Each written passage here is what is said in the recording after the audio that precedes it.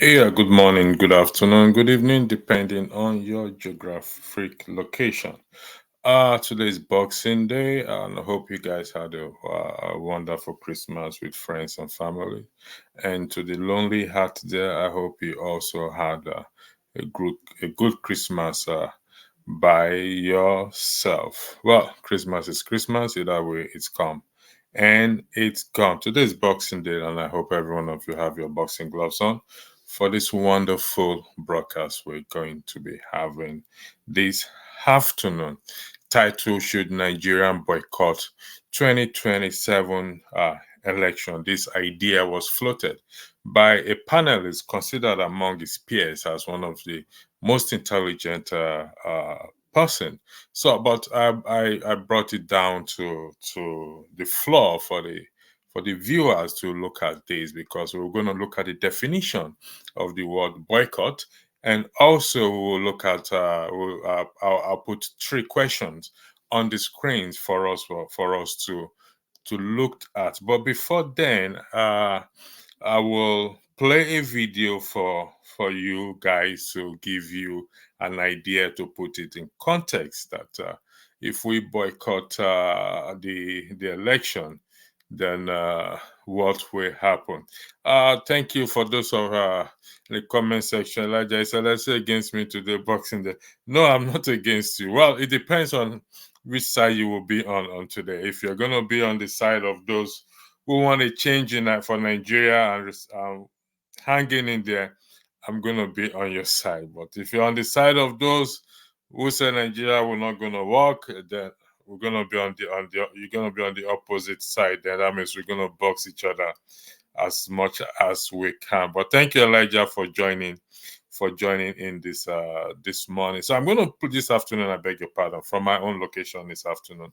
I'm going to play a video for us to see what protests, when people protest without violence, and how it goes on, how effective it is. Dele Ajufo, you have not survived 20 election, you are looking at 27. Can you guys be yes, we are real. 2023, in the next, today is 26, in the next 4 or 5 days, it will be over. The president has been sworn in. And yes, the hardship is real in Nigeria as a result of policies and insensitivity of those in position of leadership. And unfortunately, the man that they look up to as the hope and as the hope of the people, the leader of the obedient movement with his army, he himself equally, in my considered opinion, appears to be playing the script. We will look at that script at the end of the day. But let's play this. Let me play this video for you to weigh in into, for you to watch. I beg your pardon. Thank you. Form of protest in Iran. People are dancing everywhere. They are dancing in classrooms, in malls, in sports stadiums. Take a look.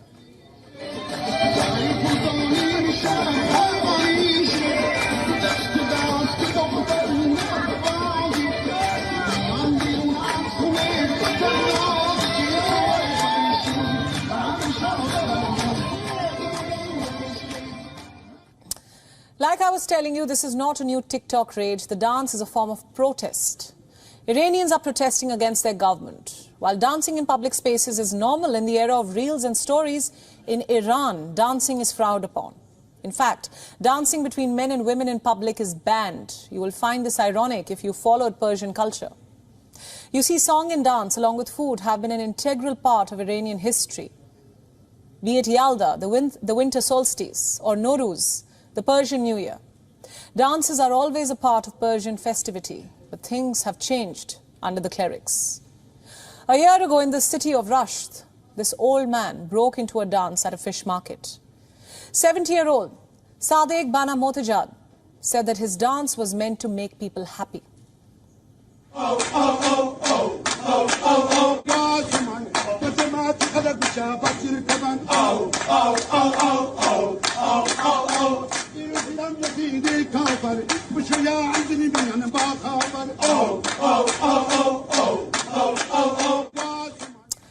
As you can imagine, this dance did not go down well with the Iranian regime. 12 men who appeared in the video were picked up by the police. Reports say these men were blindfolded and beaten.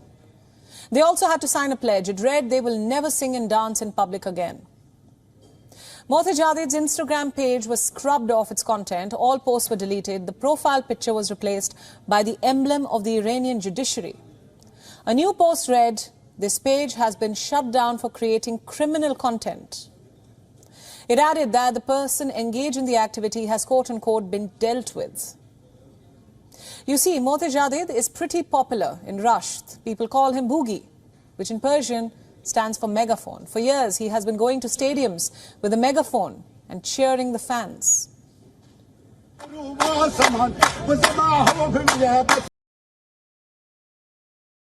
Yeah. Now, I'm going to quickly highlight this is a comment here by James Norman. What does Iran got to do with Nigeria? Iran got 24/7 electricity and Iranians are not starving. Thank you, James Norman. I appreciate this comment. It's going to, actually, your comment will help us to move forward in respect to this broadcast. Now, the idea floated, or the suggestion that we should boycott the 2027 election, poses the question that, should we boycott the 2027 election? Will it give us electricity or stop the people from starving?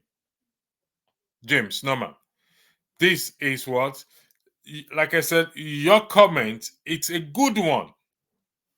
So far, the best, with respect to all other comments. What does Iran got to do with Nigeria?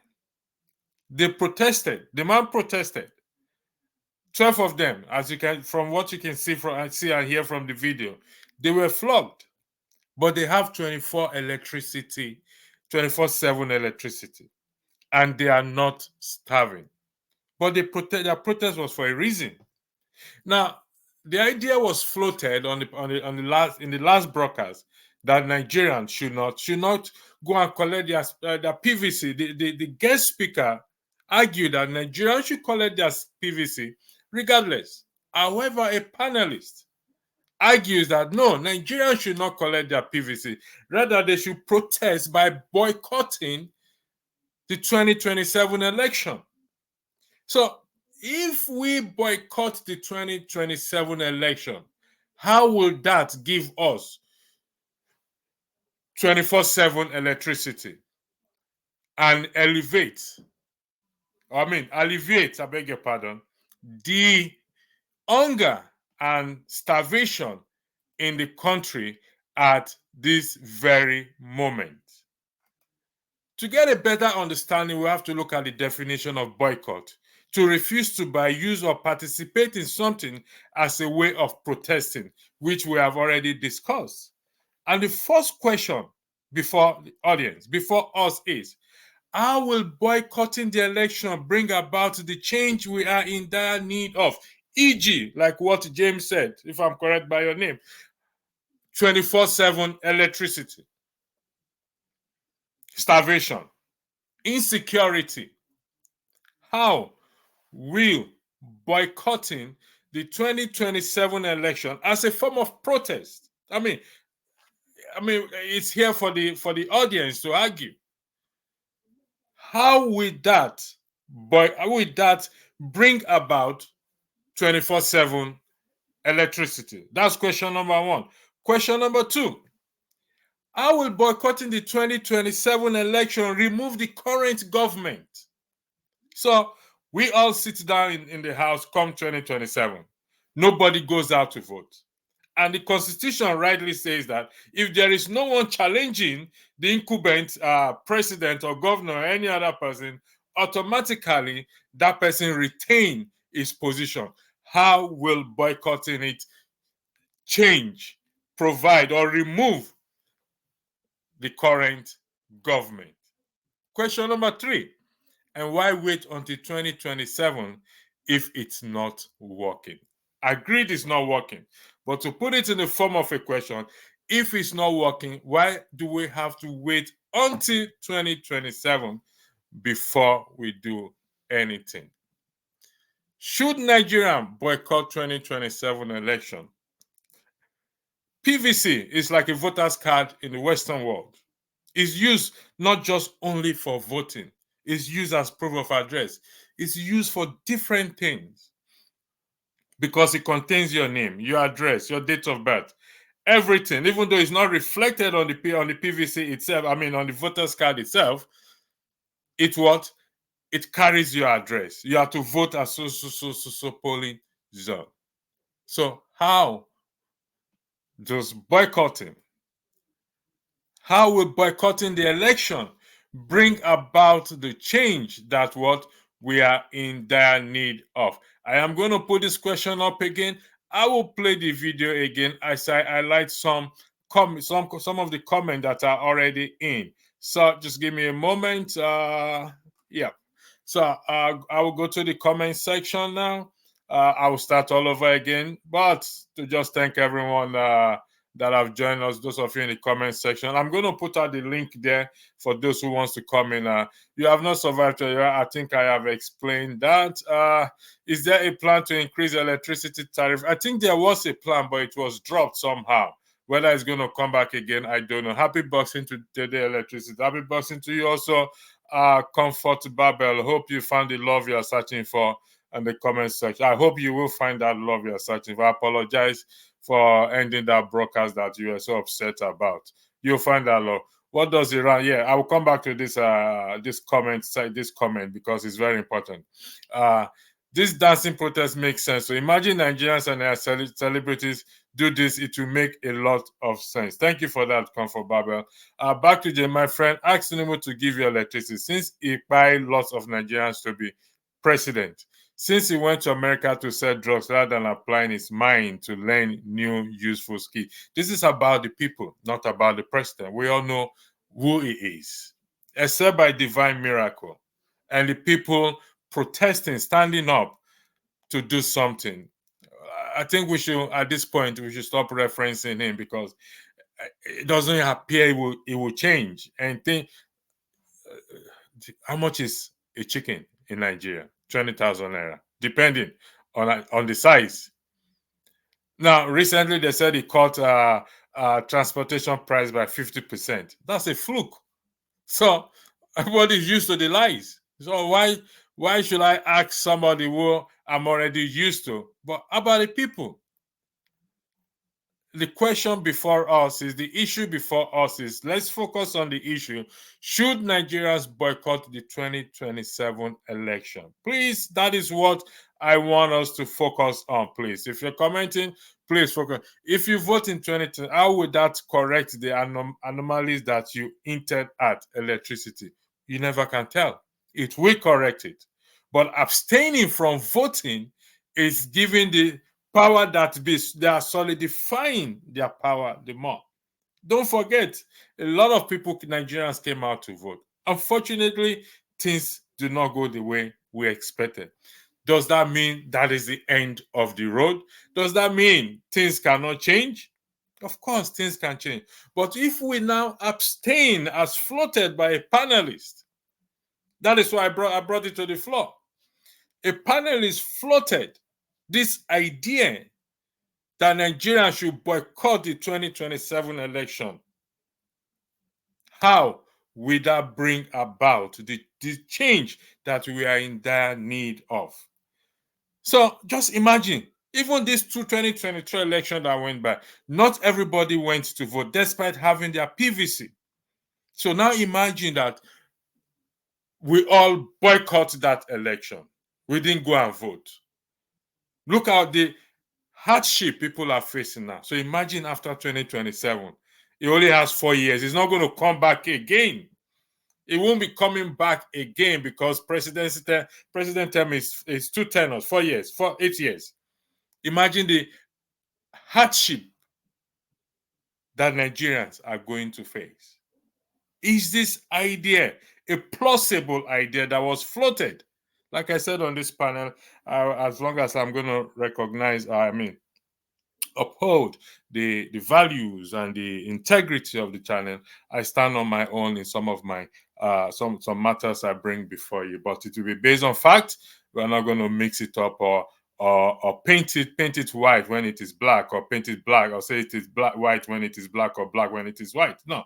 So should Nigerians boycott the 2027 general election? Dodo Shaku, Nigerian leaders should have a change mind in all our dealing, everything. We do it like it's like family. The father leads and directs all action, so is what the followership. Ola Kehinde said, can a general boycott work in Nigeria? I don't see that working because the people have already been divided along many fronts possible. It can't work. Just for the argument, Ola Kehinde, let's assume hypothetically that we boycott that election. Hypothetically, let's assume we are all one. There's no divide among us. Assumption. Hypothetically, the first question is, if the election, we boycott the election or is boycotted, here is the first question which I highlighted. How will boycotting the election bring about the change we are in dire need of? How? That's the first question. Second question, how will boycotting the 2027 election remove the current government? It's very important. So we all sit down at home, tendering our business, like the children of Israelites. When they said, by the riverside Babylon, there we sat down, and there we were, when we remember Zion. For the wicked say, carried us away captivities, requires from us a song. How shall we sing the Lord's song in a strange land? Unknown to them, that is the best time to sing the Lord's song in a strange land. So I will boycotting the 2027 election remove the current government. You know, they say talk is cheap. So anybody can talk. Anybody can talk. But when we now bring it to the floor to analyze it, I played the video. They don't allow male and female to dance in Iran. But the man came out to dance. 12 of them, they were taken, flogged, beaten. But yeah, some people say Peter B is a righteous man, he's a gentleman, he shouldn't lead the protest. What a cock and bull story is that? I don't understand. Someone has to. He's the leader of the people. He's the one the people voted for. He's the one that said his mandate was stolen. The people's mandate was stolen. He's the one that it is attributed to him that he has army who are willing to die for the truth. So if the truth is that his mandate was stolen, then why is he sitting down? Why is he not going after his mandate? He went to the court and they said, yet the court ruling was not fair. What is the next? Lead the people to protest. Peaceful protest. You see what we see in Iran there? It was a peaceful protest. They didn't fight. It was dancing. Dancing. Even though their government is more dictatorial than the Nigerian government, people still what? Still protest peacefully, for the record. For the record to reflect that it's a peaceful protest we are what? We are talking about. I'm going back to the comment section again. And where did I stop? Yeah. So I stop here. And can a general boycott? So I've attended to that. So HK, nice that is kudos to you on the panel section. On the comment section. Thank you for keeping this program going. Voting appears not to be the solution. Occupying the street and shutting down the country will do the magic.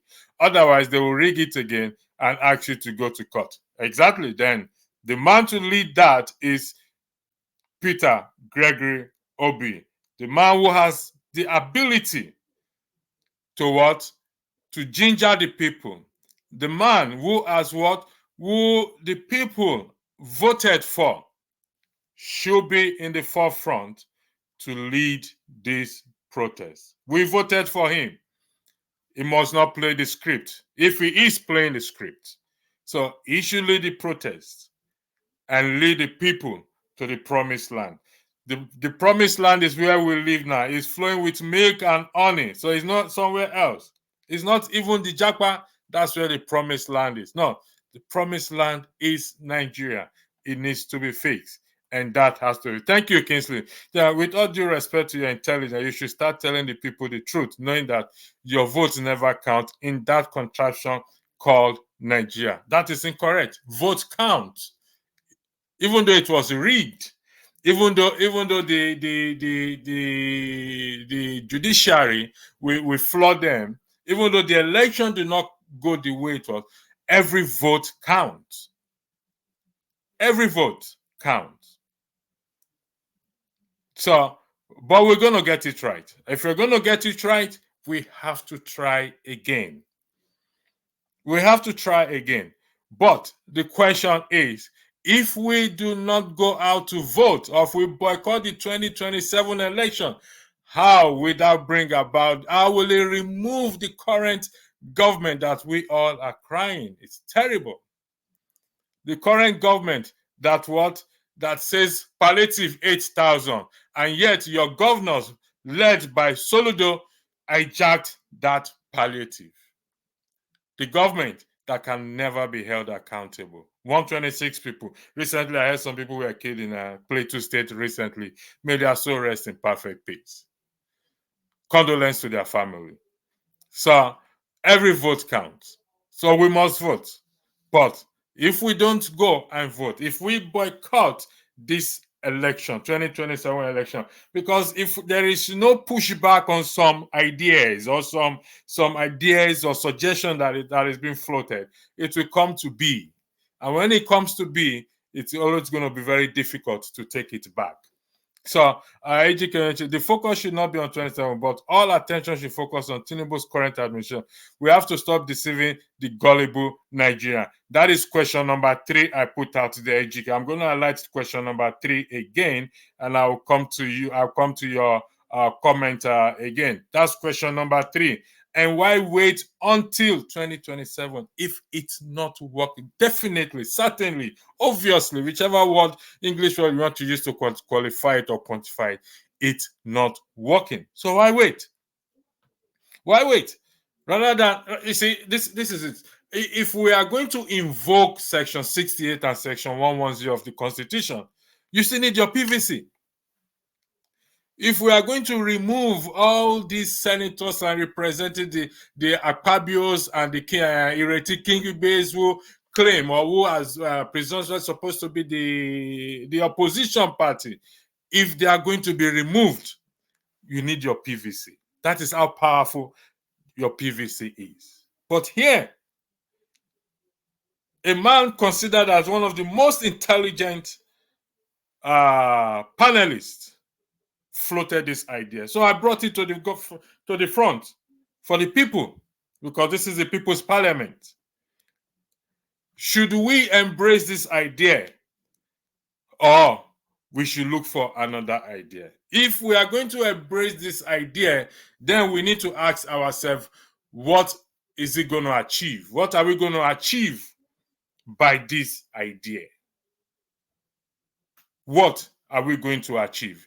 Is it going to remove the current government? Will it give us that desire, that change that we are in dire need of? If yes, then we will embrace the idea. If no, then we'll discard it. It doesn't worth it.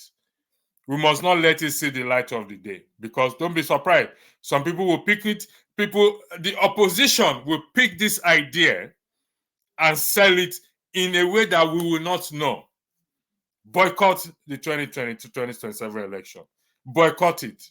They will be the one to campaign for it without you and I knowing, because it's going to favor them. Because once you boycott it, they remain in power. They will float this idea. The idea has been floated. And that's why what we say in the public domain, we have to be very careful. Words are powerful. The opposition will pick up this. The Tinubus and other people, the APCs, will pick up this, get somebody to play it for them. pretending to be on the side of the people. No, don't go and vote again. Boycott this election. It's not going to work. They stole our mandate. They do this, they did that, they did this, they did that. Then everybody will sit at home. Come 2027, no opposition. Since there's nobody to oppose him, then he remains the president. All the senators, they remain as they are. Come on, let's be realistic here. This is life and death we are talking about. Like I keep saying, Nigeria is not a figment of imagination. Nigeria is real. And as long as it's real, we have to deal with it in real time. In real time, we have to deal with it. Back to the comment section again. AGK, let me see. Where did I saw? I think I took this, but you can, of course, I can lead the protest. I'm not gonna exempt myself from not leading the protest, and I will lead the protest when the time comes, or if I can. Yeah, of course I can. I will build towards it without a shadow of doubt. But for now, we're focusing on the man called Peter Obi. And when he steps aside, I will take his position. Until such time, he will have to give me that permission because I voted for him. So if he says your vote he doesn't need my vote again, it's irrelevant, he doesn't give a bloody shit about my vote, anybody vote, then I will what? I will put him aside. Thanks for laughing, Kingsley. This is Boxing Day, please. I hope you all are. And then this is also asked at electricity. Also asked how has continued election changed the condition of Nigeria? Your election has only legitimized constitution of criminality.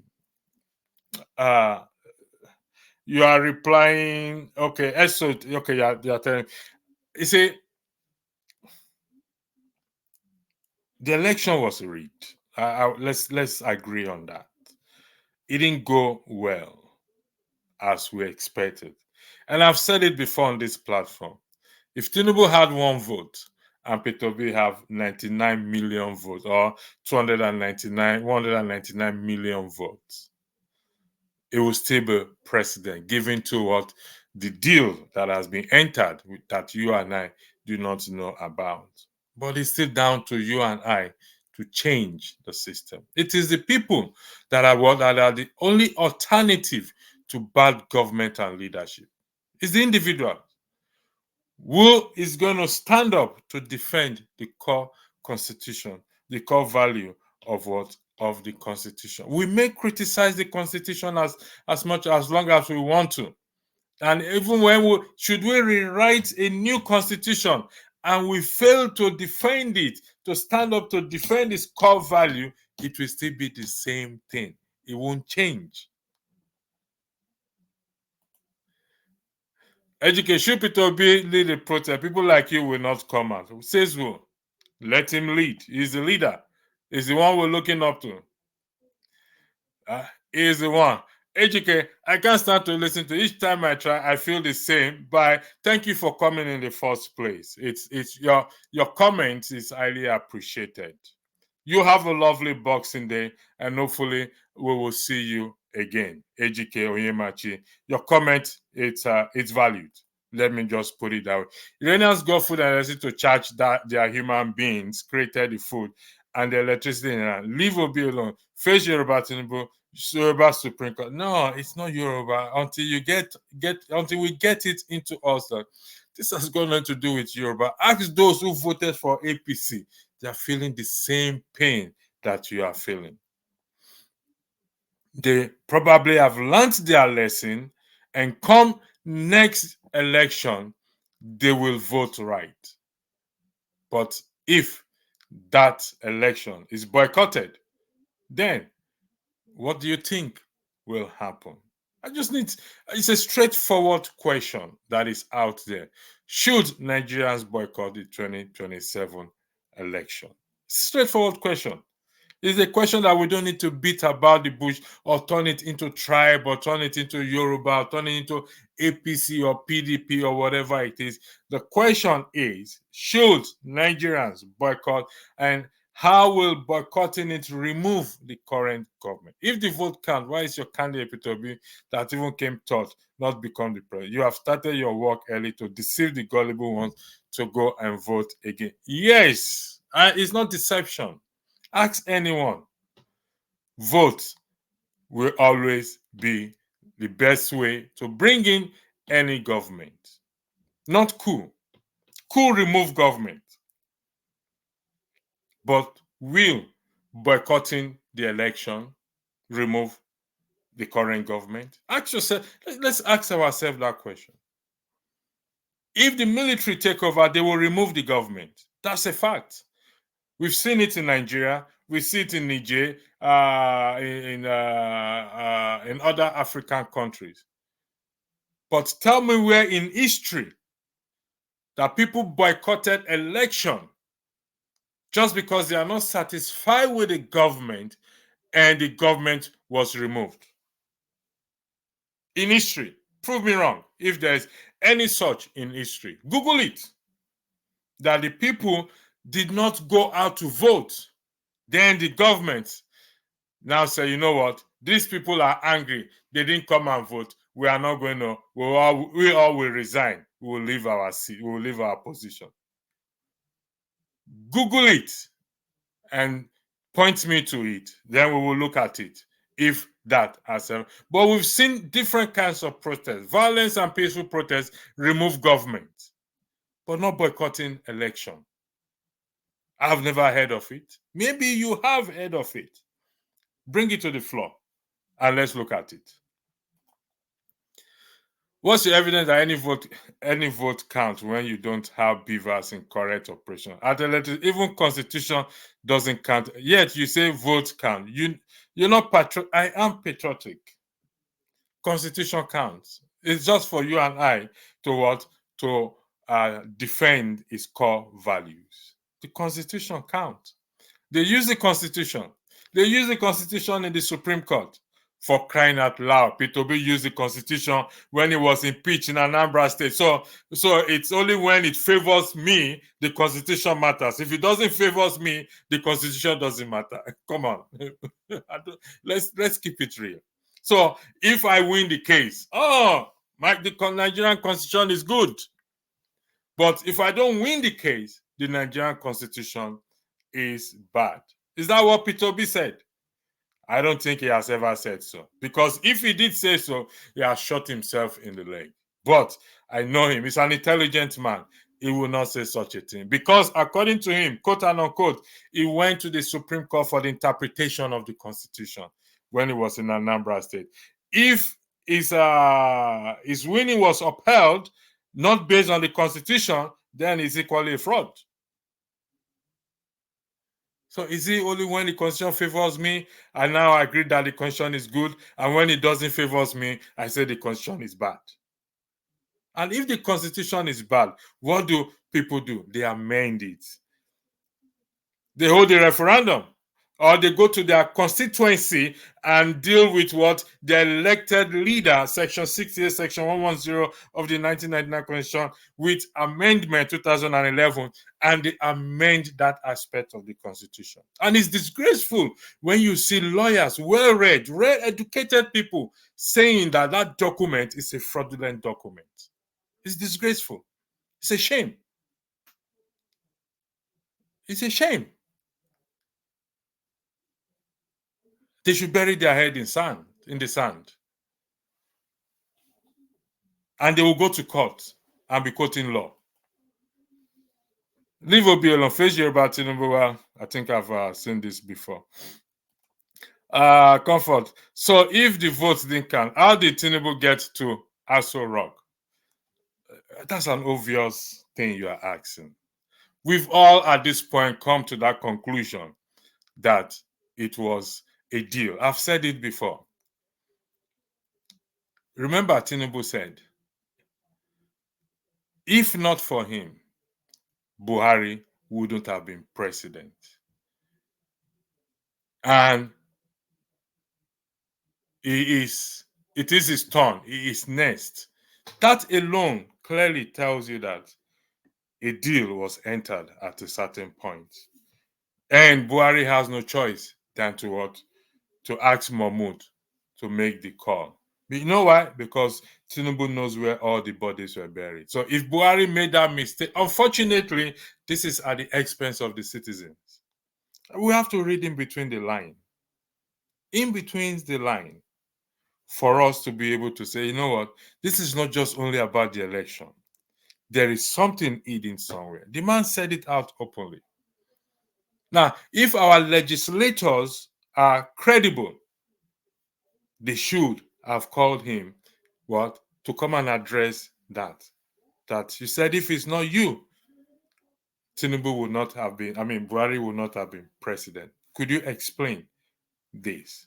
But because between the legislative arm and the executive arm, there's this romance of corruption between them. So they won't do it. They will not do it. At Soji, you say you are not able to see all comments. Okay, I don't know why that is. That is probably your system, or you are just having a laugh with us. But thank you for if it's a laugh, thank you for putting a laugh on our face. But if you are not seeing the comment, then I think you have to turn off your system and turn it on back. That is the best advice I can give. Unless you are the one playing the opposition script because he is your brother. Peter Obi will not lead any protest, and Obedient are fine with that. You speak for yourself, okay? Yes, he is my brother. It doesn't matter, Peter. Even you, Esu, you're equally my brother. Well, I'm not going to say we. And if the Obedient are fine with that, well, let Peter Obi come out and say the Obedient are fine with it. Then we will now know what to do next. But as of now, he said they are what? The opposition, the Labour Party, and the Obedient movement are in the what? The opposition. And yet they collected the tokens, they collected the SUV, they donated money to Akpabio's birthday. What a baloney, according to Dr. Judy. Please send a link for me to do, as I don't want to be seen. Please send a link for me to do so, as I don't want to be seen as it wear a link. You don't need a link to be in the comment section, please. So you don't need a link. You only need a link to come on the platform, but you don't need a link to be in the comment section. Just click on that YouTube, this thing, the program showing on YouTube, and you will then you just go to the comment section, but you don't need the link. The video, the broadcast is there. Just click on it, and you will see the link. You see the comment section there. At comfort, go to your court with Mahmoud. Okay. Listen, you know this without clean coup or a dirty revolution, there's no way out of this APC demonic government. Can only remove or stop it first. Stop deceiving the public. As much as I am not in favor of a coup or a dirty revolution, I can agree with you that we need something very forceful. One, everyone going out to vote again. Two, Peter Obi leading the protest, peaceful protest.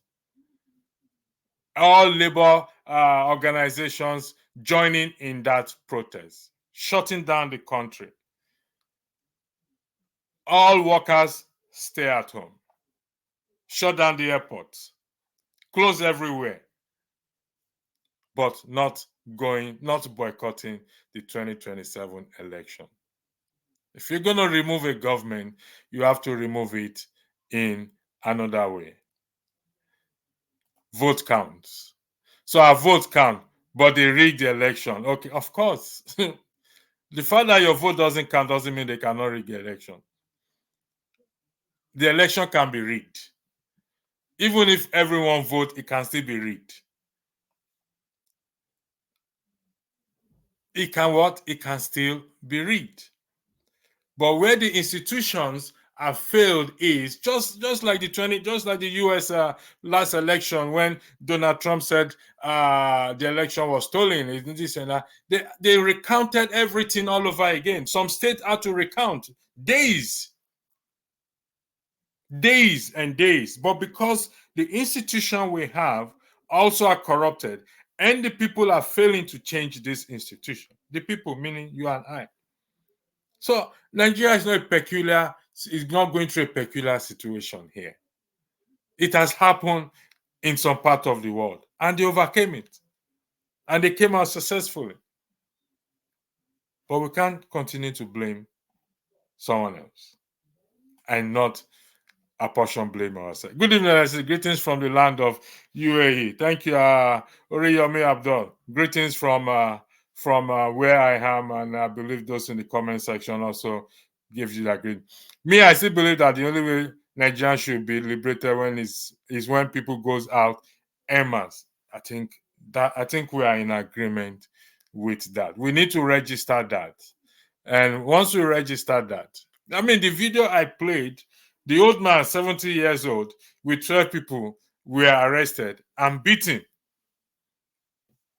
But some said Peter B is Jesus Christ, so he shouldn't go out. Even Jesus Christ went into the temple and flogged the people there and said, my father's house is a house of prayer, not a house to what? For gambling. Come on, that's Jesus Christ. He flogged the hell out of them.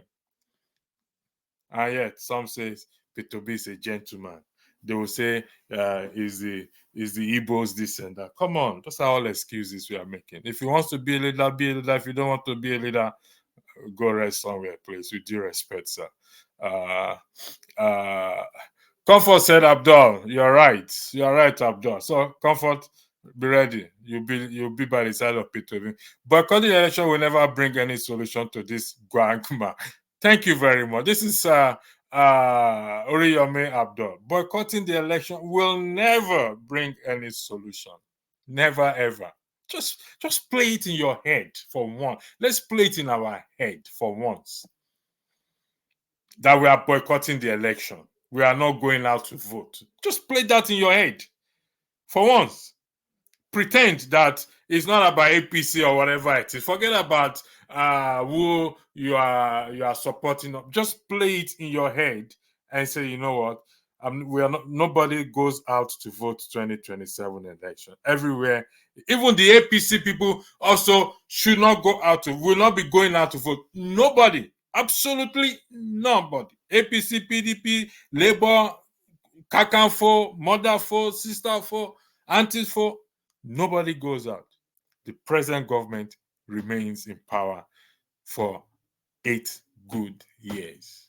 And someone floats this idea for us to buy, countering the idea of a speaker who said, regardless, people should go and take their PVC. Like I said, we in diaspora will contribute to the problem, more than even those in Nigeria, with due respect again. Why can't we work together for common fight with people like one of the contributors? This very chat, as you can see. Yeah, we can work together. Like those in the chats.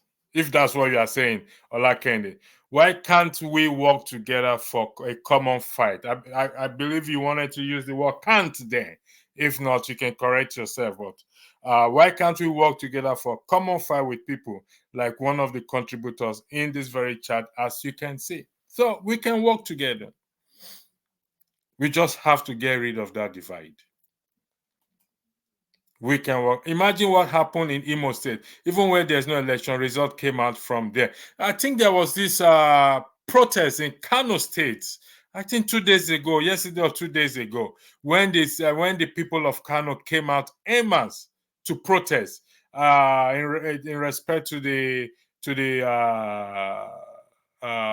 court case going on there. I will watch that again. But I saw it. They came out en masse to protest. But during the presidential election, I mean the Supreme Court, the court was so wise, they decided to broadcast it. They did not broadcast the entire hearing, but they decided to broadcast a final judgment. They know what they are doing because why? They don't want people to come and protest because they know protesting will work. And rather than the people of the man of the people, who the people voted for, who was able to galvanize the people, I will give him credit for that. It's a difficult thing for one man to bring out the desire of change that many Nigerians are looking for. Give him credit. We'll give credit to whom credit is due to. But at the same time, if need be, we'll call him out and say, man, you need to do more. We appreciate what you've done so far, but we want you to do more. Now, the elected APC party is the one destroying Nigeria as a country as we speak. So focus should be APC government, not distraction like talking about P2B all the time. APC is not a demonic party. APC is not the problem of the country. APC is a party. Now, if you go back years, they evolve. They move from one party to the same human being. They recycle themselves. And if you are familiar with the techniques of recycling, after a while, the material can no longer be recycled. Then it's useless. And when it's useless and you try to use it, you're not going to get the desired result. That is the problem. APC is just a party. People, it's the human beings there.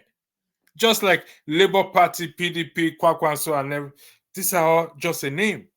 The human beings there. And let's be realistic. Some of us have been part of this party before.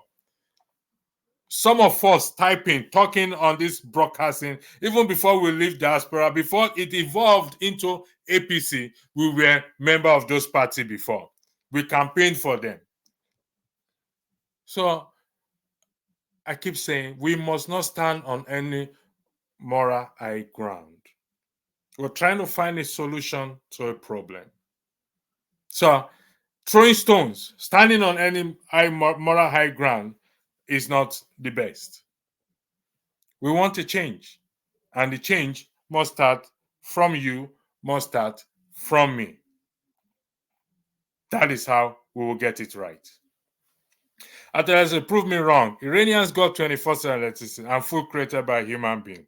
Listen, face the source, your backwardness now. Yoruba Tinubu, you are wrong in the second part.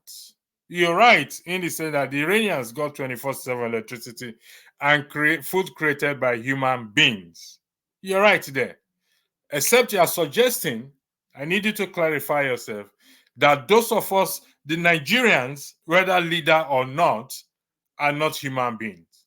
Because the video I played, that man, 70-year-old man, is equally a human being protesting against the government for what? For the refusal of dancing. His dancing is to bring happiness to people. He's equally a human being. In that second part of your comment, you're wrong. We are all human beings. We all can be influenced. But we decided to say, no, I refuse to be influenced. I refuse to compromise. So we are all human beings. So if you are throwing stones, you have to look at yourself too, because you are also suggesting that, James Norman, you're also suggesting that you are not a human being as well too, as a Nigerian, if you have one.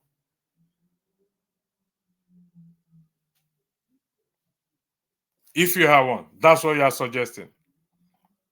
So, again, I'll pose the questions again, just for the purpose of this broadcast. One, how will boycotting the election bring about the change we are in dire need of?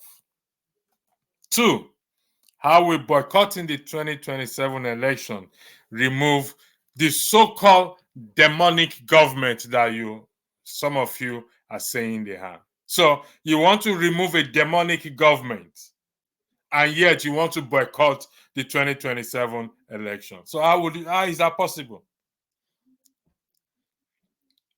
That is, want to eat your cake and have it, if that's the right analogy or the right proverb to use. You are saying a government is demonic. The APC is demonic. Are you agreeing also that we should boycott the 2027 election? If yes, then how do you remove the so-called demonic government when you boycott it? If you want to remove a demon, you go for deliverance, or you deliver yourself. You don't boycott. You don't remove yourself from an atmosphere of deliverance or the principles of deliverance. So you don't. And why wait until 2027 if it's not working? Certainly it's not working. So we don't have to wait. And that is one of the errors we've made in the past, to wait until it's too late. So why do we have to wait? Why? Why do we have to wait? Will boycotting help to solve the problem?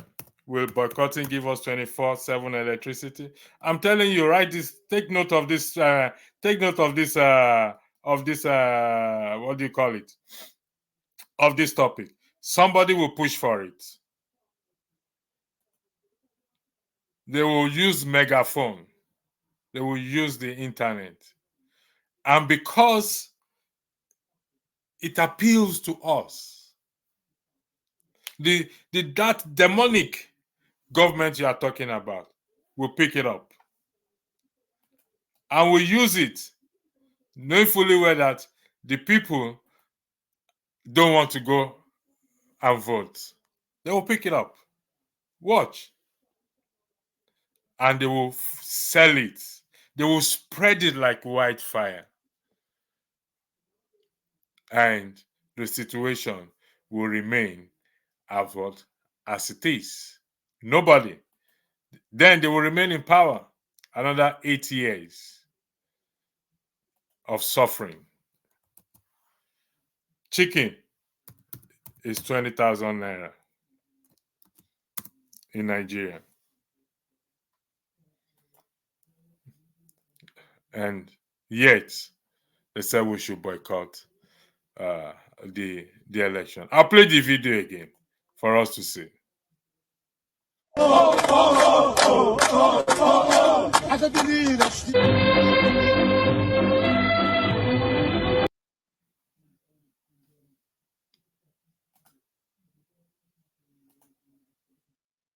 Has become a form of protest in Iran. People are dancing everywhere. They are dancing in classrooms, in malls, in sports stadiums. Take a look.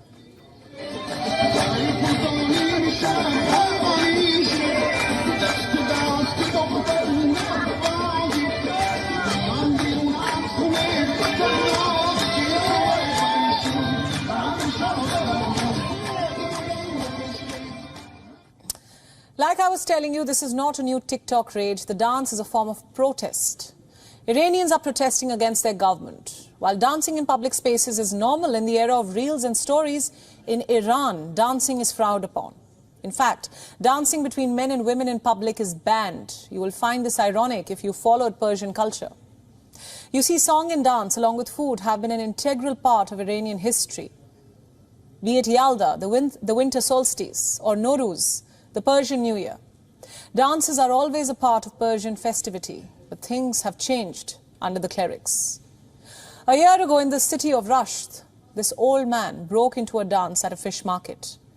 70-year-old Sadek Bana Motajad said that his dance was meant to make people happy.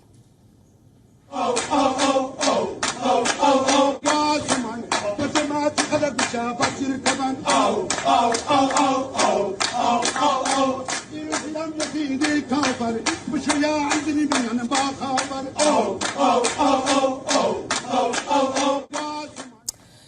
you can imagine, this dance did not go down well with the Iranian regime. 12 men who appeared in the video were picked up by the police. Reports say these men were blindfolded and beaten. They also had to sign a pledge. It read they will never sing and dance in public again. Mohtajadid's Instagram page was scrubbed off its content. All posts were deleted. The profile picture was replaced by the emblem of the Iranian judiciary. A new post read, "This page has been shut down for creating criminal content." It added that the person engaged in the activity has quote-unquote been dealt with. You see, Mohtajadid is pretty popular in Rasht. People call him Boogie, which in Persian stands for megaphone. For years, he has been going to stadiums with a megaphone and cheering the fans.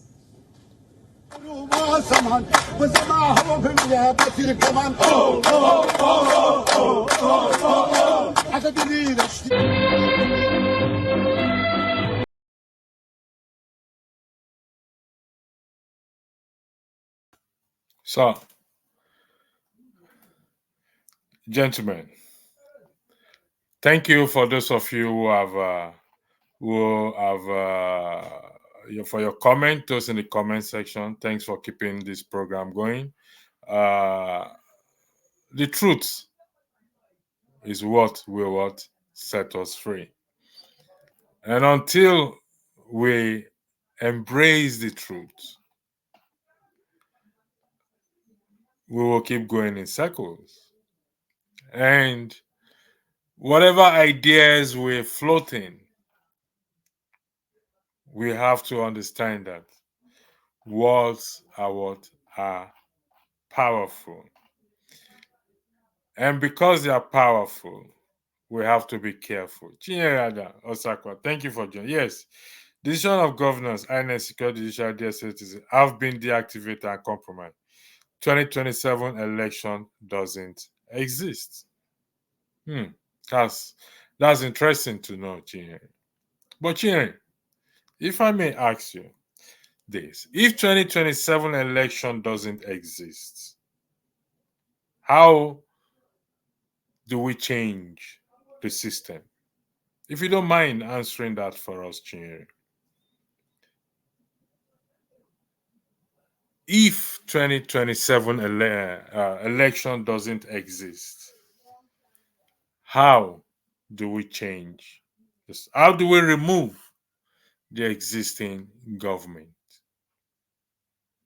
How do we, let's say, how do we now put Peter Obi there? Since he's the one we are all, most Nigerians, let me put it that way. How do we put him there? You just said 2027 election doesn't exist. So I'm asking you now, help us to understand where you're coming from. Agreed, the institutions of governance, INEC, Security, Judicial, DSS, EFCC, the legislators, all those institutions have been deactivated and compromised. I will go for compromise, not deactivated, because they are still in existence. They have been compromised. Agreed. And as such, you arrive at that conclusion that the 2027 election doesn't exist. I don't know where you are, whether you are in Nigeria or you are Osakwe, you are in diaspora in the Western world. But I will argue that you are in the Western world. I stand to be corrected. So, the 2027 election doesn't exist. How do we remove the current government? If you cannot provide this to us, then it will be easy for anyone to conclude that you are not being realistic. You only see the problem and not solution. So I hope you will answer the question in response to your comment. I hope you will. James saying, I know the truth. Yoruba is the only reason for backwardness in Nigeria. That's not true. That's a blatant lie. Blatant lie. They are not responsible. They are not the only reason. They are not even the reason We all are the reason. If the country is in backwardness, we all are the reason. Not Yorubas, not Igbos, not Hausas, not anyone. We, the people, are the one who is responsible. Mr. Murray, thanks for joining us. I'll yield the floor to you, sir. The question before us, the topic before us is: should Nigerians boycott the 2027 elections? Yeah, good morning, sir. Thank you for having me. It's always a delight to be here. Good morning to you too. Welcome. Merry Christmas to you and compliment of the season to our viewers. Go ahead. The floor is yours. Yeah. It's not about the question of boycotting or not boycotting. You see, we have been blaming Nigerians for being lackadaisical about our political involvement and participation. Then in the last election, because of efforts of people like you, Dr. Damages, and every concerned, truly concerned Nigerians, everybody came together, sending money to people to mobilize them, to register, to collect their PVCs. And if you look at it critically, it yielded results, especially in places like Lagos, Port Harcourt, and everywhere. The first time you could see a Bola Tinubu, a Jagaban, a so-called Jagaban, losing election, even in his own domain. The first time you could see people like Wike losing election in Rivers, if people were trying to take charge, if you want to define the true meaning of democracy, this is the government of the people, by the people, and for the people. But in Nigeria, Rivers is the case. The people have never been involved. So that awareness is growing like Hamatan fire. Boycotting the election has never helped any situation, right from independence. I can take you back to 64, time will not permit me. That is not the subject of today. Boycotting any meeting, any election has never helped any situation. So what do we do more? How do we learn from the past mistakes? Now, people may not be happy with me, especially the obedience. I also supported Obi to an extent. Showore was my candidate, but I discovered that his messages, I don't know for what reason, wasn't resonating with the Nigerian population. I opted for an Obi. Either Obi would have created a better opportunity and he wrote for a Showore to come in later. There's something I want to say this morning. A lot of people were killed. A lot of people spent their money. A lot of people wanted to die. You could see the case of a woman in Lagos. Even after she was brutalized, you could see blood, gushing out from her head. She insisted she was going to vote, and she voted. That's to tell you that the Nigerian population masses are gradually waking up from their slumber. So, my next question is, how long do we continue to do this without somebody willing to lead from the front? The difference between what we have today and the answers was that it wasn't built around any individual. And they were not struggling to attain power. It was just a mere accumulation of anger over the years. People trying to vent their anger over the years. Now, this was an election. You could see how serious Nigerians were, how eager they were to change the status quo, and they did to a reasonable extent. My question today, from now on, wherever I go, this will be my preaching. This may surprise you. This is not, I'm not preaching Showore today, but I want to put another, I want to put it in another perspective. The support given to Obi in the last election, I'm not blaming him. He cannot give what you don't have. He's a gentleman. I give that to him. Now that the court has, after the elections, the militant group, the militant wing of obedient movement, they wanted to hit the streets. Obi said, calm down, which was good. Has a lot of peace. But there cannot be peace even when there's no justice. Obi opted for the other one, like he did in Anambra State. Let's wait. Because look, he gave us example of what happened in Anambra State. How he was impeached, how he came back, how he was, denied, how his mandate was stolen, how he recovered through the court. But today, we can all see It was good, giving a chance of peace to reign. But now that the court has been pocketed, now that the legal process is in the pocket of few individuals, now that everything, that makes sense to us in the past, does no longer make sense to us. The question, what do we do next? Do we still vote for an OB, mobilize for an OB? People are already getting tired. Nigerians are not, they are not people that, we forget easily, right? Now, we mobilize. Those who are home, they tried. People travel home to mobilize their people. He worked in Edo State. He was almost working in Nigeria, as a whole. But they truncated that effort. See, what we should be preparing between us and say, we still, it's very far, but not too far. But according to politicians, one day it's like 1 year or a million years in the eyes of politics. It makes a lot of difference. What do we do? What can we do differently between now and 2007? Do we still mobilize? Give it to Obi, wait to court again, to tribunal, from tribunal to appeal to Supreme Court, where we can predict the outcome. So my concern this morning, a lot of people will not be happy with this. Obi will soon expire. Honestly, ask me why. If you do this one first time, you do it second time, people will be tired of Obi. Now, it is clear. Now that we are aware, it is very clear to the blind, very audible to the deaf, that the freedom will not come through it will come through the ballot. But the same cabal that be holding us down will not allow it to come through the ballot. So even the court are not helping matters. It will not come through the tribunal. It's not the business of the court to determine who rules, who becomes the president. Now, what do? We need somebody with a revolutionary background to lead from the front.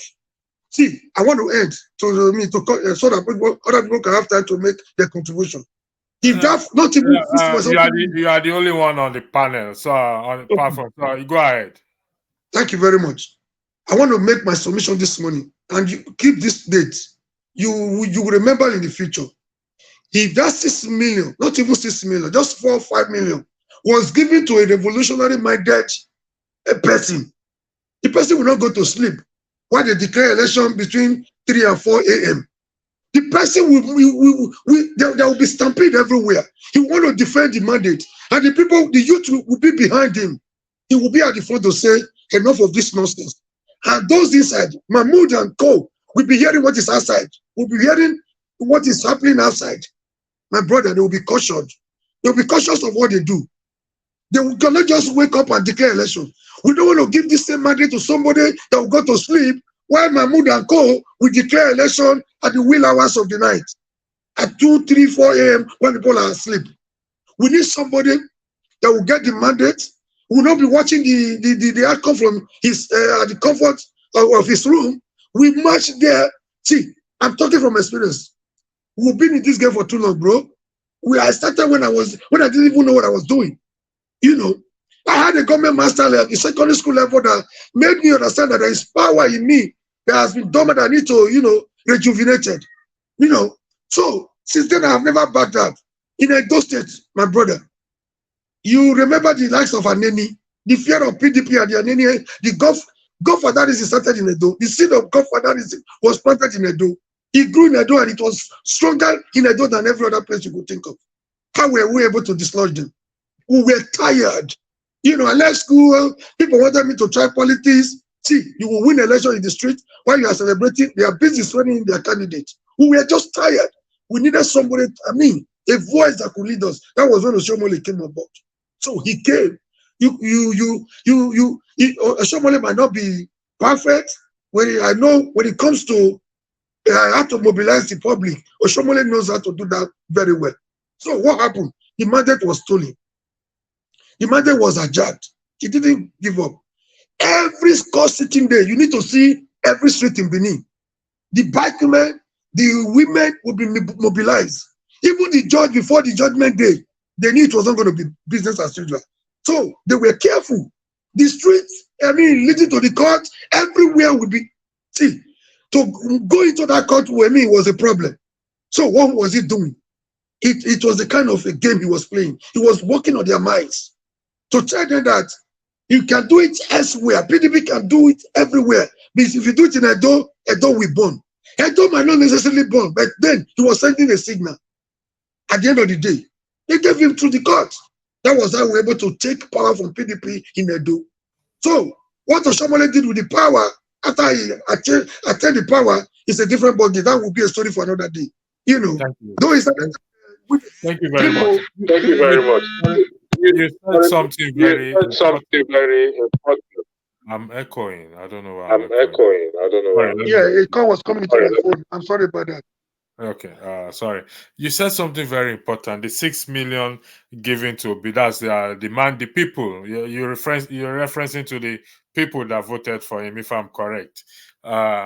Also, prior to the election, there was a man march everywhere, up to a 1 million man march prior to the election for Peter Obi. I know you've waded into that a bit, but what happened to those people? Where are they? I know you've weighed in a little bit on it. Why can't the same man march take place now that Obi says they stole his mandate? And like you rightly said, a revolutionary mind. We need somebody with a revolutionary mind. And how do we get such a person at this very moment? The floor is back to you. I will bring Tone in as well too. Mr. Murray, the floor is back to you. I'm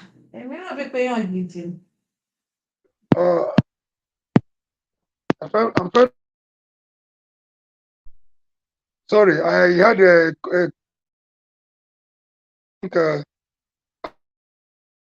sir, the answer to your question is very clear. The people are eager, people are tired, people are willing to hit the street. They need somebody to lead from the front. I agree with you on that. I agree with you on that. He's a gentleman, a complete gentleman. And I also alluded to the fact that if not even 6 million, if Showore had like 3 million youth behind him in support of his effort, bro, it will not be easy for Mahmoud. I can tell you. If there's anything our leaders, our rulers fear most, I don't call them leaders because they are not qualified to be called as such. If there's anything they hate, they fear most, is the people coming together. And there is a lot people can achieve. Look at what is happening in Port Harcourt, for example. See, I've been in this game for some time, bro. See, people, each time people come together, the oppressors are afraid. So, you see the game they played in Lagos. When they saw a Tinubu, a Jagaban losing an election in Lagos, they turned it to a tribal war. It wasn't a tribal war. But those that were foolish to fall for that trap started killing themselves instead of facing their common enemy. What we need is somebody that will be able to bear the cards. People are eager. The Nigerian youth are tired of these people.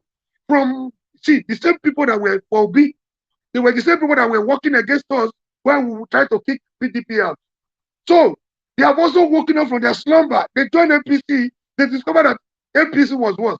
I'm talking to you here was one of those that planted APC in my ward. I brought APC. I was the chairman. I was the candidate. I was the mobilizer. I was everything. But gradually we grew from there. Little did you know that we were even, preparing a greater monster than PDP. Now people have tried all these parties. They are tired.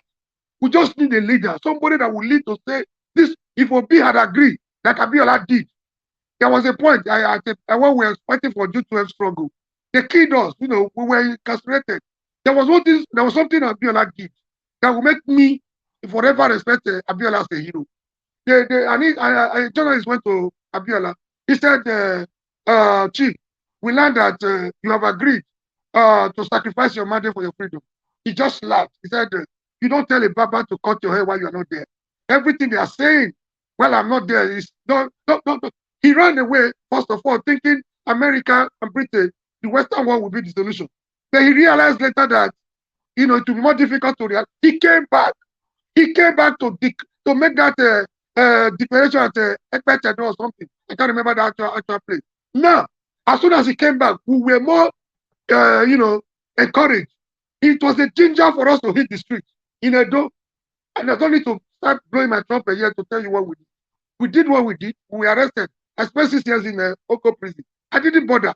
I wasn't afraid. I was still ready to continue the day I was released from the prison because the man wanted the people, it wasn't about Abiola. Abiola wasn't from Edo. Abiola wasn't, I wasn't even wise enough to know the difference between SDP and NROC. But it was all about the people. That is the kind of human being we need again. I'm ready to die. Abiola had money. He would have preferred to enjoy his money. Abiola was richer than Obi. Know this game, to my approach of Obi. People will not be happy with me today, and I'll continue to say it each time we come on. Bro, let me surprise you again. Are you worried about the few individuals who wrote on the back of obedience to the National Assembly? What effort are they making? What difference are they making? Nothing. I expected the few of them to have their say, even if they cannot have their way in democracy. I expected to see a workout for the National Assembly when SUV and the billions were being distributed. What do you see? They are busy taking their own share. So, all effort in futility, we are back to square one. We need a revolutionary-minded person, not the court. I believe in the court. Not that the court has disappointed everybody. Do we continue to wait for the court in 2007? My answer is no. We need somebody that's ready to go to jail, somebody that's ready to die for what he believes in. Thank you, sir. Thank you. Thank you. Tone, before I bring you in, I'm still gonna I ask for your patience. I'm still gonna come to you, Mr. Murray. Comfort Babel posted this comment. It's a question which will lead to my own question as well, too. But should Obi give us the go-ahead before we protest? Now, you reference Sowore has a revolutionary mind, which we agree with. And the situation in the country right now is biting everybody. The election is affecting everyone, regardless of who we voted for. Should Sowore not come out now with that revolutionary mind he have with his supporters and also join and push for this protest? Because I agree with you, he has a revolutionary mind. The situation in the country is affecting everyone. We all want a change. What is stopping Sowore with his own is able to galvanize people and come out and say, you know what, we are tired of this government, and equally also lead the protest? Thank you. The floor is back to you, Mr. Amori. Yeah, thank you, sir. Today, like I said at the beginning, it's not about Sowore. I'm not the spokesman of Sowore. I hardly talk to Sowore. I hardly see Sowore, but no matter how you try to condemn that gentleman, there's something I've seen in Sowore, consistency. This is somebody I've known for the past 3 decades. There was something I read from Sowore and Deji after the election. So everybody needed people like that to hit the streets. There was a tweet I read from Deji. He said, when it comes to election, they are not qualified. People like Sowore are not qualified. When it comes to protest, and when they have something to protest about, they remember the likes of Sowore to come and protest with them. Does that make sense to you, sir? See, if you can use him to protest to fight against the government, if you can disrupt the court, you saw what he did when they wanted to arrest him by the SSS in the court. Even the judge was made to understand that the SSS were doing the wrong thing. So Sowore can fight for himself, fight for people anywhere. See, I repeat, the person must be ready to go to jail. The person must be ready to die for what he believes. A power is not given a la carte. It's not what Jagaban said. That statement was pregnant. That was what led to what they did later. He said, you grab it, you run with it. So we need, I can repeat again, calling Sowore to come and protest for what? So that Obi's mandate can be restored. It doesn't make sense, bro. We are human. Mr. Murray, this is where we may disagree slightly. Why I said slightly in the sense that we are looking at the country as a whole. Regardless of Obi, I call Obi, you call Sowore, or anybody, or whatever it is. The situation on ground now. If you just said, "Oh, Sowore come and restore Obi's mandate," it's not. This is why I call Peter Obi out is because he moves the people. Okay, you have highlighted Sowore as well too. But if the country is the focus, regardless, the country is the focus. Should Showore not come out himself and do something? Is it because Peter Obi says his mandate was stolen, or Showore did not make a good score? This is about the pain is biting everybody. So if he cares enough, should he not come out? Because he has a revolutionary mind. On the other flip side again, if he wants to win the people back, do you not think this is an opportunity for him to grab? Just like Tinubu said, feel it. I yield the floor back to you, Mr. Murray. Yeah, I don't think I want to quickly point out this. I don't think for Showore, I'm not his spokesman, but we are human. You saw what he did. See, I want to give one thing to Showore once again. I thought I was strong, but seeing the person of Showore, I think I would feel I'm very weak. If I were being Showore's shoes by now, I would have been depressed. This is a guy that has not seen his family for how many years now? He has been cut off. He's still in prison, he's still in detention within Nigeria. The only difference is that he has been released from Abuja, at least to travel around within Nigeria. He doesn't reside there. So what they have done to Showore is enough to break him down. But he moves on. He's trying to do as if nothing is happening. He's a human being. He's going through a lot.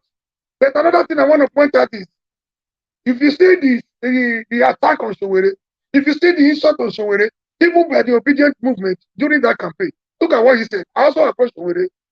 I was like, oh, can Showore, at a point, I felt Showore, somebody like Showore and Obi could work together. Then look at his point. The moment Obi started saying, God, they asked him about, what will you do to those that have been stealing Nigeria dry? What will you do to those that have stolen our resources? What will you do to those that have brought Nigeria down to our knees?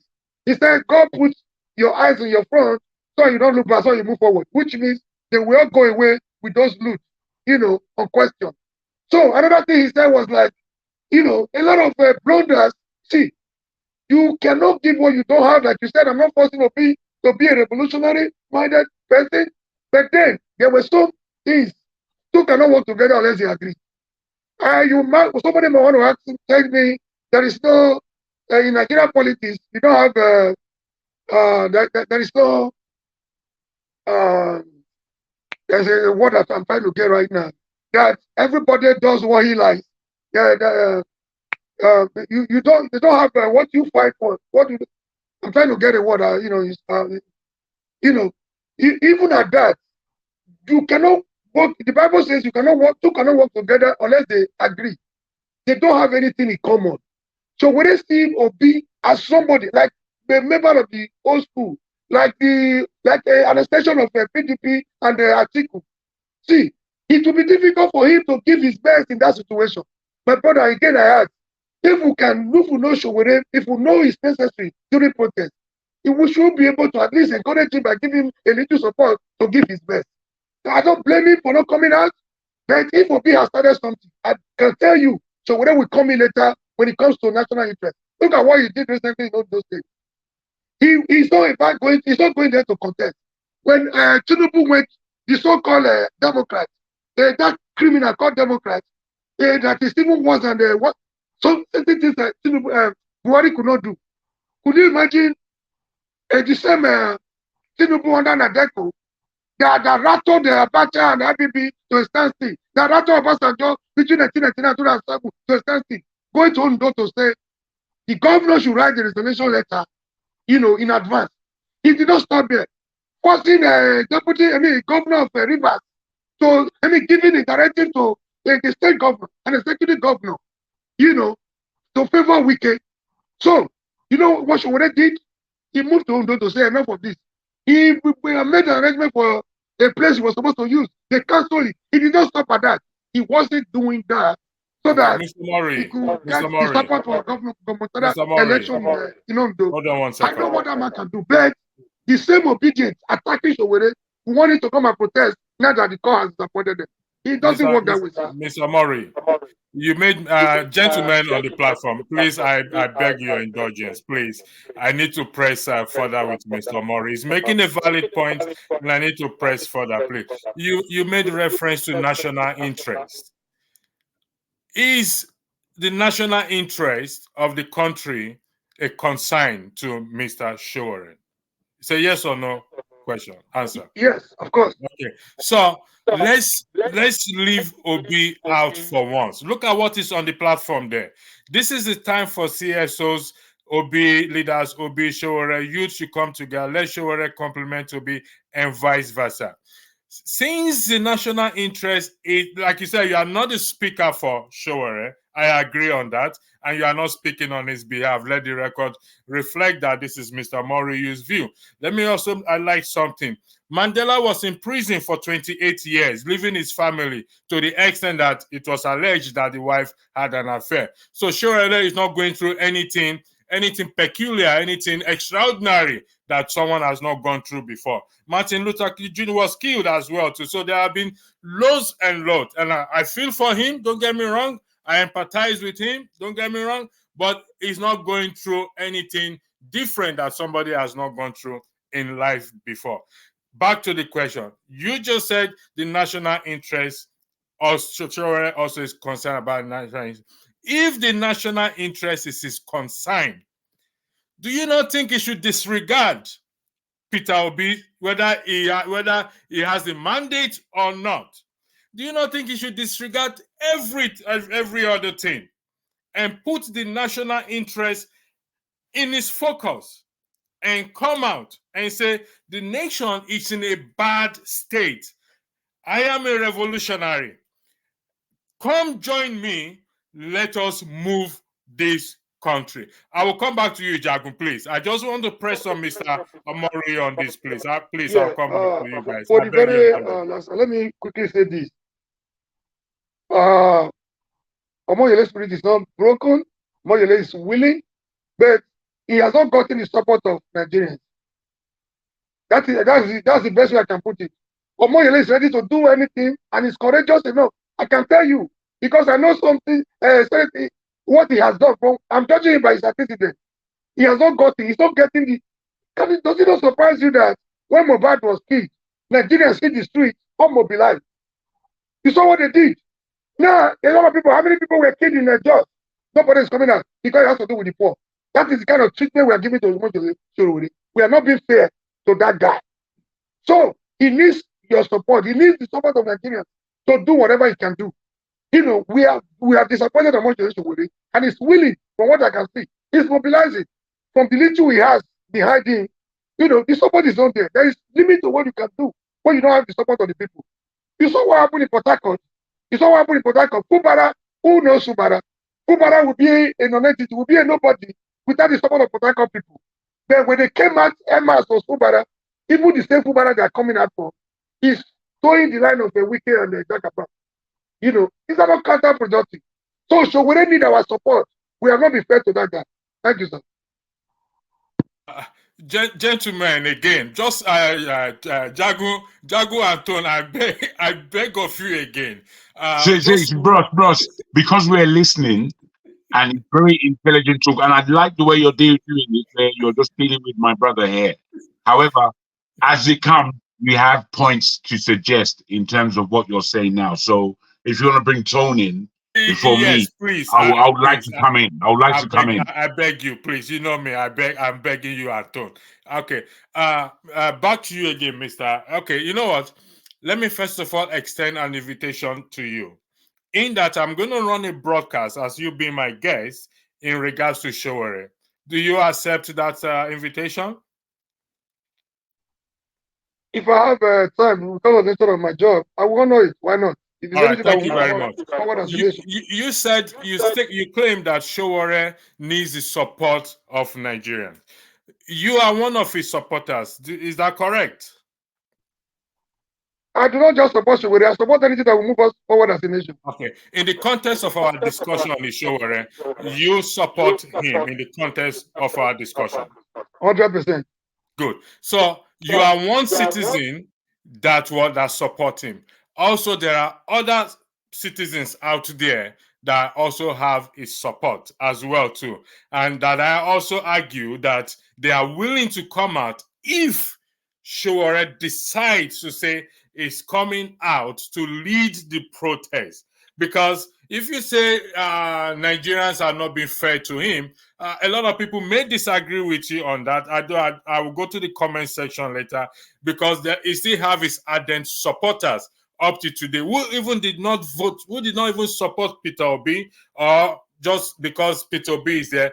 But saying they've not been fair to him, that is a different argument for another day. Because when we are using the word fairness, we need to balance it. So as things stand, you said Peter Shore will come out if he has the support of the people. And I can say, with your support and others, it will come out. Mr. Mori, thank you. Stay there if you don't mind. Let me give the floor to Ton, then Jagun. Ton came in before Jagun. Though Jagun has been in the background, but you do not have your video on. So I wasn't sure if you want to be brought in or not. You always want to be. So I will give the floor to Ton, then I'll come to you, Jagun. Thank you very much. Ton, the floor is you. The question is on the floor. Let's focus on the question, which myself and Mr. Mori has been on. We can deviate, but the question is, should Nigeria boycott the 2027 election? And if that is the case, how will boycotting the 2027 election remove the current government? This idea was floated by one of our most intelligent panelists on the floor. The floor is you. Thank you, on this platform. Okay, hi. Greetings, everybody. It's not going to work. In an ideal situation, that is what should be happening, but it's not going to work. And for one simple reason, just one simple reason: tribalism. Tribalism still prevails. It still holds some people. I mean, as we all can see, in spite of all the feelings and the clueless actions of the present administration, rogue administration that we have in Nigeria, there's still people that are still shouting for healing and supporting them. Is that not madness?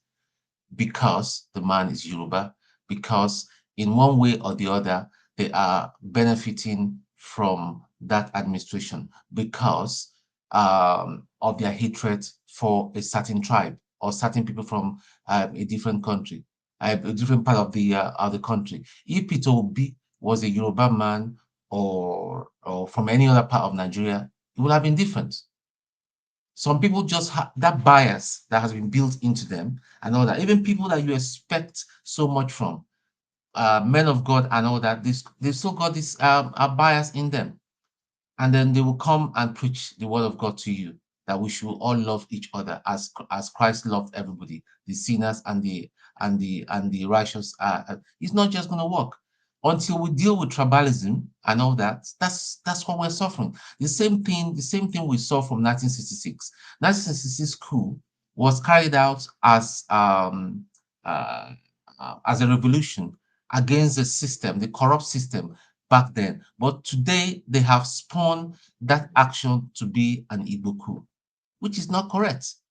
Because people can read. People don't go back and read good accounts and read objective accounts of what happened from 1966. The same thing that is played out in 1966 is still playing out, is even playing out more now. So the thing is that it just can't work.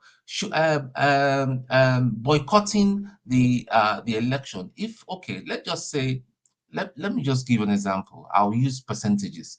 If 60% of the country boycotts the election and the remaining, say 30% are vote, man, the whoever APC will be sworn in. And so, you can't complain, you can't shout. Yeah, so what you are suggesting is boycotting the 2027 election. It's not going to.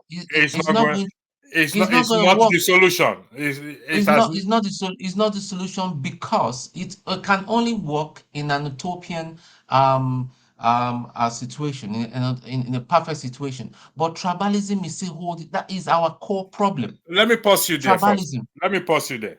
I want us to run an hypothetical situation. Forget about tribalism. Forget about anything. Election, going to vote is to what? Is to either keep the person there or change the person.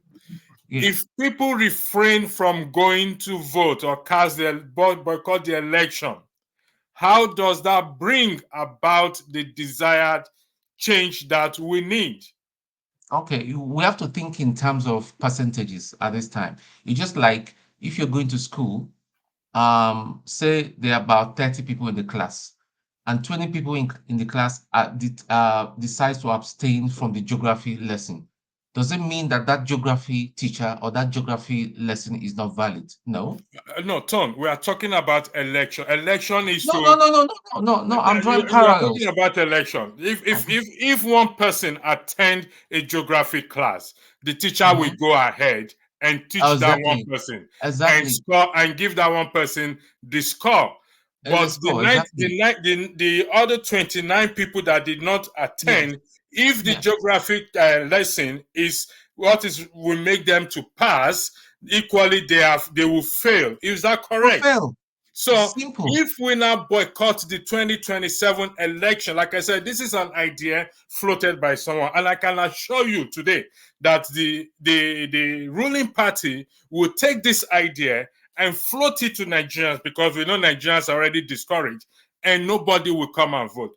How does that work? If you welcome to the platform. Okay. Electricity. If we can recall, this idea of boycott has been floated by the IPOB. Some core IPOB members did not vote in this last election. You and I know some very core people of IPOB members did not vote because they were directed by Simon Ekpa not to vote for Nigeria, not to vote for the And zoo the country. people condemn it, yes or no? It was condemned, yes or no?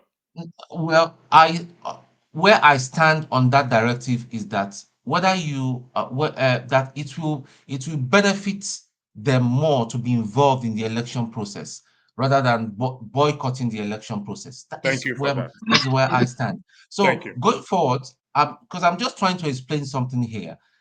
Until we kill tribalism, a lot of things will not work. That is what is holding us right now. The people that have taken over the country are all bigots.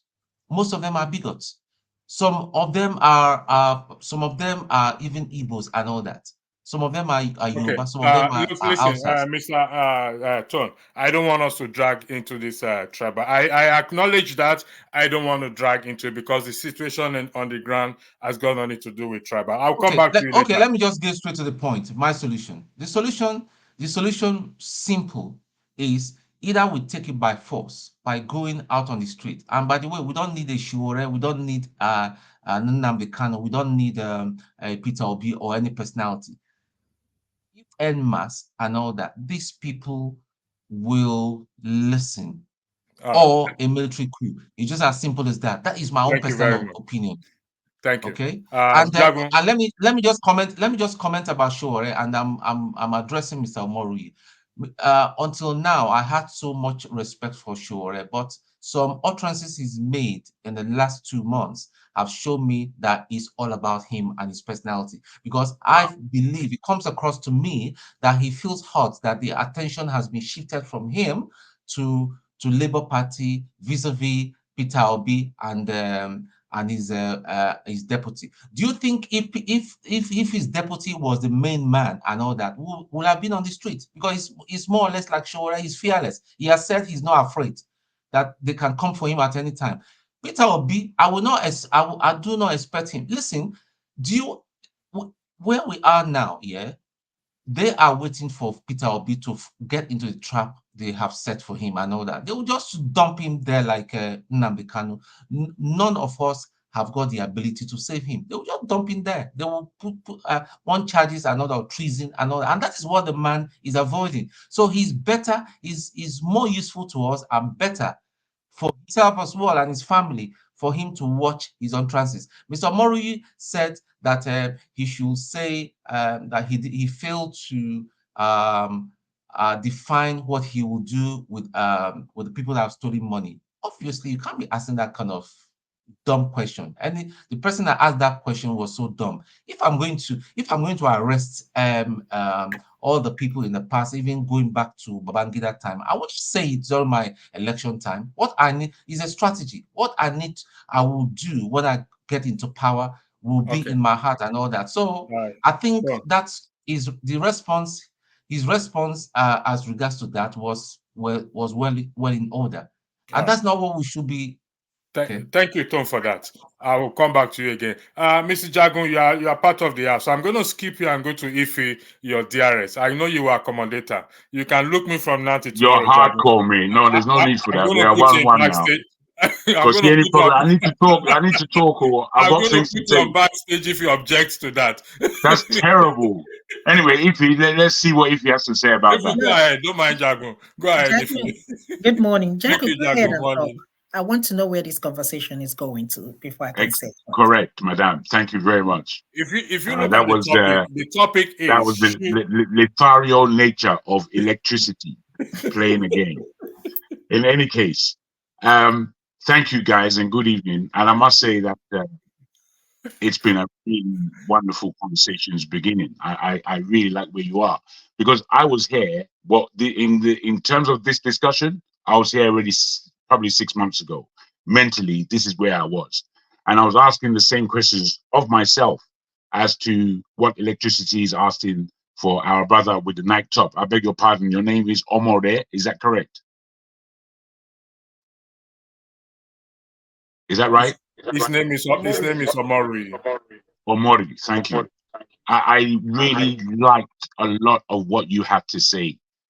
You broke things down very accurately as far as I was concerning the real players and situations and scenarios historically that have gone on to bring us to this day. And in mentioning Obi, Shore, I would want to add another name to that, which is Nnamdi Kanu. Now, I'm not a supporter of Nnamdi Kanu by any means.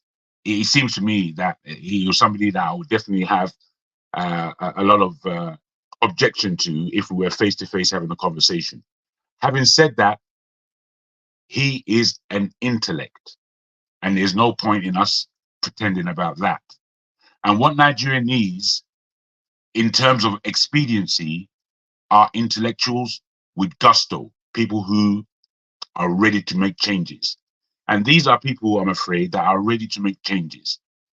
I want to underline what you said about Shore. I would agree also with Tone in a way. Maybe Torre is a little bit egotistical, but this is what people have. This is mankind. Mankind, we have our egos. I don't believe I'm one of those, but many people are very egotistical.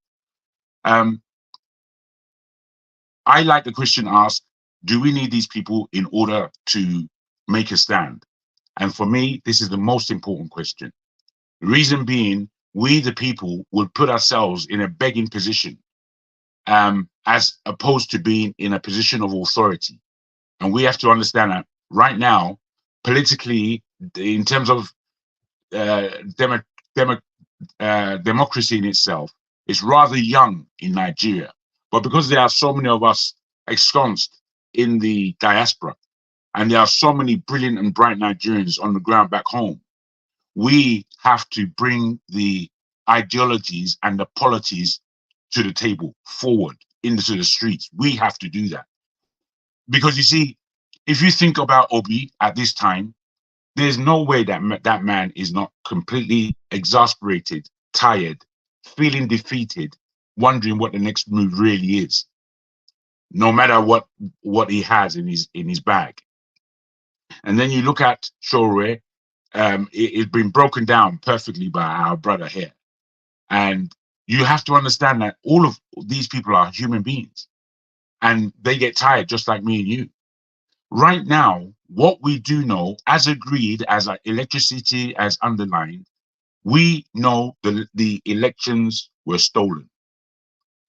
In the elections being stolen and asking the question as to the election in 2027, there is no point in having an election in 2027 when we all know that we did not have a democratic vote to take place. We did not practice democracy as far as the people are concerned.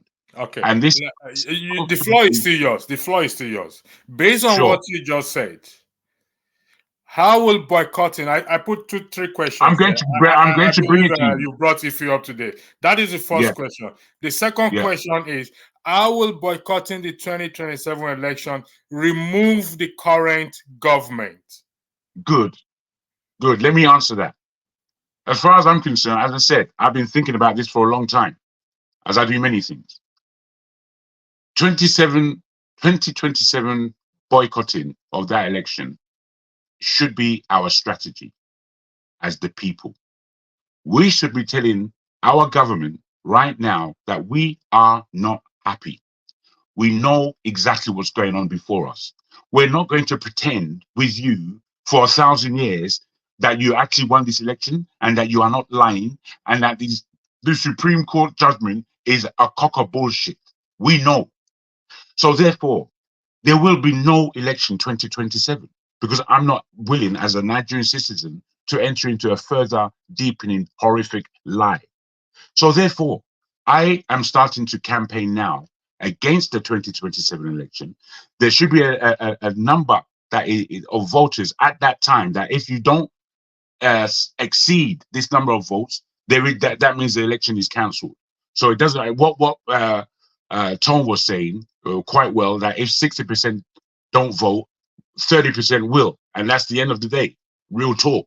However, we are going to begin to campaign from now as the people, and within our campaigning, you see, when I began by talking about certain names and I added Nnamdi Kanu, and I'm talking about intellect and gusto. These people have intellect and gusto. The egos between them and the different points of view that they may come from may not allow them to work. But the question that you asked, electricity, was what are we actually going to do? And we are the people who have to appeal to these people to work together for the sake of Nigeria. Peter Obi should be leading. Dati, for me, is a fantastic individual and a deep politician and somebody that doesn't suffer fools and foolishness. And I like him for that. You see, it's difficult for us to really pinpoint individuals who can take on this war. There's only a few of them in the whole of Nigeria. And so we have to be very careful with them as to being easy of mouth to castigate them away. You know, we don't want to do that. You know, that Shore again now, because he has this revolutionary spirit, I don't believe he will be the best president we've ever had.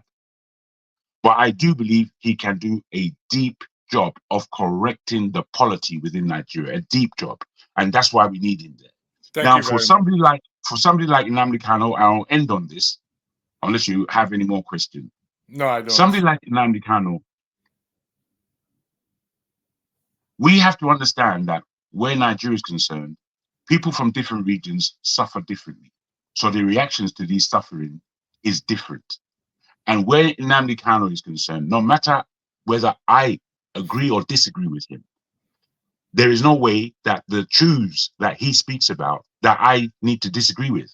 There's too many truths that the guy speaks about that somewhat elevates him, in my mind, to a position of articulation of what the problems in Nigeria are and what the solutions are. And we need minds like this.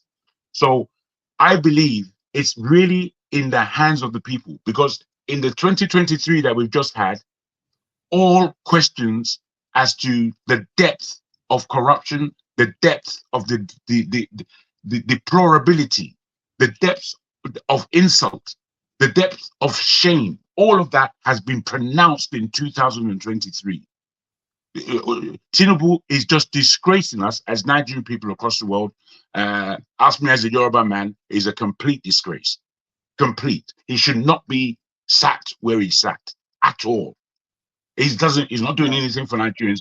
Definitely not doing anything for me. Thank you very much, Jago. Yes. Let me read something for you.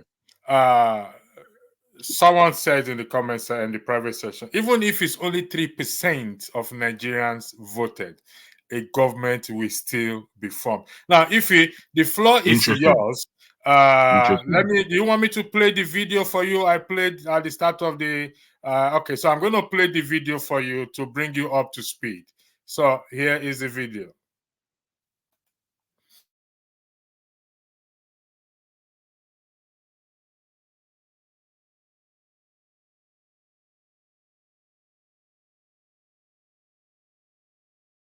Protest in Iran. People are dancing everywhere. They are dancing in classrooms, in malls, in sports stadiums. Take a look.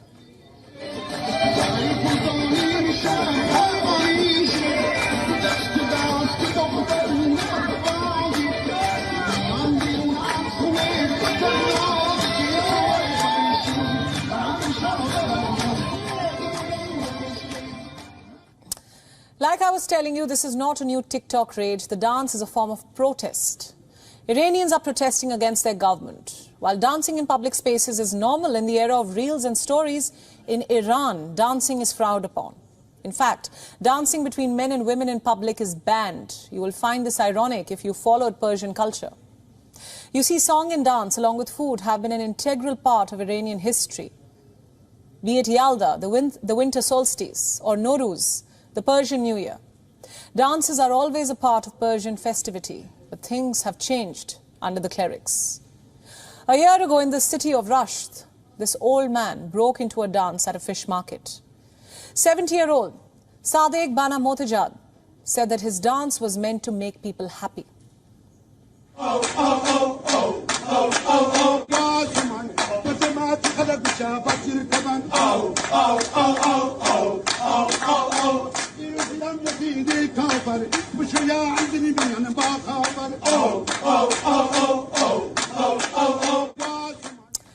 As you can imagine, this dance did not go down well with the Iranian regime. 12 men who appeared in the video were picked up by the police. Reports say these men were blindfolded and beaten. They also had to sign a pledge. It read they will never sing and dance in public again. That is the highlight of the video. Dancing as a protest.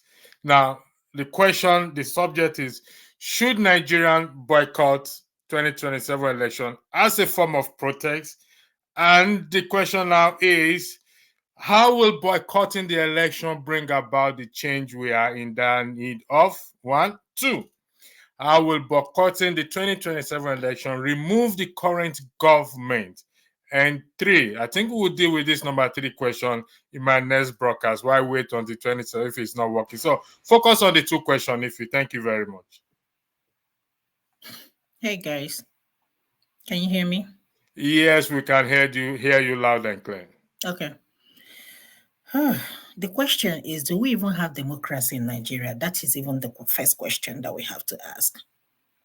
What is the difference between this government and the military regime? What's the difference? Democracy has been hijacked in Nigeria. So telling people to go and vote, honestly, is a waste of time with what happened in this past election. People will not come out to vote in 2027, believe you me. Why? Because we already know what the result will be. We've seen this government, they have put their people in the strategic places. The same INEC chairman is going to be the same INEC chairman. And what do you think is going to happen? Who do you think is going to announce the result? When we were told that they have malfunction with the beaver machine, how did they come up with the result that they gave us? Did they calculate it using calculator or what? How? We don't even know. So there is no need for us to even come out and vote. We recorded the lowest vote last election, the lowest vote. And what do you think is going to happen in the next election? Let's assume that 100 million people registered to vote last election. 20 million people voted. I bet you there will not be up to 10 million people that will vote in the next election. If at all, people will come out. Did you see the intimidation, falsification, threat to human life? Look at what is happening in this current administration. What do you want the youth to do? They're afraid of their lives. People don't want to come out because of what happened during the NSAS. So I don't even understand. Honestly, if I tell you that I know how we're going to move this country forward, you know that I'm lying because I don't know. Where do we even start? Let me ask you, let me go by your argument. If people, seeing that your argument is there is no point people coming out to vote, and this current government is what it is, a continued inflicting pain on people. According to the question, on how do we then now remove this current government? The only alternative I know is that these people can come out in masses, in millions, not in thousands, to protest. But again, with what happened 3 years ago, will they be able to come out? That is the fear, because this government has instilled the fear in people to come out. When you tell people to come out to protest, they will tell you no. And they know that we are afraid to come out, so they're going to use their weapon to threaten the people of Nigerians. So if anybody don't want to come out, I don't blame them, because they don't value human life. Look at what happened in Plateau. These are innocent citizens minding their business. This thing can happen anywhere, in the north, east, west, anywhere, any part of the country. Imagine staying at home and this kind of thing happen. Where is our government? And the president has not given us a speech up until now, not that I know of. Can you imagine? What kind of government do we have? In a civilized country, the president will live wherever he is and run to that place, sympathize with the people of Plateau. But our president is celebrating Christmas. It's resting and people are sharing on him. If the president will not, sorry for interjecting you, the president will not come out, because the last one that happened, the 126 people that dropped Bob or John, the president said it's designed by God. So don't hold your hopes high. So you'll be highly disappointed. So this is designed by God. This is how we're gonna roll in Nigeria. So anytime anything happens in Nigeria, we all agree that it is designed by God. Let us have some sense. Come on now. So there is no need to have an election. If you can't have a president that can come out and address you or address the country when it comes to critical issues, well, what are we talking about? God, please forget about it. Democracy is gone, done, and dusted in Nigeria. It's not going to change anything, believe you me. Your solution is people come out en masse, and I believe everyone on this platform have also voiced the same concern. Chim, the floor is yours, please. Thank you. Welcome on the platform. Yeah, good day, everybody. It's morning where I am, so I know you guys. Some of you are a couple of hours ahead already. So,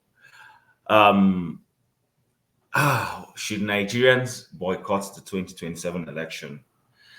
I don't think so. I don't think so for many reasons.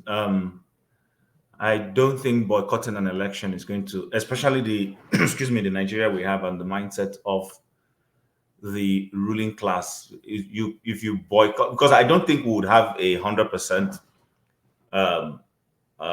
boycott that will be uniformed, and we've never we don't have our citizens. We don't have a uniformed way of behaving. You might be able to get compliance in the southeast now, and a little bit of people in maybe south, and a few people from the west, but I don't think the north will boycott, and I don't think it will be 100% in any areas where Tinubu has staunch followers. Now, if you are talking about this boycott, I think first of all, let me go back again and say that what the Labour Party and those who lost the election should have done, they lost it. They lost the momentum.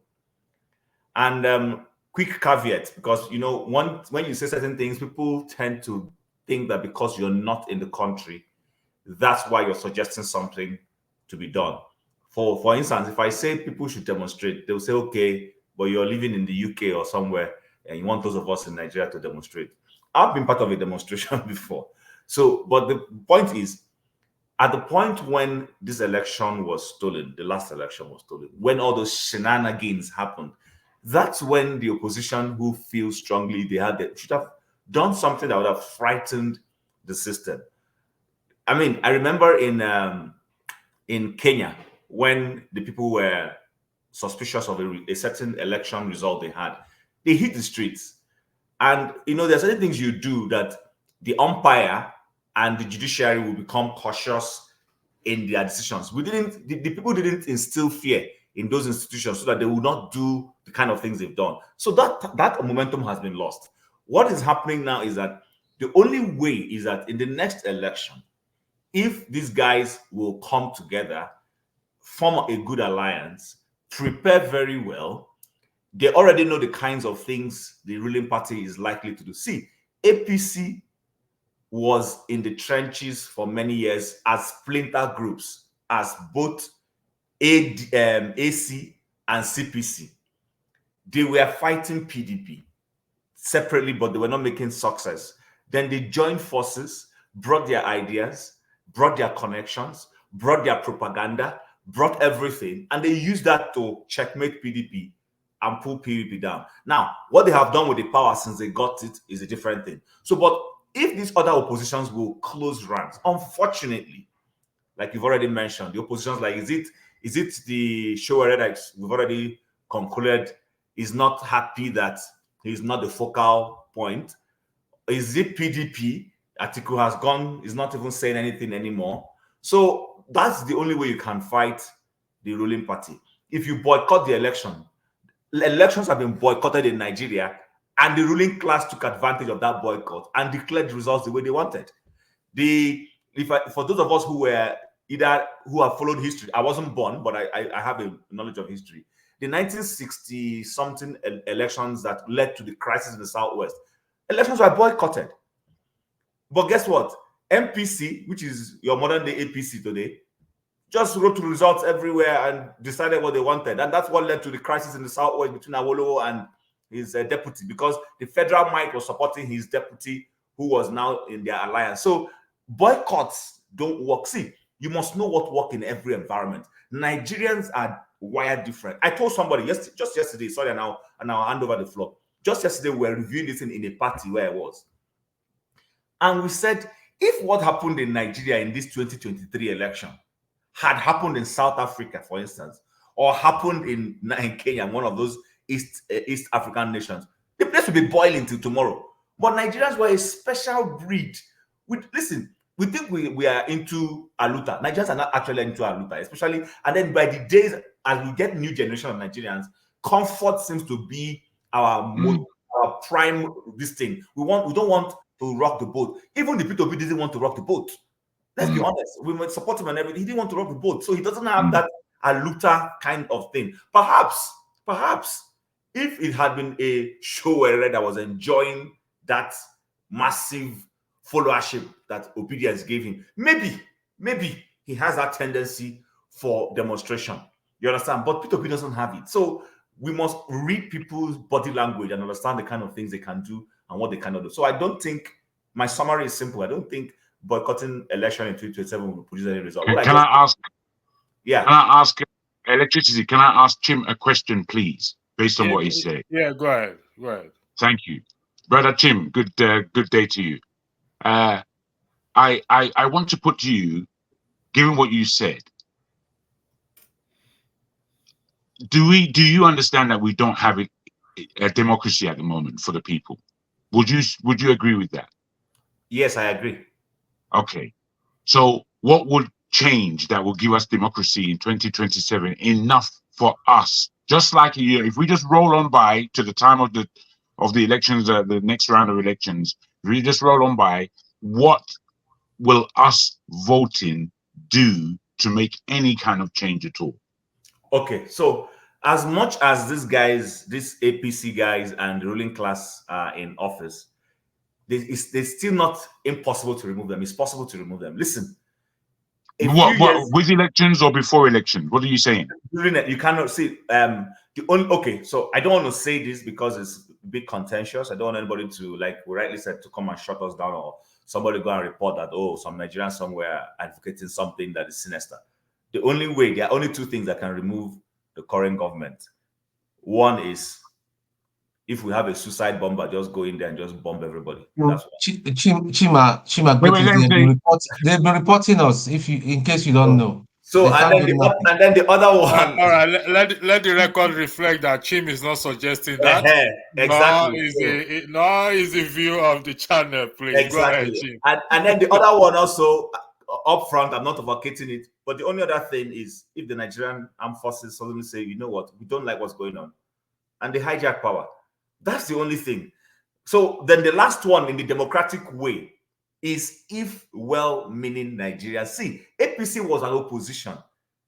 They reached out to their core people of their similar mindset. Do you guys remember the kind of propaganda that Lai Mohammed used to carry when he was their spokesperson?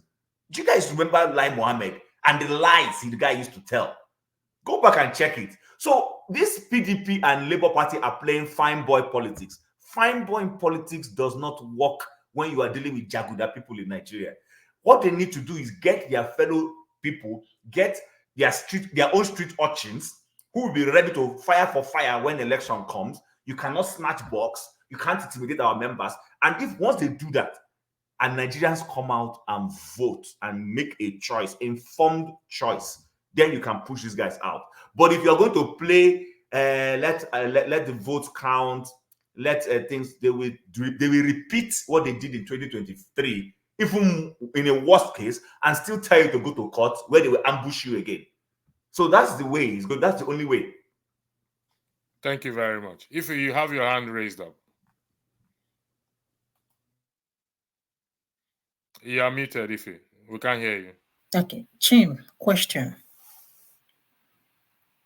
We all saw what happened in the last election.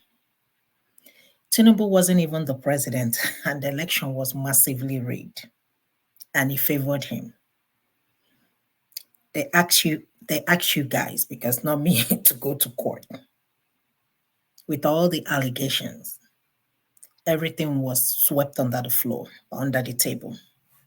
So this is my question. Tinubu is now the president. Are you telling me that he's gonna hand over the power?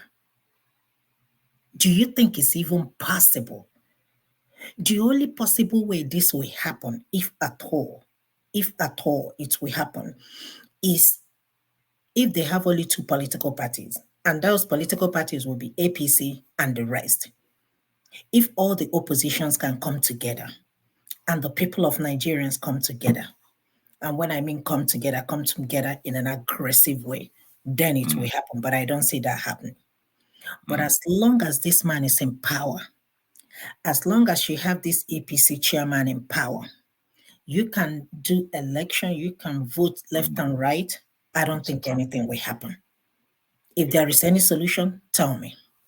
Okay, if I may quickly. So you just echoed my views also. You know, the only thing is just shows a little bit of skepticism on that is my interpretation of what you just said. Listen, nothing is impossible, number one. Nothing is impossible. Because even APC, post-2015, people will say nobody can push PDP out. But what they simply did was they understood that, listen, they needed to play some... See, unfortunately so, I'm not proud that that is where our politics is. I think that by now, Nigeria's politics would have at least gained some measure of, credibility. Elections all over in the world are slightly contentious. There are always one or two things, even in the UK and the US, that we pride ourselves with. There are always issues. You saw it. But the point we're saying is it's not brazen. It's not as brazen as what happens in Nigeria and some African and third world nations. Now, Tinubu is not unbeatable. He is not unbeatable. The problem is, and we saw it, that with all the money he threw around, it's just that he had already bought the election before the election. He bought his party's primaries. He also bought the national election. Everybody knows that. But in buying it, the man is very strategic. Let's be honest. We may not like his criminality, but he's strategic. He understood that this election for him was not the typical bribe a few boys on the street. It won't work. If it was merely bribing people on the street, the way politicians used to do it, he would have lost the election massively. But what he did was he went for key national assets that are responsible for making decisions in the country. INEC, he bought INEC. The INEC people know that they cannot swear on Shango that they were not bought. They can't try it. He bought the police, he bought the army, he bought the judiciary. And you can see that even in the judgments they are giving, the way they are giving that judgment tells you there's a predetermined, they know what they were going to from the beginning. So he completes that. So hold on, let me just finish. So when it comes to what I'm saying about how to remove him, this opposition too will need to go into the trenches and know that it is a war. They are dealing, when you're dealing with a psychopath, you don't go there dealing with a psychopath in a nice way. He will kill you. I don't think those in Russia in the days of Stalin and co who were opposition, and I mean there were people who really gave Stalin some tough time, yes, no matter what any history may say, and survived it. They didn't deal with him, with kid gloves. You do guerrilla warfare with this kind of people. It's fire for fire. And so when they see it, even the what is it called? The umpire will also become careful what they are doing. They may try, but you will match them and you will move them. Tinubu is not going to be the first civilian, what I don't know the word to use for him, somebody who rigged an election. It's happened in other places. But people came together, joined forces, and fought and removed them. It can happen. I won't tell you it's not possible. It's possible. The problem is that the opposition is not united. The current opposition is not united. I personally have this conspiracy, and I say it's conspiracy, that Tinubu probably has a hand in all the Showere and Co. I'm telling you, I believe behind the scene, he's fueling them somehow. It's very possible. Because if you see the dimension, how does the Showere leave a party that stole the election? You're talking about another person who was dealt the same blow with you every day. That's the person you are attacking. It tells you that something is sinister. When a Professor Wole Soyinka, who is an erudite scholar, will see the truth, but unable to say the truth because his friend is involved, it tells you something else is at play. So my view is that if people are well-meaning and they say, you know what, we've had enough of APC, they've instilled poverty, they've instilled hardship on Nigerians, they need to go, and they work and plan towards it, they will remove him. 2015, Jonathan tried to rig too, but they outrigged him. That's what happened in 2015. And that is the only way. It's a fight. You don't play niceness with somebody who has already told you I'm a psychopath. If you try to do that, you will die. That's just my views. Thank you very much. Reading what is on the platform says all opposition that mean well for the country need to come together only if they mean well for the country and not for their own selfish reason. There was a comment I highlighted earlier that, okay, I'm going to go back to read the Constitution as to what happened in the case of, but whether we like it or not, even if we boycott the 2027 election, a government will be formed one way or the other. And given to what is on ground, we don't know what sort of government will be formed. So whether we agree or disagree that boycott elections should be boycotted, we must have a government in place. And we don't know who is going to form it. So Tinubu may be taxed to form a government depending on what the Constitution says. We don't know who is going to be taxed to form that new government if the incumbent is not allowed to continue. And if Tinubu is taxed to form a government, imagine what kind of government we are going to have. It will be a continuation of what? Of it. Definitely is not going to call Ife to come and head the government because he knows if he's against him, he's not going to do that. He's going to call his own people. So, whichever way we argue it, boycotting the election is not our problem. But can I ask you a question? Sorry, Omore, sorry. Okay, please, one more question. So, electricity, what do you think that can be done to take power away from these people? Tinubu controlled Lagos for how many years, and he's still controlling Lagos, and nobody's saying anything. Lagosians, they are happy with what is going on in Lagos. Okay? Now he has taken over the country, Nigeria. The same thing is going on, and nobody's saying anything. So are you telling me that if all the political parties, all the opposition parties form one party against APC, right? And come 2027, that they will win this election with Tinubu being in power, with Mahmoud, whatever his name is, being the INEC chairman? Do you think it's even possible? Okay, thank you for that question. Let me reiterate my position as people also know me to be. Section 68 and Section 110 of the Constitution, which gives power to what? To the people. And if the people start to invoke that Section 68 and Section 110 in respect to our legislators, then they will start to hold the executive accountable. Secondly, because of the lack of checks and balances being carried out, it will be very difficult to change the government. For example, the president appoints INEC chairman. Fair enough. But nobody checks the INEC chairman. Who checks the INEC? Who is supposed to check the INEC chairman? The legislators. So my position still down to the people. Like we've all agreed, en masse protest is also welcome on board. But not going to vote will not solve, will not bring that desired change that we need. It is up to you and I. When I mean you and I mean the citizens, to say, you know what, it is time. Look at the video I played for you. They protest. They don't allow men and women to dance on the street. So the man went on a protest on happiness. They were arrested. They were flogged. And I mean, people said they were flogged. Those are the citizens.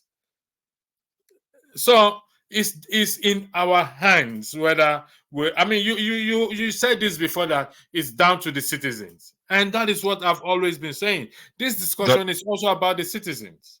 It is about the citizens. But if I may, electricity, you seem to come from two different points where the citizens are concerned. Because at the beginning of your broadcast today, you were speaking avarice about Peter Obi leading, and we need him to lead. Then we need a leader, which is quite right. However, correct. Yeah, there's a dilemma here between the people and Peter Obi. And then when the name of Sorowe came up, you were again quite robust in saying that as a revolutionary individual that we agree, we need him to take a stand, X, Y, and Z. correct. Now, you come back to the people. Now, I agree that we need a leader. But I'm saying right now that we need people to galvanize themselves and get on with a job of hardcore, serious questioned protesting, whereby they have an agenda to their protest. We have between now and 2027 to arrange a valid enough protest within a year before the new elections to be able to dictate our terms as a people. If we're not strategizing on that level, I think calling for people who we all know, as much as we would love them to come together, we all know that they are not together at this time, and they're not about to get together tomorrow. So unless we push them to come together, that's not going to happen. So it is with the people. I agree with you. But we are going to need to enforce a leader at some point. But right now, the people really have to understand what it is that they're doing with their so-called democracy, because it's clearly obvious that we don't have a democracy. Yes, but I agree with you on that. But what I would say is that we agree on the people. Peter Obi and Show. I mean, let's focus first. Peter Obi was able to galvanize the people in this 2023 election. So that is why I picked on him. When Mr. Mori also mentioned, okay, Omori, yes, I was going to say that Omori. When Mr. Mori brought up Showore, I picked on him in the best interest of the country. So if we are going to do anything, it's in the best interest of what? of the country. If anyone is coming up to say they really care for the country, like what is on the platform, all oppositions that mean well for the country need to come together. So they all have to come together. But at the end of the day, it is still down to what? To you and I, which is the citizens. Like you rightly said, we need to galvanize ourselves to say, okay, let's educate the people. And that is what we've discussed this several times. And in the coming days and months, and I will roll up we will discuss and I will roll up the plan that is being, I was on the system from yesterday night, Christmas night into this morning, busy working on one or two things. And we will get to that place. But say we need a leader. Yes, we do need a leader. And if the people will go en masse, if by some divine intervention, we knit the heart of the people together and we go en masse to take this government away and put in a new government by way of election, by peaceful protest, then so be it. I hope I've been able to respond to your question, to your argument in respect to what I did say. Mr. Flagship, welcome. The floor is yours. Thank you very much. Thank you, Sorry, Electricity. sorry, Max, don't be offended. Mr. Mori says he wants to leave. Oh, now he has left. He had something to say You before want he to say leaves. something? Yeah, Mr. Flagship, can you hold on 1 second, please? Mr. Mori wants to leave. So, okay, it's already gone. He has gone already. Oh, Mr. Mori, I apologize. Okay, I have his number. I'll contact him. I apologize. Mr. Flagship, the floor is yours. Thank you so much. Am I audible? Yes, you are. Okay, great. Thanks. Electricity, thank you. Lady and gentlemen, thank you. It's good to be on the show again with you. Now, the question that was asked, I guess, which is what we are deliberating on this afternoon, my time, is boycotting the election. Will that yield any result? In a democratic society where the practice of democracy is being upheld, boycotting an election will yield great results. In the case of Nigeria, however, as it is, unfortunately, it will not. Neither will voting yield any good result with these guys that we have in office. Mass protest and revolution, whether with violence or non-violence, will not yield any result collectively if we want to come out en masse. The reason I say that is this. The guys in power right now have control over the guns or the people that hold the guns. And believe it or not, the nozzle is pointed at every citizen in Nigeria. If you make a wrong move, the trigger will be pulled. We saw that in 2020, and we see that in subsequent actions in Nigeria following that. The question the three questions you posed, one of them, I guess the first one, I would like to talk on a little bit, boycotting.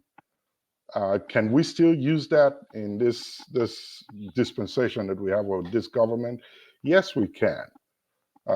We have to be very strategic. And the strategy we have to use has to come from the grassroots.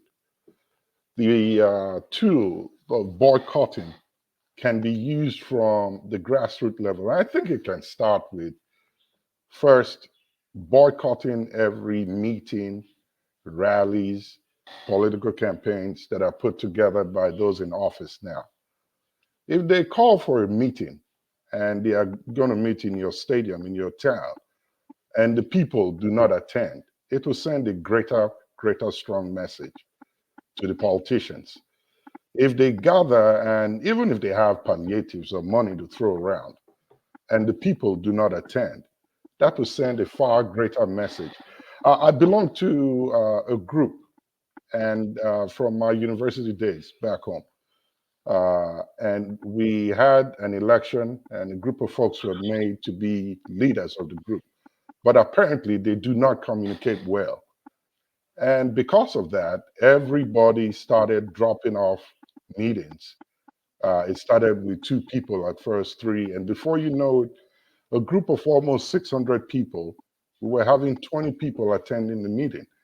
And the 20 people usually is those that are in the executive committee and maybe 1 or 2 here and there. And there was a group-wide outreach that was made. What is the reason? People don't seem to connect with them. They don't like their style of leadership. And a ad hoc meeting was put together, and a decision was made to transition the government to an interim government.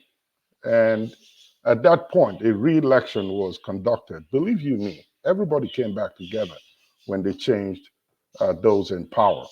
So if you begin to boycott those small meetings that excuse me, your senators, your House of Rep members, local government chairman, and all of those put together in your community, if we're able to get the people to come together to understand the power that they have, that when these people don't see you in their usual meetings where they come to flex their muscles and their influences, they will get the message, and it will resonate to the federal level to say that we're losing control of our constituencies. So Mr. that's Flagship, let me interject you there 1 second. Is there any meeting going on at the moment? Have you come across any any of these representatives go to their constituency to hold a meeting? they are all at home right now for Christmas holidays. No, this is Christmas holiday. Yes. Prior to the Christmas holiday, do you? Well, when it gets close to, yes, they do come home. They do gather here and there. I'm from my part of town, where I'm from. They come together, and Okay. I have a few friends. Flagship, can I just correct you there? They are not in their villages, they're in Europe. I Okay. know 2 of them now Well, in London. Most of them run to Europe and America. I That's what speak they from do. I speak from my place where I'm from. I So don't know Okay. about anywhere else. flagship, I have a question, comment, excuse me, on based off what you just said. So what you said, using the analogy of your university union, kind of, if I may, because yeah, I can appreciate and understand that. Why? Because you're dealing with people of similar level of understanding. Right. So you're all educated people. Yes, even though in the midst of educated people, you have some few, terrible eggs, but a greater proportion of the people in that group were more rational and understood that, look, something was not right, and not even as if you guys agreed to say let's blanket these guys, but the attitude just showed that you are all pain, and everybody just exited. Now, when it comes to national politics, especially in a nation like Nigeria, with the level of our electoral literacy, if I may, I'm not so sure what you're saying is in a proper environment. Yes, I'm not so sure if you can cripple a government by going silent, by when they come to do a rally, just like the Senate president went to Akwa Ibom to do a Christmas party, or sorry, his birthday party, and people showed up in the stadium. People are hungry in Nigeria.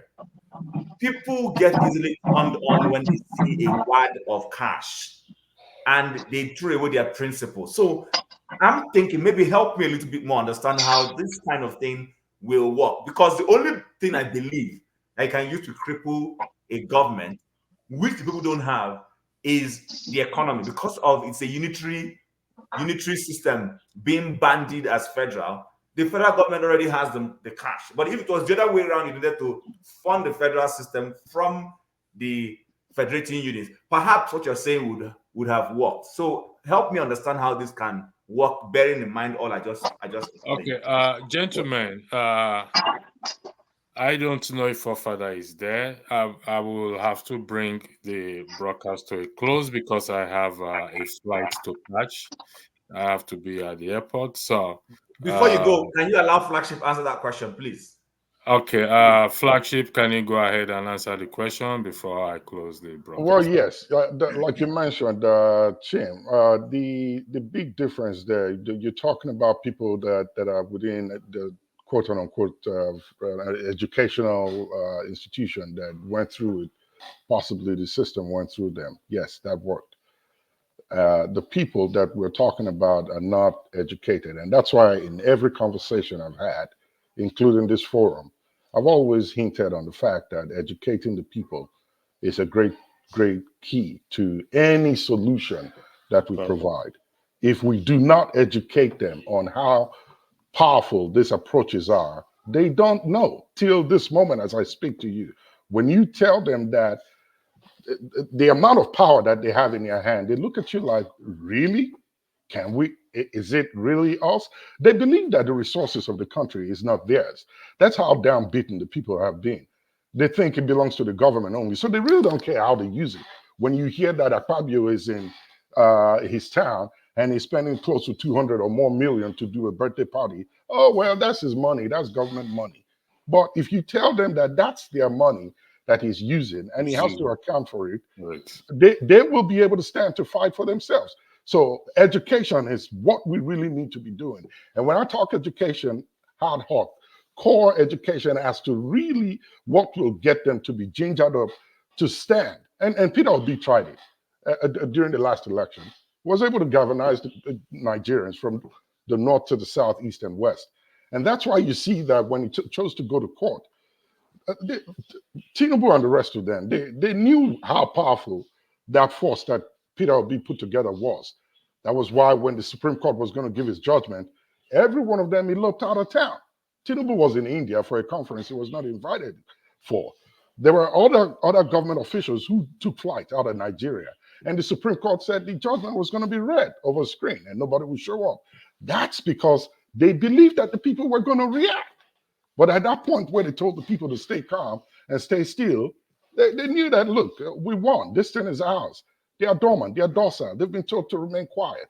So if we are able to educationally get these people to understand the power that they have in their hands, everything else will be cakewalk.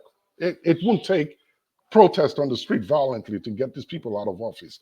If they know that the people know what their rights are and they begin to challenge them, they will sit up. And believe you me, there are one or two people with conscience in this government as we speak, no matter how bad we think it is, that may just need that light that will ignite them. And they begin to walk inside there and collaborate with the people, and we could turn this thing around. So education is a great. Thank you, Mr. Flagship. And that is 100% correct. Education and that the power belongs to the people. I've always stand on that section 68 and 110 clearly tells us how the power belongs to the people. The people who owns it. It's down to us. Thank you, Ferreira. I'm very sorry I have to bring the broadcast to an end. Thank you, gentlemen. Why don't you? When are you coming back from the airport? I'm traveling. I'm not coming back. I'm going away. Okay. Yeah, is it possible to leave it on so that I can turn it off when they are done? No, somebody has to moderate. Please. I'll be moderating. Yeah. Okay, wonderful suggestion, please, because I want to speak to one or two of these individuals here. So if you could, that'd be great. If you are coming in, then you have to come in, please. Yeah, I have to come in, but I'm just give me 5 minutes or so. I'll come in. All right, I'll wait for 5 minutes before. Thank you. Thank you. Who wants to speak next, please? Well done. Hold on one second, Ferreira. Go ahead, please. Okay. I think that can you all hear me? Can you hear me? Yes, sir. Yes. I didn't know this was Ferreira. I thought this was one Eskimo.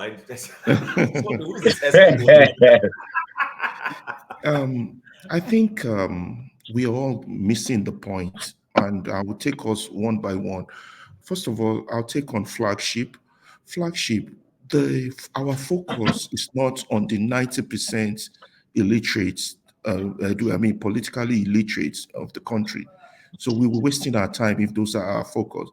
Our primary focus are the 10% elites, educated ones, those of you on this panel, number one. Then for electricity, I think. Why do you say that? Sorry. I would explain. Hold on 1 second, please. Yes, I would explain as I go further in my explanation. Then for electricity, I think you're looking at our problem from a myopic perspective.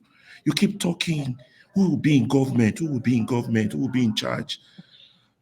Electricity, right now, we don't have a government.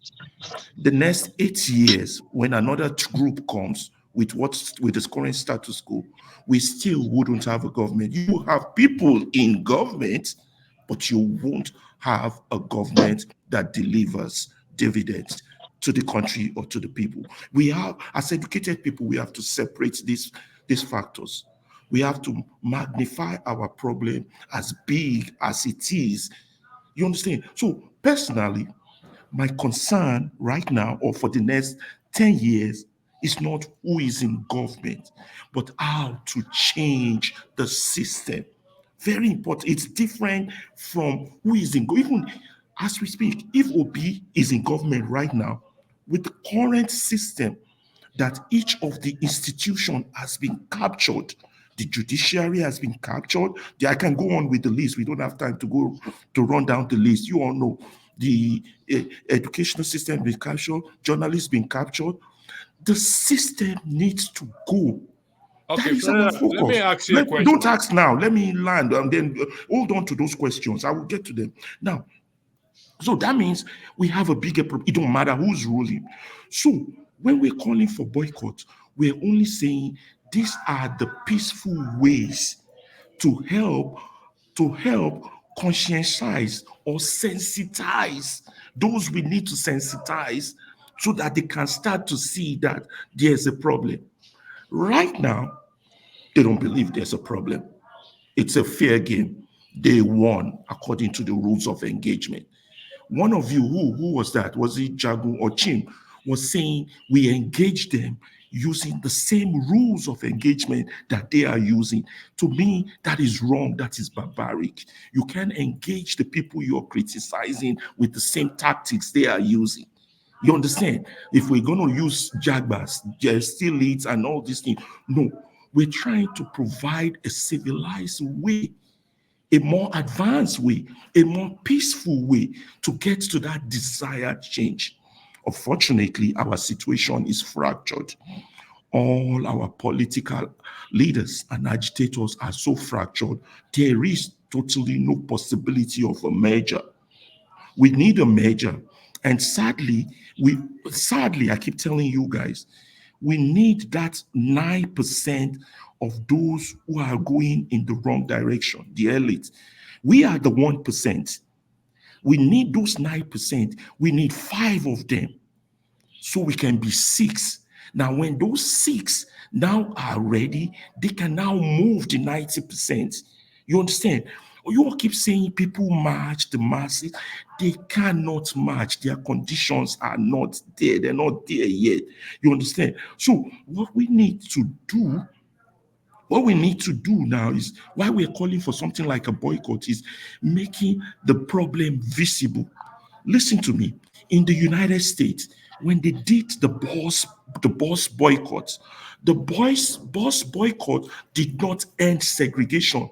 But what the bus boycott did was sensitize the nation to the plight of the blacks. And due to that sensitization, the politicians were forced to come out with legislation. You understand? Although even Kennedy, that was so pro-black, was not even ready to sign legislation because he was afraid of what the reaction of the South.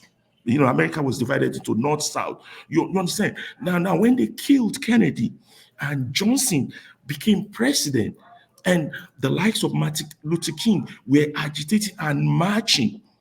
Now, let's go back to the marching issue and boycott. But I agree, boycott cannot happen without these other people who are in the wrong direction. First of all, the closest people to the people are those GOs, CEOs, who, although I hate them, they're satanic. But they have to be in the church telling the people to move, but we're not there yet. The first state we need, even if boycott is not going to achieve a change of government, the objective is not for it to achieve a change of government. The objective is to start the conversation. We have to be more focused. Look, let me tell you, in Nazi Germany, you understand, when Hitler was at the peak of his power, and those boys who did the coup to assassinate Hitler, even though they knew it was going to fail, it was important for them to still attempt that coup to kill Hitler. You know why? Because they have to make a point to the rest of the world that all Germans are not like that. This is important. Obi has failed us by not being the chief mobilizer. Well, he's a politician. I don't blame him. He's not a Nelson Mandela. You understand? Sowore has failed us by having this envious hatred for Obi instead of the two of them to be talking. We need all these people. We need everybody on board. We need everybody. We can make one single move. Without, you see, I've told you, out of those 9%, we got to get 5 plus 1. 5 plus 1 is 6. Then when we are 6 to 4 in the elite group, then we can start mobilizing the other 90%. The boycott is not to change government. For God's sake, as long as that system stands in place, for the next 100 years, we don't have a say on who rules us. So they might as well be choosing it. We're just building up to a system that will give us what the scientists call a critical mass for change. And it has to start somewhere. I'm on borrowed time. I can't talk much. Can I respond to, Very, very well One said, second, Pereira. before Very you go, well said. Before you go, hold on 1 second. So your approach or your suggestion is a boycott of the elections. It's not as simple as that. Hold on 1 second. Yeah, go ahead with He your said a question. lot, bro. I don't think you can boil it down to that alone. He said a lot. Be fair to him, please.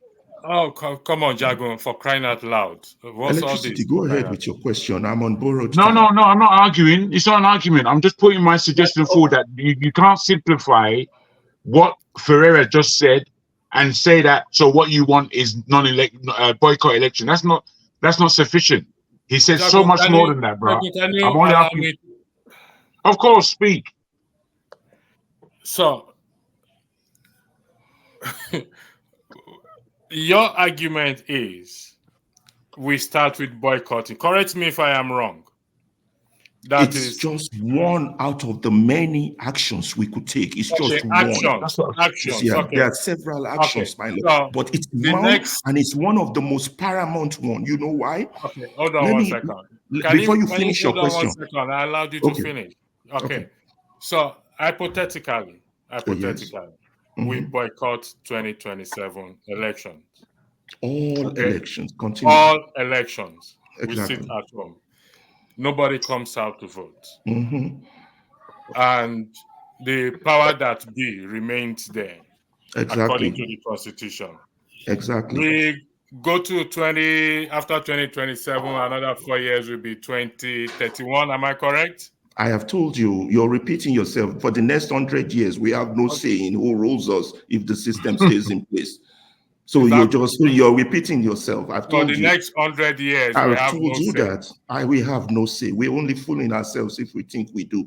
I told you, remember when I first talked to you, I told you to change this system is going to take more than 50 years. You think I was joking? No, I don't agree with that. That is your opinion. It took I have a question. I have something to correct that Ferrari said. If you, I have a law because I don't have the time. So, Ferrari, when I said match them with their strategy, I didn't mean if they are rigging, go and rig. No. Well, how are you going to match them? Those are the rules of the engagement. Okay, hold on. I mean, I told you my uncle wrote a book. Let me explain myself. Gentlemen, I'm going to hand over to forefathers because I have to step away. Okay, no problem. Forefather, the floor is all yours. Thank you very much. All right. So thank you. Thank you, Electricity, for even coming in today to do this. We appreciate it. Please go ahead, Jim. All right. So when I said match them, when you need to understand what somebody is doing. So I'll give you an example. I know we don't usually like it. When the Bible says be as my understanding, so I'm giving room for anybody who has a better understanding to correct me. When the scripture says be as wise as be as gentle as a dove, but as wise as a serpent. My understanding of that thing is that know what the people of the world know. Don't be naive. Don't go out there and be behaving like a naive person. understand their plans, understand their strategies. Don't use their strategies, but be able to know it. Most times, most of the politicians, like Obi showed a little measure of naivety in this last process. However much we like him, he showed some measure of naivety. For instance, what do I mean? Now, typically, Nigerian politicians go to the trenches to rig elections. They have their touts, they have their bad guys who come and disrupt things. What stops the opposition from having its own touts, but say to them, don't disrupt anything, but be on guard. If hold on, if these guys come to disrupt a polling unit, stand and resist them. Are you going to say because you want to play fair in an election, then you allow these guys come into that place and they steal things and go away? No, you must have your own people that will come there and block them. That's what your military does for you when an encroachment is coming. Jim, listen, have you heard, listen, who is that interrupting me? Jim, have you heard Fela's song, Rofa Fight? Fela was making a point when he said, one man stand beside the Rofa. He wants to fight you. Then your friends are saying, don't fight him beside the Rofa. He said, you don't can't listen to your friends. You can't go start the fight with him. Now, you can't, in two of them, can't enter mud. When you can't start the fight, your friend no can't know who be who because Rofa don't cover everybody. Cover you, cover the guy. Ferrari, now your friend, now your friend. Fela is foolish when he sings the song. I agree with Fela, but guess what? That in that analogy, is a wisdom in it. The wisdom there is that even those your friends, and then be the problem. How your friends go, they call themselves your friend. They see person where they rough for you and they not fit fight for you. That's no, they say don't fight beside the rough. You're missing the point. If your friends see say person won't rough for you, come block and say we no go green. Now me think where they talk.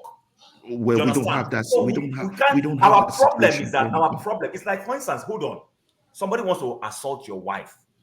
Even though he's big, and you say, because he wants to ruffle you, you go defend your wife. Jim, there's no way that will lead to violence. Let me tell you, when they said Mama Chukwudi should not come out in Lagos, yes, if the Igbo boys had stood their ground, blood would flow.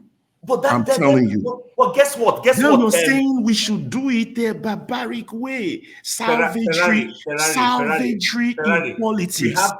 We have a saying that nobody has the monopoly of violence. I know. So you are not the violent person. You are smarter than them. No, but you are saying we're spending too much time on this. We're smarter than them. We're not. Look, when America was going through its struggle, there are definitely several groups. There was the Malcolm X group, by any means necessary. Will go violent. They can't even match the white man's gun with the guns they have. Then there's the Martin Luther King's group. We're not going to, even when Gandhi was leading a movement in India, you understand, Gandhi chose non-violent for a reason, because he knew he couldn't massively beat the massive force of the opponent. But Jim, let's not waste time on this, because I want us to discuss more substantial issue. If you have further comments on I agree with you, and I yield. But what I'm just trying to say in summary before we move on is this: evil never stops being evil because you constantly be nice. Even in all those stories, you will still confront. Listen to me, Jim. We will still confront evil with force, but we must exhaust all peaceful means first. Don't think I'm a pacifist and I don't believe in force. Don't ever think that. But I'm saying we are smarter than this. We have education. We have to use our brain. We are the only race that has a problem and we can solve it. What is wrong with us?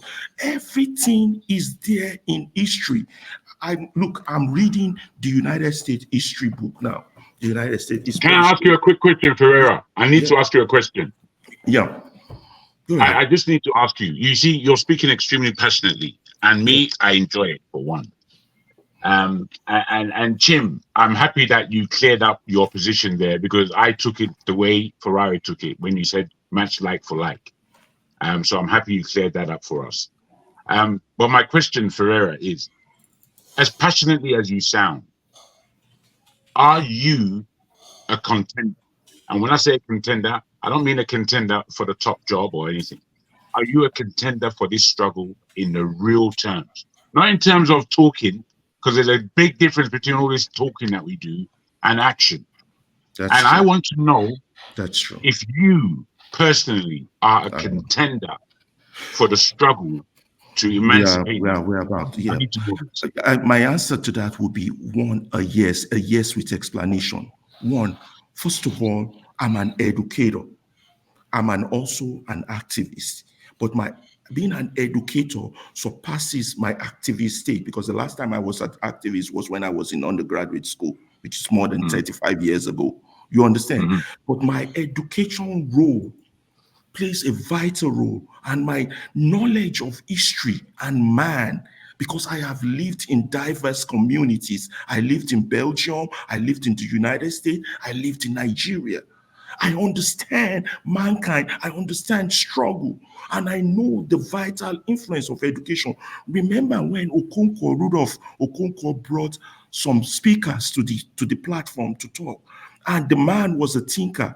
Initially, I was dismissive of him, that here goes all these academicians who don't put pragmatism to it. And then I called him to tell him that that man should not condemn people like Kanu or people who have this violent tendency to the struggle, because those people are usually the doers when it comes to politics, not we, the talkers or the thinkers.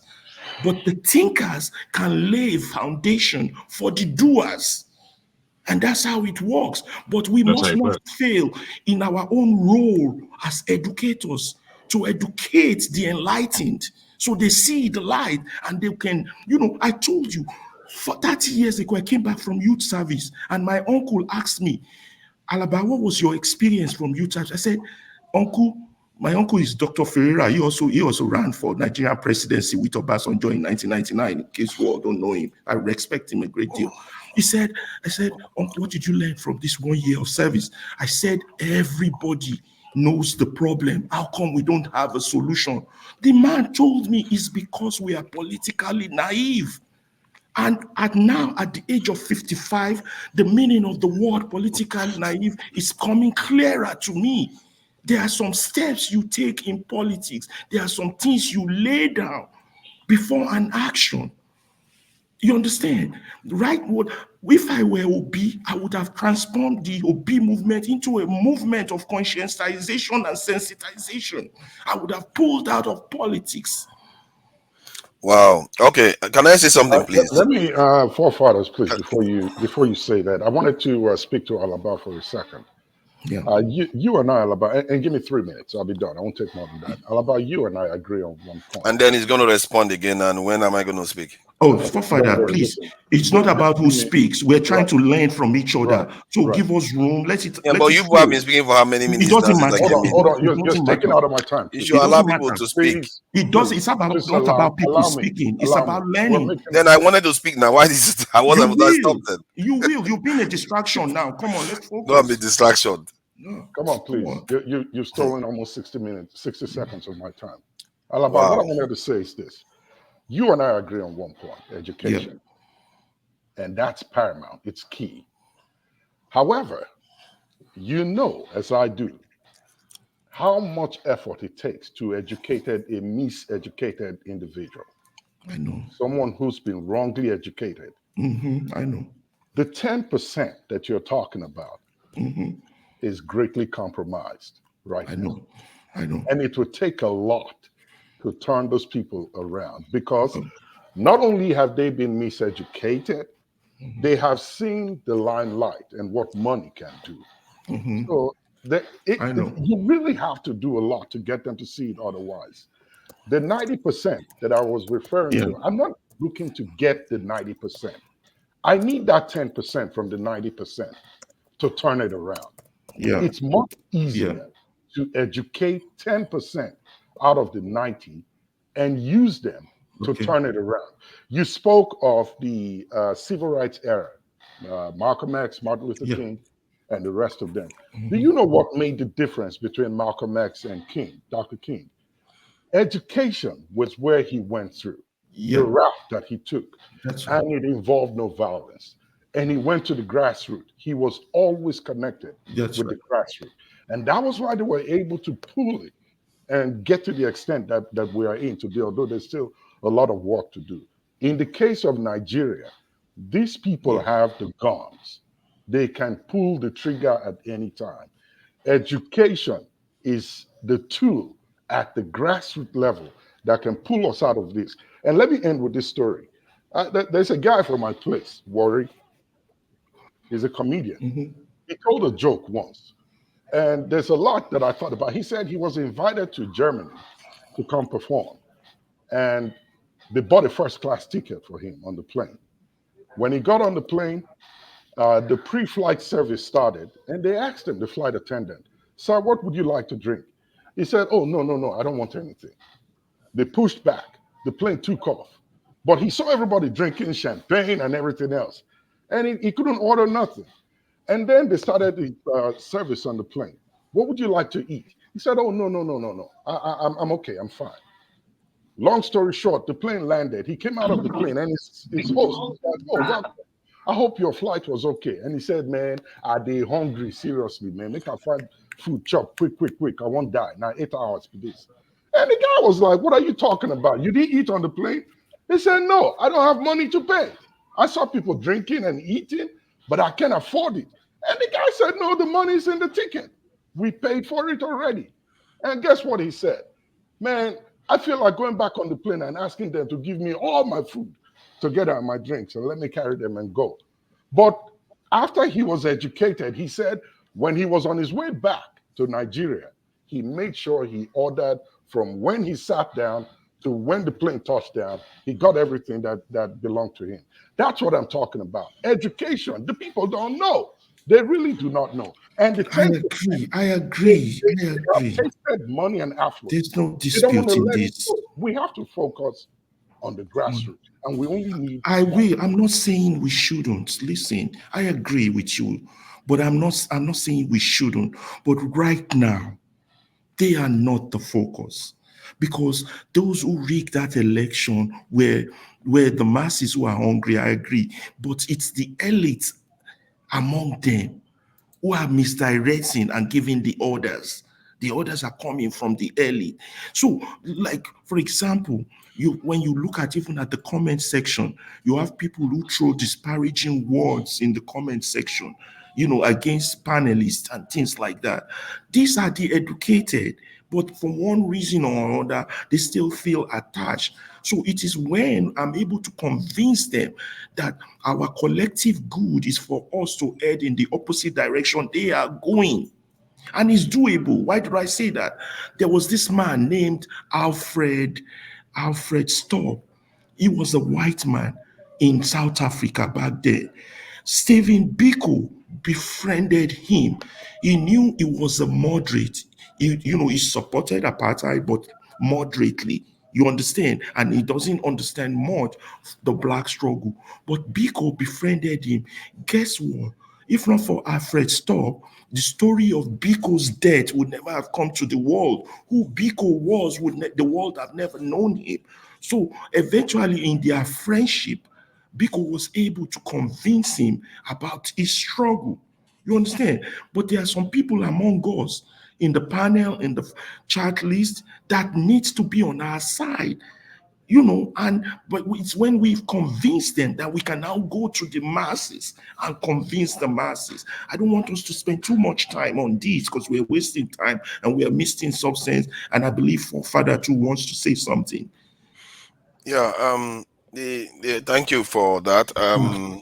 And for the question of that's why what's his name, electricity brought this topic up about whether we should boycott elections. I don't subscribe to the idea of centering our approach to boycotting elections because historically it hasn't necessarily worked at all. And I always subscribe to the school of things that actually work, because we don't have a lot of time. And I also don't subscribe to the idea that we should prepare for 50 years change. I guess If somebody is doing things that's not going to work, he's probably going to put it for 50 years timeline. But I've seen nations that have been transformed within 5 years, 10 years. Even the Stalin this thing, the Lenin revolution that occurred from the beginning to the end was 15 years. From the beginning, and that was when they didn't have internet, they didn't have YouTube, they didn't have anything. And so, if you want to make a change, you have to lean forward to an extent. You can't just say you want to sit back and allow the people that are in office to just do as they please, just by being passive about it. Isn't that statement that they said that is for evil to prevail, the good people do nothing, and in other words, good people remain sitting back and just letting it Forefathers, ride. please don't take us back. Nobody's talking about passive things here. We're talking about peaceful actions to effect change before we start Yes. discussing violent ones. Please, let's not take I'm two not. steps I'm forward nobody, and and one I'm step not. backward. I don't support violence. Peaceful That's for change, sure. and then how Mm. we can cross the obstacle. You see, we're black people. God has given us the brain, Let and me finish. we're the only race that can solve problems. We can solve problems if we put our heads together. We just need to Yeah, put I it. believe we can. I believe we can, and we can do it faster. So when I asked about the methods used by civil rights activists, includes quite a lot of different methods: non-violence, civil disobedience, marches, legal action, challenges, voter registration, not boycott, voter registration, community organizing, media campaigns, education and empowerment, coalition building, and international pressures. So these Okay, are the topic, before Jagun speaks, the topic says that if we boycott, how do we change the government? Let me rephrase that same topic and put it another way. If we go for election, would it change the government? yes, You it know, can. It can. anyway, yeah, I If know your position, and see you know, the just reason let everybody why do you speak. think that you don't have the ability to change the government when you need people to do that? Because all If you your institutions have been corrupted, and unless you Ferrari, take us out of that denial, let's place everything on the cards and dissect them. Let's not have a That's what we're preemptive. trying to do. But that's why I want to put a question to Forefather, because in light of everything that's been said, I don't know how long you've been listening in the background, but in light of everything that's been said, there's a stark question: Does a boycott do anything? And many of us have made many suggestions as to why we support boycott, because we're not in a democracy. We're not in a democracy. People have to wake up to that. I don't know how we But can do. but Jago, I'm a bit Please, surprised by you. please, How many please, times please. boycott ever worked? Jago, No, no, remember, I'm not saying it. This is what I'm I'm asking you not to taking think. the fluff from you. I'm not taking the fluff Forefather, Can from I the you. just fact go? that Can I just something put is my not thing going to? to work. Can I just put my thing to Forefather? I'm not taking the fluff from you, please. I'm just going to say that statement was not actually correct because some of us were against boycotts. No, I understand that some of us are gay, like yourself and like Forefather and like other people. But what we have to understand is that when entering into a further democracy from a position of being in a non-democracy is an almost oxymoron and an impossibility. So I'm asking Forefather, for those of us on the platform who have continued these conversations very well, because this conversation started fantastically. I don't want to lie. There was a guy with a Nike jacket. What he broke down was fantastic. We've moved and moved and moved and moved very concisely to the point that Ferreira now made things to me and everyone on it. He said what I said in different words. And I think those words need to be taken on board, because just to blatantly say and flippantly say that boycotts have never worked. The democracy that we have, is it working? So we have to think quite, not just be picking out examples all over the world. What we have in front of us called Nigeria is very particular. It doesn't matter what worked or what didn't work anywhere else in the world. What's going to work for Nigeria is what the question is. So please continue with these things in mind, please. Even if you look at Nigeria, you can even consider the other elections if you want. The way, depend on how you look at it, as a form of boycott, because the people's vote didn't count. They You've simply already rigged said, it, and you can argue that the elections we've been having in Nigeria, the people vote hardly counted. So boycotting it, how is that going to change anything? And there's a reason why boycott doesn't even work, because it's a passive approach that just allows the people that want to rig and do whatever they want to do with you get on with what they are doing. You're not obstructing them in any way. You're making life easy for them. The only way you can hurt them, if it were they were a business, That's the only way you can hurt them. But you're not hurting that business. They are still going to remain in office, and they will pass the budget, and it's still your money. Can I put this to you? Can I put this to you? Wait, And please, Joe, please, let me just do this, please. Can we Don't allow always this to can you allow it to run equally? You know, I've spoken for about 3 minutes all day. No, Okay, I know that, should I start timing it then? I just want to stay on track for a second, please. Yeah, go on. Forefather said something, and I need to stay on track with what he's saying. You know, I don't want to just forget. We shouldn't just interrupt each other anyhow, please. I'm just wanting Forefather to continue where he is, please. Just the same way electricity was doing it. Electricity went into each individual and allowed them to have and store the argument. We can't just flash like that, please. Let's follow this argument, because as Ferrer said, we're here to learn, not just to talk.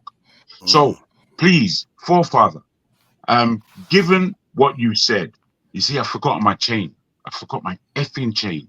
Please, someone else continue. I was saying that if we just boycott the election, given that the elections that we ran can be considered as being boycotted already. We passed that stage, Forefather. That was what electricity stood. But we're saying that sometimes the objective is not intended to change government. We have a bigger focus in mind. That's right. Do you understand? Right. We passed that stage, Forefather. So we don't want to keep going back. No, don't say we passed that stage. The intention is not to change government. Jagun, put it properly. What is the intention if it's not to restore good governance? The system is what we have a problem with. It don't matter who rules us. We're not going anywhere with what's currently in place. So we have to start sensitizing to change, complete U-turn. It's part of the strategy. Educating people. That's what I wanted to say. That's what I wanted to say, guys. And I want to put this to Forefather and Jim. I want to put this to Forefather and Jim, based on the fact that Boycott is out of the place altogether. Chim and Forefather. Please, we have between now, as you rightly say, and 2027, which is now less than 4 years, to strategize as a diaspora and as a people concerned with Nigeria as to what to do next. Because we are in a flagrant situation of hardcore manipulation and oppression by the Nigerian government. That's where we are. Okay, so no, let me land. Just calm down a bit, please. No, but Javi, you've been talking willy-nilly. You just jumped. See, this is unfortunate. I need to be honest. Tone, let him land, and then we'll pick up. Okay, this is why we have to sometimes time it so that I understand. No, you see, what it is understanding. Those of us who came on board with electricity in the first place were having a great conversation. Not because there was only 5 of us. But nobody challenged let me just say this. This in boycott never actually known to be what you're going back. History. It was challenged. We built on that challenge. It was you built on the challenge, but it carried on. It carried on. Bro, Chim, you messed me up, man. Chim, you messed me up unnecessarily. We're not here to hear each other's voice. Okay, so are you moderating? I am moderating. Okay, I was trying to give Jagun the benefit of the doubt. I was trying to give Jagun the benefit of the doubt. No, that's unfair. I think Chim, grow up a little bit, please.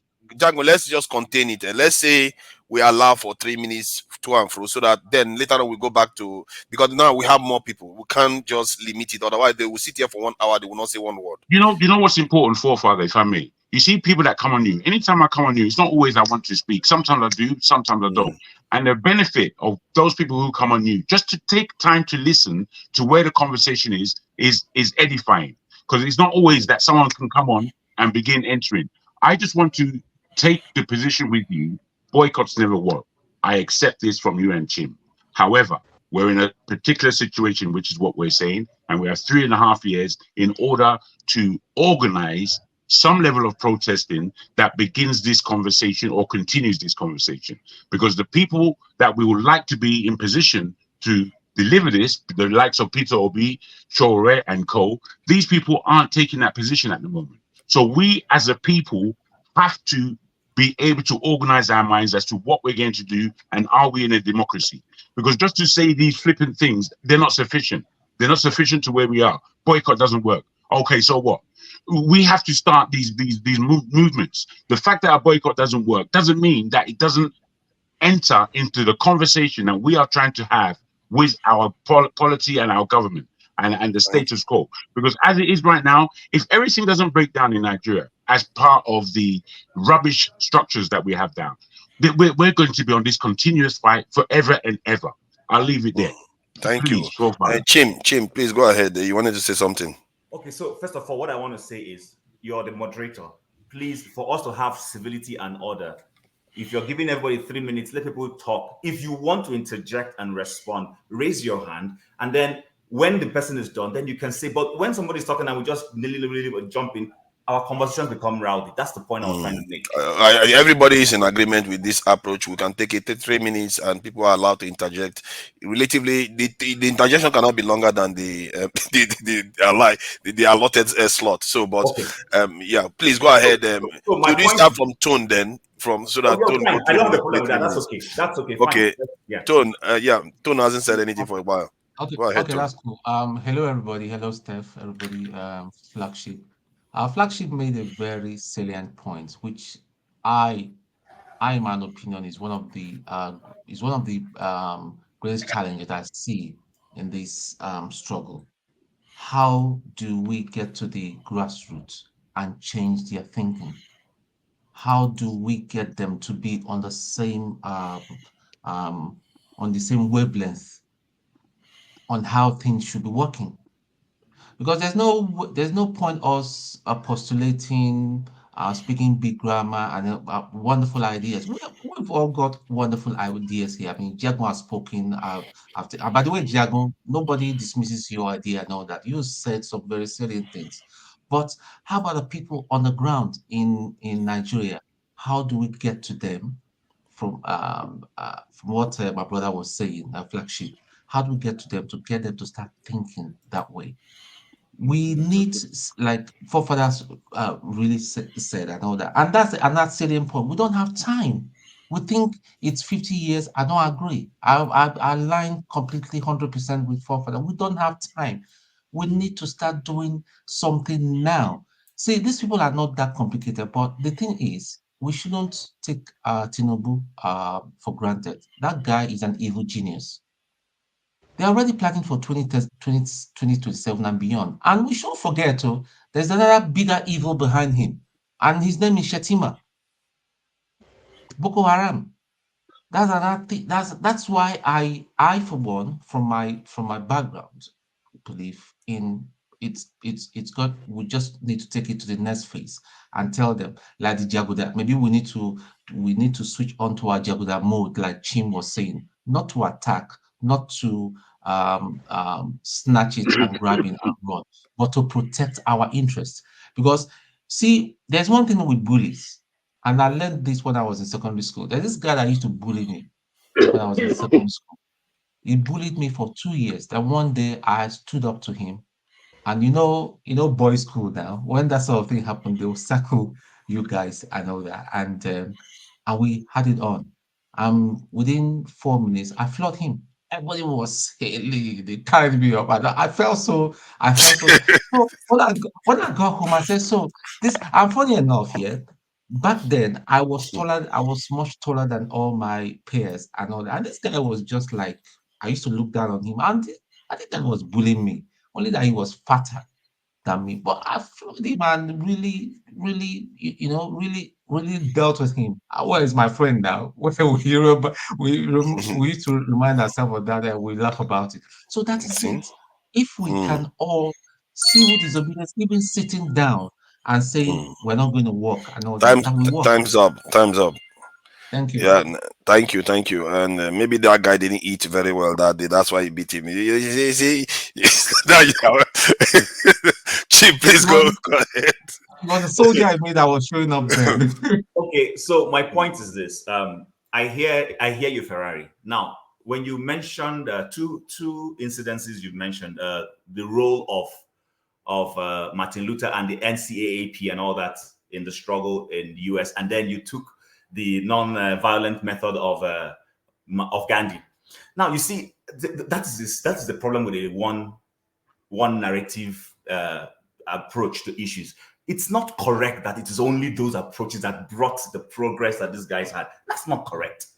Listen, the media has a way of hyping the one that looks so sassy and lovely, and they put and say, "Oh, it was because Gandhi used a non-violent approach." No, there were people who did violent approaches in India's struggle. It just happens that Gandhi came up with this approach that looked beautiful, and everybody has projected it as if that was the only thing that made India succeed. That's not correct. Same thing. I just recently read a book about the struggle in the US by the blacks, especially that particular bus incident. Did you know that the first black justice to the Supreme Court, Togo Marshall actually said that what's his name, Luther was doing was not even effective. Did you know that? There is record where he says that is not correct. That all Luther was doing, that the lawyers are busy cleaning up all the mess that Luther did. So my point is this: Luther contributed. Whatever he was doing was working. And there were those who were also doing force for force.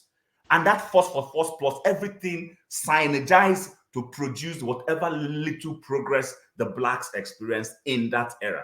What I'm saying is this: I'm not saying that we should go and carry dagger and kill people. No, caveat, I'm putting out there. What I'm saying is this: you can't be dealing with a bully and you think that being nice will make the bully stop. That's not true. That's being naive. What I'm saying is, while I don't necessarily agree that boycotting an election will produce any result, like Forefathers has rightly said, these guys will just go and write results and throw it out there and win the election and laugh at you and move on and continue what they're doing.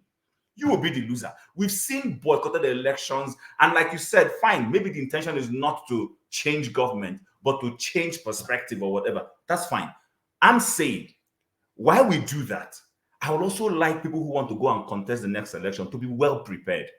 To be well, as in, don't be naive. Don't go there thinking this government is going to go there and allow the INEC to run the election free and fair. They will not do that. What you need to do is, if the INEC procedure says you should have certain number of electoral, what do you call them, who mine the ballot for you, have them, have strong ones. Have your own people who have their own capacity to instill violence, to resist violence. Time's up. Okay, This so thing is not ringing very loud. saying. Yeah, Jack wanted to interject, not more than 30 seconds. Thank you, Forefathers, very much. I need to ask you a question, and I'm not quite sure about how we've rearranged this conversation, but fair enough. I just need to ask you a question, Jim. Can you see in your mind who the players are for 2027 and what they might achieve, given the fact that me and you are not the politicians that you're questioning? Who in the polity right now, as you look out there, who is strong enough to win an election against the paraphernalia of APC? Please. Okay. Because we're just spitting, we're just talking as far as I'm concerned. We're not really looking at the difficulties within this question. We're throwing the question out. We're not looking at what it takes to really ascertain this question. 2027 is what we're talking about. Who in the polity right now can you see can lead a revolutionary win in order to bring Nigeria to where your expectations are? Thank you. So are you done? Should I go ahead now? Yeah, 1 minute.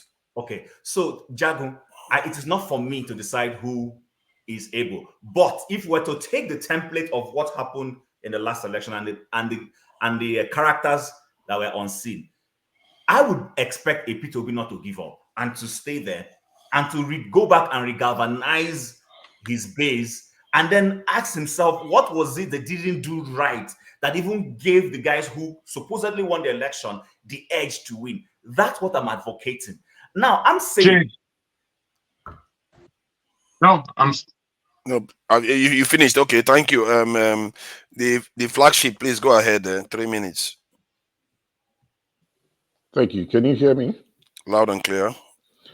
Well, I appreciate everybody's comments and opinions. What I'm looking for is strategic approaches, and we all here have ideas.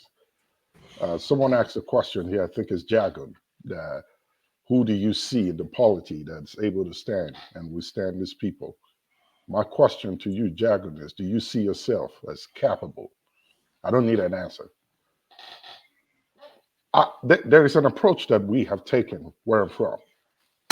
And it's called the principle of engagement.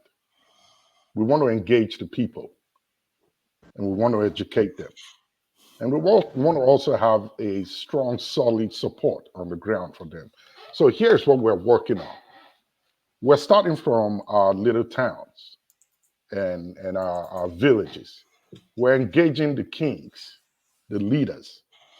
And what we have requested this Christmas, we send gifts to them. Those of us in the diaspora from different parts within our local government. We came together and we put something together. This is for you for Christmas. We greeted him. We're going to come back again. He listened to us. I was opportune to speak with him over the phone from here. Our agenda is this. We want to get our legislators and our reps from our own local government, our own town. We want to sit down with them, and we want to do it with the king present.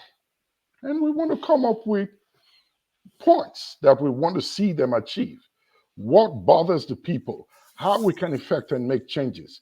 And we're putting a timestamp on it. We meet with you today. When can we meet with you again in 6 months? We want to get feedback from you.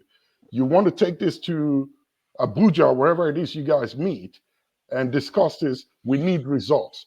So can we meet in 6 months? And if those of us in diaspora, for those who can attend, we'll fly back home and be a part of this meeting. This is just one approach to see how we can demand accountability from our rep members and those that are in government, to see that for everything that has been outlined, the king of the town is there. He's present in the meeting. The legislators are present. We meet in 6 months. We take stock, what has been done, give us feedback from Abuja, wherever it is, and how this affects our people. And we get the people in the community involved in this meeting. One step at a time. We believe we can spread this. If I can do it, you do it, everybody else do it.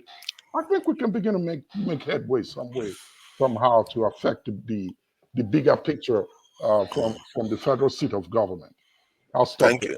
Thank you. It looks like you have a timer in your head, almost 3 minutes sharp. So you know, I was on a panel yesterday where every one of us agreed that we should put our people first before religion. And a Muslim there also said the same thing. 2 Muslims there said the same thing. So I think maybe there will be progress when we start sensitizing our people, because sometimes our people don't just know. Like I think you were the one that gave the example, or somebody gave the example. Ferrari, please go ahead. 3 minutes.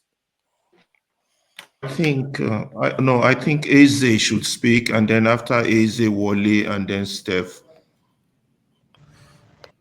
It's going to be messed up. Let's follow. Just follow the order, please. Yeah, I have already speaking, and I won't. Okay. You see your ground. You see your own. Okay, thank you. That's very good. Moderator, forefathers, I'm sorry to can we stop now? You can't. Let him talk, forefather. Don't do that. No, well done, forefather, for taking him out. Don't let him do that. Don't do that. Well done, forefather. Yeah, Jago. Please, Jago, you can go ahead.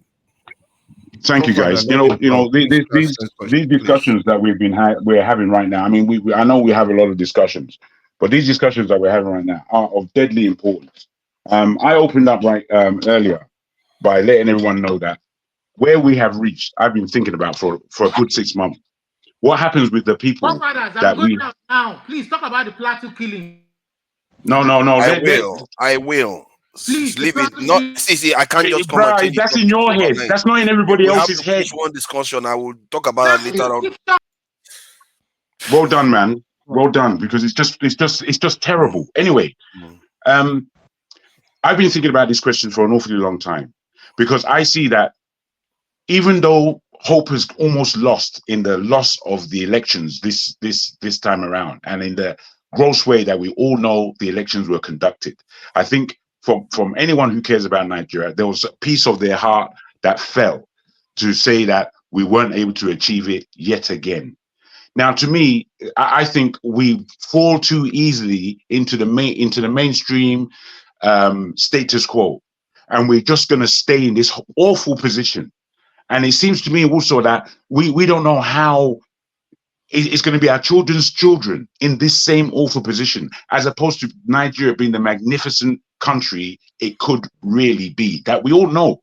Now, given this, and given the fact that the individuals amongst our leadership that we would have some level of value to put some level of value towards, they seem not to be willing to come together. So the question is: a boycott next at the next election a way of strategizing? Because that's what we are looking for, strategies. We're looking for us as a people to bring forth strategies. You asked a question, even though it was rhetoric. Do I think I can be a leader? We're all leaders. Do I think I can run Nigeria? It's not something I've ever wanted to do, to be frank. All I've wanted is for Nigeria to be a workable place so I can live, work, and enjoy. That's what I wanted for Nigeria. However, because of the position that we are all in, if somebody like me somehow, some way become the president of Nigeria, I'll do my very best, is all I can say, to do the real thing that Nigeria needs. Now, there are only a few people that when they speak as politicians, that we know that are you hitting the nail on the head, or are you dealing with the periphery? Are you just another mouthpiece? And the majority of our politicians are simple mouthpieces. Who are the people that can actually do a job is where the question is, and whether or not we, the people, can ascertain some kind of collectiveness that would assist whoever the leader is. I'll leave it there. Thank you. Thank you. Wow, man, it's like everybody has got the clock in their head. Is it, man, precisely 3 hours, 3 minutes. Is it, I apologize for the delay. It's almost like you are so gentlemanly and the people just overlooked you. So please, what do you think about the conversation so far? 3 minutes. You are muted. We can't hear you.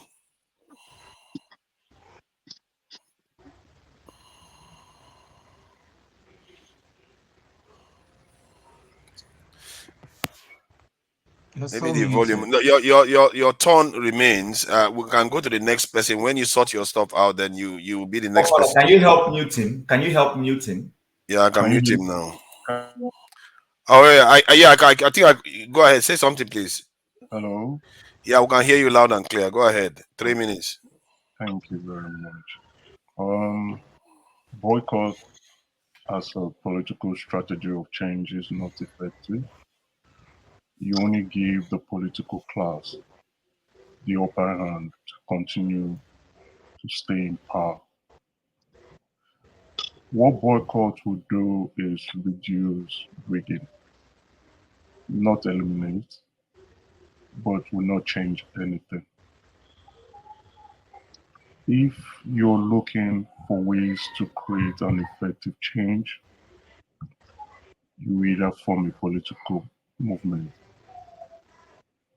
or you join a political party. We can all try to express our grievances with the election results.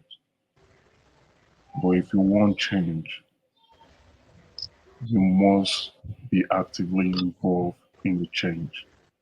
Sitting at home, expressing your grievances wherever you are without participation is good reasons for the political class to continue to do what they want to do. Don't forget, the political class also have members in their political party. If you don't vote, their members will vote. If you don't participate, their members will participate.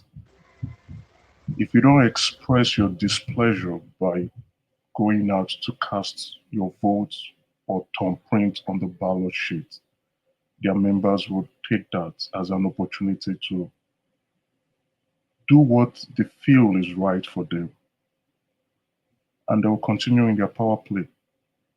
So I don't think boycott is an effective change tool, especially in politics.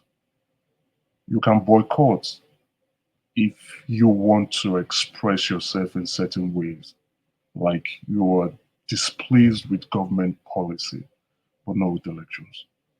That is why INEC would always ask, please participate. But when you don't, you give the political class the room to do what they want to do. What Boycott will do is there are chances to rig, the amount of rigging, the number of people. What's going on around you? It appears there is a rebellion going on. Is everything okay behind you? Please go ahead. It's Christmas.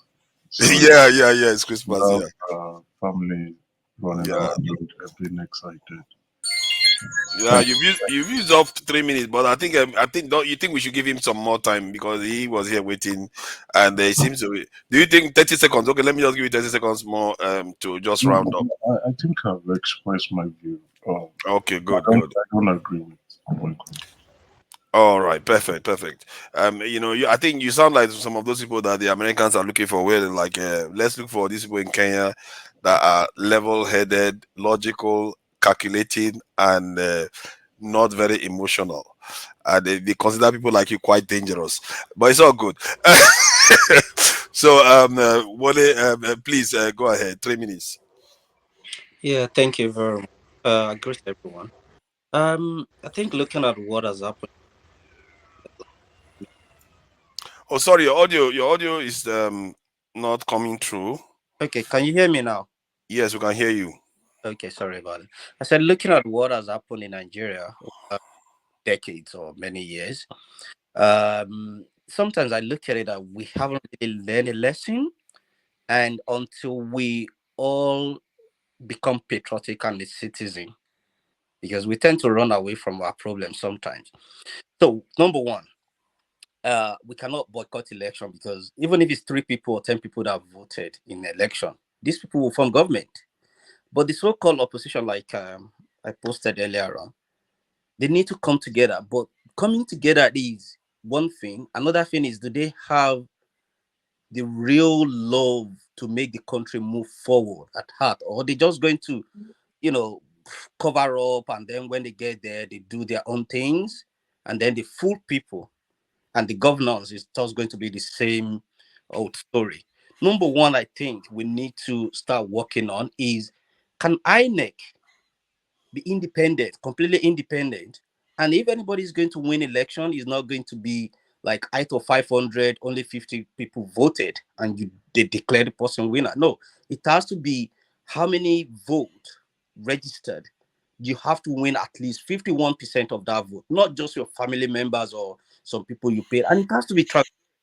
Because with what happened with these 2023 election, it looks like the 2010 Electoral Act or something.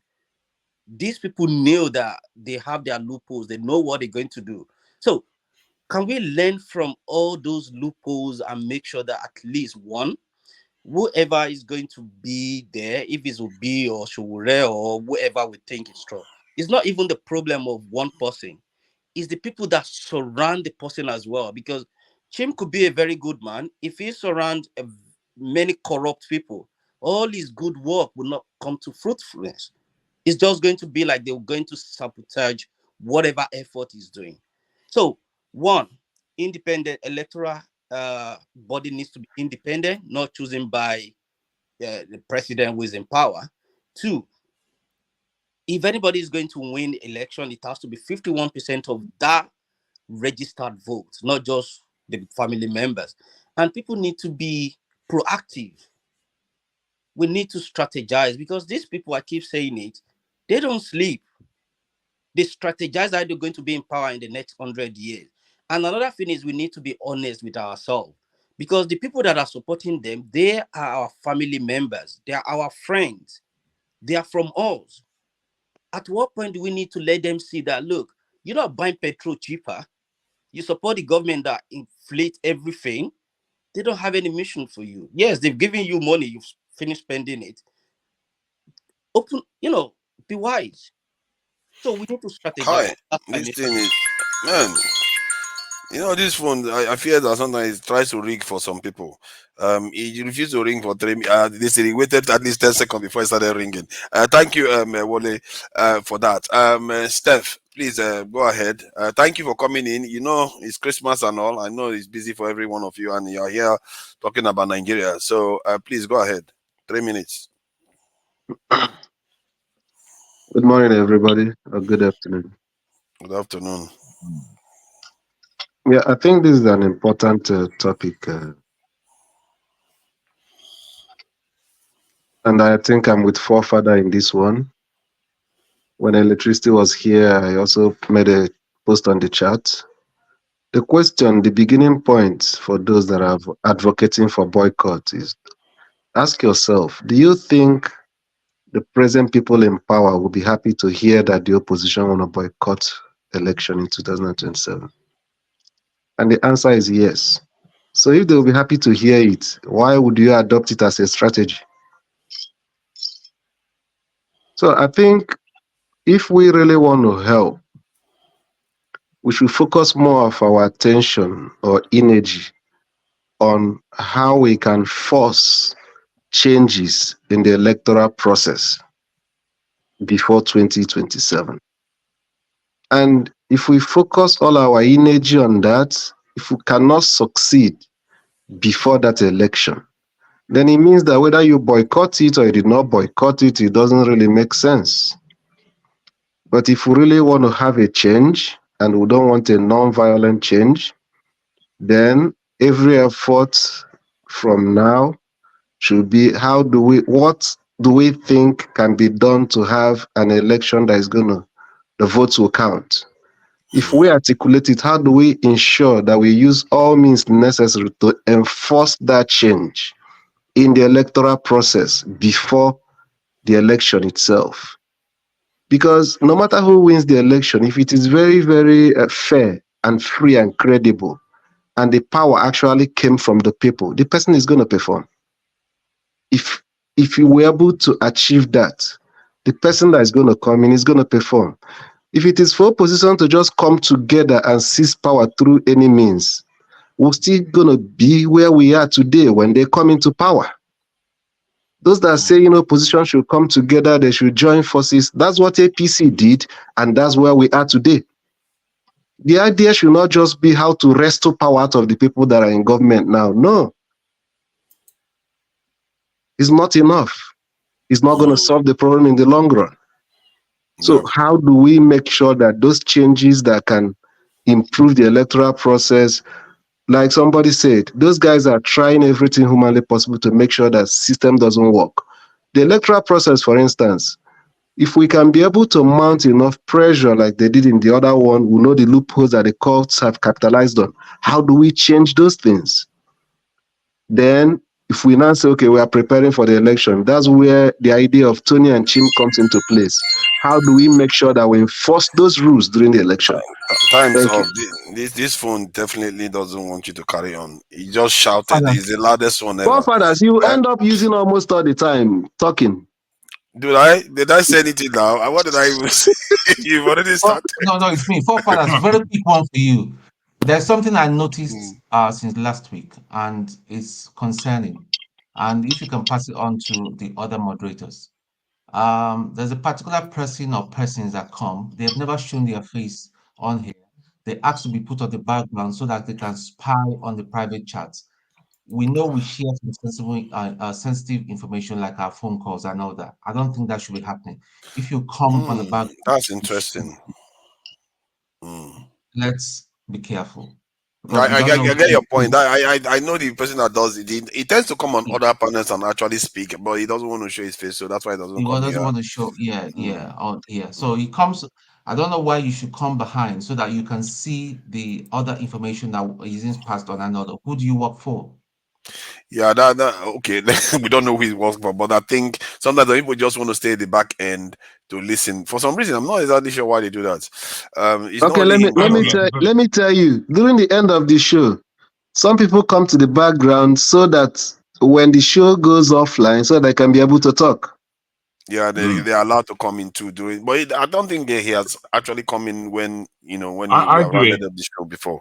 I do it. The only reason I do it is because I can't actually see all of the comments. Diego, I'm not talking about you. This fellow. No, I know. I'm just giving the reason. I know. We don't know him. Yeah, because And me, he's, I do and come from to his the own background conceit, he's sometimes pro. too, No, without he's wanting to talk. pro Tinubu and all that he has said, which is his choice. I've got no problem if you're pro Tinubu or Shetima, Yeah. but come and show your face. That's what we're Yeah, just the saying. point you raise about private information being shared in a private chat and somebody that is not on the panel coming in Yeah, and somebody that you've not been seeing here, if you come to the I background, think please take the person out. it's a valid point, and that's something that anyone should pay attention to. Okay, so what next? I think everybody has spoken well. By and large, it looks like the people that believe in actually leaning forward to make changes is actually the right way to go. The people that have the same ideas have to band together and start doing things. One of my main projects this year or next year that is coming in is to try to create a mechanism to be allowing that to happen. I think what we find is that we have so many dreams, so many ideas. Even Shore, you know, one of the times I heard about Shore was him fighting his own party. They were trying to kick him out of the party, and it's like, Jesus Christ, what kind of system have you put in place that led to this kind of chaos? You are supposed to have a vehicle that is supposed to change the country, not fighting amongst yourself. So, and these things, you have to take your time to lay these things down. It does happen, you know. When you look at history, I do read about other people. You see that over time they have problems, even in the West. The people that want to change their countries, they have problems. Sometimes they split, but they still march in the same direction to change the country. And I think we need to start being very deliberate. Tinubu was one of them. Tinubu himself was one of the people that led the fight for democracy in Nigeria against Abacha. For him, it lasted about 7-8 years before he ended up a governor. So who says the people that start now cannot change the country within 10 years? There's no reason why. And we have more tools than Tinubu ever did. You see what I mean? So I'm going to be involved in the projects to start to enable those sort of things to be able to happen, to facilitate it, so those sort of things can actually happen. People can come together. If they want to put resources together, they can put resources together without worrying about chaos. You know, people running away with your money or all kind of nonsense that keeps happening within some of our community. So we don't want to see those sort of things. We want the purpose of coming together to actually stand a chance to be tested in the field instead of failing because of organizational issues. So I'll leave it at that. So I think there was this other issue that was mentioned about. I think that's what Lumide came to talk about. I'm sure a lot of the people that died in. Sorry, before for that, can I say something else? Right? Yeah, go ahead. I know many of us are itching with new strategies, thought process of ensuring Nigerians' political system is delivered to people of good standing. What I would say is, I think we should kiss 2027 goodbye. Why do I say so? In the news today, the Nigerian Governors Forum are currently in Bodo, Ikoyi, discussing with the president. This shows the weakness of opposition. We are already in 2024. We have just 2 years left. 2025, 2026. And in February of 2027, there will be an election. So we can't count to 2027. A lot of people, including the opposition, or mainly the opposition, has cried foul over the 2003 election. What are they doing? I think at this point, they should have reviewed the lapses of the 2003 election, especially with the real-time upload of electoral results on the IRF server. They should be pressuring lawmakers to include the mandatory use of IRF server to ensure that during every election, the results are uploaded on real-time basis. Unfortunately, the opposition parties are not doing this. I think it's something that they can fight for now. I actually think it should be like a fly by wire system that aircrafts use, where you have three different outputs and inputs, and then all of them do their counting. Then you select which one comes out best. Let's say one of them is faulty, and the result, the number that comes out of that is faulty. You go with the two that is correct, that correlates. If this thing, all of them come out good, you go with all three of them. But if two of them come out terrible, or only one comes out well, chances are that one too could be faulty, but you go with that one. The idea is that you have, like, IREV should be there, the form method that they are using should be there, but there should be another one. You have to have redundant systems to check numbers. Can I just make not a contribution? I've been listening talking from background. about. I want to just make a I contribution am of not. moving in. Don't worry, If you don't mind. I will come to EKJ. Let Eze I am finish not what he was saying. talking about the technology. Mm. Without the law, the technology is useless. Why did INEC scale through with these election results? The court said IREF server is not a collation center. Yeah, that's why it's only one system for counting. That's the problem. You have to have multiple systems, like 3 at least. And the Electoral Act of 2022 allows INEC to manually collate results. There is that gap.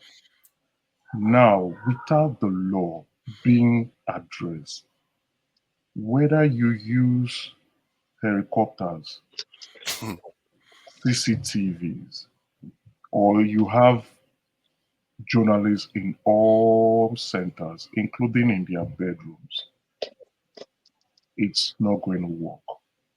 But don't you think that they will pass the law? Now, they would not pass a law that will make them weak politically. This is where the opposition comes in. And I was listening to my dear brother speaking about protest. You can't protest without a reason. Or else Sorry, I get what you are saying, but you I think you said something about we should forget 2027. Maybe there is some truth to what you are saying. And even the law you are talking about, even if they pass that law, even they pass a law that we all love, it still favors them. This is the thing, because it's a capitalist system and the people are richer, they have more resources at their disposal, it still favors them anyway. So if they understand this, they are not going to still feel threatened until you have enough force to challenge their capacity. Concern with Labour Party and PDP was the IREV was not used. If that was their huge concern, why are they not pushing for a mandatory inclusion of the IREV servers in the Electoral Act for 2024 that will come into play either in 2025 for the election in 2027? And if the lawmakers are not willing to sign, then you protest, because it will appear to be an unfair bias and uneven ground. I think you said something that I want to clarify. Did you say that there is a kind of legislation coming through now for 2024? After every election cycle, INEC goes back to review the process. What went wrong? What went bad? What can they do better? If you've been listening in the news, you'll see the chairman of IREC, he has already started constituting that committee. So once they've reviewed the weaknesses, the things that went bad, they would now include it into the new electoral acts that will come in. The push. Can I just please can I do something? I beg you. KJ, you talk. Wait. No. Let me KJ talk. seems to be in a hurry today. I want to talk. Eze, we are going to come back to you I to want to share talk. more information about what you are saying. So I want to talk. KJ, please go ahead. KJ, Thank you. Thank you. And I'll start with the last comment Mr. Eze made. That what you're thinking about has never worked. And it has been done since the day we call INEC. Now it's not INEC, it used to be Nigeria Electoral Commission, NEC, NEC. It never worked. They always review. They never take correction from anybody, not the input made by the local agencies, not the input made by the international agencies, certainly not the input made by sound minds like lawyers and all that who are researching to those things. They never, read my lips, they never take anything into cognizance. They decide themselves. Hey, hold on, sir. Let me talk. Hold on now. You have been talking. Let me talk. You have had the last. Eze, you have your chance. Let him finish. You have your chance. Let me talk. This is what I kept Nigeria where it is, because they keep. It's like that little bird when you are walking towards even when they're playing the field that keeps jumping. You know, you are thinking you're going to catch it. It will jump into the forest. You think you're going to catch it. The next moment, it jumps a little bit. Until it leads you into a forest. That is what the political system has become in Nigeria. Every time they finish their shenanigans, they tell you, make your contribution. We will meet. We'll take a decision. It will be written down. And at the same time, it turns out to be worse than the other one they've gone through. This is the situation we have found ourselves.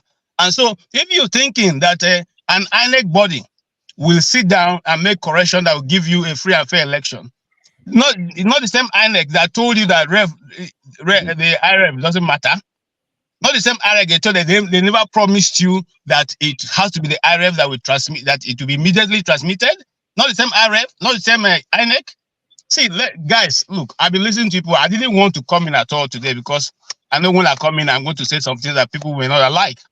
But we keep saying something. Some people even say, okay, forefather, you said boycott never worked because look, there was a time in the Bible they wanted to name John the Baptist. The mother said, let's name him John.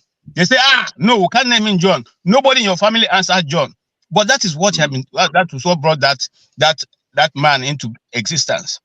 So the thing that it never worked before, because nobody have done it far enough to make it work. So we can actually do it. Do you know that your analogy is wrong? I'm talking, sir. Hold on.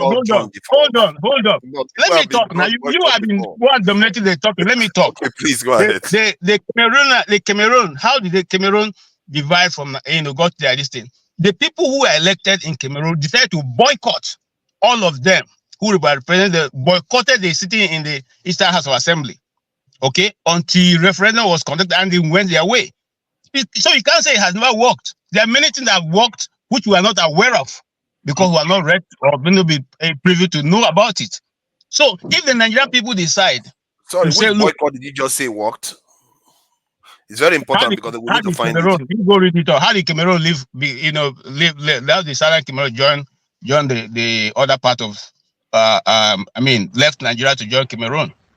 I have a question for KJ. There was a referendum for it. Can I ask KJ? Good. How did they get to that referendum? Because their representative refused to fit in the house. I have not done 3 minutes now, but if you feel like you can have the floor and see, I have not done 3 minutes. I'm looking at my time here. Set it. No, you are okay. Let's use I have never interjected anybody. I have the right to interject. I didn't interject you even when you are saying things I didn't agree with. Short today. We need to let KJ. I'm going to ask a question that relates to you that is very important and everybody should have knowledge. Eze, are you just Emeka? No, I'm not. Okay, thank you. What I'm saying,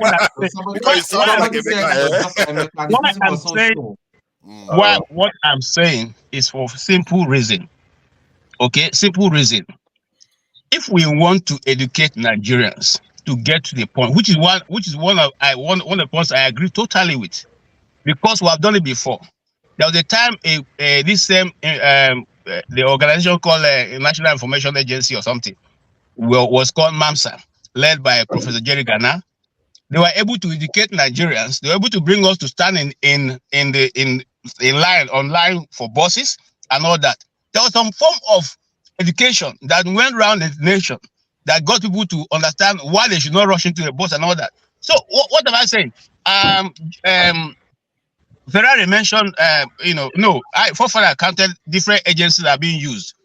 All those agencies have been captured. The media have been captured. The NGOs have been captured.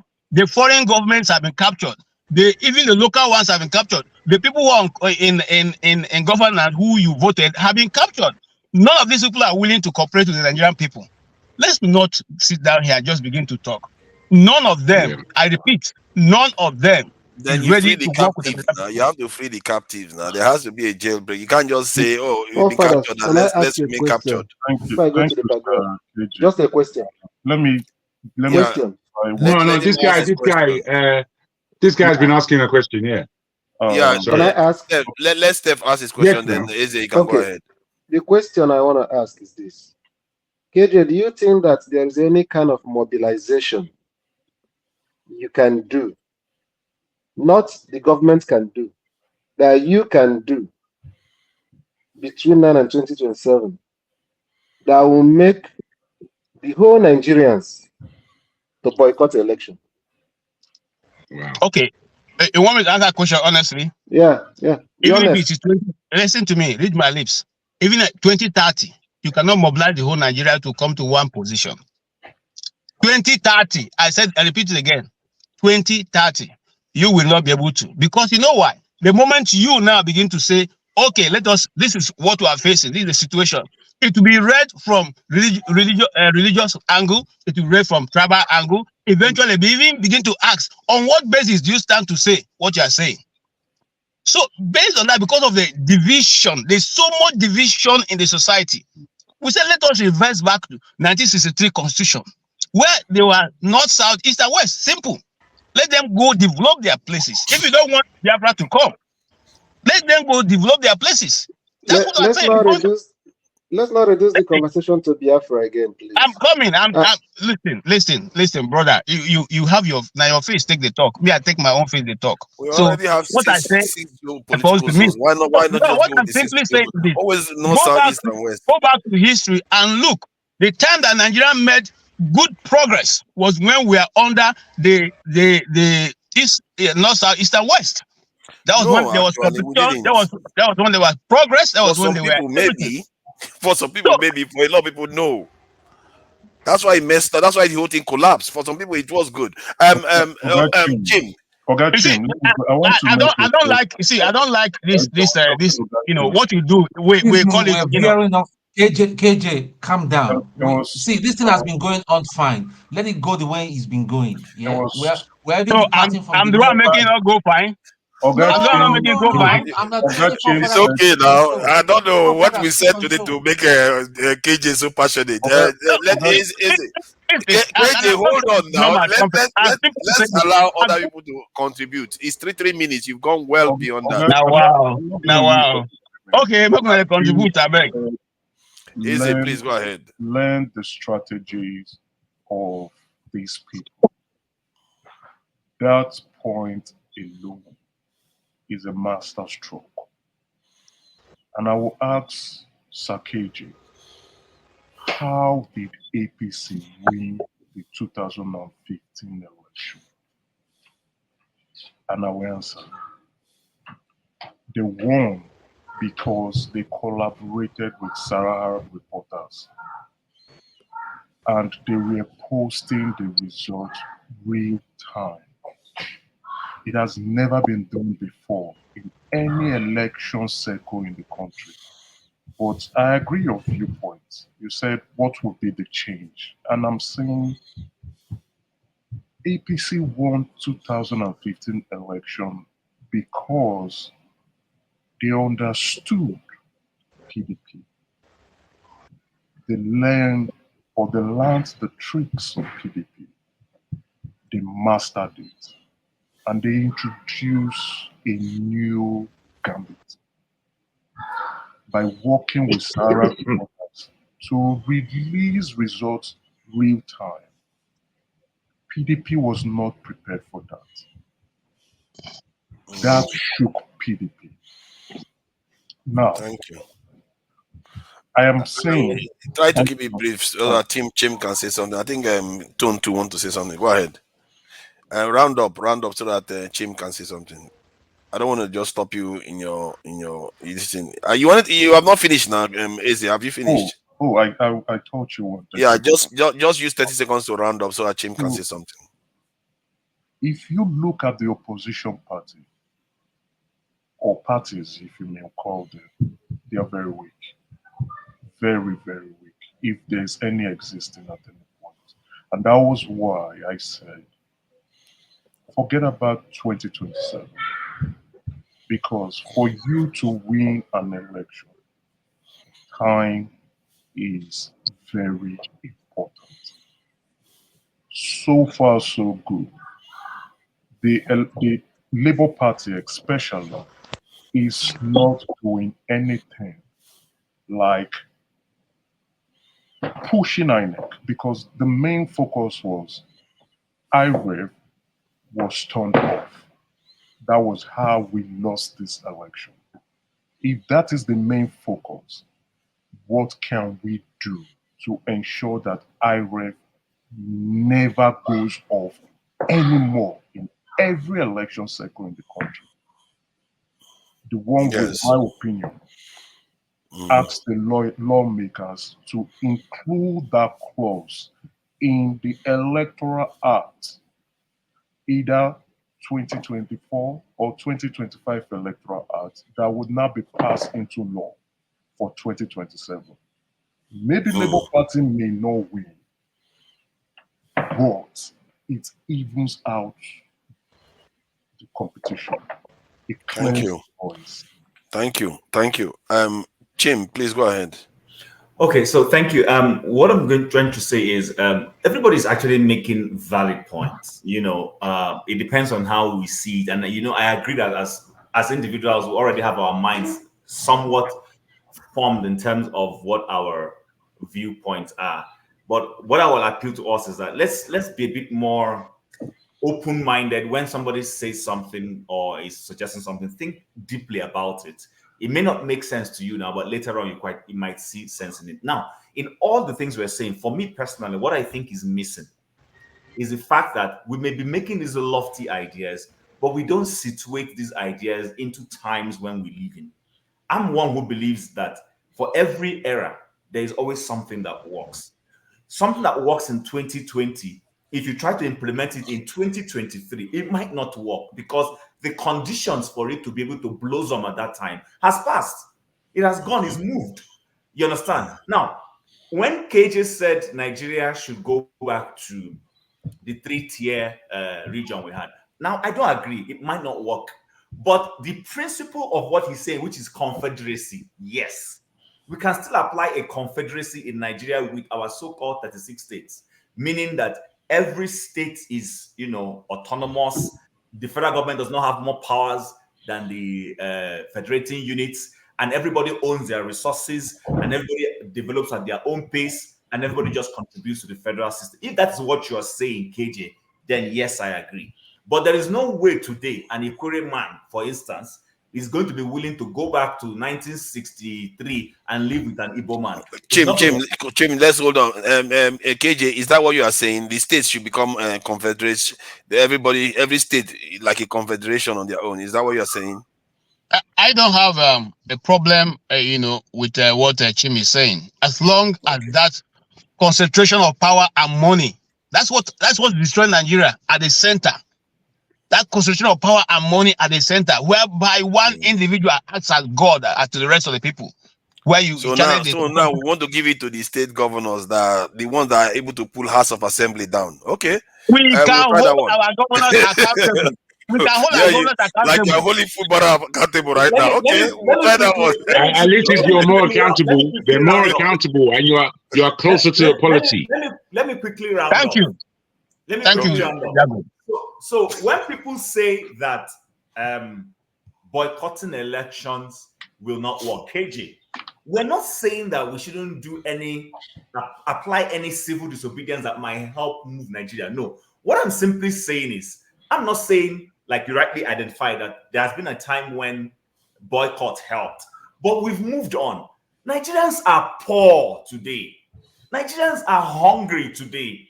Nigerians are more divided, probably even more divided than the Civil War. To be honest with you, you just had that just that we have not done the war like we did in 1966 or whatever. But Nigerians are more divided. So when you bring anything that you might not be able to get a national consensus, it will not work. So for me, I think I align with flagship. Perhaps what people need to start doing, people who are well-meaning, is to start educating our people on, and I've said this before, educating them on the fact that, look, Nigerians, you own the powers. This is how you can go about it, and you can force a government to do what you want and all that. And then I will end by saying, if we have to do the election method, when I keep saying, and Eze has said it, our oppositions need to understand what the ruling power knows. I'm not saying use dagger for dagger. I repeat it again. No. What I'm simply saying is, we know that they rig elections. At the polling units, have your elements that are strong enough to push back, to deter people who want to come and vote, to deter people who will come and make people not vote or whatever. If you don't have that capacity, then forget 2027, forget 2030, 31 or whatever, forget 20 whatever, even into the future, because you know what?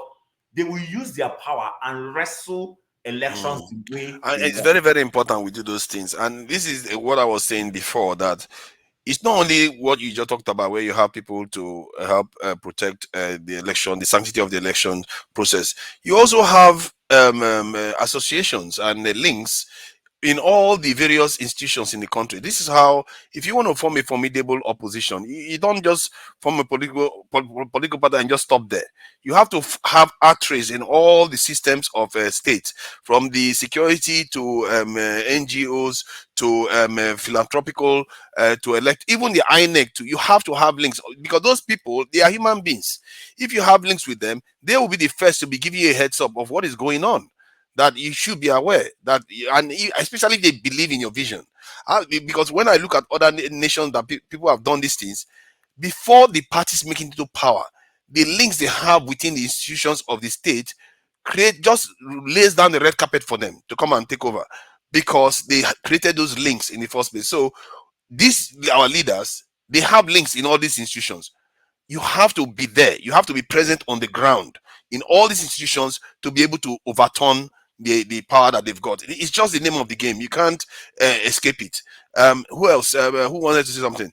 I know KJ doesn't. KJ, you think everything we do is going to fail? It's not going to fail. I'm driving off. I just want to say something to what you said, and I'm not discounting what anybody have said here so far. You guys have great points, but for maybe someone like me, I've actually mixed in this thing and been part of it in so many ways, and we have never been able to scratch the surface. I give you just two quick examples. The student unionism in the universities, they just conducted their election not too long ago. Who was trying to take over the unionist president and all that? Tinubu's son wanted to impose his own candidate. Now, this is how these people are. And remember on this panel, so that we always take note, we said something here that, you see, we are into the days of state capture. And everybody who's going to be anything in the next 10 years, Tinubu is going to have in important positions. And it did happen. Now, if you read the political atmosphere in Nigeria, Tinubu is sad that he didn't win Lagos. Who is now in charge of Lagos? What's going on in Lagos? Tinubu is sad that he didn't win Port Harcourt. Who is in charge of Port Harcourt? What's going on in Port Harcourt? What was his statement to the governor? If you self can't join APC, it will be better. There no need for impeachment. What is going on in Abuja? So I'm saying this. You see, these guys are more. There's no opposition in Nigeria. I don't know how to say it. In 2027, there may not even be an OB in LP, because they are going to make sure whoever is anybody in those places are either taken care of or are in the APC. And I give you my final example.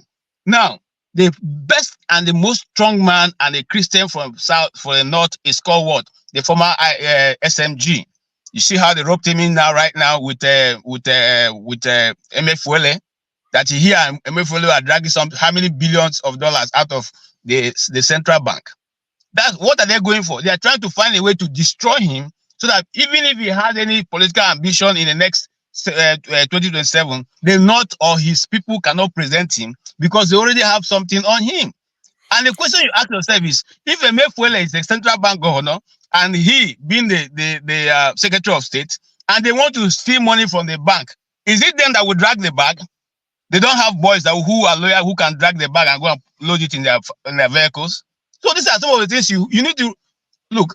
Maybe one day we'll talk about how I think some of the things you are how the saying, media can choose to destroy there you. is some So I will truth lay it in out. them, When you but see if, those news, when you hear those news, you just know that this one is just laid out to try to destroy somebody. That is how the media works. KJ, some of the things you are saying is coming from some of the cynicism that has grown because of the outcomes that we've seen.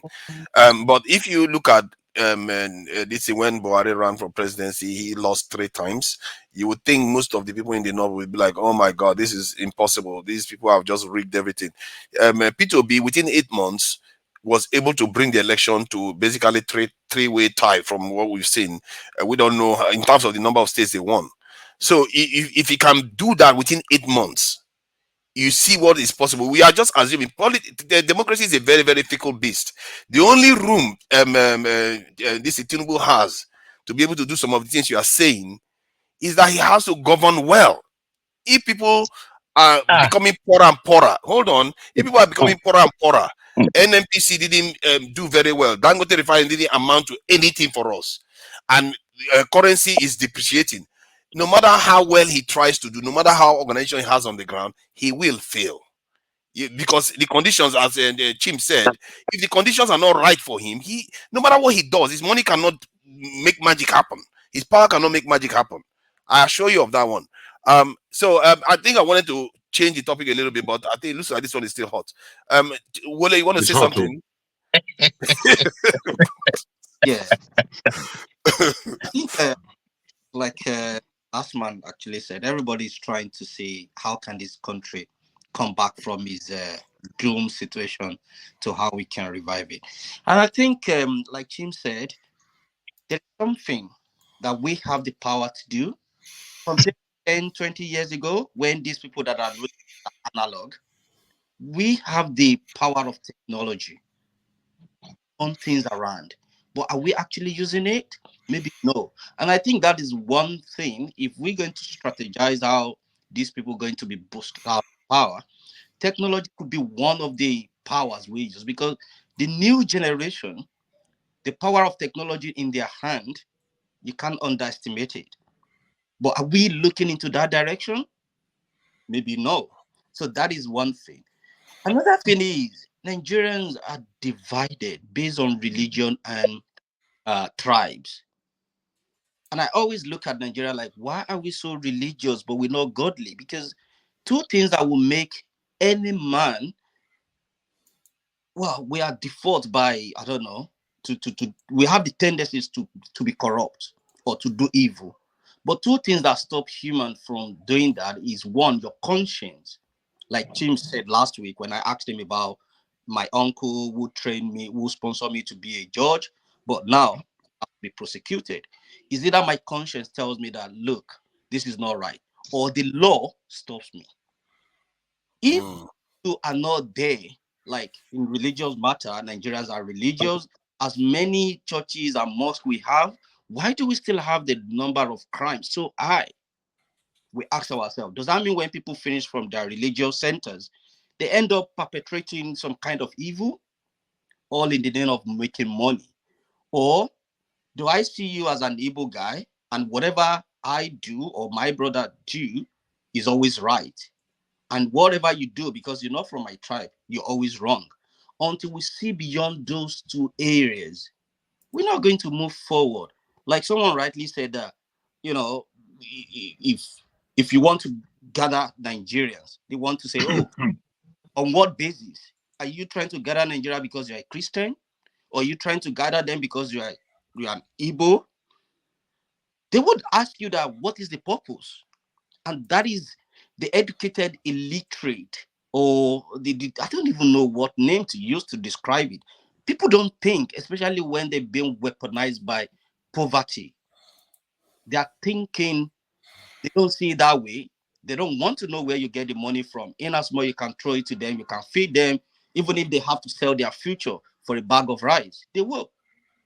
And until we get that mentality back, the mindset change and we're all patriotic, nothing is going to move. I'm sorry. Thank you. We have to get our people to that patriotic mindset. Yeah, Jago, please go ahead so that we Thanks. move This on is to not. This the is Black a Hill more stuff. question rather Yeah. than I'm taking a turn. I wanted to put this to you, forefather. You know, we always lay these examples. We said that Buhari fought 3 times for the presidency, which is very true. And when he came in, he did absolutely nothing for 8 years. So, as an example, we have to understand that we can't just bring that example out without talking about the aftermath of what he left. Now, just as somebody has said here before, that it could be and possibly that when he fought the election the first time, that if he had won, maybe he had more energy as a younger man, maybe he would have had a completely different presidency. We don't know. But what we do know is that he failed. Now, it's been said that where Nigeria is a very dark place. It's an extremely dark place. And somehow we still are looking at the blackness of the light that they are shining, as to trying to position ourselves in the politics of this so-called democracy that we don't have. And this is where I have an ultimate problem, because I don't think we can be speaking about something as reality when it's not real. It's blatantly clear it's not real. So what we do between now and then is of serious importance. And I don't believe that it's going to be anything that Nigeria becoming what it could be and entering into its potential. That script is not written. It hasn't been written. We have to write it. And I need people to really understand this, because I think we waste our time and energy speaking about the lie as though it's the truth. And I don't think we're going to go anywhere like that. I'll leave it there. Thank you.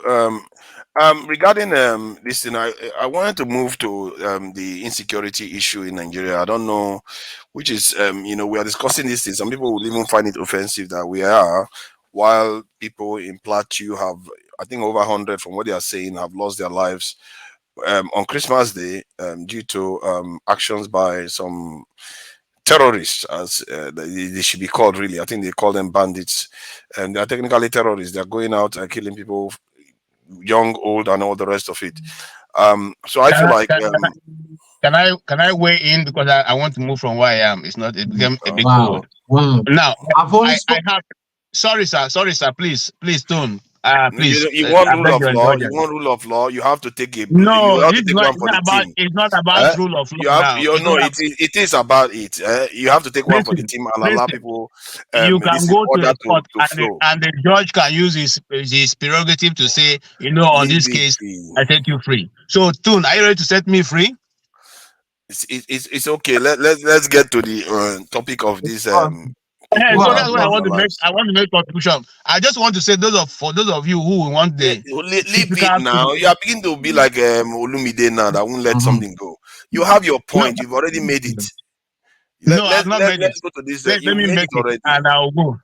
No, I've not made it. no. You allow me to moderate, please, because there are other people here, and there are people that are Bye watching this. bye. Maybe people from Benue or your friend in the Middle Belt area that have lost people.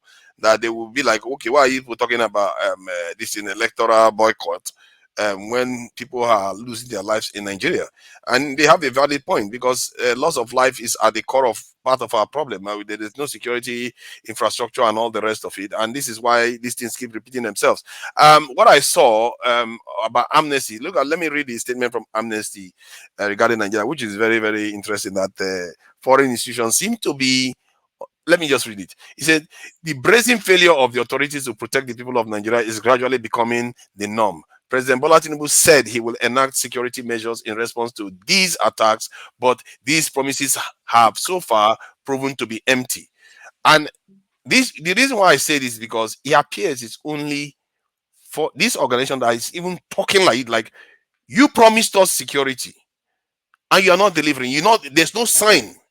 He said he was going to recruit a lot more people into the Nigerian military and everything. He's not done any of them. And nobody is holding him accountable for that. I don't know that we talk about election all the time, but in reality, this is the process that you use to change your country. If you start calling them out on all these things and pressuring them to do the right thing, it doesn't even matter who is in office if you can get your way. If Tinubu is in office, we get everything we want under P2B. What is the use of P2B then? It becomes a third rail. It's not him we are looking for. We are looking to solve the problem. So while somebody's in office, we should do everything in our power to make sure they fulfill what they promised us. That is our right to do. Why is it Amnesty that is doing it? Why is it not this in Nigerian institutions or Nigerians actually calling out for this? Somebody said about Mohbad. When Mohbad died, Nigerians came out to protest. But 100 and something dies. Nobody cares. 100 and something women and children get kidnapped. That Nobody is where cares. I wanted to come in so that I will have helped you with the statement I'm making now. Okay, people have come out to say all kinds. People have marched and protested in the streets in Plateau State. Nothing will come out of it. I have a picture, video evidence of it fully on the same day that this happened. Even the people some of them who were shot, their babies are back in, we are still alive, and we are lying with the cuffs until people came to rescue them. This is how bad it were. And despite every other thing that the people of Plateau have done, they don't seem to be getting any results. Is it surprising? No. Is it expected? Yes. Is more going to come? Yes. Because nothing, even up as I speak to you now, nothing has been done and nothing has been said. Nobody has gone to visit them. Nothing. No. I mean, when I say nobody has gone to visit them, no government position have been taken concerning what is going on in Plateau. And it's just a little, and it's not. It's the way over. this lady. It's over 200 people. Please don't say it is 100 and something. It's over 200 people. I have to go with the reports that I see. I can't just add You see, now you're going with the report. The same media that have been what do you telling want me you to things do now? You want me to say it's 500 people when there's no clear evidence for it? Do I look like I'm there in is the clear evidence. I just told you now. I have videos. If you want me for that, I can post it to you. Send me the please send me the link. I will use that, and if you have it, I don't mind. I will check it. And because I also saw something on Arise TV today, which I wish the Arise people were doing a little bit more, because the lady was really furious, and this kind of stuff we need to be seeing. Because how can people be losing their lives? And we just take it like one of those things.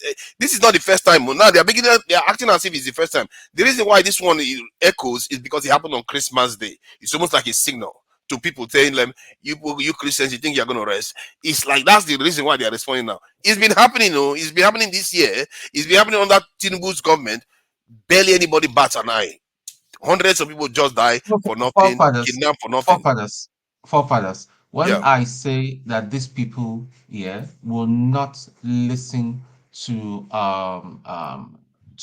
banter, it's only force. It will be as if I'm advocating for a coup or anything. These people don't care, and again, the people of the middle belt are not even helping themselves. Okay, I don't want to mention his name because he's not here, because I'm sure he's going to jump on later if this broadcast goes into later in the night. He's the same person that will come here and bash the obedience and bash Nnamdi Kanu, but yet his people are being slaughtered. Nnamdi Kanu and Obi are all fighting for a better Nigeria so that this sort of irresponsible behavior will stop. And yet he will come here and stand and be talking from both sides of the mouth. Why will it not continue? They will continue. See, they will continue to slaughter them until they get sense. I know it sounds terrible. They will continue to slaughter them until they get sense. Until people will arise and say, listen, we've got to stand up for the truth, not because of religion. When people are still coming even on this platform, they will bear Yoruba name. But whereas they are Hausa or people will bear Igbo name and all that, and they're pushing about one Nigeria and all that. This is bullshit. What do you mean? People bearing Igbo name should not push about one Nigeria? Pushing about one Nigeria in a positive manner. I mean, telling us that Tinubu is the rightful president. That is the most wicked thing to say. Yeah, but somehow the way it came across was that you are saying an Igbo person cannot push for one Nigeria. That seemed like a kind of blanket statement. That's why I thought I should address that, though. I get what you are saying, and there's an element of people getting frustrated, like you are frustrated that okay, let's let them suffer until when it hits them, they will. But I don't think that will Like work. I said at the beginning of this broadcast, what I said simply, because we're talking about boycott, it will not work. What I said simply that so far we have tribalism.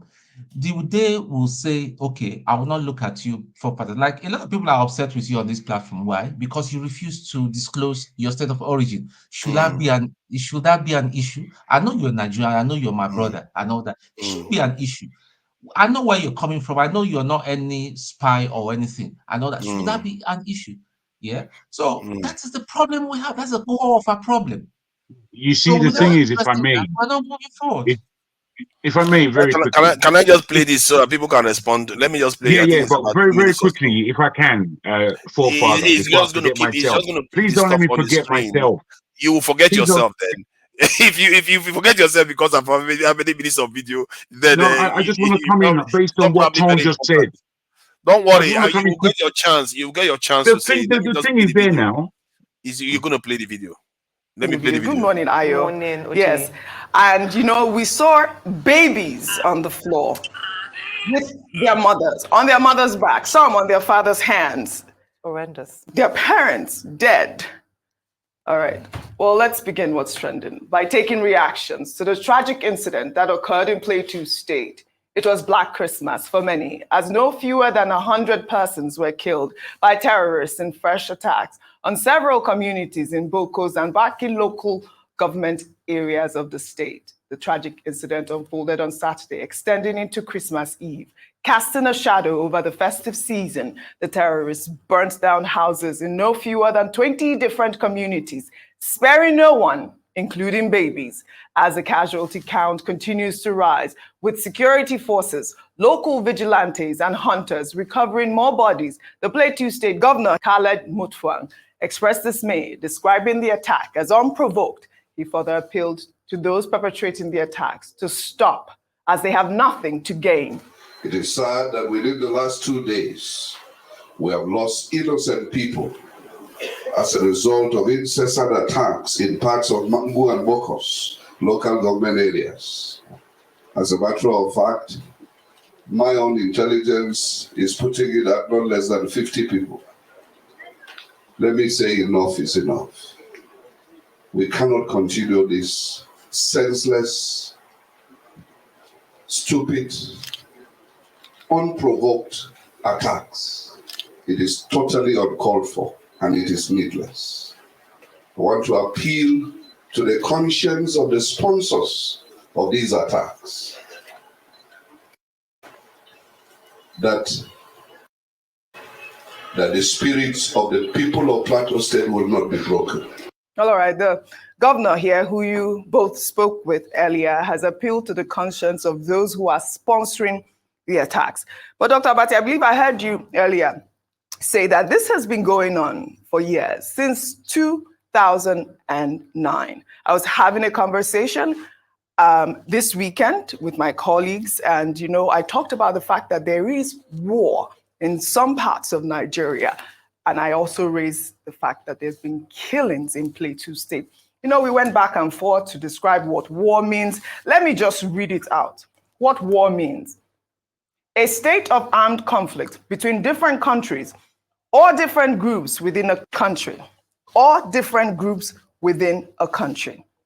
You use the term bandits, Dr. Abati. I want to use the term terrorists because this is what has been approved. These people are not bandits. They are terrorists. Let me take some tweets. This is from Pastor Okezie. When will there be lasting peace in Plateau State, Nigeria? Image 1. During President Olusegun Obasanjo's tenure, more than 200 innocent souls were massacred in a single night. Image 2. During late President Yar'Adua's tenure, more than 150 innocent souls were killed. Image 3. During President Goodluck Ebele Jonathan's tenure, same senseless and barbaric killings in the same state. Image 4. Former President Muhammadu Buhari's tenure wasn't spared in the wanton and senseless massacre. It went further to write, Dear President Bola Ahmed Tinubu, the recent wanton killing of innocent souls shouldn't be swept under the carpet like in other presidents' tenure. their Nigerian army, DSS, police, Nigerian Air Force, your men should be up and doing to forestall a reoccurrence. This is from a concerned and patriotic Nigerian. Then let me take another tweet here. This person wrote, the federal government cannot help play two-state governor, Khaled Mutfwang, must know this and learn from Kaduna and Katsina states. With an improved revenue, I see no reason why he hasn't employed and armed at least 5,000 civilian joint task force officers to curb this genocide. Ayo, this is almost what I want to describe it as, genocide, because this was a well-coordinated attack, and they chose Christmas Day. What is Christmas? What does Christmas mean?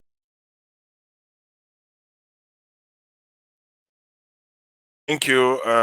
You see, this is I just to start with the fact that they are calling it Black Christmas is not a very good this thing. That we have so many issues, it's so deep, and you know, just but you can see the passion of the lady. She's really frustrated that this stuff just keeps going on, and this sort of thing it will keep happening until our people realize that.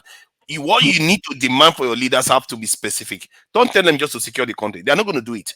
They're going to tell you that they're doing synergy. They are doing these tactics. It's not going to work.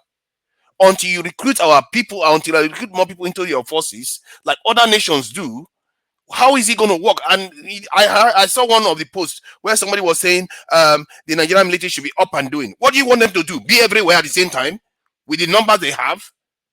They're not going to be anywhere. They cannot do the job. You can't. If you hire only someone like me to go and protect a ShopRite supermarket, how am I supposed to do it? Fathers, can I weigh in? At the same time. Can I weigh in? I guess this is you are the one that raised this topic earlier on. Go ahead. Okay. See, Forefather, I was just about to speak before you played that. Okay. Be fair, Jago wanted to say something before. Hold on. Jesus. See, try to be generous for once now. Olumide, stop, Jago, please go ahead. Olumide, come on, man. Stop this Jaguda attitude. Accuse people. Jago, please go ahead. You see, so I know that you're passionate about this security thing and it's on your mind. It's not that I've forgotten what I had to say. I do know what I had to say. You see, the whole issue of this, both religion and tribal differences that we have. I don't know why we think it's ever going to stop in a country called Nigeria. It's never going to stop. And I don't say that it's never going to come to a point where we understand each other a lot better. But I will not ask an Igbo man not to be proud that he's Igbo. I will not ask a Hausa man not to be proud that he's Hausa. And I think us going down that line is a waste of our energy. We know the game. We know they're going to use tribalism and religion to play with us. But really, we have to grow up. We, the people, have to grow up from that. And in growing up from that, it doesn't mean that we throw away who we are. What it is that you see, in the Christian West, the way they talk about Islam, you know, Islam is a good 600 years younger than Christianity. And apart from that, what Islam has gone through, Christianity has gone through all these periods that Islam has gone through. But because Christianity and the Christian West, as it were, has come to a point where they are mature within their faith, they think that everybody is playing against the same timing. And that's not how the world works. So as the Christian West now cannot start to belligerently speak about the Islamic world, knowing that they are a lot more sensitive to issues of their faith than Christianity is. Now, this is the same position that we found ourselves in Nigeria, where we don't all grow at the same pace. Now, in the fact that we don't all grow at the same pace is what is most important. And that is what we need to look at. You see, the Nigeria was dragged back because of the miseducation or the lack of education in the north. So we waited for them and we diced up the education to the point of spoiling it in order to encourage them along the same level. That was not what to do. What there was to do is for the educated South to become as speedily educated as they were being. How does that secure the country, though? No, you see, I'm not talking about securing the country because whilst I know it's of utmost importance, you see, securing our country against ourselves, because we don't really have any enemies as such, apart from the Great West, who would like to play with us. The only enemies we have are all within. The security that we need is basically to love ourselves, basically. I mean, I can put it in all kind of different ways, and other people will put it in better ways than I. But basically, the initial security that we, the Nigerian people, need is the love between brother and brother. And if that's not happening, then we're just fooling ourselves again. This is why we can't look at things. I keep saying these things. We can't look at things in the way that But that is Westerners not a look recipe at for, things. because there's always going to be somebody that doesn't show love. There's always going to be there. That's why you have No. rules, you have security forces in place. So we I can't appreciate all this. based on love. You have to create No, allows that. I'm just talking at the base level. You see, at the Yes. base level, we've got to have an understanding between ourselves that we are brothers and we are fighting on the same side. Fundamentally, we're fighting on the same side. So we can't really afford to do damage to ourselves. You know, the security issue, as I said, it's a big question. There's food, there's all levels of security, as we know. Cyber security, doesn't matter what you're talking about. Security is important. I give it to you. But I'm saying to you, what it is that we are warring against, we are continually failing by basically having such a Western mind. The way we articulate critical questions are too favored or are too steeped in a Western thinking. These are not I the agree only with that. Look at how paradigm. they call that the black This is not the only Christmas. Like paradigm for everything black. critical You thinking. forget we are called black people. You're calling everything black that is evil. Then she looks like an Indian lady. But I like her point. But you know, some of all this the brainwashing that is happening to us is so deep that we don't It's even deep. know what we are doing to ourselves. And but Which is the why we have to fundamentals. really What for me, really I feel very passionately about this one because I've looked at many nations. I keep saying it. When you do your deductive reasoning of many nations at the core of it, we've not fixed one. It's really simple to fix when you think about it. No, it's Just true. recruit people. This Just is recruit why. them. This is why when It's we not are that hard. asking, when we are therefore answering questions like we have for the past 4 hours or so, we really have to think critically, because what it is that there's a history of this. We have a history there of it. We cannot forget yesterday. Sometimes we're speaking today, and it's like yesterday didn't take place. Yesterday took place. We know all this litany of Oh my God. aggressive things have happened upon our person. So with that, what do we do?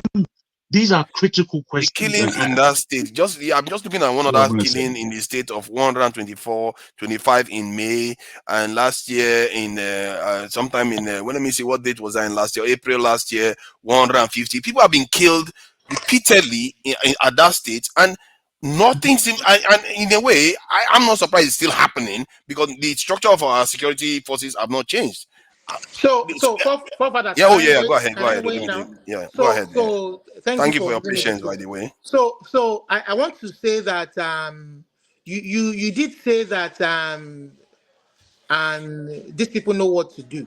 Now, if you watch the full video of the governor's speech addressing the deadly attack, he said that he knew that there were sponsors behind the attack. So the governor kind of alluded to the fact that they knew those who were behind it. So even if they don't have the security numbers to protect the people, why doesn't he provide intelligence so that they go after the supposedly sponsors or people who are behind it and begin to investigate? So, but be that as it may, this is nothing but systematic ethnic cleansing, genocide. Because the people who are being targeted are the indigenous people of Plateau State. We have seen this time and time again, like you said. And this has occurred also in Benue, in the Middle Belt. You understand? In that axis, and we seem to have an inkling of who are those behind it.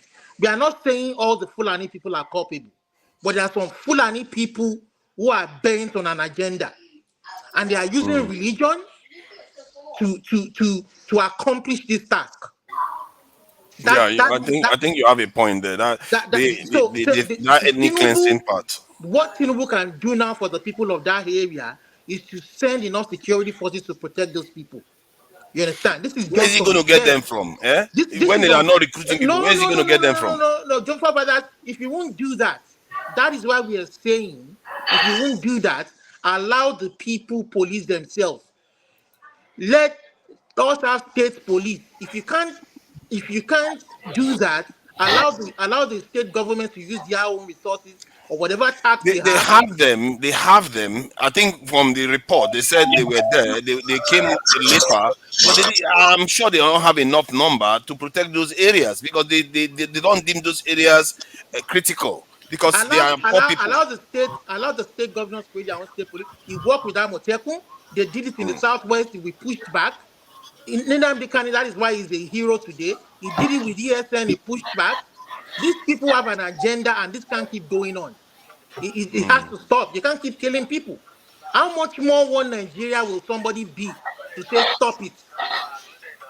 If we talk about our own tribe, if we talk about the problems affecting Obama, we say we don't talk about it. Oh, we are this, we are that. If we talk about the problem affecting Digboman, we are this, we are that. Look at these people. I don't even see any middle belt man or any plateau person or I saw just for the first time in my life, I saw one on my Egu program yesterday.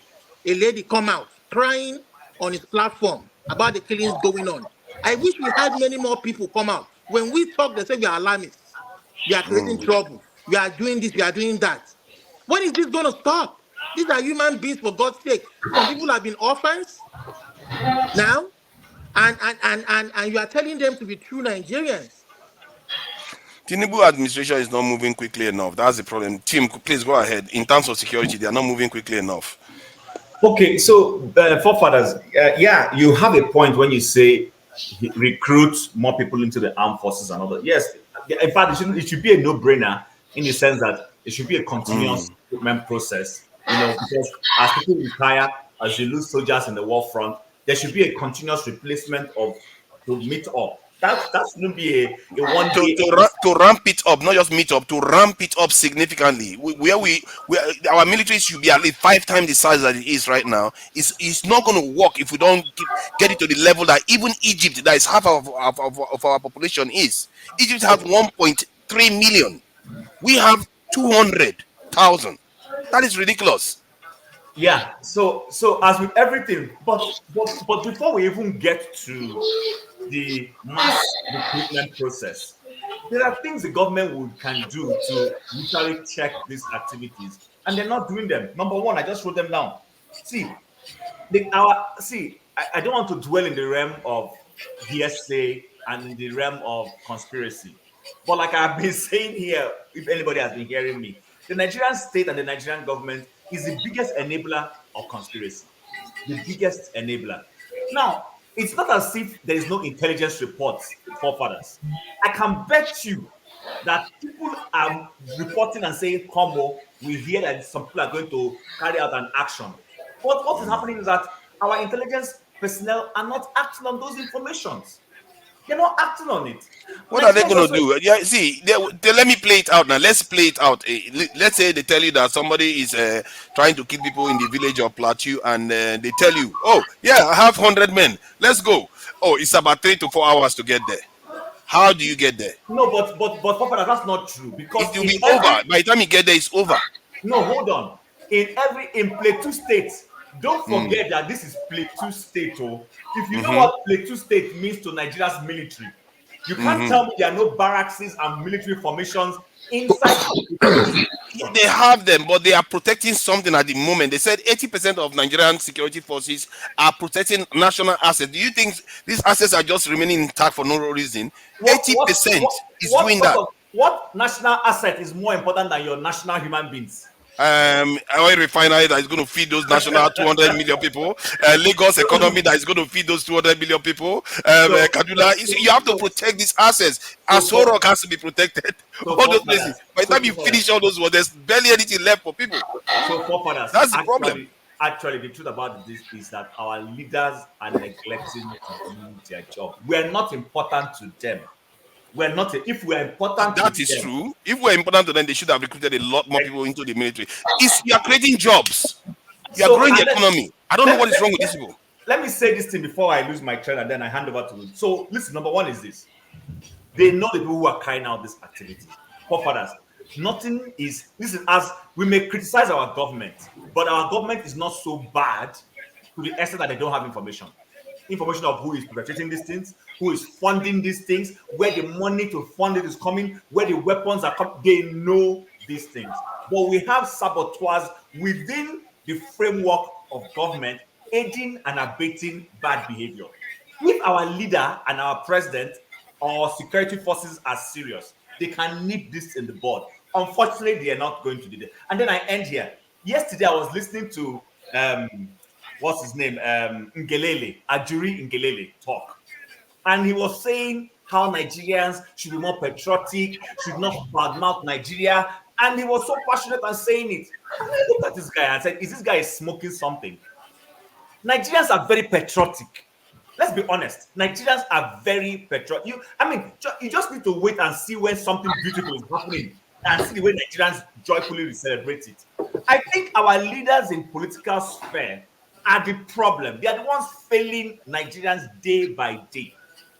Because we know that insurgency in Nigeria during celebrations, Christmas, Ramadan, these guys always act. If you remember a few years ago, the bombing in Suleja or Mararaba, it was Christmas Day like this. So during Christmas, I expect our government to be able to heighten security situation, to be able to nip some of these things in the bud or be a deterrent.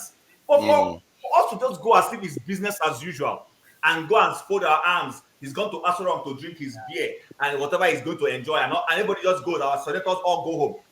This is pure negligence, and I think it's very unforgiving. Yeah, thank you. Okay, can I just weigh in? Can I just weigh in? Can I just weigh in? So I want to continue from where Chim stopped, please. Can I just weigh in? Now, Eze wants to say like something. what? Say, KJ, Please, you already said something about I this. wanted to say, please. KJ, hold on now. Yeah, Flagship and Eze should say something. Then KJ, you have the first page to say something about this. Flagship, please go ahead. Thank you very much. You know, it is amazing and alarming at the same time to see that these things happen and we seem to have the counts only of the deaths, the innocent citizens who are killed. And there is no count of any death or capture of any of these perpetrators. It is apparent that I thought the Nigerian security force was about 300,000, but based on what forefathers just said, it's about 200,000. And they all seem to be, quote unquote, sent to protect national interests or facilities when the people are there that need the protection. The government will not do it. The federal or state governments will not do it. They're not going to recruit anybody, even if they will. The remunerations for them, it's not convincing enough for anybody to go sign up and want to join and be a part of this. The best solution at this point that I think is self-defense. The people need to be taught self-defense. Every household. I believe there are citizens from Benue and Plateau where this thing seems to be occurring the most who are inclined. There are many ways to do it. I'm not going to say what I have here, but if the people arm themselves, when I say arm themselves, I'm not talking of weapons. Are you serious in Nigeria? Listen, not guns. Every quarrel in Nigeria will be settled with arms. I'm not talking of guns, forefathers. Hear me out. Okay. The people need to be trained on self-defense. By the time 10 or 20 of these people are taken out, when the attack starts, they will be forced to recalculate and go back and rethink their strategies. It's enough to hear that they come and take out 100 people. It's sad. And lastly, I'm amazed at the deafening silence of the West on Nigerian killings, that these things are not brought to light. So the whole world would see and know and hear about it. 10 people in Czech last week or thereabout were victims of some sort of assault. And it was breaking news on my TV almost all day. We have over 100 killed in Nigeria, and you don't hear about it. There's the BBC in Nigeria, there is CNN in Nigeria, there is Fox, MSNBC, and the rest of them. Why are they not talking But about are it? you surprised though when we are looking at about 21,000 dead Palestinians? They don't care. See, we are the one that worry that they care about human lives. We should be worrying about ourselves. These people don't care about human life loss. It's when it favors them that's when they talk. If if none of their business, they will just leave us alone to be killing ourselves. We should be Absolutely. demanding our people secure ourselves so that our people are not just losing their lives needlessly. So please go ahead. Except you're So, finished, then Ezek can go. well, I say this again. We have to train these citizens to defend themselves. There are many ways to do it, and which will may not 100% put a stop to this nonsense, but to a great extent will stop it and refrain these guys from committing these heinous acts. And I know they are not Nigerian citizens. You will not tell me that the people who do these are Nigerian citizens. Of course, sponsored by Nigerians and those in government, we all know that. But we have to get to that point where self-defense for every home needs to be taught.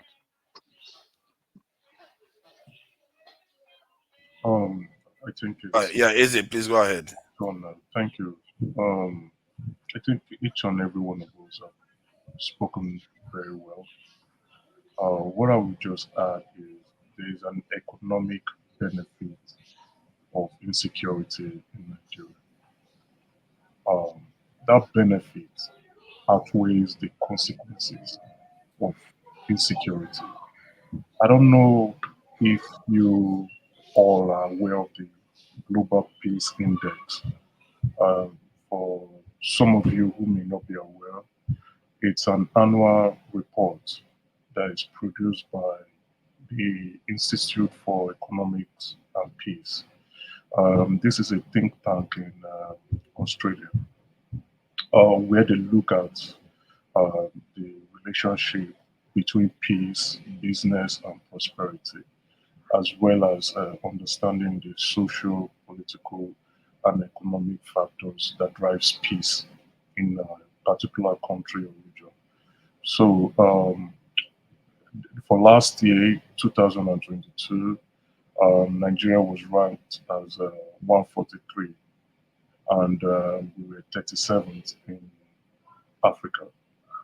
This year, we remained 37th in Africa and moved down to 144. What's really staggering here in this report is that the economic cost for violence, that's the direct and indirect cost for violence for Nigeria, was estimated at $120 billion. What it shows is when you're looking at the direct cost, the loss of lives, properties, uh, as well as the loss of opportunities or businesses. And then the indirect cost is you fixing everything all back together again. It's a profitable business. And like I think forefathers have said, our military considers national asset more important than the lives of Nigerians.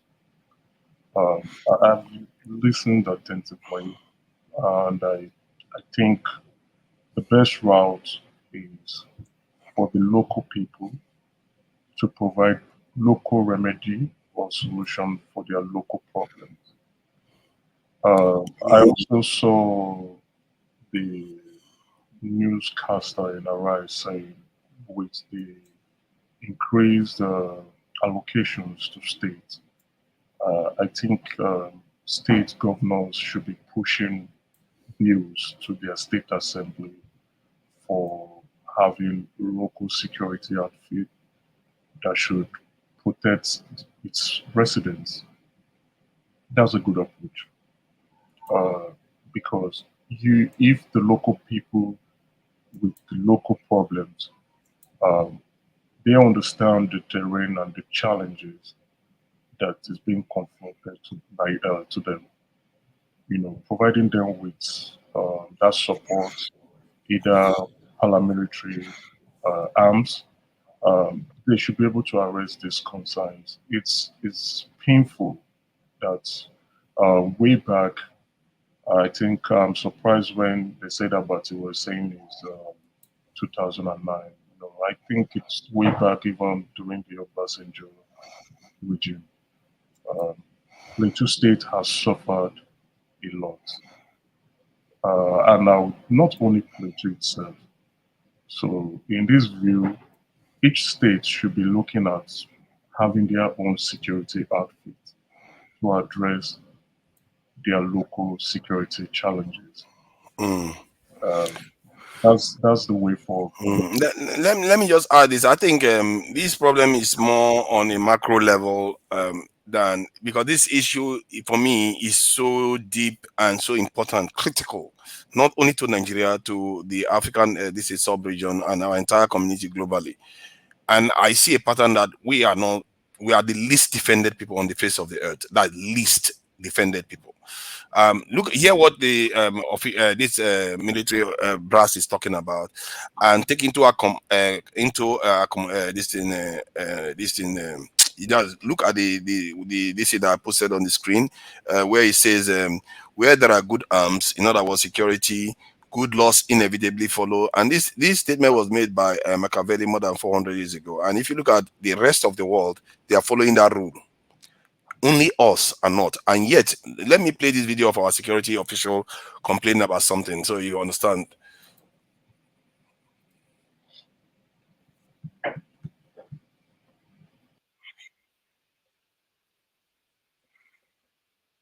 Forefathers, the audio is not coming out. Though. Sorry about that. Don't mind me. Sorry, I went and muted it when I was pulling it out. Let me just go back a bit. Sorry about that. Let me make it louder too. All right. Arrest, the person is released. We have the issue in the South.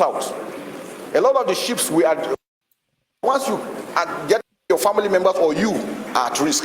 So it gets to a stage where the security forces are not even willing to do it, because once you get an arrest, the person is released. We have the issue in the South. A lot of the ships we are, the other ship that was arrested 10 years ago. It was arrested, it was handed over. The ship went and changed its name, changed its color, and came back again. 10 years later, we arrested the same ship. And by the time you hand over the ship, before you know it, it's released. Inspector General of Police Kayode Ebetokun expresses concern over the paucity of funds, which he says has led to the poor manpower, training of personnel, and welfare for personnel. A police force that has been battered. A police force that has suffered serious neglect over the past few years.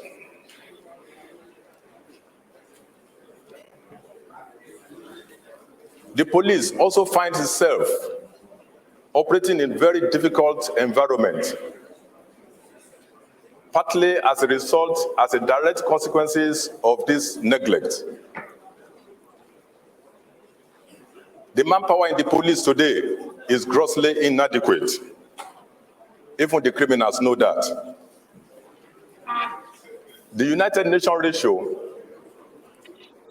of 1 to 400 is not attainable in Nigeria as of today, because the ratio in Nigeria is 1 to 1,000, which suggests that we have to double the manpower in the police and over. We have also realized that the magic wand to addressing security challenges, good governance. Anywhere you have good governance, security goes down, insecurity goes down. Why I allowed him to come back and say this again. He forgets, he doesn't know that he is at the tip of the spear. He's talking about good governance. He is at the tip of the spear. He should be arguing that the security, this is the chief of defense staff saying this. Is, in other words, saying the politicians should be at the forefront. Look at the statement that I've just put on the screen, that maybe all the other countries are following. He forgets that himself is at the tip of the spear, that should be arguing that we need to secure this country so that our people can come and invest. Our people cannot be killed like in Plateau today. All this knowledge should not be happening. Instead of complaining that civilians should do it for you. That is what he should be addressing. And I don't know. This is why I talk about this stuff, because sometimes the way we understand things is so flawed. I don't know how that happens. I really am happy with the way the police officer, the head of police, spoke, because he literally said we don't have the manpower, and the criminals know that. And this he reeled out the statistics that the UN requires, and we are not even close. Most nations are not even like that by the UN. They are even better than you. UN is minimum is 400 to 1. We are doing 1,000 to 1. Most nations are not like that. Go ahead. Forefathers, see, I want to, with regards to what the Inspector General of Police said, perhaps one of the solutions is to devolve power to the states to set their own state police force. They can use their own internally generated revenue to pay their staff. This is that the type, there's no better time than for state police to start operating now. They should have more. See, whether state police or not, they should recruit more into securing the entire country. Well, the federal government, if the federal government is saying they don't have enough revenue to do that, allow they the states. They do. They just don't want to spend it on the security forces. I think allowing the states will help complement their effort too. That's one, and provide proper security, adequate security for the people. Then two, see, that is why everything circles back to the basics of our democracy. The security we are talking about circles back to what you guys have been saying all morning. How do we allow the people's vote to count? It belies every logical reasoning that all this insecurity will go on in the middle belt and some parts of the north, and APC will go on to claim victory in the elections. Where does that happen? The next election will come and they will say that APC won Jos, APC won Benue with all the killings going on.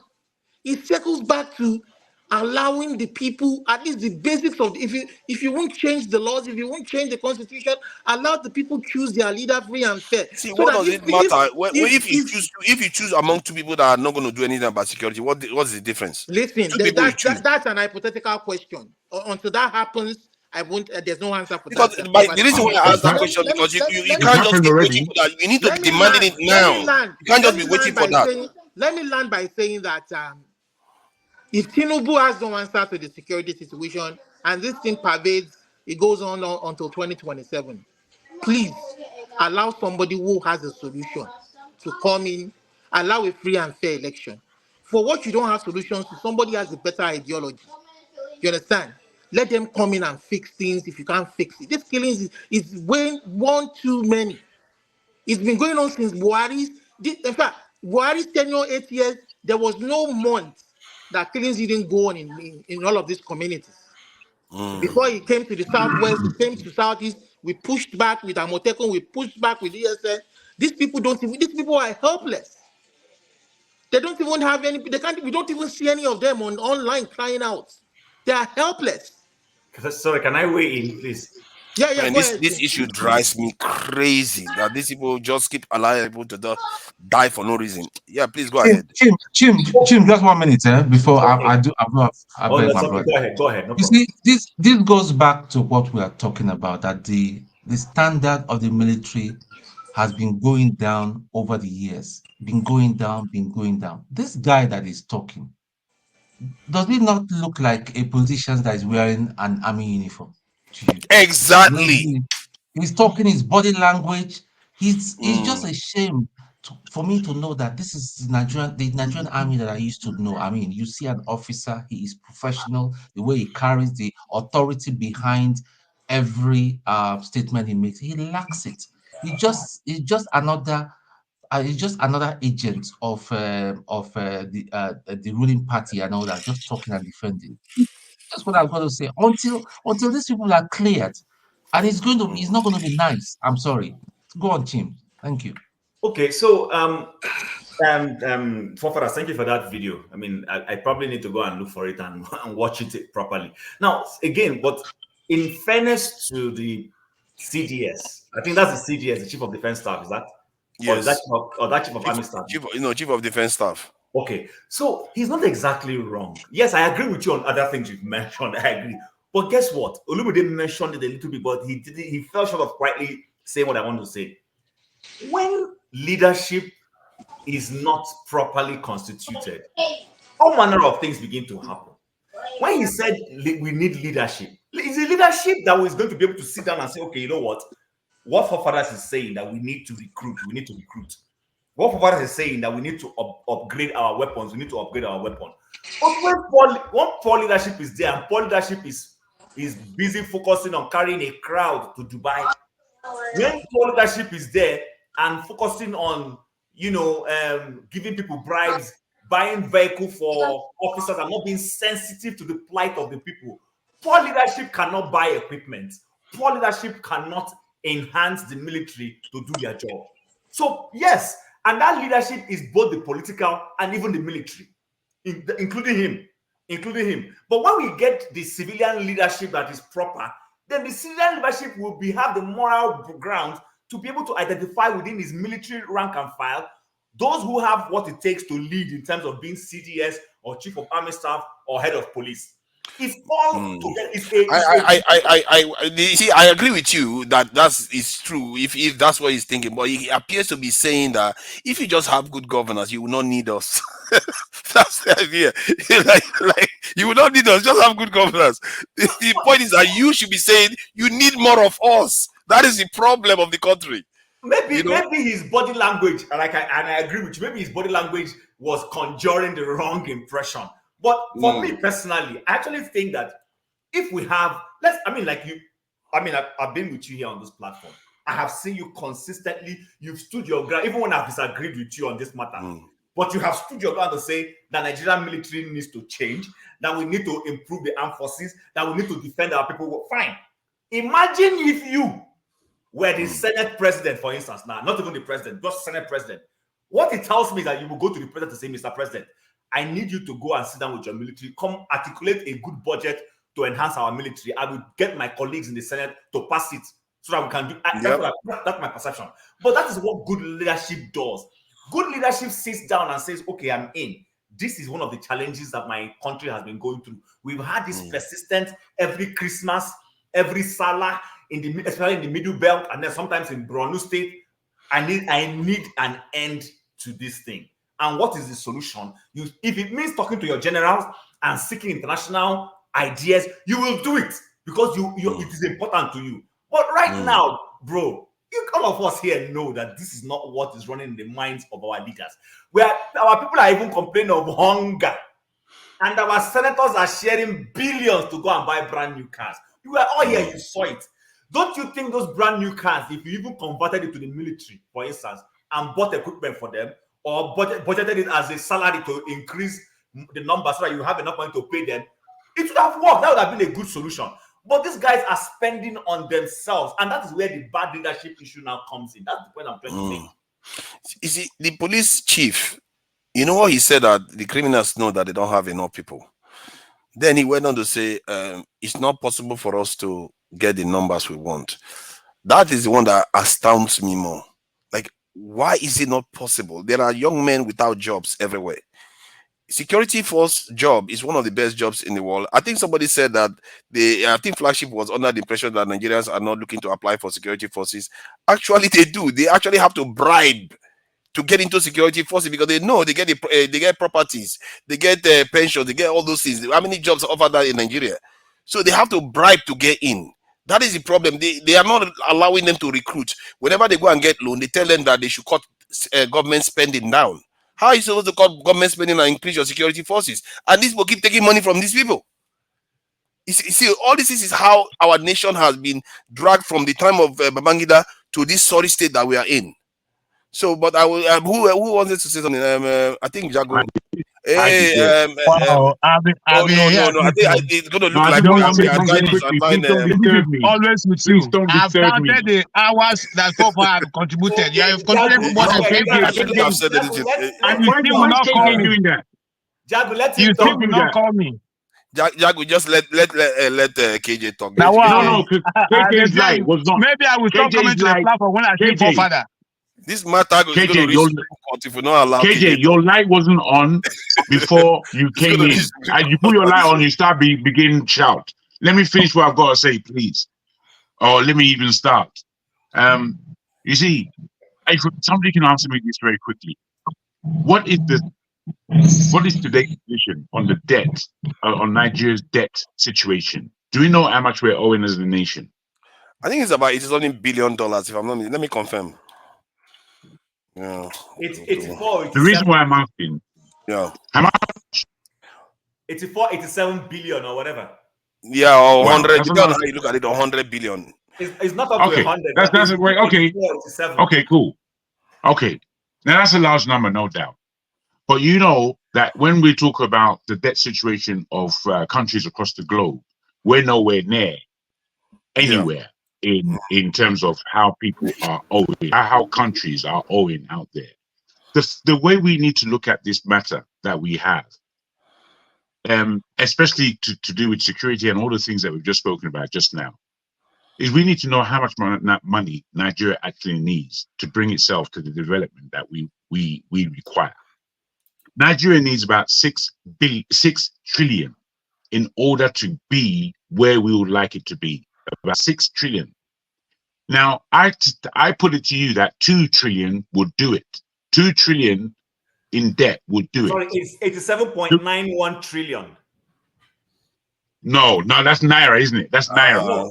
No, not Naira. Oh, okay, yeah, Naira. Yeah. That's Naira. Yeah, are we running the American economy now? It's Yeah, that's definitely wow. That's definitely Naira. Power now. But we need about 6 trillion to bring our nation to the position as to where it needs to be.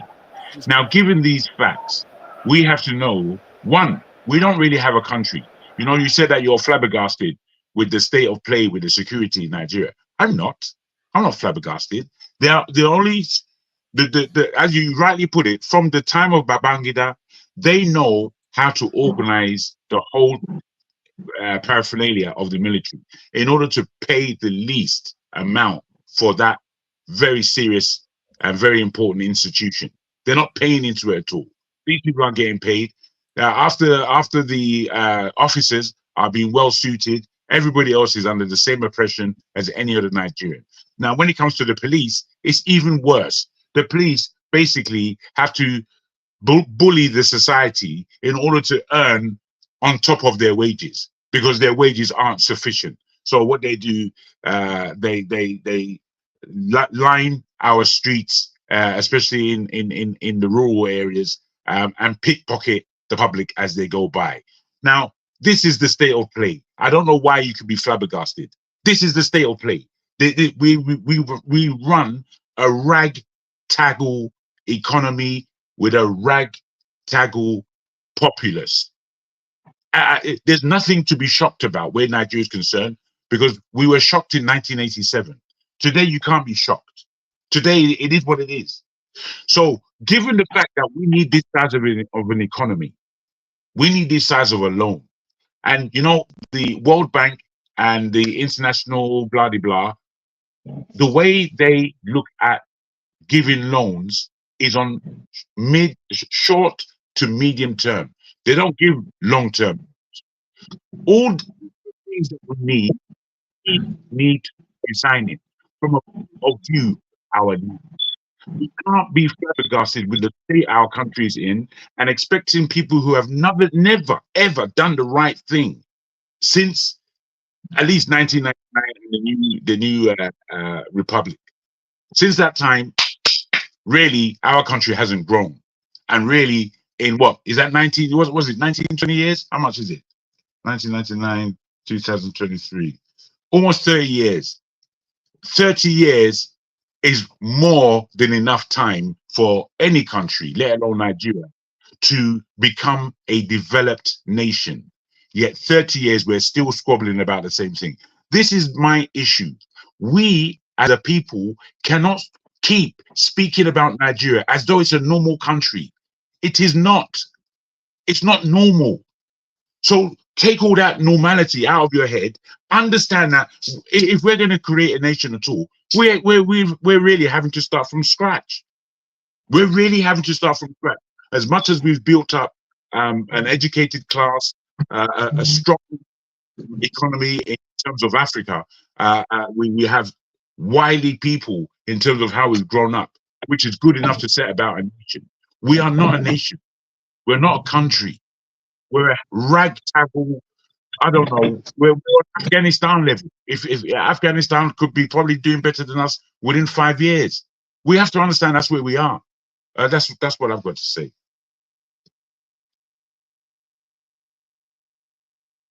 Can't hear nobody.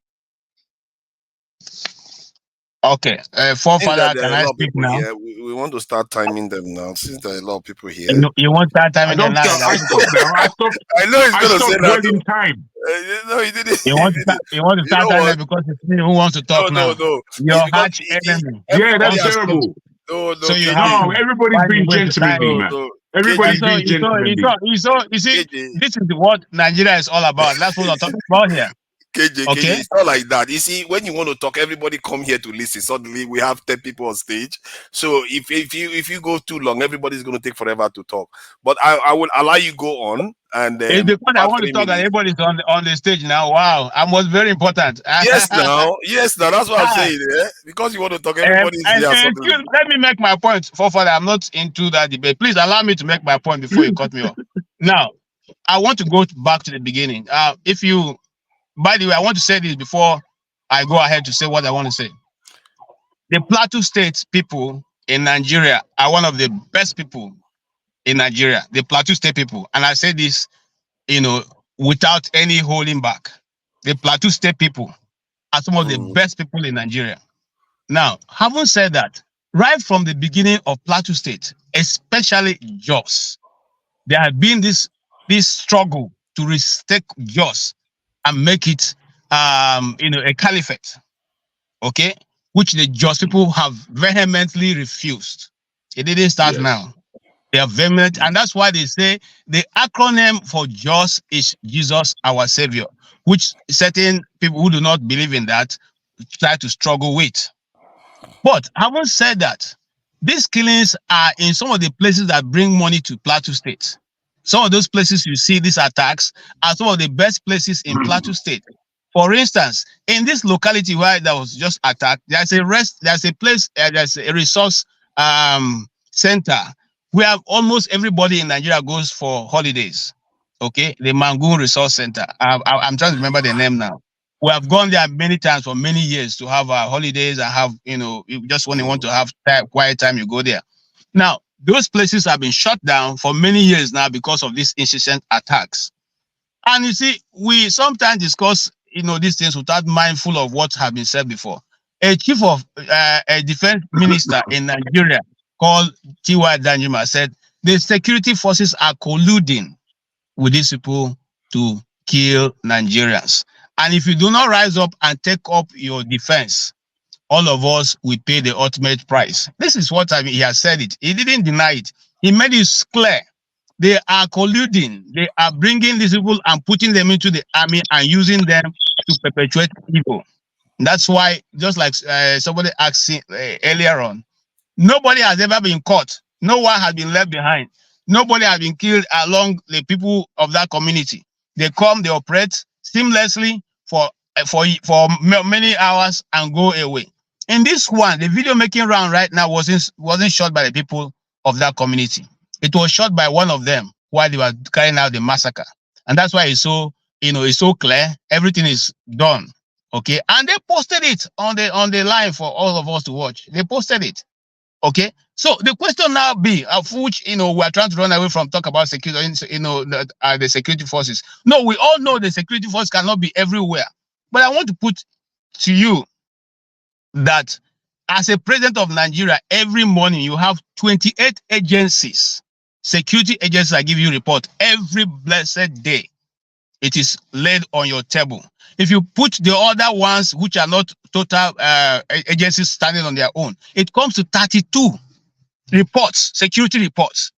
That means that whatever is going to happen or will happen or has happened in Nigeria is on your table. You are given full brief every morning.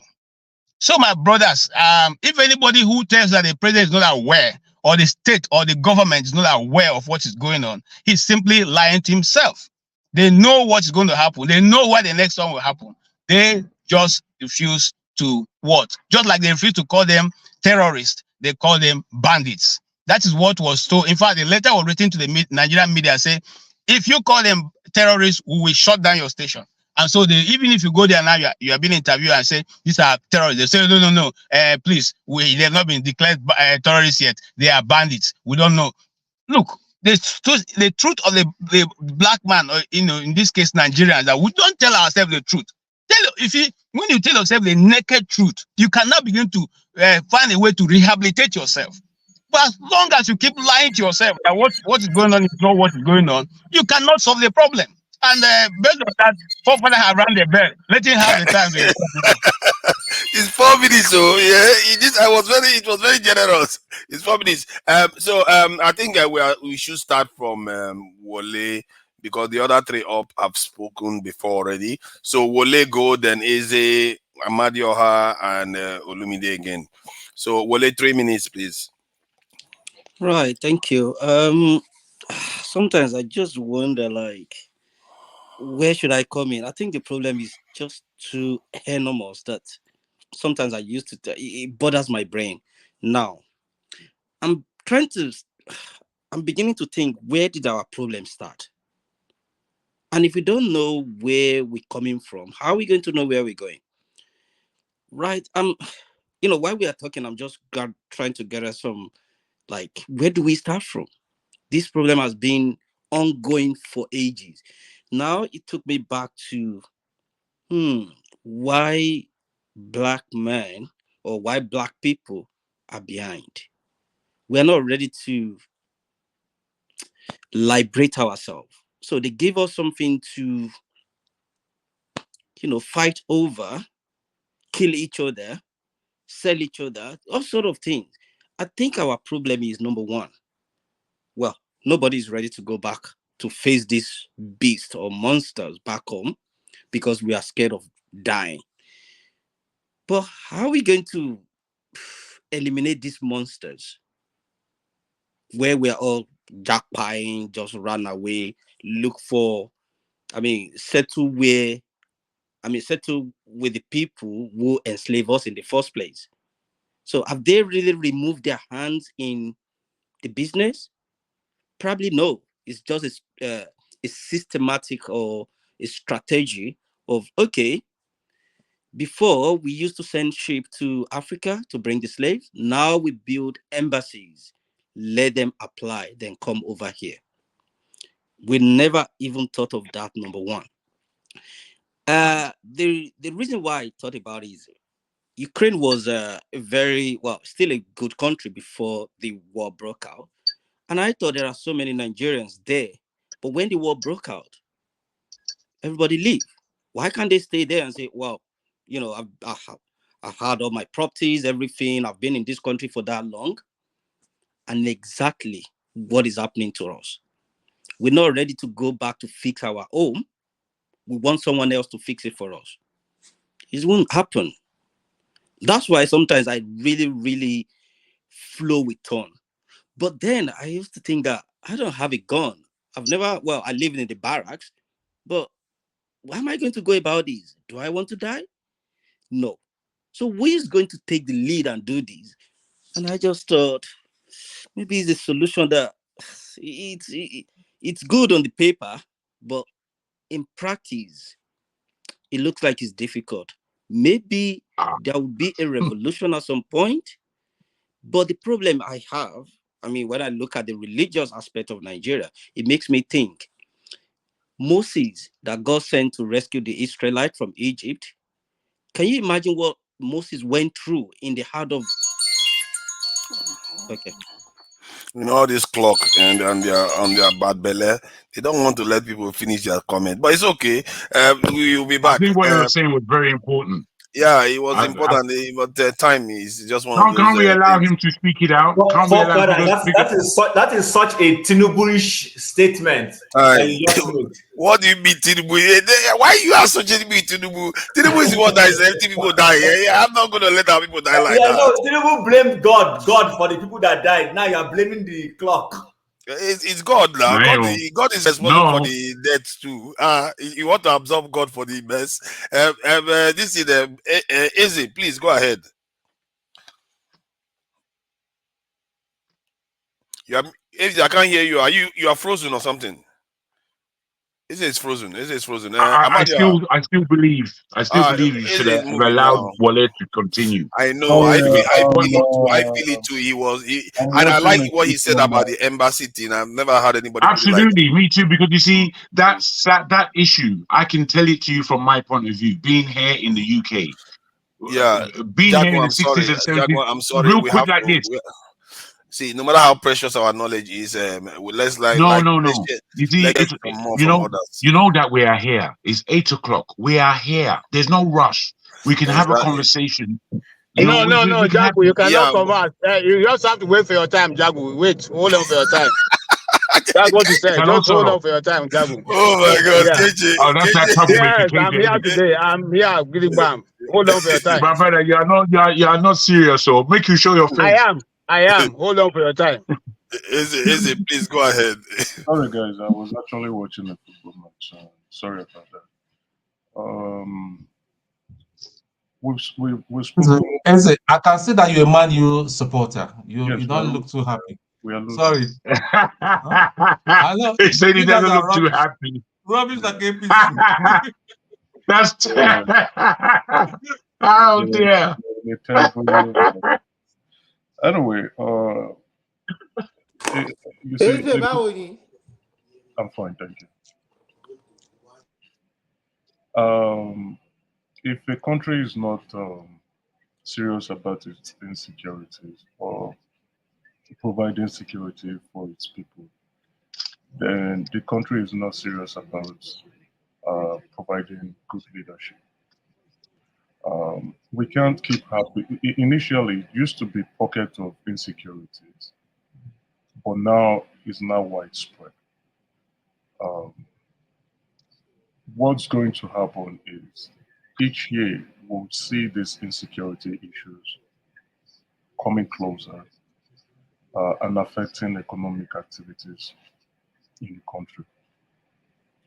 And I think Tinubu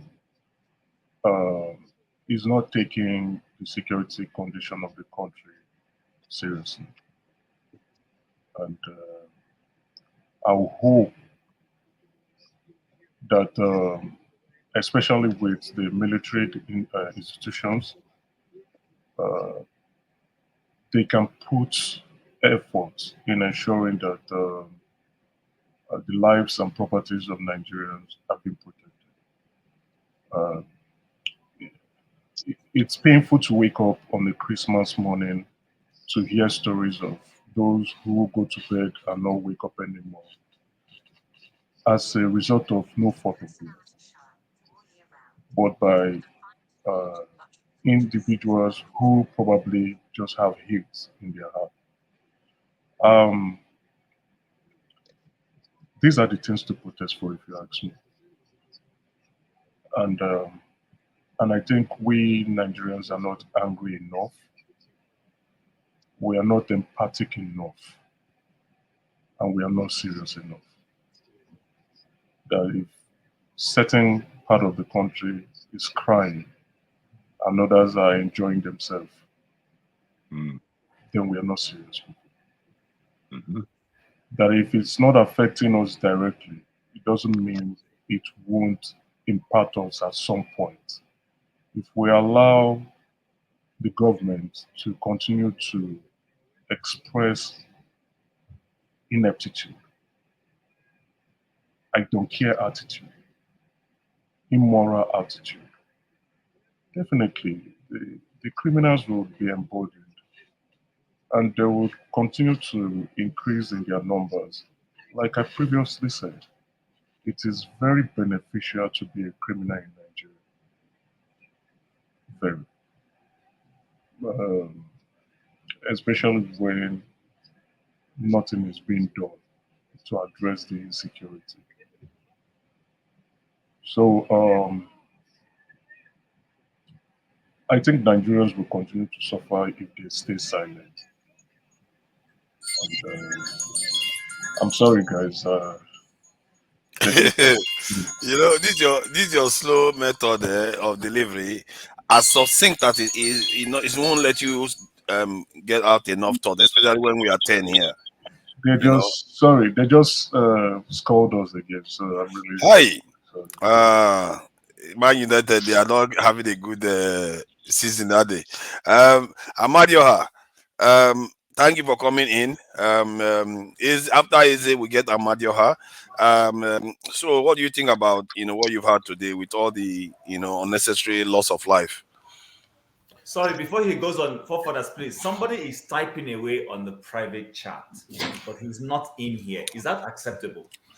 Let me Kick him see. out. Triumph, come on, man. Triumph, you need to head out, or you want to come in. If you want to come on stage, you come on stage. Turn your camera on. Let me give him a chance to turn his camera on. Triumph, do you want to turn your camera on and come on stage, or you go out? You need to let yourself out then. Triumph, you put your camera on or you go out. One. Okay, he's gone. He's gone. He's good. He went by himself. It's all good. Okay, Amadio, go ahead, please. Yeah. Tonight, just anytime you see me, you always smile. Thank you. I put smile. Yes, now you bring smile to my face now. Everybody. Christmas. Only me there. They work today. Yeah, okay. If I say if you there at pharmacy shop, as they give people drug, think they come back. We enjoy it. As Mr. Ramedi said, some people's fans are some people's names. So everybody have their own fans. All right. Even as people are crucifying forefather, he still has his own fans. Everybody had their fans. So he said that last week, and that's how it is. Coming back to what is going on, I started watching earlier on. Happy Christmas, happy Boxing Day. I hope Charles Okocha and what this guy Portable, they finished their boxing match. Would be very interested. I never know who won yet, But as you said, coming back to Nigeria though, you are saying boycott the election. Let me start from here. We don't need to boycott the election though. As I said the other day, the big boys are already prepared for 2027. When we are here talking, they already put everything. The game is already on place. The first day they win the election, according to OVA, that's the day they start planning for the next election. What happened in Port Harcourt is that is also they have planted all their foot soldiers there already. All right. If they can be able to get all the local government chairman, all the local government representative in every house, then what are you talking about? Who are you going? Which government are you going to win? So they're already planning on 2027. So we should not be here talking about boycotting the election. We should always trying to see how we're going to put ourselves together now and start find a way to counter them. Or else 8 months to go, 4 months to go, we start running around. We're not going to do anything because they already have their foot soldiers. All I hope is Odema from my state. He planted his own the 4 years before. So that's why we're able to win all the local governments, all the whole, everything. He won everything. He left nothing on a stone. He won everything. So that's number one. Number two is the killing of, by now, we're still lacking something. We are not taking this killing in Plateau State seriously, no? We all of us are just, this is discussion. This has been going on for a very long time. Sorry, before I go to the killing, Governor Oti, did he have a lot of preparation 4 years back? Oti of Abia. Oti win because of on the influence of Peter Obi. So in other words, it can be done. It can't even go behind third. Good. It means that there is evidence that you can come quite quickly and overtake the ones that establishment. Without Peter Obi influence, Obi cannot even come behind third. It's far away. All right, we all know that. Yeah, Peter Obi showed up for 8 months before election. So the point I'm making is that who Peter Obi you should not. Sorry, sir. Oti had always won. He was rigged out. That's why the whole of Abia people voted for him. You can ask him. Oti had always won election in Abia State. No, was voted out. It was rigged out. So don't this say kind that. of win thing. He won this time. The question is, this. I'm not telling you it's not. I tell you, let's start preparing earlier. That's my submission. Let's start preparing earlier. That's what I'm trying to say. Sorry, can I quickly say something? Then you continue. I'm from Abia State. Oti has contested about 3 or 4 times, and he won in all of those times. But they rigged it clearly. In fact, the last one was so painful that they got to the Supreme Court, and the Supreme Court, of course, did the jugnu, and they gave it to the guy who was there. So actually, Oti, when it comes to contesting for election, has always been prepared. The only thing is, like I keep saying, the ground was right for him this time Yeah, Yeah, yeah. no government. I think I think that's a valid argument because I was thinking that it just came from nowhere and won No, it didn't come from after nowhere. this thing. So no, Okay, what good. am I saying that we have to prepare earlier than coming. So on the killing though, I know I was in Jos one time. All right, I went to arrive Jos. This killing started. It was heavy. All right, he was heavy that even the military are trying to use a full scarcity to stop the killing. It was like 2 weeks, 3 weeks, continual burning of houses. People are dying. You see corpses. All right. So this thing have been going on, and the other people don't take it seriously. It's all about what's going on in Benue State. They will tell you it's a haters farmers clash, and people will buy to that and support that and make it a headline. I ask myself, why is it haters farmers clash? You only see the farmers die, the haters doesn't die. All right, you only see the dead body of the villagers. You don't see the dead body of the people that comes there. I will still let it go headers and farmers class. In just the same thing, they still say it's headers and farmers class. When people are dying, villages are burning down, people are dying, we say it's headers and farmers class. And we are not like making like ash. So I say ash is killing jobs. Everybody turn their Facebook to red. Ash is killing. Everybody, if we start doing that, start talking, we'll start passing message. If I go to my Facebook now and put Ash is killing in jobs, everybody here, that everywhere, will make it. See, people will start looking to that. But we'll just keep on talking. After today, it will go. Yeah, if we start passing message, if we go in there using our Facebook pages, our social media pages, to like, let's stop this. Thank you. I'm not sure you're aware of the bell, but the bell is ringing. Thank you. I think you have a valid point there. Olumide, please go ahead. I know you have something to say. Okay, thank you. So I want to pick it up from where Uzo stopped. So for me, I want to move back to the earlier discussion of whether boycotting or not boycotting. I think for me, if you boycott, it is irrelevant. You might make a statement. It is irrelevant. This government, these people will spin the whole issue to their favor, to the entire community out there, the world community out there. They will spin it in their favor, and they will gladly take power back without any fight in 2027. But if you go ahead with to get dust your PVC and get prepared for 2027, it is the same process that will happen again. My own solution, and I have always kept asking on almost every time we come here on this platform, what is the solution? And my own solution is, how do we make our vote count? How do we compel this government to make our vote count? This is the time to start talking to, I mean, even Buhari during his own tenure, his own 8 years, he was a little bit fearful. He allowed the Benin people to hold their election without interfering. I mean, there were some elections that are held in Osun State. He allowed the beavers to work. I mean, but why? But this Tinubu guy, this one knows. In fact, he doesn't fear anybody. He will do anything. Look at how he waded it into the rivers issue to make the governor sign a resignation letter ahead of time. Part of the settlement he settled. I mean, this guy is unconventional. This guy, Tinubu guy, I'm telling you guys, this guy, when you say somebody is a mafia, it's not necessarily Tinubu himself. It is the ox that's around him. I'm telling you, majorly southwestern ox that's around him. And I'm a Yoruba guy. I know what I'm telling you guys. This guy will spin. He will spin things in his favor. You understand? So you look at the way he was able to manipulate the Chicago State University, not necessarily the U.S. judicial system. The judge that sat in his case was, I mean, tried to be as fair as possible. But at the end of the day, it was left to the Chicago State to come out clean. But look at the way this guy influenced them, and they weren't able to come out. I'm telling you, this guy he has it, especially those southwestern ox that surround him, and some of these Fulani oligarchs that are bent on using him as their tool. See, that is the key.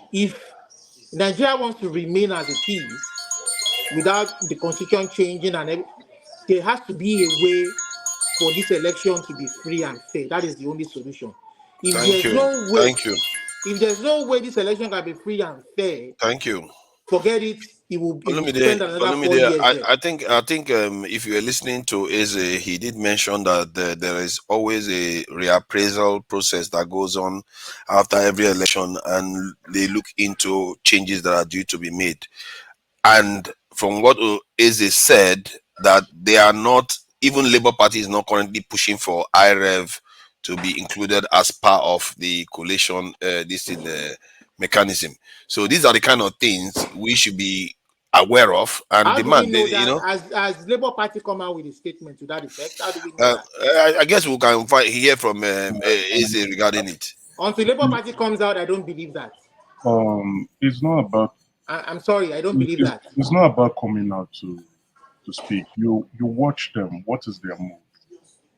But I'm saying nobody in that party of note has spoken to such. Not just Labour Party. How about PDP? You changed your statement though.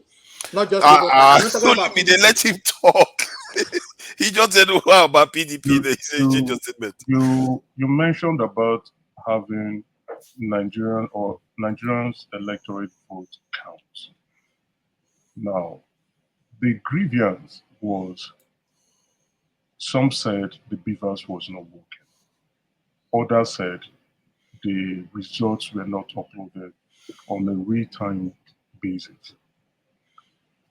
Now, and I said previously that, which I borrowed from Ogachim, I said, learn the games of your opposition, or learn.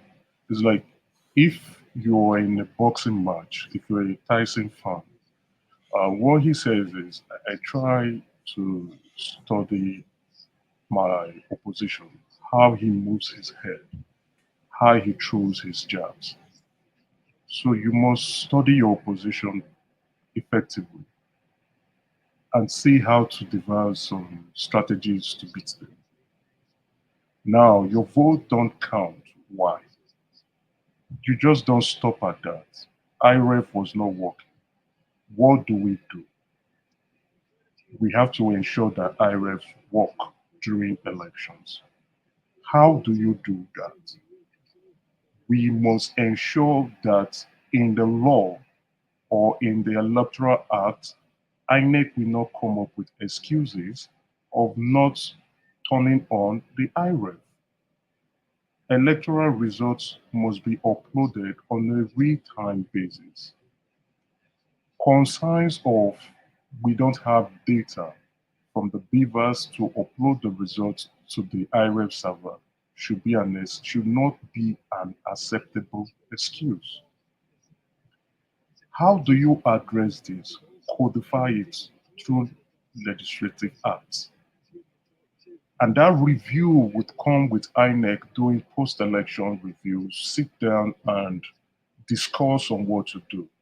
So when INEC is doing their post-election reviews, they invite political parties. They also invite the public.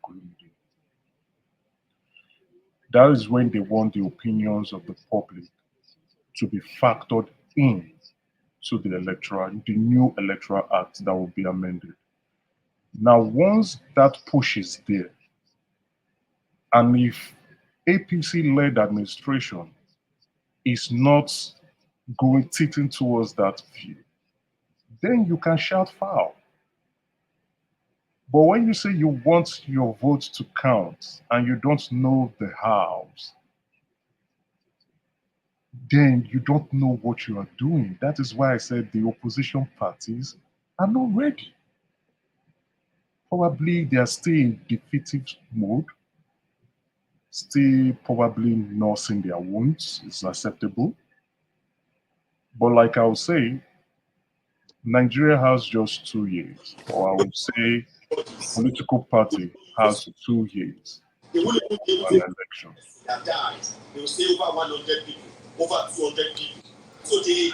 Hi. Oh my Who's God! that? This time I just rigged it for him. It's okay. Tony, you want to say Regarding your something so we proposal, can a go to very funny Jim? proposal. I don't know if you're advocating for APC or it's a Okay. very, very funny proposal. So is Right. there, are you saying that Olumide, Jesus, Olumide, wait. So before I forget what I want to say, I won't be long. man. Thank you. What did I want to say? It just got me off my balance. Yeah, about the election. What did I want? Okay, let the next person go when I remember. Chim, Thank go. you, Olumide, for your good work of taking this top row. Chim, please go ahead. Chim, go.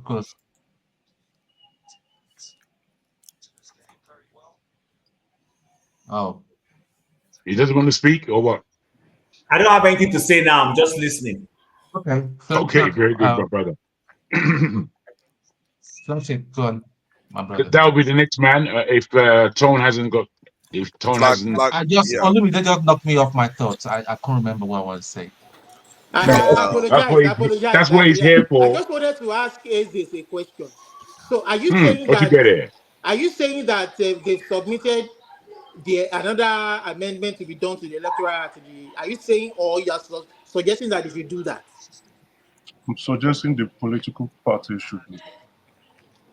So you are suggesting that they should what should they amend again? What did you want them to amend? I think I'll go with your comment that our votes don't count. But the question should be, why does our vote not count? Not Okay. our vote don't count. Now, the main grievance with the 2003 election was some people said Rivers was unable to upload real-time results to the IRF server. Some others said they shut down the IRF server completely.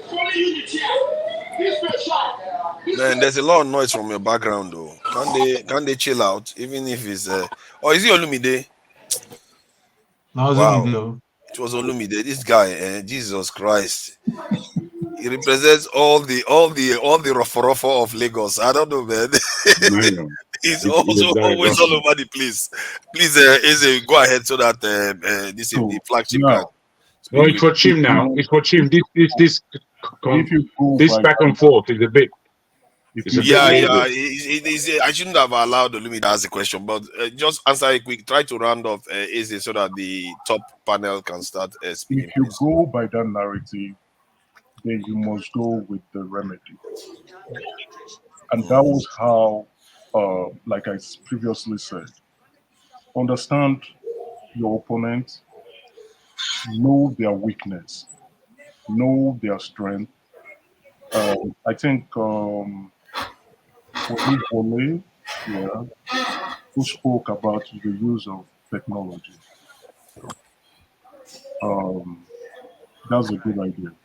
But what I would say with the court verdict, they allowed INEC to collate manually or whatever manner they want.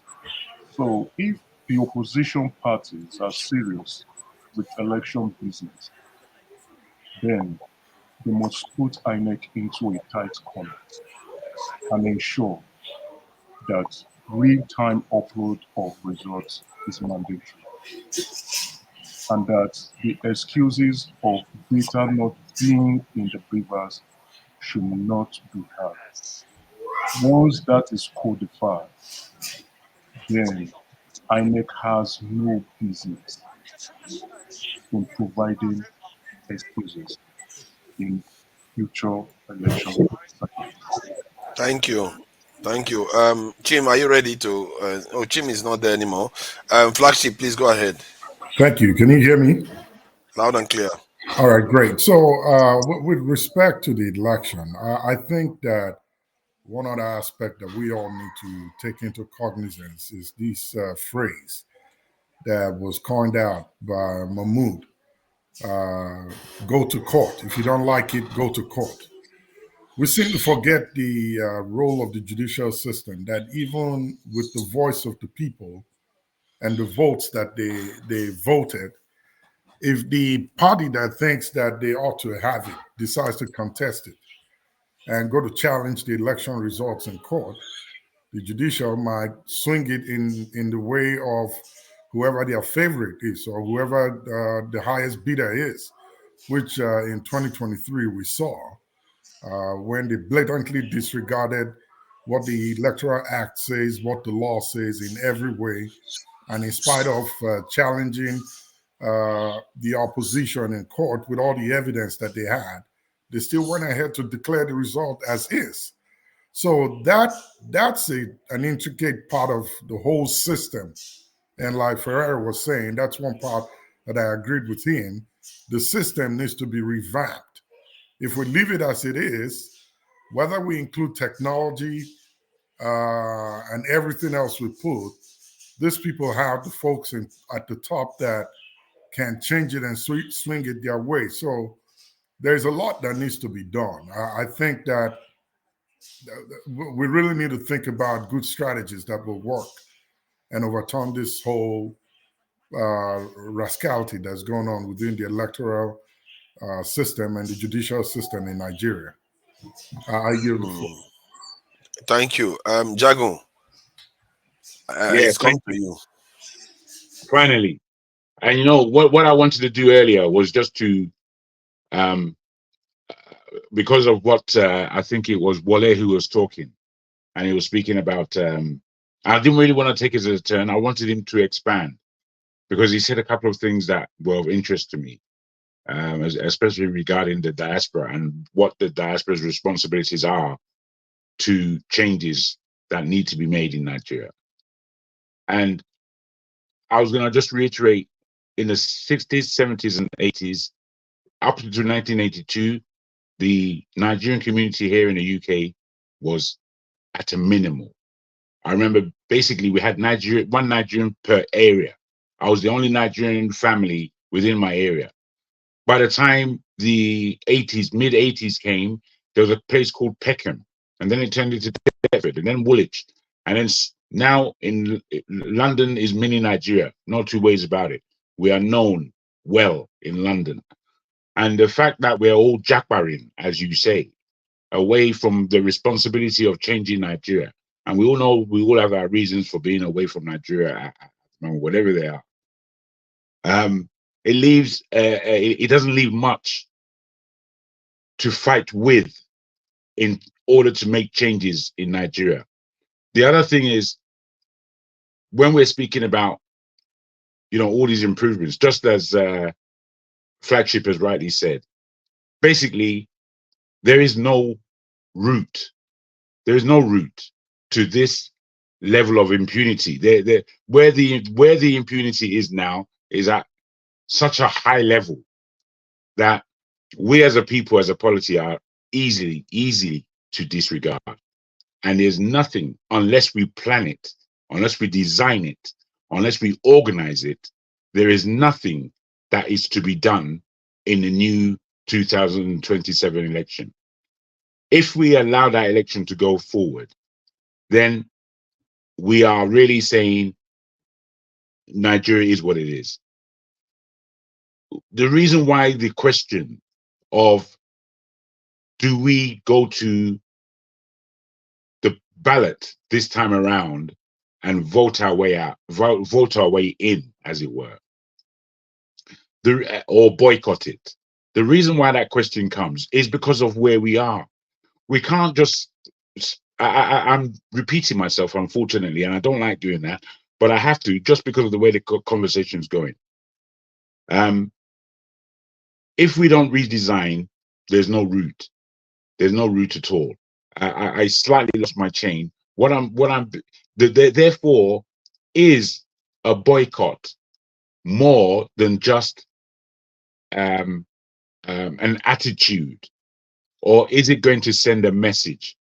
Now, is it something also that can be strategized to weaponize this thing called the elections, whereby we, the people, say that the way these elections are going to be conducted are not going to be conducted unless these things are in place.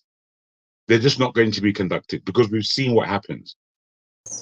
So the way we need to think is really outside of the box. Really outside of the box. Thank I don't you. think we're Thank you. going there. Oh dear. Ola, Ola. Yeah, there's a lot of outside the box thinking that is definitely going to be needed. Ola, please go ahead. Sorry, Wole. Sorry.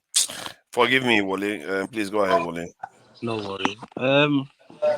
Thank God. We're going to continue to learn from each other. But I think we're coming up with something. And the buzzword I can hear from everyone is strategy. Strategy. So we'll definitely get to that point where we will come up with a strategy how to go about it. I just don't want it to be too late. How these people that are in Nigeria back, 2030 or 2035, wherever they want to continue to be in power, they wouldn't sleep. And one thing I want us to take note is we go to the public space to discuss our strategy. We've never heard when APC in their midnight meeting, what is the outcome? What do they discuss? Who says what? So, and that's why I'm thinking that this platform, there are a lot of clever, intelligent people who can come together. We don't have to discuss our strategy on the open space. People can meet and come up with ideas. You can meet people who really matter, who can move things forward. But we still need to be very, very careful where that even Jesus, as cool as he is, as godly he is, we still have Judas among the disciples. And someone is someone's mic is. So we need to be constantly aware that there are some people who will be infiltrating into our discussion, and whatever we discuss will be used by these people who really want to strategize of how to destroy us. So let us have that at the back of our mind, but at the same time, we should know where we're coming from. And like I said in my chart, that until we have someone like Martin Luther King who can lead us, and even if we have Martin Luther King, how many people are ready to follow? Like someone like all these activists, how many of us are ready to follow them? By the time they say, oh, this person is going to lead, maybe we reason that what the person is fighting for, someone like Shugure, when he wanted to do whatever he wants to do, how many people actually follow him to believe that he can do it? And someone like Peter Obi, who wants to do this, yes, the youth rise and he has enough votes, but then it looks like it didn't walk up to a certain point. But we don't have to give up. And that's why I could come here every now and then to hear my own voice, to learn from people who are intelligent, to listen to other people. And I think that's the way. I think you raised some points that needs to be talked about. But let me just play this because this is one of the, for me, some of the saddest sights you see, and watching these type of things really drives me mad. Let me just play this about some of the students that were kidnapped in Kaduna, so you guys see what happened there. My grandmother about it. What will I do? Attacks on schools are now becoming common in Kaduna State. Many families sleeping less at night, worried about the next target. God, this is me. No. God, I have to tell you, I am. So fighters, when did this happen? Now they raise their voices in prayers, individually and collectively, seeking divine intervention for the safe return of their children.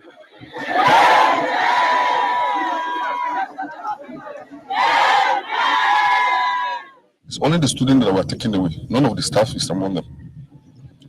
So for me to meet the house master, who's in charge of them here, he too was able to escape with his whole family. He managed to send his wife there on the other wall there and cross to call for rescue. And that thing happened, as he was saying, is about 15 minutes after 1. That was then. And the whole operation starts in 15 minutes time to its own due, not knowing that they have placed all over. According to eyewitness reports, The attackers stormed the school early Monday morning and began shooting to cause panic before abducting the students. 4 were lucky to escape, but it's not clear how many were taken away. Here people, they drag, they do. I just wake up, I say who I thought that my student won't see me. So as they say, hey, open that door, if not, I will shoot you. Then I tell they say, me, I know well, the hand know well. So I say, I cannot open the door. So he forced the door and pushed the door open. He said, bring all your answers and money. We say, see the money when we have. We go open our box, remove the money when they pay us. The day before yesterday, then we give them. They say, okay, no any money again. I say, no, we are two. So they said, oh, let's go. I say, oh God, see my leg, but I know where. Wait, come on, let's go. So I begin to follow them. As we reached there, they said I should come back. Then they carry my second go.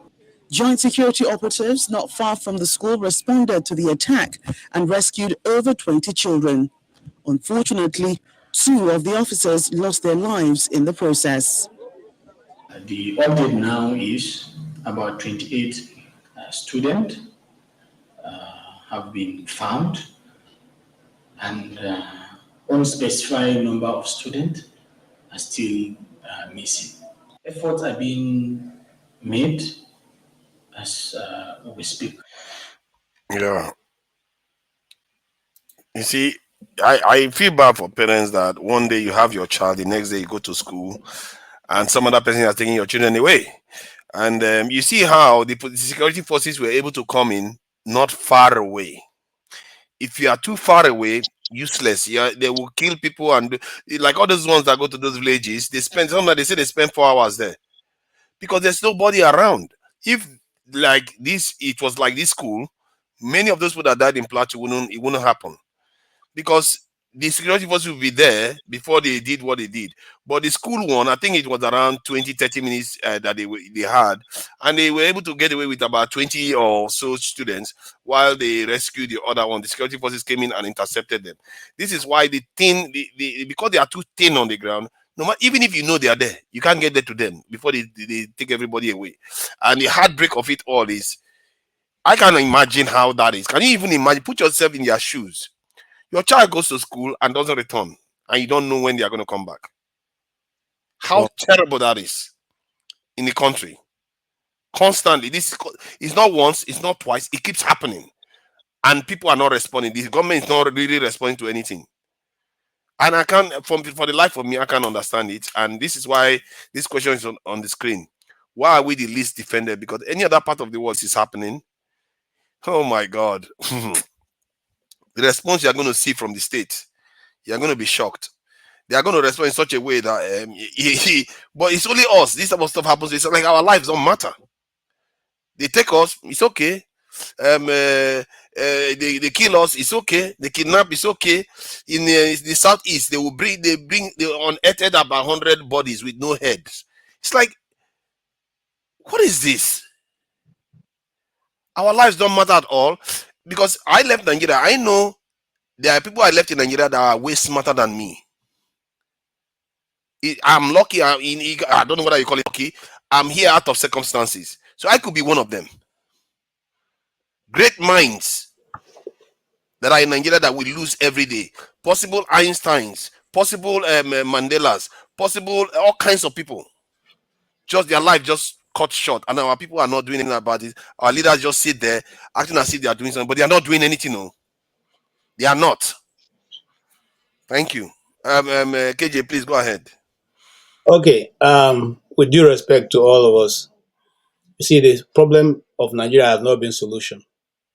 I'm telling you the truth. If you study the documents that have been produced in Nigeria, both now and before, there's not been the issue of not knowing what to do. Then what is stopping them from doing anything then?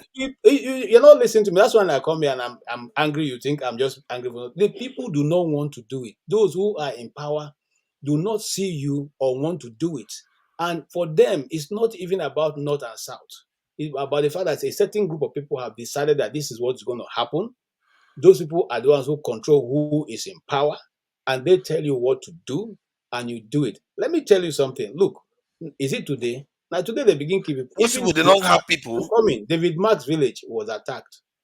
David Mark, when he just left Senate, Senate president, his village was attacked. What came out of it?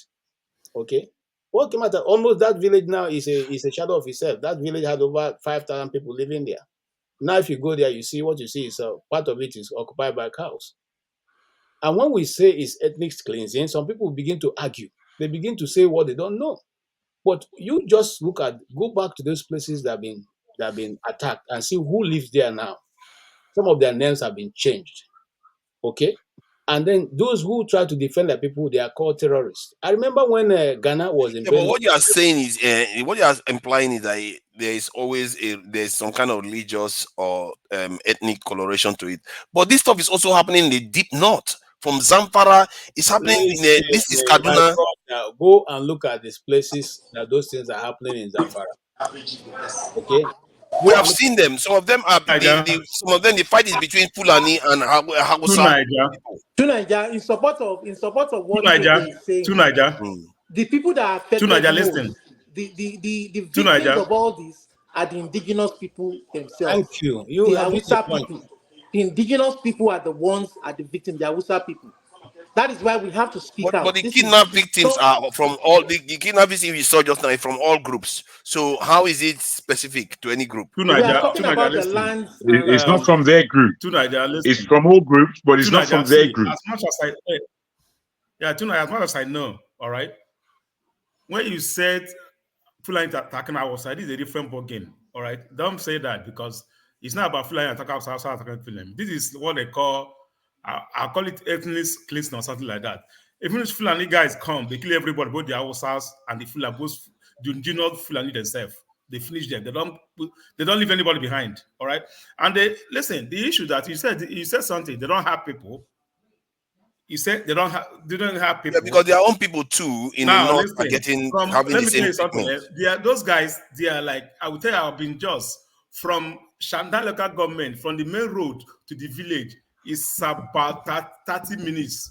Utokad no motor can go into those villages. So if there has been an attack in Shandan, back and forward, the military, the police cannot even get there. An hour, they cannot.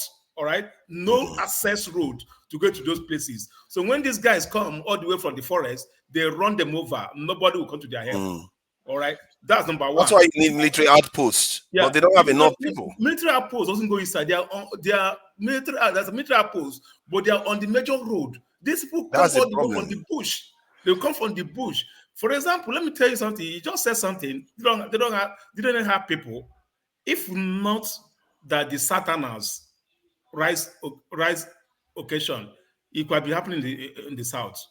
They almost run over Ondo Forest. We all know that.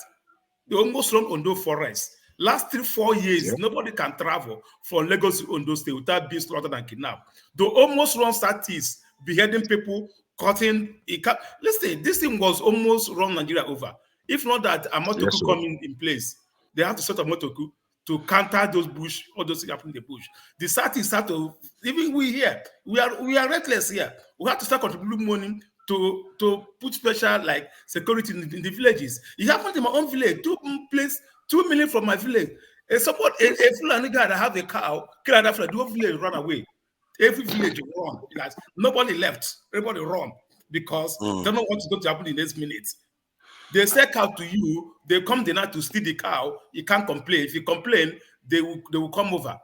So if not the Southerners, we are able to like put ourselves together and start countering this thing. By now, those people from the Sahel, what they call them, all right, follow the map of the what they call it, grazing map, all the way from Mali, Benue. They are also attacking their own peoples too. Even in the Sahel, they are fighting even in the Sahel. So who are those who they are fighting in the Sahel? So it tells you that these who are terrorists, they are not normal ethnic people. The government will call them headers farmers clash. Father, we are missing the whole thing. Let's calm down. You're going to hear us farmers clash. You don't going to tell you, call them us farmers clash. They have to be called terrorists because let us take the issue. they're just killing people. This is not clash. They're just killing innocent people. They're just killing people. They're just killing people on their way. The issue of Plateau State now. The issue of Plateau State now. From where they attack these people. There is a defense post. There's Rukuba barracks. The army has helicopters. The police have helicopters. In fact, the army has gunboats that they could actually call for a backup, assuming any government wanted to do something that is reasonable. 4 hours, in fact, from Abuja by helicopter to Plateau State is less than 30 minutes. So if anybody wanted to a backup that can actually weigh these people off or even apprehend them, it is possible. And nobody should tell me that the army don't know any part of the north. These places we're talking about, example of Plateau State, wherever, no matter like where he's talking about, the Shandam and Panshin area, you can stay in one location and see what's happening because they are hilly places. You can see when somebody is coming down the hill, you can see whether they are, you can see them. So it's not as if these places are thick forests that nobody knows how these people are moving. This is a dry season. So it's not even that there's any. Can I address you from I the think your military? assumption is that people they know what is happening, they're just leaving it to happen. No. The size of just this thing address? doesn't suggest it. The size of our military doesn't suggest it. They are even telling you, our police officers are telling you that we don't have enough people, and they know it. Excuse me, if you don't have enough people, military nice by intelligence. Nobody uses Hello, let me talk now. Let me talk. You have your turn. Let me talk. No. You said something which I want to correct. You made a statement which Let is me not know when I entirely finish true. talking. You correct me. They keep your correction. You correct me when I finish. Now, these people you could actually call for a backup if you wanted to do a good job, both for the police and the army. That is one. Two, how come if they finish the operation and they go, nobody goes after them? Nobody never goes after them. It is always done and they go scot-free until the next one happens. Then we all come together in the media and shout about it. All I'm trying to say is that even if the present government is not in collusion with them, somebody at the hierarchy of authority is in collusion. I don't think the Nigerian army is that weak not to be able to comb a savannah forest to get some criminals out of it. I don't think that they've come to that point, but they don't want to do it. That's the truth. It's going to happen again, like I said earlier, and it will happen again and again. Tony, you wanted to say something? Yeah. KJ, you're right to some extent. The Nigerian army is not as equipped as they want us to believe. Now, I'll tell you an example. Remember, when the chat thing was going on, we're told that an helicopter crashed, but apparently it was the terrorists or bandits or whatever you want to call them that brought it down. These people are even probably more equipped when they are moving. Okay, they can bring down an helicopter. Go and look at the kind of helicopters we have and all that are just old school helicopters that cannot even withstand light rifles. Even light rifles. Even light rifles. What else? Catapult is going to bring them down. What else is remaining exactly. there? That's what I'm trying to say. So the thing is, nobody right now, the morale in the army is low. The people that unfortunately are generals and commanders, they don't have a clue because they are political commanders. They're not meant to be there, you know. And if you remember that interview with Buhari, he was being asked why he was northerners. He was saying, well, someone that's been there, that started as a sergeant and all that, that they've got more experience and all that. It's not about experience, it's about capability. That was the military I knew. So when you're a commander and all that, by the time you're hanging a lieutenant colonel or colonel and all that, you're respected by your men. Men, you don't hide behind. You lead. But today, the caliber of commanders we have now had gone up. But that is not to say that everybody in the Nigerian army is useless. No. But the thing is, it's like it's been Obasanjo. What he did was that in order to safeguard himself there so that a coup will not happen, he disorganized the administration of arms and all that to make a coup to be very, very difficult. And that is what is even, I believe that is what is even delaying people, some people to strike. I know there are some group of people that may want to strike, but it's difficult. But is it going to happen? Is it impossible? My answer is no. It may take time, but it can happen. So the thing with Nigeria is we can talk from now till tomorrow. As these people needs to be gotten out from with this force. Unfortunately, it's just force. And again, yeah, that was what did I want to say before Olumide? It went off again my head now. Yeah, Peter Obi. Peter Obi has got real problems. And why I say he's got real problems is that even the Labour Party itself is divided. You cannot go and fight other people when your house is divided. They are not addressing it. It's divided. It's I full. thought they It's should full have of been able to sort it out by now. How is it still? yeah. I thought they're not even talking about it. So Labour Party is infiltrated by people that are loyal to APC. So you're taking us out to our main topic. Yep. I don't know. You see Amadioha. Yes, let's talk about let's talk about P2B and no P2B. No, fair point.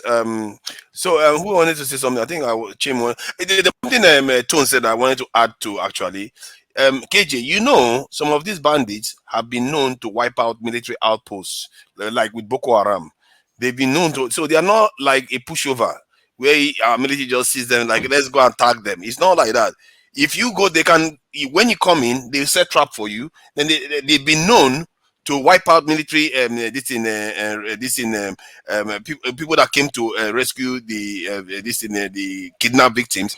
They will set trap for them and wipe them out. Then the military will go and start organizing burial for the families. They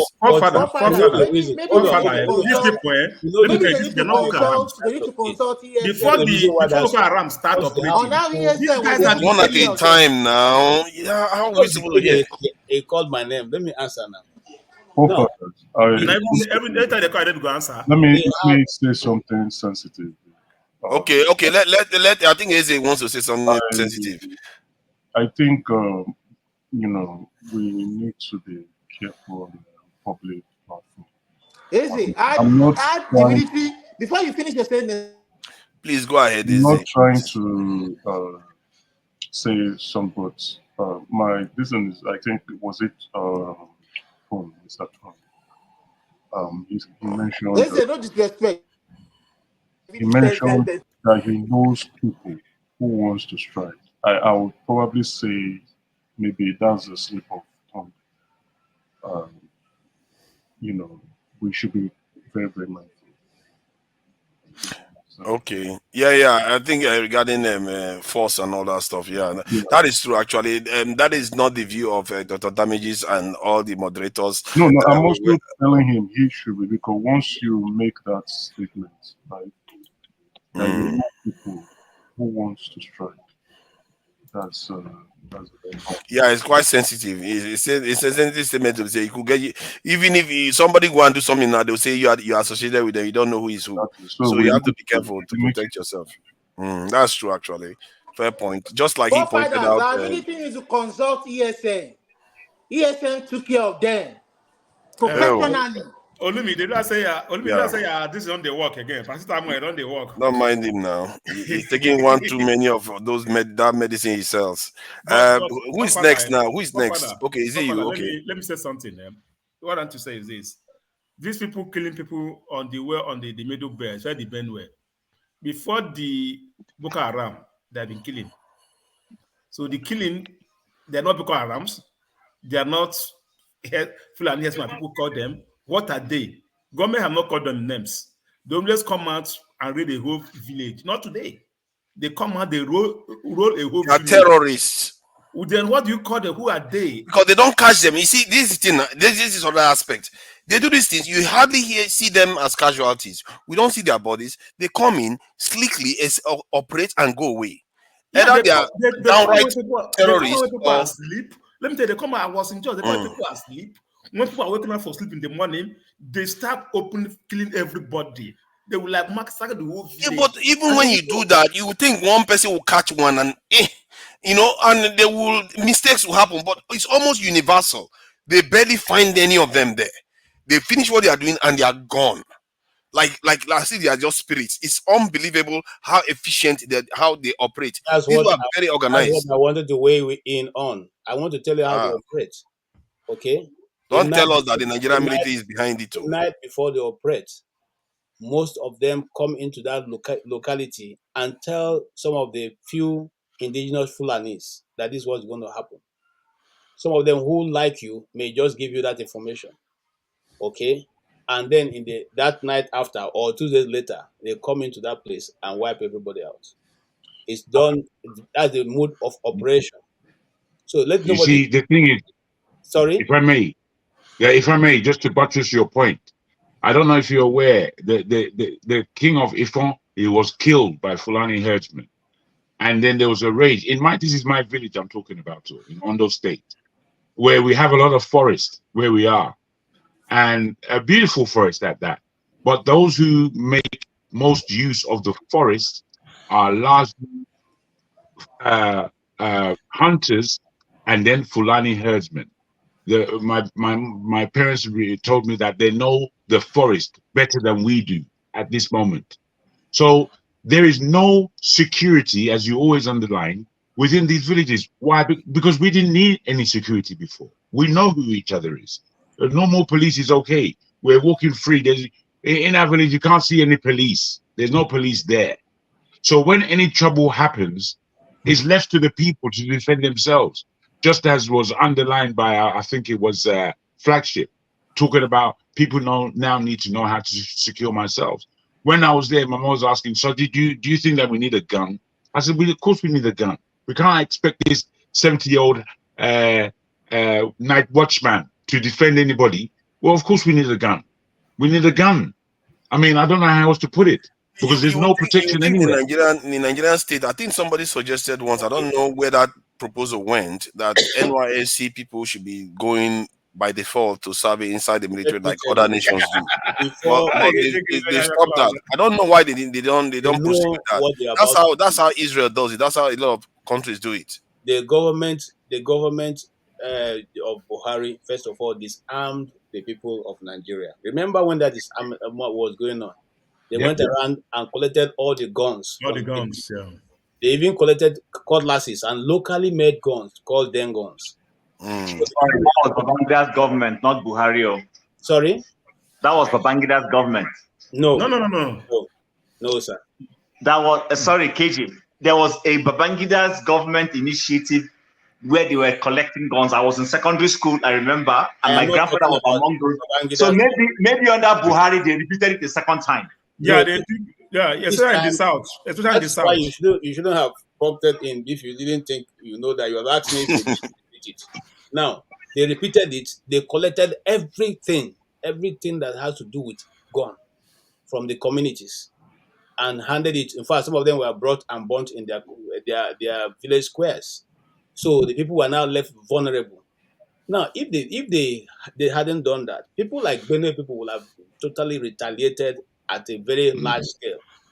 Okay? But they were left with nothing. So they just walked through their villages and continuously to do that. And somebody was saying that, we are lying here. Let's go back. You said retaliated at a very large scale. So if the bandits attack.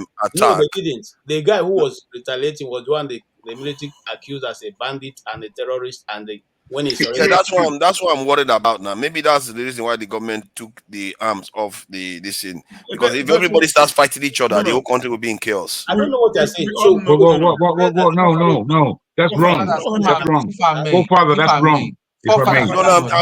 I'm just trying to say that maybe that's their thinking, because if everybody has arms. I agree with you. In a normal country, wait there, guys. In a normal country, that would work. But unfortunately, again, you can't take Nigeria as anything normal. So by the time Buhari is disarming mainly the South. And I've seen it. I've seen it myself in about 10 years ago when I was there. If Owo, Akure, Ondo, all these areas, Idori, all these areas are just plush forest. That's what they are. And the people know each other. They love each other in this area, in this part of the world. However, when you are divorced of protecting yourself, anybody who has arms can do anything they want. And it's as simple as that. That is the scenario that we're in. You understand? Where we live in our village, we are the only ones who have that thing. We are the only ones who have it. And that's because of me. Because I told them that we need this thing and this is how we need to protect this place. From where my village is, you go straight into Benin. Benin is about 2-3 hours away from where we are. So that whole zone is unprotected. Totally. Yeah. No, I agree with you that Nigerians are doing their best to protect themselves with Amotekun, Hiago, and different stuff that they are trying. Even in the north, they have vigilante groups doing a lot of this work. Can I but just it's just say inadequate something, because it's not coordinated. Yeah, go ahead, please. Okay, so let me not keep sounding like a broken record. I said the Nigerian state always fuels conspiracy. Now, remember that if I ask anybody here, what part of Nigeria's borders are the most porous? Everybody's going to say the northern axis of our country. I would say Cameroon border is very porous too. I saw one video today. I was shocked. It's just like it's like a drive-through. Okay, McDonald's drive-through is more secure than the Cameroonian border. Okay. Please go ahead. All right, but the point I'm trying to make is this: somebody was on this show a while ago saying that why the ports in the south and southeastern area are not at full capacity is because if you make it a full-fledged port, whatever, people will bring in arms. I remember somebody said it here. Yeah, I think that was Bello. Okay, but see how porous those northern borders are. This is where people easily walk through. They bring in illegal arms. They bring in when they bring in goods and services without tariffs and everything into this country. But nobody is saying anything. And so that is why when you go and say maybe the government's decision in trying to disarm people of arms and ammunition may have been in good intention, but you can't do it in one part of the country and leave it undone in other parts of the country. Now you say people shouldn't go and defend themselves, and then these same people who come in and kill people in the middle of the night, they have access to arms. So these are the things we're talking about. I see. My concern is that when we try to say that there is disparity between the north and the south, in reality, more people are losing their lives in the north. A lot of the problems in terms of violence is actually happening mostly in the north to the northerners too. So I can agree with that. Think it's north-south thing really. But let me say this to you, forefather. You see, because you always talk about security, do you know what is the worst security that we have in that nation? Do you know what it is? What is it? It's the Navy. It's the Navy and our coastline. Our seas from the whole of West Africa are containing some of the most fish in the world. Do you know what's happening? China, Korea, Japan, they're just coming into our waters and taking what they want and going home. That's the southern economy. That's part of our economy. That's our money, our bread and butter, our What do you expect now when you decide to down tool and say security is not important? Everybody else that has it will take everything from us. That's what is happening. No. I know that security is important. I hear what you are saying. Saying let me add something that the taxis they use. They said one lady informed me that the way they do it when they come into our water, they will just turn their transponders off. So you can't be able to detect them because normally you're supposed to be able to track ships. You can't detect them. They'll come into our waters, take our fishes, and nobody can stop them. Even if our Navy see them, they'll just bribe them. They will go for free. So that's the problem we are facing. Ule, please go ahead. You want to say something? Yeah, just I'm about to go to sleep. Just want to say this. If I may ask every single one of us, why are we interested in fighting for Nigeria? Because it's our land. It's our land, but Nigerians, I mean, maybe apart from people who are here on this platform and some other platform, How many Nigerians are actually fighting for Nigeria? We might think Tinubu and all those who are holding Nigeria jugular are worst. There are millions waiting for their own turn to even sabotage the country. That I agree with you. So, as much as I might be thinking that I want Nigeria to be safe, do I even know if my immediate brother, is just waiting for his own opportunity to be a local government chairman or commissioner before he would just do his own thing? So sometimes I used to think that, okay, maybe people like us, we want the country to be better, but what about people who don't even want it to be better? And if you go home now, you go with money or you want to change people's life, it's the same people that you are fighting for that are ready to rip you into pieces. And then you'll be But asking you see the term you used there. Sorry, I just wanted to add something to what you said. You use the term that some people that don't want things to be better for the country. I think in their minds, they don't think they are spoiling the country. That's the problem. They just think they are doing their own thing. They don't see that they are really ruining the entire what the effect they're having is for the entire country. They just see, okay, I'm just moving a little bit later, a little bit for myself. The next person does it. Before you know it, you have the cumulative effect. And that's why they can sleep at night. Honestly, I don't know how Fofana thinks. Honestly, I mean, are you saying that a judge who sits behind his table and makes a wrong decision, a wrong call, doesn't know he's doing that? He doesn't know he's destroying the country. Are you saying that? No, you don't have to bring it. You don't have to know what forefather is saying. You don't have to always bring it to that level. My man is speaking about your next door brother. If we speak about the arguments that we have with our families about the Nigerian place, we know that there are all kinds of attitudes and opinions that really amount to I don't really care, because I've heard it. I don't really care about what happens in Nigeria. I have people in Nigeria that don't give a rat's ass about what happens. They're just doing what they can do and getting by. This is what my man is talking about. Wait. Is this? You see, it's easier to. Hold on, you wait. Also waiting. No, wait. Let me because you didn't wait for me to finish. Now, because you went away from where forefather was going. Hold on. Let me also weigh. You said that you don't understand how he's thinking. He was thinking accurately. Let me finish my PJ is in a fighting mood today. This is your hat that you wear like this. You look like all of those early rappers. Now Malam in B. Now Malam in America. Ready for the fight today. No problem. I wish people let me finish let me finish, because I tend not to interrupt people when they are talking. Well said. That's KJ or for you. I want KJ. What you take over? I like to kind of strike people in their thinking to say, what am I doing my own path that I'm very good the country. So before AJ take us away, let me if I could just finish my point and then I will leave the platform. So what I want every single one of us to think of is, one, is Nigeria worth fighting for? If the answer is yes, you do your own path. Don't worry about maybe there are thousands that are against you, but at least it can be said that you do your own path. But for you to do your own path, they say, he who comes to equity must come with a clean hand. Are you doing everything to make sure that what you're doing is on the right path? If the answer is yes, you're clean, you're good to go. But if you're doing it, just like I said in my previous message, that those would think that opposition that can fight and come together, but do we know their innermost intention?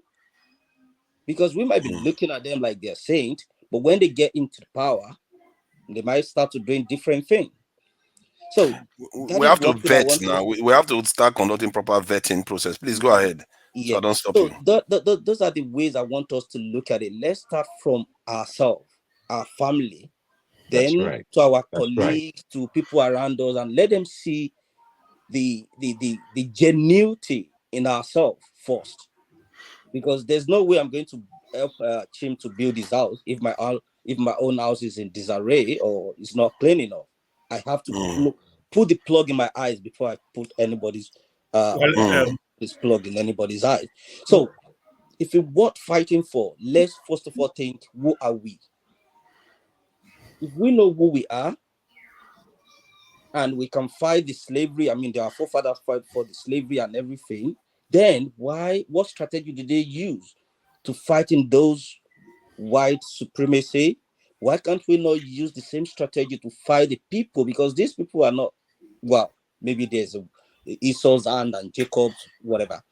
But if we're going to fight the people who are ruining our country, they are people. They are Yoruba, Igbos, Hausas, Muslim, Christian. They are there. Who are they? They are my uncles.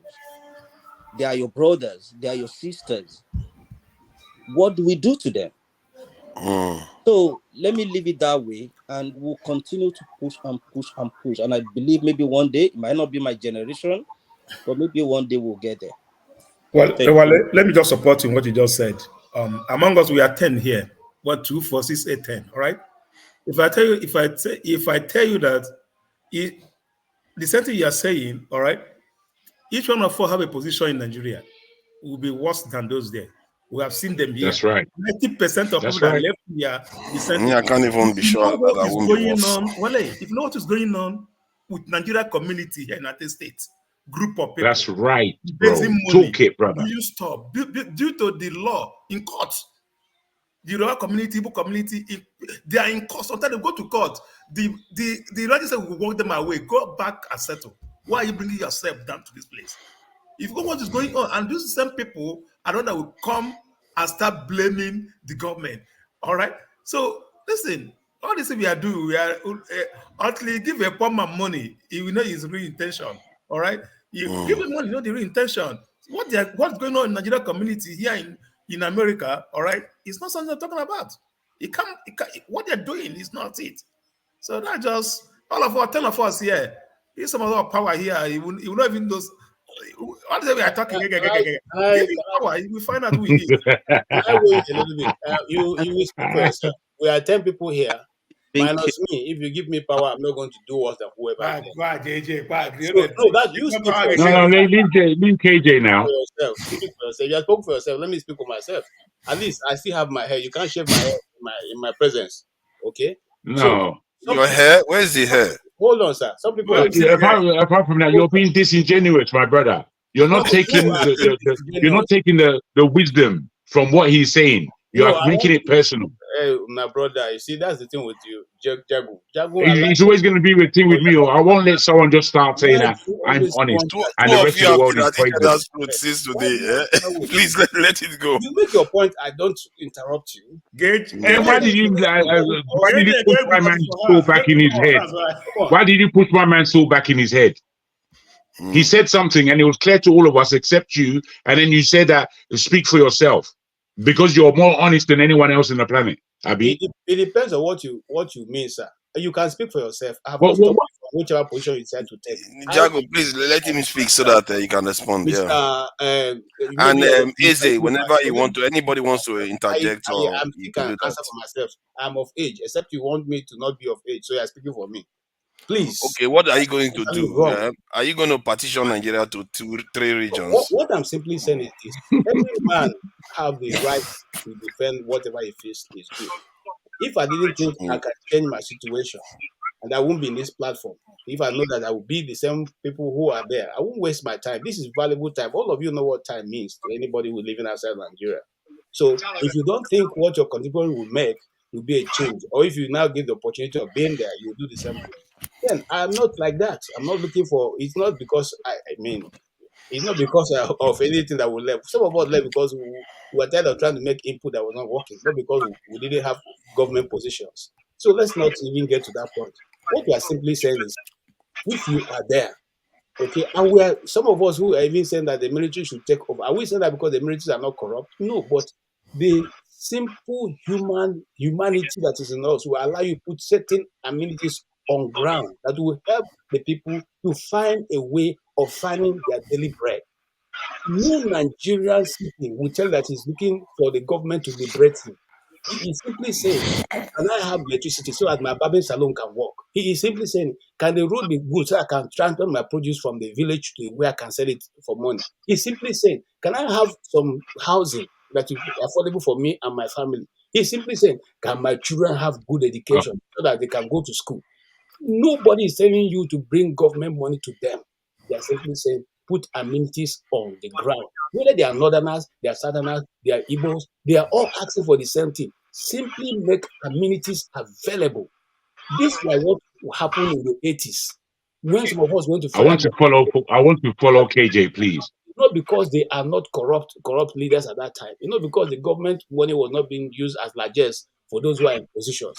But Nigerians could find 3 square meal and mind their business and train their children. That is all we are asking after. Please. Very good. Yeah. Father, may I go ahead? May I go ahead? Please. Yes, please. Thank you very much. Now, you see, okay. For me, what Wale has underlined just now is deep. And I don't want us to miss out on deep nuggets of thinking, because it's these deep nuggets of thinking that are going to make changes for us. He is saying honestly, and this is the way I think. I think quite differently from KJ about this matter, because these things are grassroots.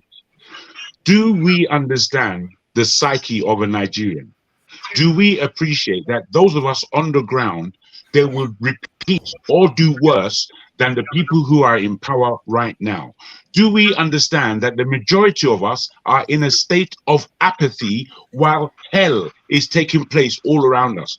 Do we ourselves know, if we were there, what we would do and how easy it would be for us to slip away from our level of dignity, our level of truth and honesty?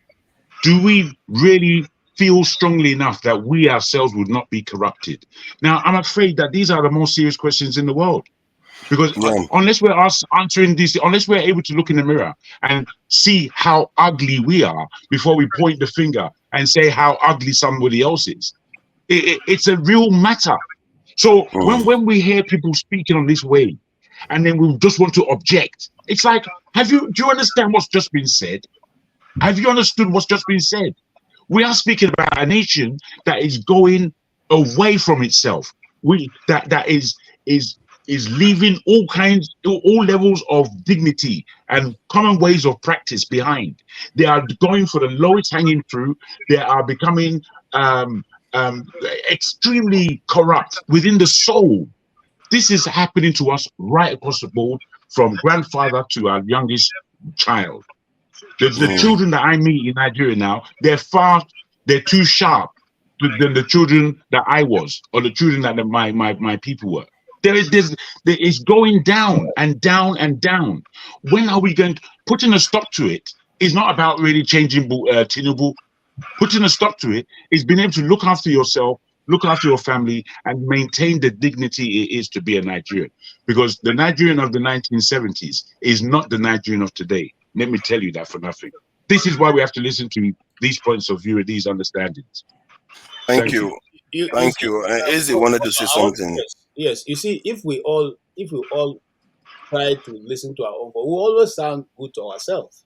But I'm telling you, as someone who was born in that time era they're talking about, Nigeria was not free of corruption at that time. No, I'm not saying it was free of corruption. I'm just saying it's getting worse. I allowed you to talk. You see, you're not taking my point. It's unfortunate that you're not taking a point. You just want to argue. I'm not trying to argue. You are the one trying to argue because you're not understanding what I'm saying. Okay? At the time that you're referring to, there were still corrupt people in Nigeria. But what made a difference is that the Nigerian people, the simple, ordinary Nigerian in the street, could find his food, could be able to pay for his children's school fees, be able to clothe his children, be able to do other things that are not able to be done now. So they did not really care about who is in government. I'll give an example. I was living in Makodi, but I had to go to school in Ogoja, Federal School of Arts and Science. It took me 20 naira to transport and go, and to even come back. 20 naira. This was in the 80s. So it wasn't even in the 1988 to be precise.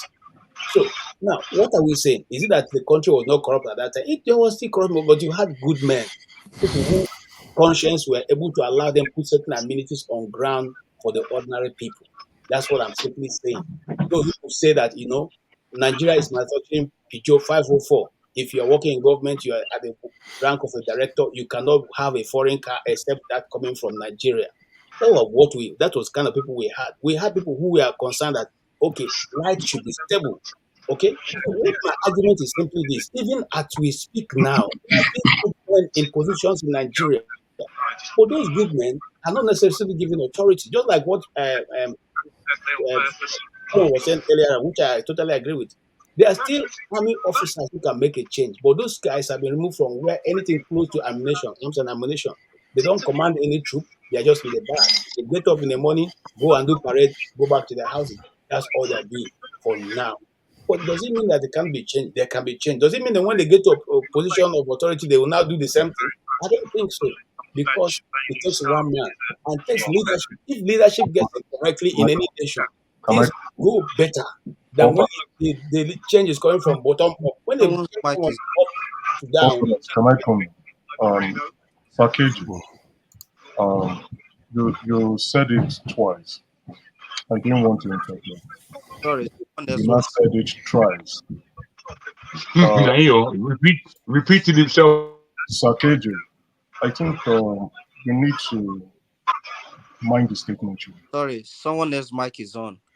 Yeah, I think it's from Izzy. There's feedback coming from your end. Oh, Izzy. sorry. Sorry, it's the football match. Okay. You keep saying the military should take over. You said it 3 times. You have to be very careful. That's you calling for insurrection of the state. Right, we can't hear you. If you can slightly raise your voice, it would help us all. Sorry, let me try. Thank you.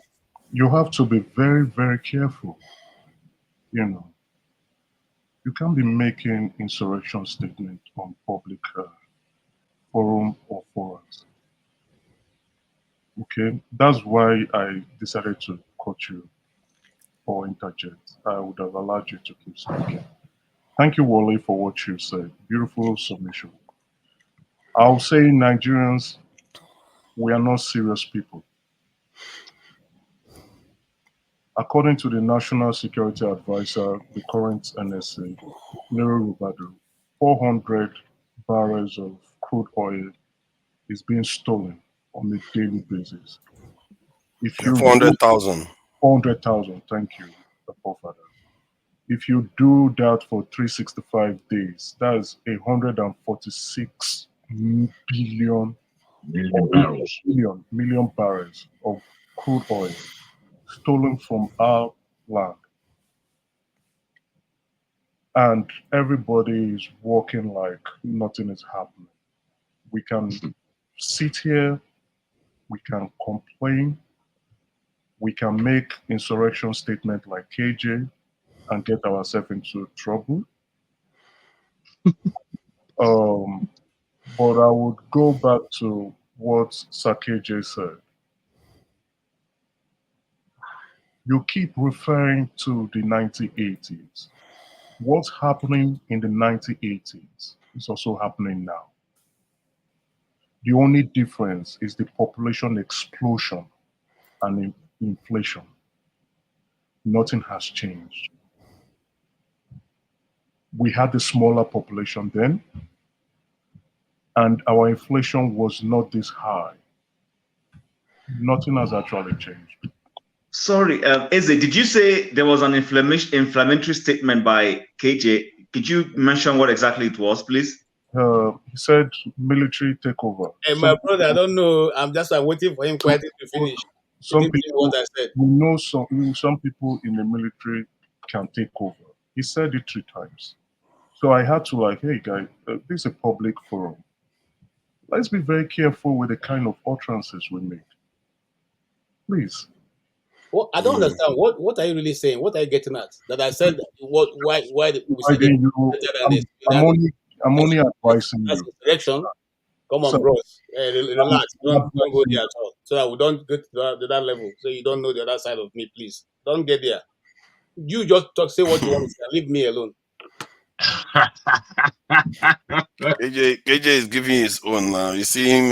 KJ is not in a good mood today. He's not having it. He's not having any nonsense for anybody today. Yes. Can I just say something here? And I'm responding again to Eze. Eze, see me. I'm not wearing any shades. Yeah, this is me. Everybody on this platform know me. They know my background.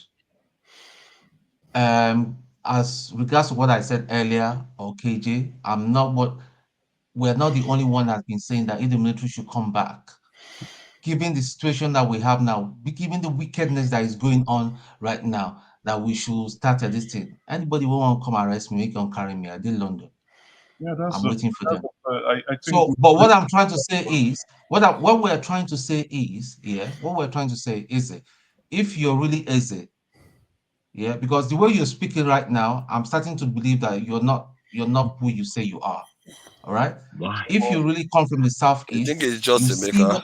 no, wait now, my Yeah. brother. Wait, my brother. Listen, wait, hang on. Let's try and understand each other. If you're really who you say you are, you see all the things that is going on in the southeast where you and I come from.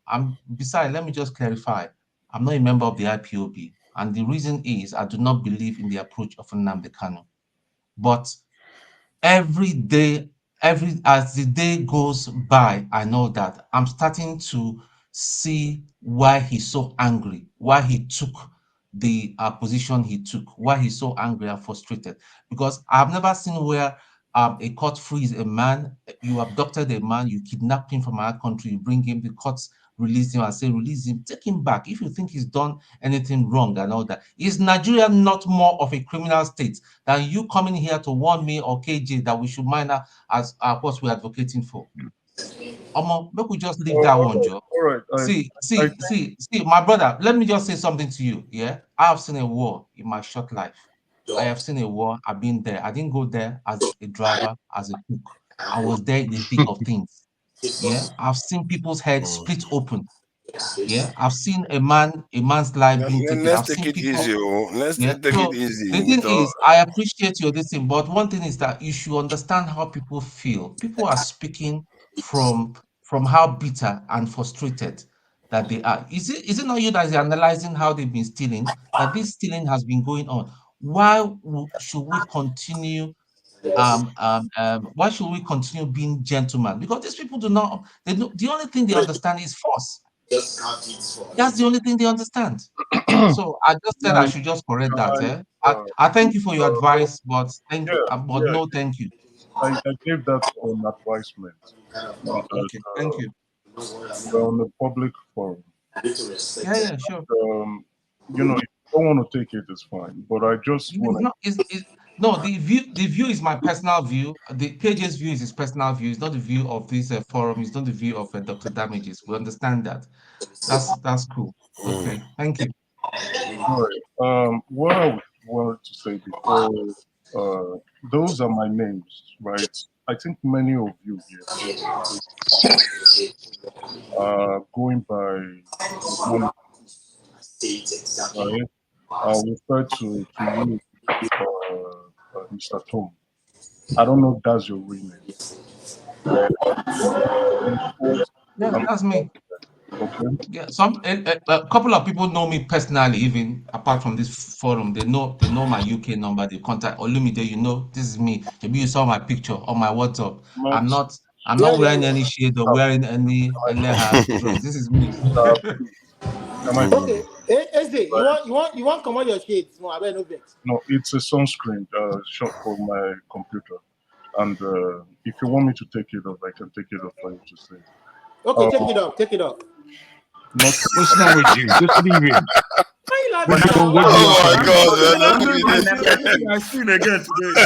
That's not necessary. He can wait. He can wear his shade. He gave me permission now. He gave me permission. Yeah, it's only fair. It's only fair. I think I would blame myself, right? Because it's looking like a personal attack. I only advised 2 individuals that I felt were going out of line. Eze, my brother, I'm not attacking you. Eze, you keep saying that, and even what Eze, my brother, I'm not attacking you at all. Please. It sounded like an attack. By the time you say that, you're not even sure who he is. I don't know what that was for.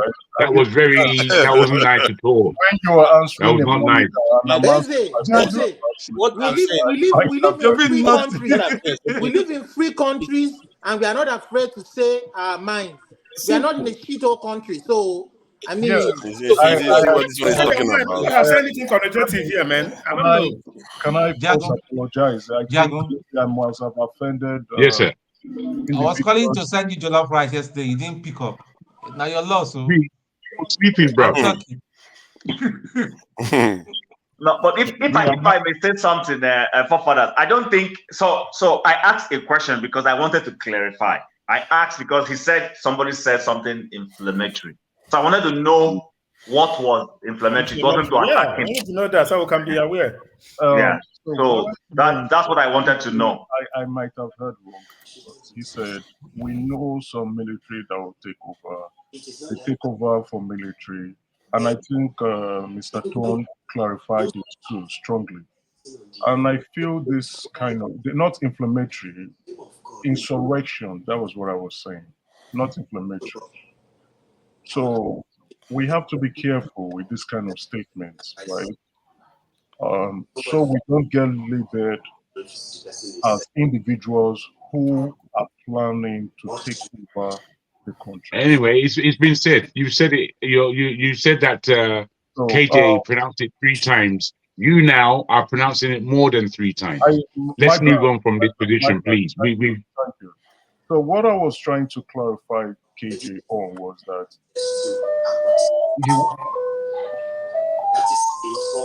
What is going on? I think there is a whole thing going on between you and Olumide. Yeah, this is Olumide. It has to be now. It's okay. Just to clarify. Wait, congratulations, you guys won. Yeah, we're winning now. Thank you. The 80s has never been any better. We only had a lower population count and a lower inflation number. Our problem in Nigeria started from the 80s, after the Buhari coup and the recession, and then the implementation of the structural adjustment program. I don't know if you're aware, Sakechi. Stop. From then henceforth, Nigeria has never been better. If you go look at the economic indices from the 80s to today, we've been going down. So I just wanted to clarify that. But because we would say it was better, was the population was not 250 or 210. It was probably 40 or 30 or 20 million. So the resources we had there could go round. But as we continue to increase in population and inflation begins to go up, and our government, inclusive of the military government, were unable to address those conditions economically, things never changed.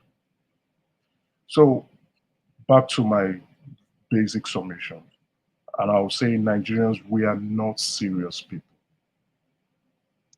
Things are going wrong. If 400,000 barrels of crude oil can be stolen from our country daily, and Nigerians are insensitive to that, then why should Nigerians be sensitive to the insecurities going on around the country? We have never spoken up to our plight. Well, this is it, bro. This is where Eze, my brother, this is where I believe you have to understand quite a lot.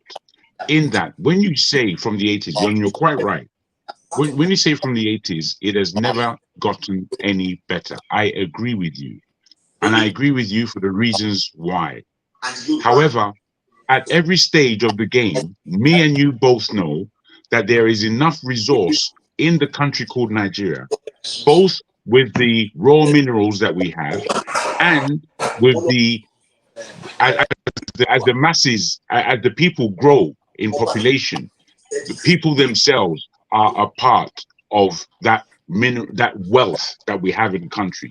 However, because we as black people, as Nigerians, are corrupted and are unthinking, these are the problems. This is why I'm saying that for the questions or for the underlining that Wale made, this is the crux of the issue. Because we're speaking, you're almost sounding, and I know you're not meaning this, but you're almost sounding like you're giving all the excuses for why Nigeria hasn't performed, where we all know better as to why Nigeria has not performed. Nigeria hasn't performed because of greed, corruption, leadership that doesn't lead anywhere, and a whole heap of other human things. It's got nothing to do with the minerals in the ground, and it's got nothing to do with, do the people actually want to work for a living? Because both are real, both are true. So I think we have to be grown up about the discussions that we're having. I think we don't have to take things so personally as KJ was earlier. We have to think about what is. You know, we're not talking about any one of us as individuals necessarily, but we are still talking about us as individuals because we are all included. So it was at the time that we begin our analysis or trying to analyze the scenarios, we cannot really be babyish about this. We have to be holistic about the problem and the solution to the problem. Jagun, can I ask Eze a question? Eze, can I ask you a question? I want you to be sincere. Go ahead. Do you support President Tinubu? I don't think that question is necessary. No. I have a follow-up question. Do you support President Tinubu's government? I think Tim is right on that. I wanted to. I don't think that's necessary. No. I have a follow-up question. You took Tim. I have a follow-up Tim saved your life, Bill. Let him decide to answer or not. Olumide, let's deal with issues. Forget about who it doesn't matter. I want to address the issue. I want to address the issue. Basically, the issue he raised prior to Jagun talking. But before I address that issue, do you support that he would do well as the president of the country? Yes or no? Okay, I'm not asking if you're a supporter. I'm asking, do you support that he would do well as the president of the country? Yes or no? Yeah, hold on. Yes or no? Yes or no? Hold on. You can't dictate how I answer the question. No. You answer, but yes or no? You can't dictate how. Leave us to respond. You're not here for such a question, please. Let's continue. No. I want to address the issue you raised. You're not addressing nothing. Let me address the issue. Let me address the issue you raised prior. You said that we cannot extrapolate the population prior to today's population. I mean, you cannot. I mean, comparing what they earn then to what they earn right now. So perhaps what we should address is that, knowing fully well that what the population has grown so much, perhaps we should be addressing the people who are stealing the people's money, taxpayers' money. We should address that issue. I mean, it's like you are giving excuses for the government for doing what they're doing. And again, when you say people are, I've just said that now, Olumide. I've just said that. Allow the guy to talk. No. When he said people are stealing, you guys hear me? When he said they're stealing 400,000 barrels, they are stealing 400,000 barrels. Can you guys hear me? How often is it per month? Yes. Or daily? You can hear me. Good. When they're stealing 400,000 barrels, hold on now. It behoves on the government. Would you allow me to answer the question? The people cannot address that. Do you want people to carry arms? Let him talk. Government... wait now. Let him talk, please. Thank you. Thank you very much. Now, when Goodluck Jonathan was president, I was hopeful. Did he perform? No. Buhari took over. I was hopeful. Did Buhari perform? No. President Tinubu is there. I am still hopeful. And I'm hoping he will perform. But to be pessimistic means to die. And to, like our first topic, to boycott election means that we are irresponsible to our electoral process. Now, I will expect the president who, in his own statement, has said he is ready for the job. So I take your answer to be yes, that you do support it. Take his Go job. on. Sorry, He had the right, man. He had the right. If I'd anybody like to wants weigh to, in. stop. I'd like to weigh in. Wait. He had the right for himself. Of course, I'm not against it. Wait. Olumide, wait. Eze, one man have just confirmed that you're just Emeka. So why do you tell us that you're not Please, just can we Emeka? forget that? One man had just said that you're just Emeka. Look at it. See. So why are you telling us you're not just Emeka? See, that's the problem. The problem with you, No, whether that's you're just tone. Emeka or Stop just being childish. or just forefathers. I don't have problem No, with stop that. being childish, man. Okay. Look. The thing is, if I may, Okay, tone. hold on, please. Let's take it easy. See, the thing is, some people may have issues with See, him I want a Tinubu disguising his. supporter to Oh wear my this God. badge of honor. See, some people may not want to use the name they use on the chat on this thing, but he should. Yeah, man. To be fair, Eze reserves the right to say, okay, he has the right to say he's not just a maker, but it would have been better if he told people that he was a maker. Isn't No, it? the thing is, So, you see, those people who are not using their name or a title at all, they are not. There's no complication there. So why is there a complication with a man using any part of the name he wants? You're being childish. I don't think anybody is stopping him from doing that. I'm just saying, like me now, Nobody is- if no- I'm see, too nobody is Niger on the attacking him. chat, if I've- I'm too I've Niger been on the chat, and respectful, he's been respectful. let We've me been just add. exchanging ideas all day. But what I'm saying here is, people like one man and whatever comes here and draws bigotry. I hate bigotry. Yeah, but why It's then are not you going to get quoting us him? out of all Why are this you rubbish. quoting him therefore? Why are you quoting him against something that you do not know? It's a waste of time. You're gonna diss one man who gave you the information that this man has a name, and then you're gonna diss the guy because one man told you. Bro, makes sense. No, you got to stop all that childishness.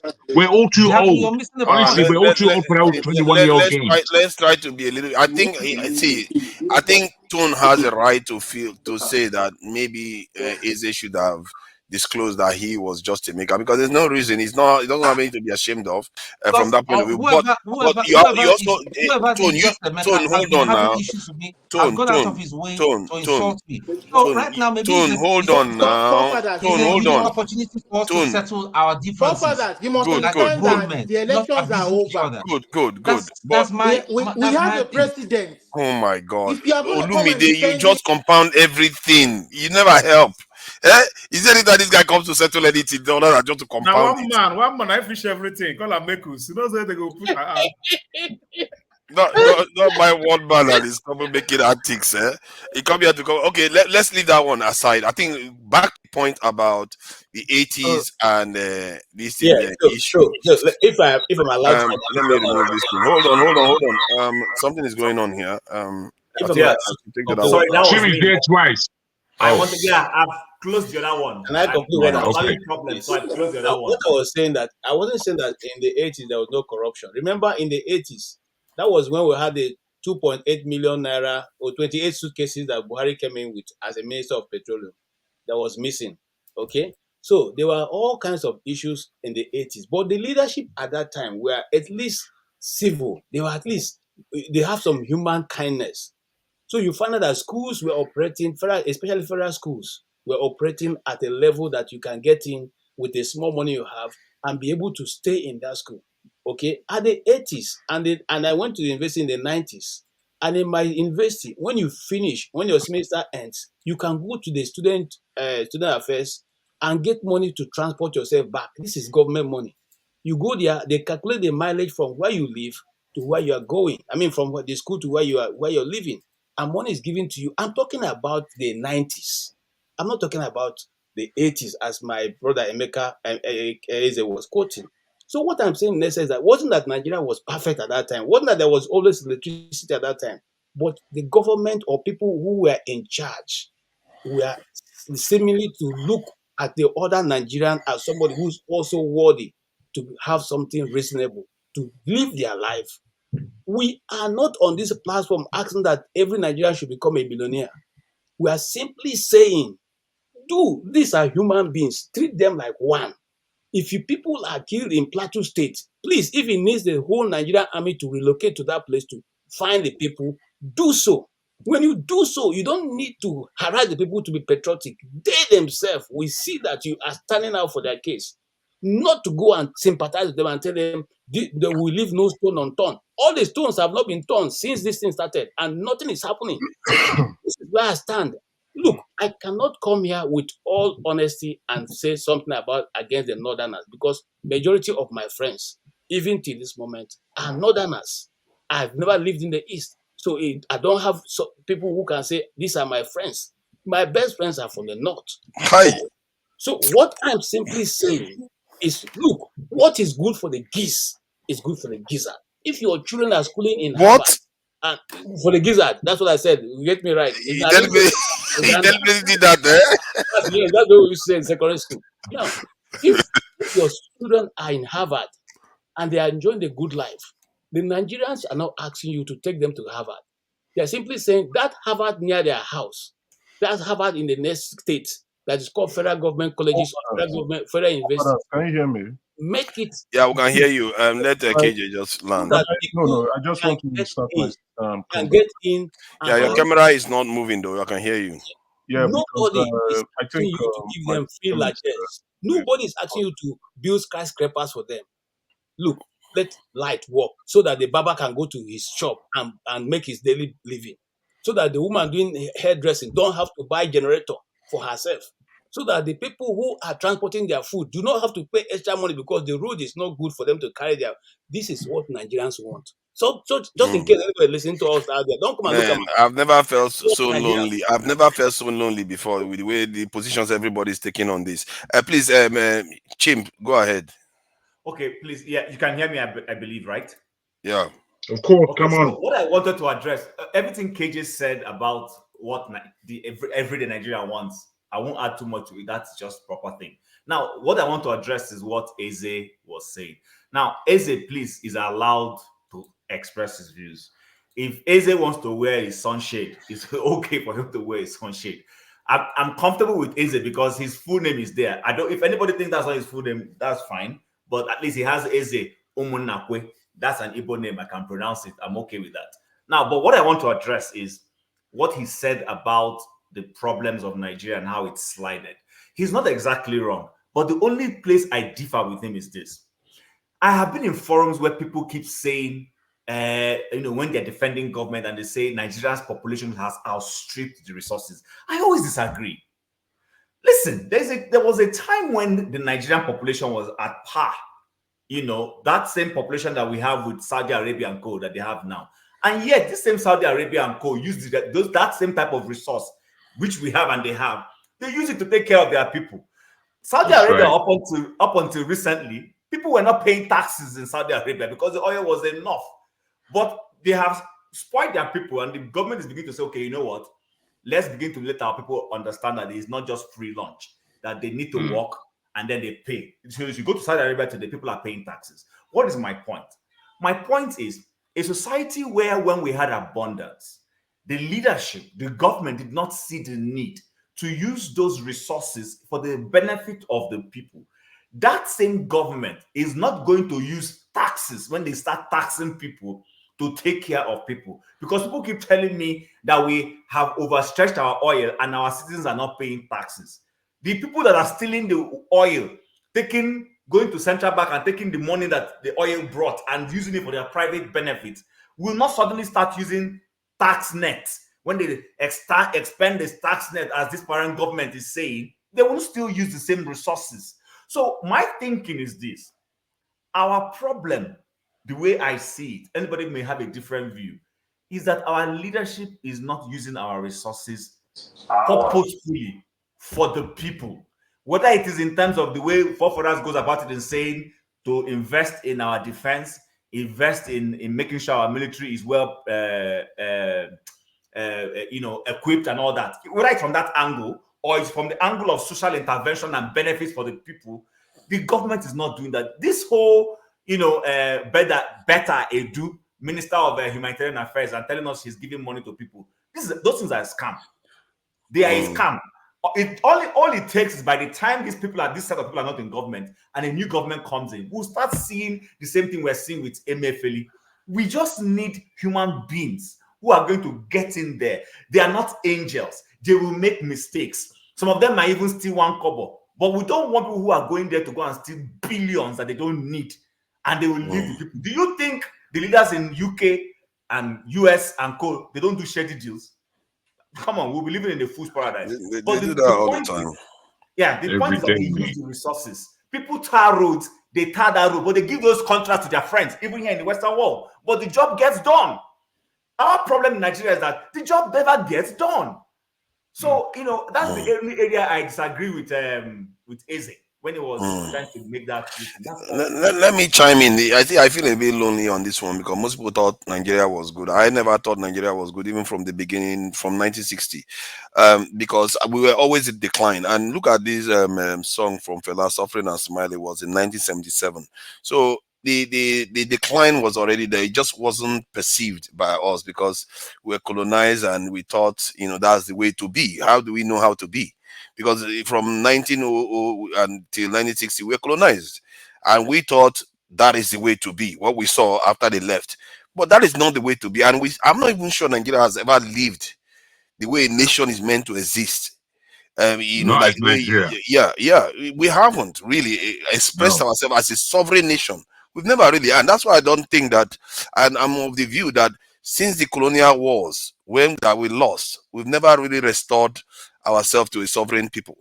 And that's why I think our problem still remains. It's not from the 80s, it's not from the 60s, it is from 1900 when we lost control of our lands. Forefathers, when KJ and a few other people say that the leaders, the political leaders in the 60s and co were slightly better, it's not as if they didn't have their faults. But if you do a thorough comparative analysis, you would see that, for instance, take the Southwest and take Awo. You can see a definitive plan from Awo.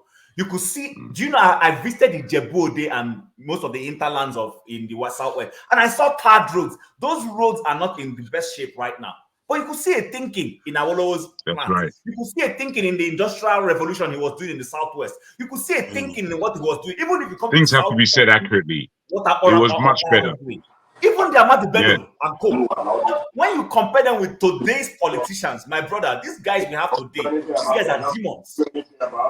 If we carry on at this rate, I'm telling you, 10 years from now or 30, 15 years from now, we'll be saying now it's actually better than before. Because the thing is, the current people always think that the ones that came 20, 30 years ago are doing background better. somebody. Yeah, I think it's Olumide, of course. You don't have to ask twice. So the ones that come 20, 30 years later, if things are getting worse, it's going to seem like that. I really wish we have the same experience like the Chinese had, where they saw their decline for over a century. And then when the Mao Zedong came, they saw a climb that has never stopped till now. From the 1950s, they just kept going up. We've not really had that. But you know what the difference is? The difference is that these nations are looking to renew their nation. There's something that you said that is very poignant when you spoke about, I don't think we've ever been a nation and we need to restore. You see, where Nigeria is concerned, there's no restore because it was never ever Nigeria until the Oyinbo came. That's when it was Nigeria. So it's not like we can restore anything. What we have to do is renew. What we have to, I keep saying it, and people are seemingly don't understand that the thing that Nigeria needs hasn't been written yet. These countries that you speak about, although they wrote their own design. We're just trying to copy and paste, and copy and paste hasn't worked for 60 years. So now what we're going to do? What we're going to have to do is think and get our head out of the sand and stop pretending. You see, I'm afraid because we restored when we listen, the area we didn't restore is the sovereignty we lost during the colonial wars. I know it's not that I don't understand what you're saying. It's not that I don't understand. I know I understand what you're saying. But what I'm saying is that the way we speak and when we speak and the words we use, let us know how off key we are in the semblance of how things are supposed to go. We really have to stand up as men We have to show ourselves how naked we are. We have to count. There's no shilly-shally shyness. Right now, we're naked. What do I need? I need some underwear. What do I need after that? I need a pair of trousers, please. What do I need after that? I need some kind of a shirt and a jacket. And then I would be naked no more. However, what we are doing is some kind of pretense as to the state of where we are historically, globally. We are now global players. We're Nigerians all about the world, in every continent you can think of. And we're doing things as individuals. We're doing hard things. Wait, if I may. Now, with this understanding that there is a raw power of intelligence and nous in the diaspora and in our continent, it is now for us as people to really be the men that we need to be in order to augment the changes that we want in Nigeria. This mix and match that we always seem to Jago, can I just say something about what you're saying, please, guys? You said that that other countries developed a policy by themselves based on what they want and pursued it, but that we are doing cut and paste, copy and whatever. Did I get you correct? More or less. Okay, now, but I hear you. I do not even think there's anything wrong in templating what other people are doing that is good. No, there is nothing wrong with that. Okay, so the problem is in the fact that in the intention in the templating, are you templating to be seen just to be in motion, or do you genuinely see what is good in some other place? If I can again, let's thank you, sir. Let me just try to reply to you like this. I think about Nigeria a lot. I've been thinking about Nigeria since I was, I don't know, 6 years old, to be frank. Let me say this. And in thinking about it, I've always tried to understand it. And then I've come to a point of understanding it, and I've come to understand why it doesn't work. And then upon that, I put together, how can Nigeria work?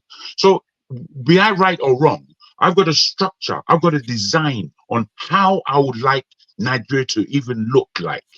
I've got that in my mind because I've thought about it. So for me, if I'm the leader of Nigeria, or anyone who wants to be a leader of Nigeria, if you haven't designed a picture in your mind of what Nigeria needs to be, then you've failed already. You've already failed. You're not going there to do anything. So you have to have a design. Don't you think the Nigeria you're seeing is a picture of those people? This is exactly what they want. You're quite right. But these are not people with plans, as you rightly said. Because in my travels across Nigeria, the West, that Lagos that I detest, I don't like Lagos for a second. But the whole of the West of Nigeria, compared to nearly anywhere else, you can see that there is total depreciation in all other areas, to the point of this doesn't make sense. This doesn't make sense. When you go to any Yoruba town, village, or city, you can see what you're looking at, as ugly as it may look. You understand? As you said, more or less, it's worn down rather than just mishmash. When you start traveling around the rest of Nigeria, apart from the beautiful foliage that we have laid down by our father, there is no infrastructure, and it's almost like there was never infrastructure. There are enclaves where people have spent money, and they have this nice enclave by themselves, but the general people are living in mud, not mud houses. They're living in mud. So this is the state that they've designed. Today I was watching the Nigerian soldiers climbing the Aso Rock. It's like a thing that they do. I was like, is that the best we can do now? We are proud of being able to climb Aso Rock every year, and it's like this thing that we do, man. I'm a little bit embarrassed because it looks like even Hamas seems to have done better at trying to form a. Look at this people; they've been trying to kill. They've been trying to kill them for 2 months, and they can't get to them because they are underground. At this point, if they come here right now, many of us will surrender first before anything. We'll surrender first, and then the rest they will just gather the others and just do whatever they like with us. There are many Nigerians that believe today, maybe on this panel, maybe I should ask that are we better under colonial rule? Some Nigerians will actually say yes.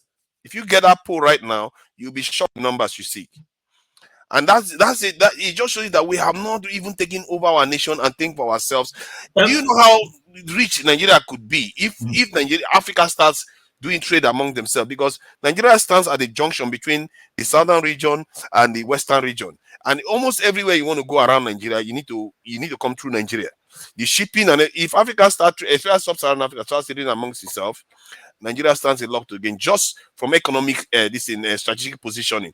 But in any other scenario, we are not strategic. In any other scenario, Africa has to do well for Nigeria to do well, or Nigeria has to do well for Africa to do well. Either way, that's the dynamic, and we have to put ourselves in that strategic position, because if Africa doesn't do well, nobody will consider Nigeria strategic and nobody will care. This is why you see that they treat Japan different from the way they treat Nigeria, because Nigeria is not strategic. We are not in the crossroad to anything. Singapore is strategic. Almost all shipping vessels go through Singapore. Hence, they are extremely rich.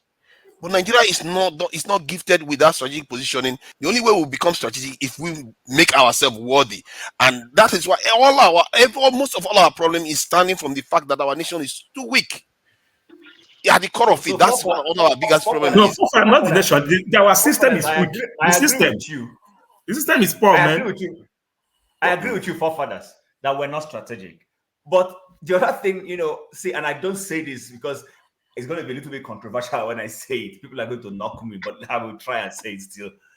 I think we have an over-bloated sense of ourselves as a nation.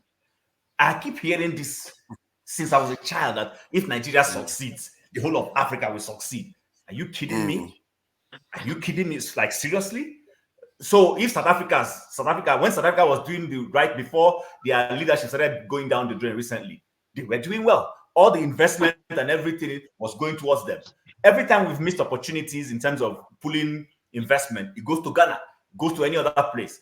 Please, Nigeria needs to focus on fixing Nigeria and throw away this mindset that when we succeed, then I think actually that's where the problem is. Nigeria's foreign policy used to be Africa, the centerpiece of Nigeria's foreign policy. And there used to be this symbol in Abuja where Nigeria was carrying Africa. I told somebody this is a terrible illustration. Whoever came up with that image is big. Nigeria can I object to that?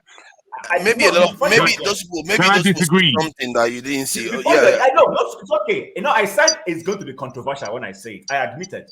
No, it's not that it's controversial. I think it's not. If that's your point, if that's your point of view, it's valid. But I want to tackle that point of view, if I may. The thing is, you see, Nigeria has the greatest population in Africa. It also has the greatest number of different people in that country. It also has the greatest number of a diaspora, the present diaspora. It also has the greatest number of the original diaspora that was sent out during slavery. This country, I'm afraid, has a lot of responsibility. I don't think you understand. If Nigeria works within itself, the fact that it has solved, if Nigeria works, it means it has solved so many problems that the entire Africa and the entire diaspora is going through. This is what it means.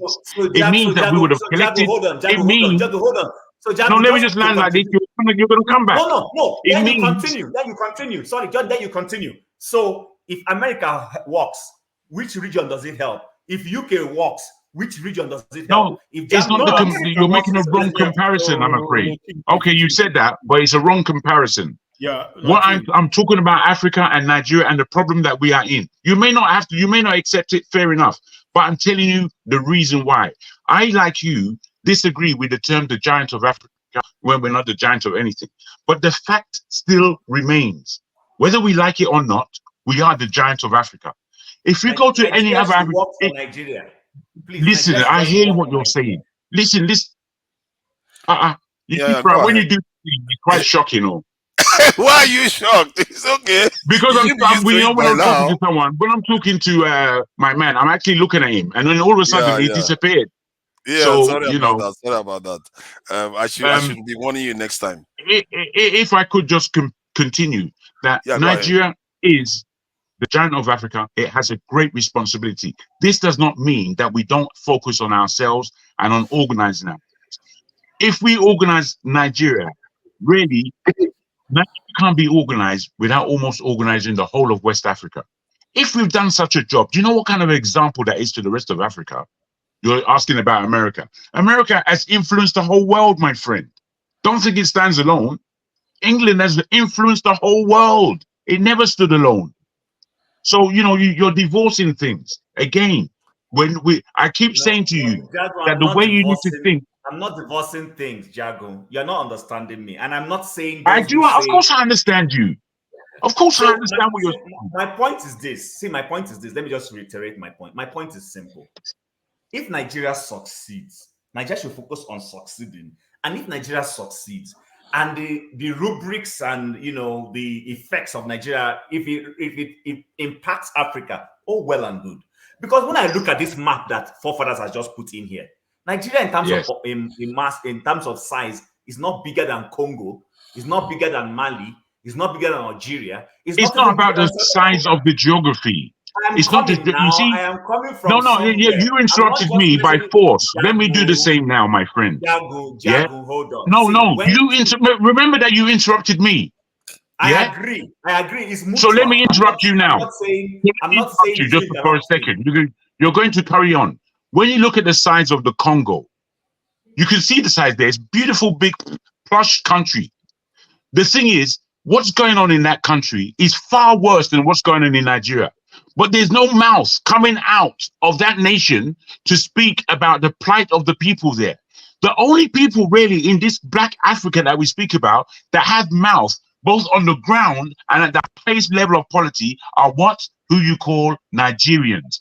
So if we Nigerians, just like something happens in Maiduguri and somebody in the Southwest will say, that's a different country entirely. They've got nothing to do with us.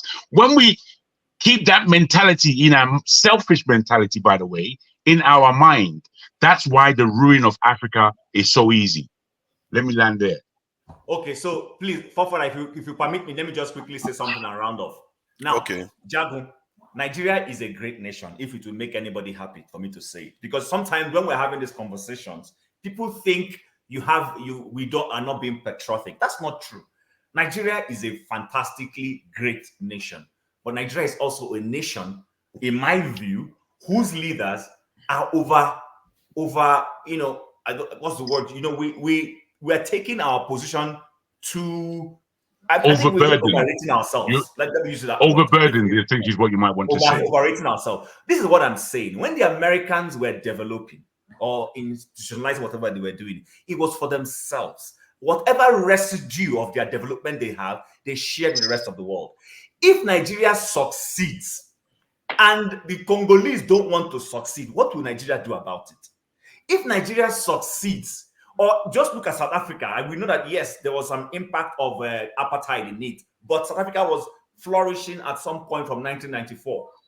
As they have flourished and succeeded, most of the developmental institutions that have spread into Sub-Saharan Africa are Southern African companies. MTN is a South African company.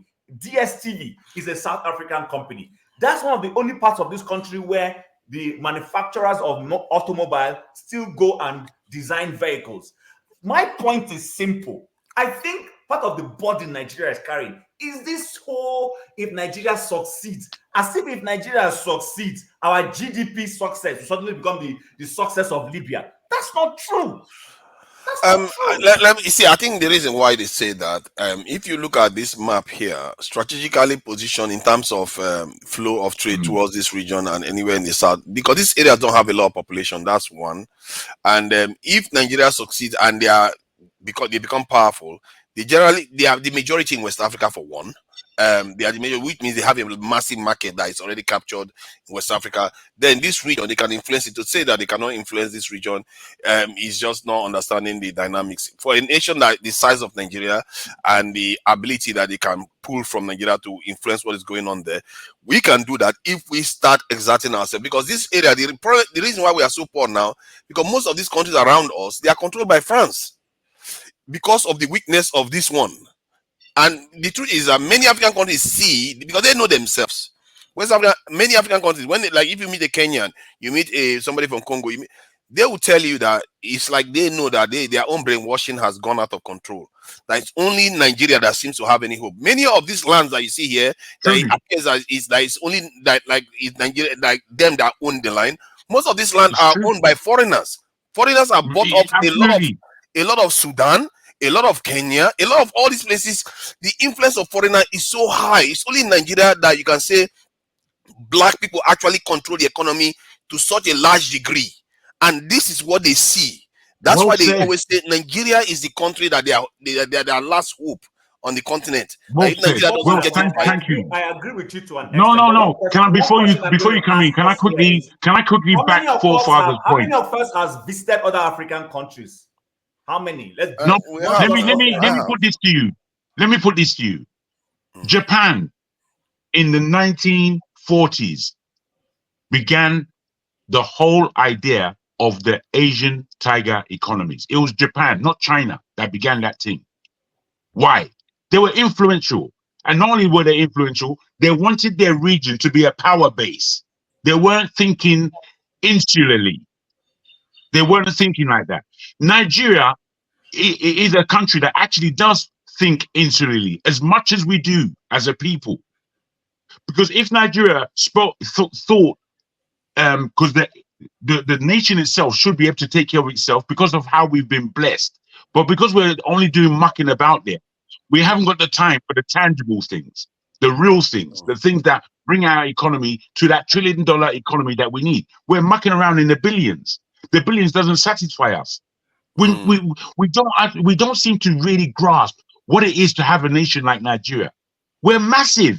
We should be within the top 5 nations in this planet, and we are far from that. Why are we far from that? Because we don't know how to organize our economy or economies. Let me just add 1.15 seconds. You see that location you see in Nigeria there, on the entire African continent, has got the highest concentration of human beings. Historically, there is something about this location naturally because people don't understand. There's no place on the continent like Nigeria. And Nigeria, the population of Nigeria that you see right now is not the population though. Many of them are in Cameroon, many of them are here. Nigeria is spreading. And if you look at the Bantu expansion, it actually started from this region. This Bantu expansion started all the way to South Africa. We're too important. This region is highly strategic for us because of the rivers that come from one direction and the other direction, and it concentrates so much diversity and so much population in one small area. Okay, so forefathers and Jago, I hear you. I want to repeat again. Nigeria is a great nation. Nigeria has the potential. No. Don't reiterate. Let's go forward. Push this argument forward now. Sorry, bro. Sorry. I beg your pardon. But we've heard this before. We don't need to hear the same thing 5 times. You know, Chief talks like he's in a kind of elder meeting. He has to reinstate the 5 before he moves forward. Elders meeting. That's how he tend to talk. Okay, I take that as a compliment. So, but see, here's the point I'm making, please, guys. Like I said, and let me not repeat it before Jago will get offended that I repeated myself again. Nigeria is a great nation. It's not in doubt. What I am saying is this. Like I asked a hypothetical question. You don't need to answer me now. How many of us have really visited all these other African nations? That's one. 2, do we really follow? Do we really follow the dynamics of our regional politics? You know, when you go to OAU and they are talking about the great men that influenced things in Africa, up until recently, and a lady visited Anambra State, the former president of Malawi, and she said it. And I told somebody, but I've been telling Nigerians this. Do you know that when they're talking about the men in Africa, politicians and ex-presidents who have impacted impacted Africa, do you know that Nigerian politicians are not mentioned? Do you guys know that at all? They mention Nkrumah, they mention the guy from Mali, they mention Sekou Touré. They'll go back to Southern Africa and mention the Southern Africa. They never seem to always mention Nigerians. We don't pay attention to this. No, because Nigeria doesn't create Pan-Africanism. If I can, forefather, we pay attention. The woman that you mentioned who came to Anambra State, she herself was the one who underlined to the UN that Zeke, his name is supposed to be here. She was the one who mentioned our Walla. He said, you see, it's the way we do our things that don't push our people. But that is exactly the point I'm making. You're not listening to. I'm saying. No, I am listening, and I understand what you're saying. Don't get me wrong. What we must understand, however, both Zeke and Awolowo, they only became important in Nigeria. Unfortunately, they weren't given necessarily the opportunity, like maybe Zeke because he was the premier, but they weren't given the right structure to become a global name. But these people, I'm telling you without a doubt, that they would have been, both Zeke and Awolowo, their name would have been globally in everybody's mouth, the same way it is in the mouth of Nkrumah. Everybody in the world knows Nkrumah, who is black. I think a part of the reason is because Nigeria, most countries that you hear about, they talk Pan-Africanism a lot, but while Nigeria actually does Pan-Africanism more. And that is what I've observed. If you look at the results, I like that, forefather. You're correct, but again, forefather. No, it's not only is he correct, it needs to be understood. He said, and you're too correct. That's why I'm saying we need to first and foremost sort ourselves out. Clearly, perfectly sort ourselves out. I agree with that, Tim. Tim, I agree with that 100%. When we have not sorted ourselves out. I agree with you 100% with that last statement. Believe me, that is so important. And I think, forefather, you've heard me say that before in our own private. Yeah. Can I come? Yeah, Eze, please go ahead. Just make. I didn't know what the conversation was all about. You guys are trying to make me out to be someone. No, we are just trying to. You are just a maker now. Just a maker, easy. What's the difference? Nigeria, Jim is a bit right. Nigeria is a strategic country for African growth, but it's not playing that role effectively. I'll give you an example.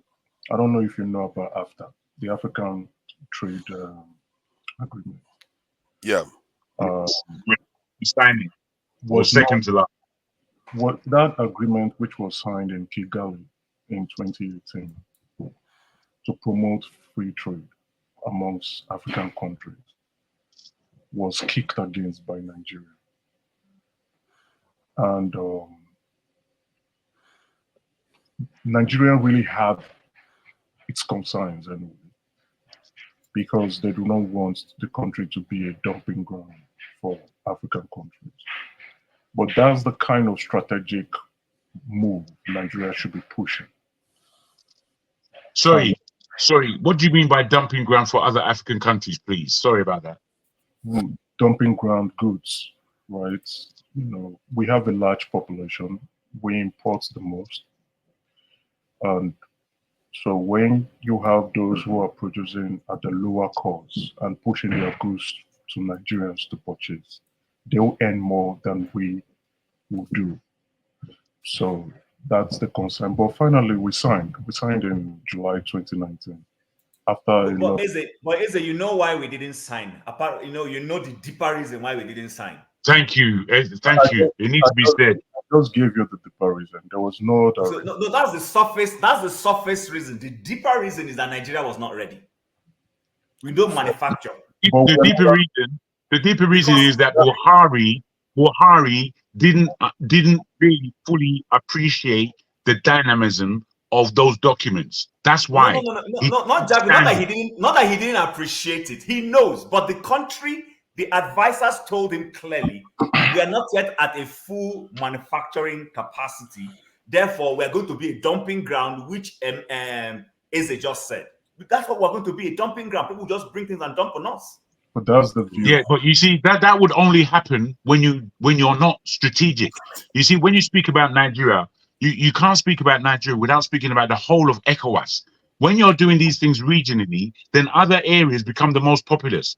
Where if you're talking about the difference between ECOWAS and SADC, the ECOWAS and the East African Union countries, then you'll find the East African Union countries are far larger a market than we are.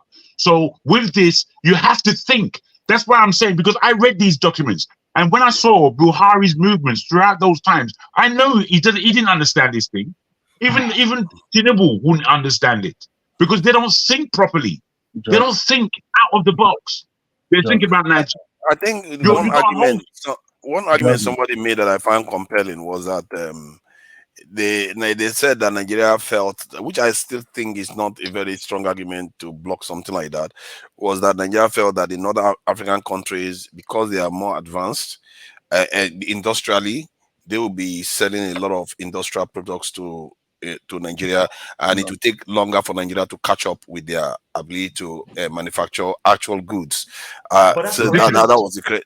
I find that one quite compelling because you can see the dynamics will work against us. Nigeria was very objective with why they didn't sign initially and later signed after 1 year. What was it? What Jim said, we are still not yet ready. We're not ready. But why are we not ready? We know we're not ready now. It's a fact. We're not ready. But that's the point I just made. In a reverse way, that the others will be able to sell more advanced goods to us. But I still don't think, because what they are doing now is I don't take that on board as well, father. Yeah. I don't accept it. No, you do not accept it because you are seeing it from the other point of view. You are seeing it that, okay, when they say we are not ready, we are not able to manufacture. It's the same way as saying the other people manufacture better than us. That's the same argument. But let me just lay down this fact. Let me just lay down this. 15 seconds. I just wanted to add the second aspect. Yeah, sure. The idea that we are trying to block them from selling to us, I find that very un-African or un-Pan-African, because we are currently buying from Europeans anyway. So what is the trouble with buying from fellow Africans? You see that kind of attitude. I really don't see why we do that. It's very strange. It's very strange. You see, right now, I don't know if you're aware of the IT and what you might call the techno hub in Nigeria, and the kind of monies that Nigerians are raising by themselves on a global market and investing in the startups.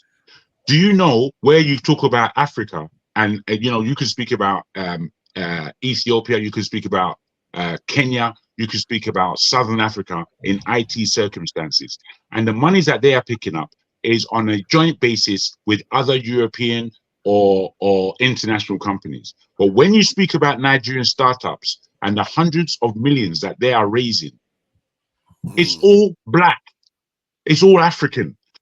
People who are raising that 100 million is not all soft tech from America. A lot of it is entrepreneurs in Nigeria on the ground raising $100 million over and over and over again, and they're building companies.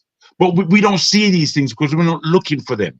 But they are there. The examples of us from zero to hero, the examples are too plentiful. What do you mean that we don't manufacture? We're not a manufacturing nation. For us to turn on a manufacturer, it will only take 5 years for us to get there. But there's already a manufacturing base in Nigeria.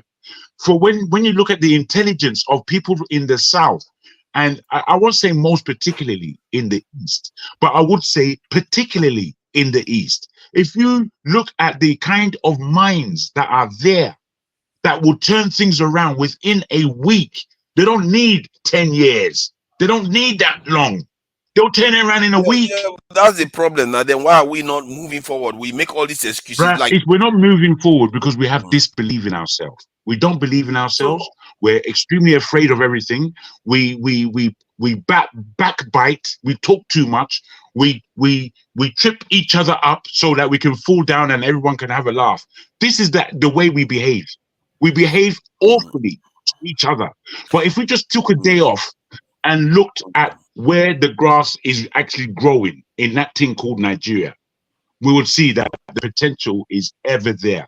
It's ever there, no matter how depressing I must say, a lot of East African countries have begun to make moves already. Like Kenya decided to make it visa-free for all African countries. Rwanda did the same. But Nigeria is just looking at them like, why should I do that? Why? It's like everybody. I don't know why. What is Nigeria waiting for to do that kind of stuff? But well, you see, already. You see, this is my. If I can, so sorry, Jim. Very quickly, and I'll shut up. This is my headache where Nigeria is and where ECOWAS. No, where ECOWAS. You know, we spoke earlier about porous borders.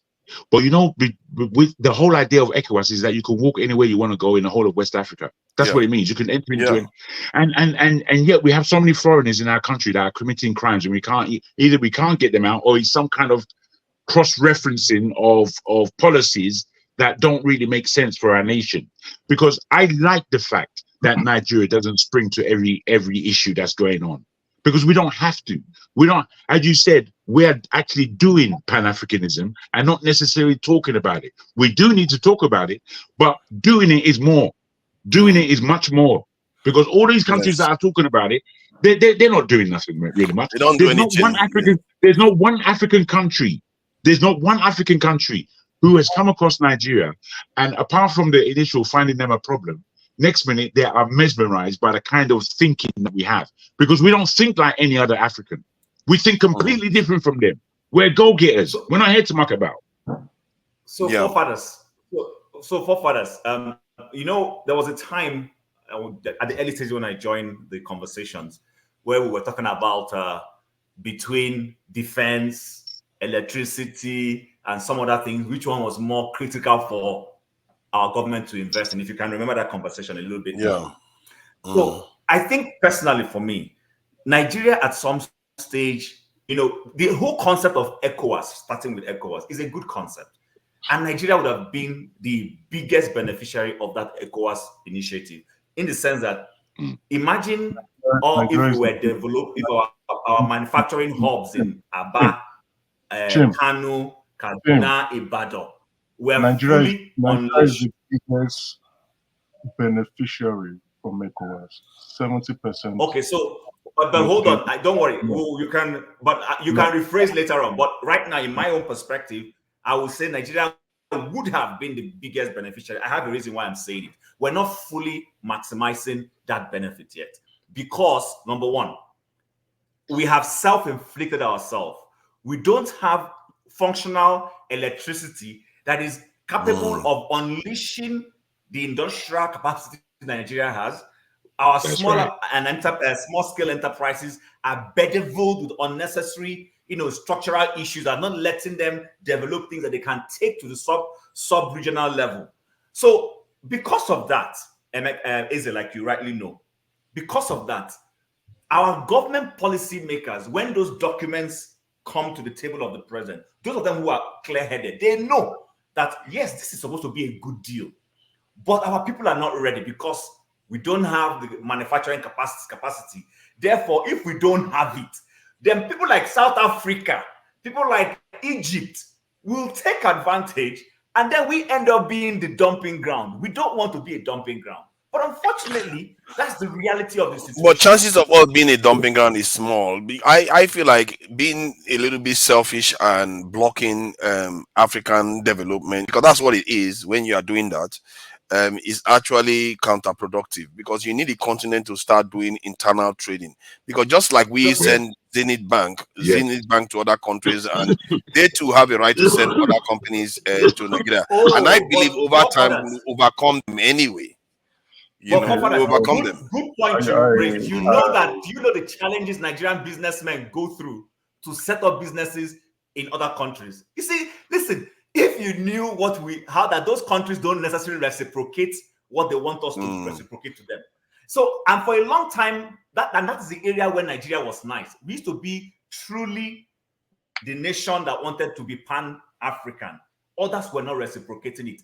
Let me tell you, Senegal, for instance, the former Senegalese president, Abdoulaye Wade, wanted Nigeria, removed from OAU and ECOWAS. Go check documents. He wanted Nigeria taken off. He didn't like us. So my point is, some of those policies are good, but because of our bad leadership, we haven't positioned ourselves properly where we would, benefit from it, while others will also benefit. If you do those things the way Nigeria is now, Nigeria will struggle unless there's something quickly our government can do to make our businessmen catch up in terms of benefiting. We'll just be a dumping ground, and that's my view. Nigeria will catch up. Nigeria already manufactures a lot to me. I think, yeah, please go ahead. Yeah, just to correct what. Why did you blank me now? I wanted to put a small thing to Chim now. You blocked my voice, man. It's just small. Did I block Get you? Me? I didn't block you. Oh, sorry, if it wasn't you, but my mic was blocked. I beg your pardon if it wasn't you. Sorry, Eze, I beg your pardon. If I can just quickly put this to Chim, just for the sake of realization. Your last statement when speaking about Nigeria looking after itself, and I understand looking after itself first, but Nigeria not taking on this African mantra, as it were. And then your statement just now, they are at loggerheads. That's what I want to say. No, how? Explain to me, please. Don't be offended, please.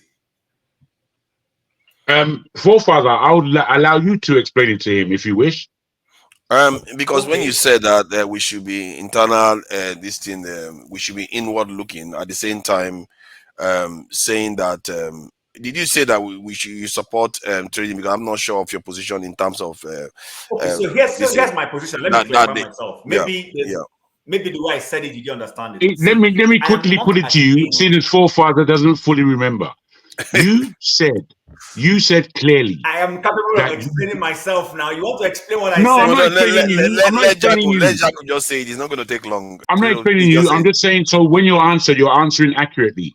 You told us that you do not believe in this Nigeria is the giant of Africa kind of terminology, because Nigeria is rather weak and it needs to look after itself.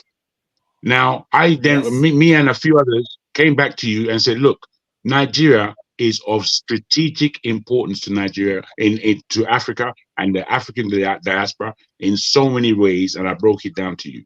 Then you spoke about the benefit ECOWAS would have been to Nigeria, and Nigeria would have been the winners of this, based on the thinking of our leaders and understanding how to make an opportunity work for Nigeria. I'm afraid those two are at juxtapositions. Those two issues are, all right. Let me clarify myself. Let me clarify myself. Okay, so you know, Jim, please don't be offended. I know we've kept you waiting. The narrative is wrong, and I'm correcting you. Nigeria is the biggest beneficiary to the ECOWAS bloc. 70% control of that market in its GDP. Okay. Not me saying it. I am not saying it. Go to trade. Easy. Cotonou, or is that Cotonou or is it Lomé? One of them has a functional seaport that a lot of shipping comes through. Many Nigerians. It's beautiful. Hold on now. Sorry, guys. You know what? I like to give you the room to talk. But when I'm trying to talk, don't cut me off, because it makes me lose my trend of thought. It's not nice. I beg your pardon. I was only backing what you were saying, my brother. Okay, but it's making me lose my trend of thought when you throw in. Now, remember that a lot of Nigerians shipping things through Cotonou. Do you remember when the Nigerian government closed Nigeria Benin Republic border, and the Beninois president came to Nigeria to beg? Do you know why he was begging that border be opened? Because the amount of volume of trade that comes through that seaport into Nigeria is to the benefit of that country. And some of those things that come through there also means we lose certain shipments that would have directly come to us. When I say Nigeria would have, I'm not saying Nigeria is not strategic. I'm not emotional about this. You know, there's this thing about us Nigerians. We may castigate our country, but we don't like it when someone else does it. It's a common trend amongst us. We don't want others to get involved in our fight. I'm not emotional about this thing, trying to say Nigeria is this. Nigeria is great, yes. But Nigeria is also shooting itself on the foot. Because if we had been doing the things we're supposed to do, listen, when America goes to World Trade agreements and shuts down certain things, it is not because they don't see the benefit. It is because they know that they are not prepared. If they allow that trade to go on, China and co will benefit. That's why they will shut it down and say, no, they don't want all those things. They always want to do things on their terms. When they are ready, then you will see them, they will push that thing because they know they will gain from it. I'm saying Nigeria needs to be that self-preserving. Nigeria needs to prepare but you see, itself. the difference between that is China and or India or Russia are like nations that are competing with this in America. But I don't think America react that way if it was the UK or maybe China or Japan. Germany. Bro, they do. Bro, they do. Depending on who's the president. I don't know what example you can give me because I wish So you know that America had North America had the NAFTA before Donald Trump came. Okay, good. Now NAFTA was very liberal. It gave room for Mexico, Canada, and US to almost literally be at par. When Donald Trump came, he canceled that thing and renegotiated all of those deals. Canada was not happy. But no, I was talking about an example where America was competing with Europeans in terms of canceling deals because Europeans were going to get an advantage. The point, that's what I'm trying to find now. But there is it's not that big. I've seen cases where they take this in the European countries to court, even with the TRIP protocol. They often settle it. But if it was other regions, they will block you. You are not going to get past it because they understand the benefit to their own people versus other people. So far, but you know that when you are fighting someone, depending on who the opponent is, the strategy you deploy depends on the strength and the way you perceive the person. So when US is fighting France, it will fight it in a different way versus when US is fighting, let's say, Rwanda. It's not going to be exactly. That's what I'm saying. That's what I'm saying. That we are dealing in Africa. The more any African country does well, chances are it's going to affect us positively, not negatively. You see, that's the thing I'm trying to say here. I don't know about that, but it's okay. Let me rest. That's intra-African trade. Wealth to start growing up in Africa. Those African nations will be able to buy our movies, will be able to buy more things that we manufacture, and so many other things. Because if everybody keeps trying to block each other because they are not ready, we are just delaying our progress. That's the way I see it. The Europeans, they know this too. I've watched. See, I've taken time to watch how they settle their TRIP protocols with African countries versus the way they settle among themselves, because that is very dangerous. They will tell you can't invent anything. Because if you invent anything, you are trampling on their intellectual property rights. But if it's between them, you know what they will do? Like I think America had one with Canada. They settled. They will find a way to settle. But if it's other people, they will block you. They will not let you. And you can take them to court forever, and you are going to lose. So it's not the settlement that is the issue. It's the fact that someone first and foremost will say, okay, to even create the crisis, to say, I'm going to block this. That's the point I'm making. They are blocking it to negotiate their interest. What I'm saying is Nigeria needs to see if you can understand this micro. Okay. Yeah? See if you can take this micro on board. In the UK, the spend power of 3 million black people is now 20 million pounds. In America, 45 million black people's economy is 1.5 trillion, which would make it the 16th biggest economy in the world. Now, the reason why, unfortunately, we are not able to maximize on our manipulation of our economy is because we give the money outside. We spend the money into the white community, into the Indian community, into the Chinese community, into every other community apart from our own. Now, that means we are. So in the same macro sense, when you talk about the size of Africa, we are doing the same thing, which is spending our money with everybody else except ourselves. It's cheaper for me to fly from London to China than it is for me to go from Nigeria to South Africa. Much cheaper. Why? There's a problem of the way we have our infrastructure. In fact, it is clear we don't have an infrastructure. And there are so many things that come into building an infrastructure that would work for the people of that nation. There is almost no reason why any individual African on that continent should be poor. But we are the poorest. We're the poorest. I agree with you guys. I'm not disagreeing with you guys, but I just feel you're not hearing me. See, we are. Honestly, we are hearing you. I understand we should put Nigeria first on some issues, but when it comes to continental trade, I think that we should start seeing it on a strategic level that African countries need to up their trade level without necessarily blocking it because of our own specific interests. I agree with you. But you see, let's take the airline industry, for instance. I know we don't have a national carrier. We don't. What we have is a private national carrier. I mean, albeit maybe Air Peace. Now, how many flights does Air Peace conduct from Nigeria into Addis Ababa? How many flights does Air Peace conduct from Nigeria into Cairo? How many flights does Air Peace conduct from Nigeria to Johannesburg? Now, compare the amount of latitude we give those South Africans, Ethiopians, and Egyptian airlines. Go check it and see. But that's the point I am making. The Nigerian government needs to, when it's negotiating these deals, to say, listen, South African Airways, we allow you to do 2 flights into Nigeria every day. You must reciprocate that flight concession to Air Peace, even though Air Peace may not be a national carrier per se, but at least Air Peace is a Nigerian airline. And do the same thing with Egypt, and do the same thing with Ethiopia. But we don't do this. We had a minister of aviation who was giving concessions to what is it called? Ethiopian airline into Nigeria to the disadvantage of Nigerian airlines. That's the point I'm trying to make. We can't be doing No, that. I agree with you on that kind of level. That I see that in Nigerian, and Nigerians are quite unpatriotic on that front quite a lot.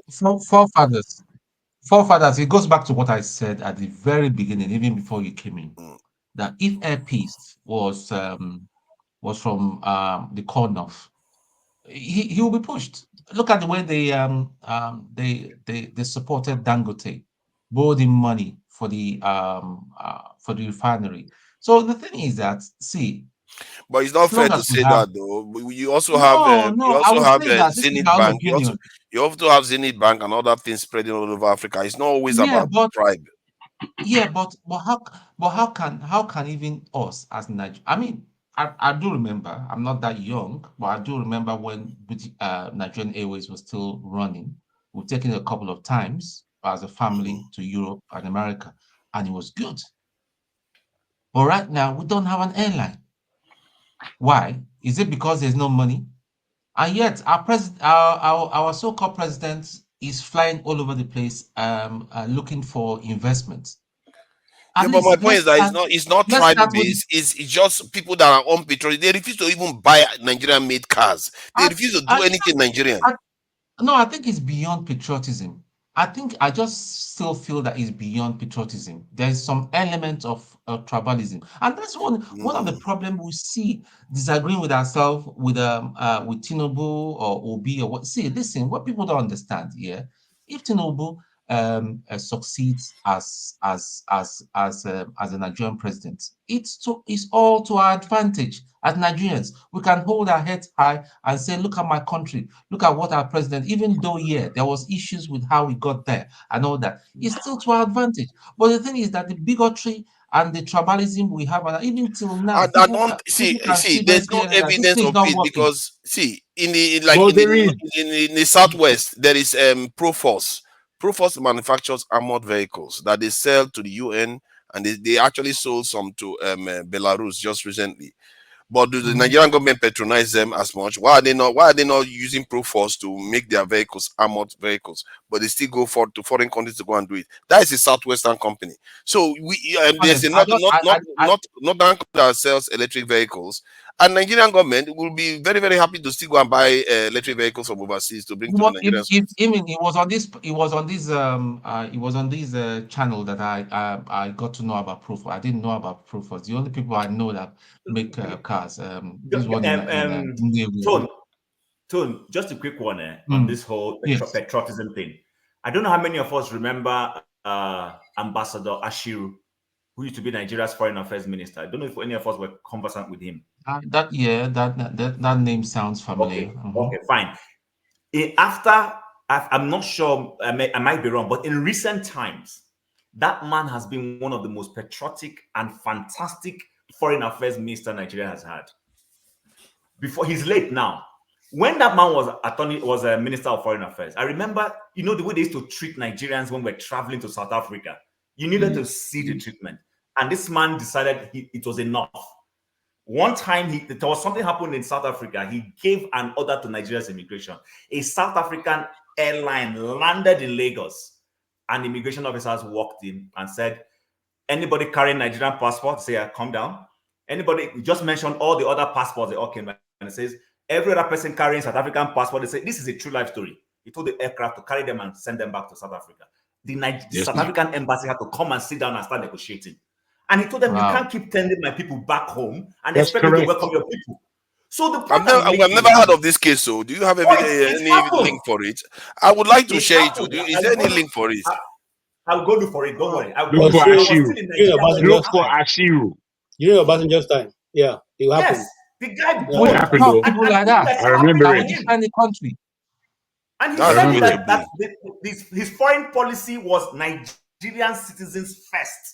That's the point I'm trying to make. Of course, it has to be. No. See, if they are treating us badly, of course we have to be Nigerian first. And in short, even if they are not treating us badly, it's still Nigerian first. But in some areas where like trade and all the other stuff, that we also have influence. We are already in many African countries, so we shouldn't necessarily just say until we completely control everything before we allow it to go through. Like free movement now, I don't see the consequence against Nigeria. If people come to Nigeria, it's actually a good thing so that you can get more business. But Nigeria is not even thinking like that. You wanted to say something? Who wanted to say something? I think Jago had his hand up. Yeah, finish what I was saying. What I'm trying to say is that, see, tribalism, whether we like it or not, let's just start in it. I want to see a time that I don't want to see Chim as an Igbo man. I want to see, or people who have to change their name or become a Muslim so that they can identify with certain people in power and all that. Yeah. We want to start seeing ourselves as Nigerians, which is the most important thing. You and I live in the UK, forefathers. Have you seen even a Scottish man that has a very deep Scottish accent and all that? You can't just start classifying me. So see, you're British first, you're English, and then you're British first, and that's all that matters. That's all that matters. Let me say this. Even my guys somebody here, hold on, Jack. Even my guys here, I tell them from nursery school, I said, listen, tell them you be Niger, your dad comes from Onitsha. I tell them who their grandfather is, what he has achieved in Nigeria. So you need to start putting, it's all about mindset, and that was what we were talking about earlier, and what Flagship was talking about, us going back to the grassroots and start changing how people think. Because come 2027, a lot of people are still ignorant. They're going to go and sell them another dot, and they will be enslaved again for another 4 years. How long will it continue? Let me just say this, if I may. Whilst I take on board what you're saying, Tone, somebody asked a pertinent question in the comments. Oh no, they put it, they say that you could be Nigerian without a tribe. And I thought about this, and I thought, no, you can't. You cannot. You cannot be a Nigerian without a tribe and a land as to where exactly geographically you come from in that place called Nigeria. You cannot. Nigerians, that geographical expression is a conglomerate of nations and different beings and peoples.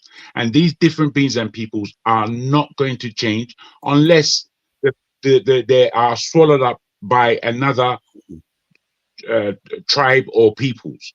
Now, if an Igbo man, a Yoruba man, and a Hausa man, and all in between of us, we collectively constitute Nigerians, but we come from somewhere.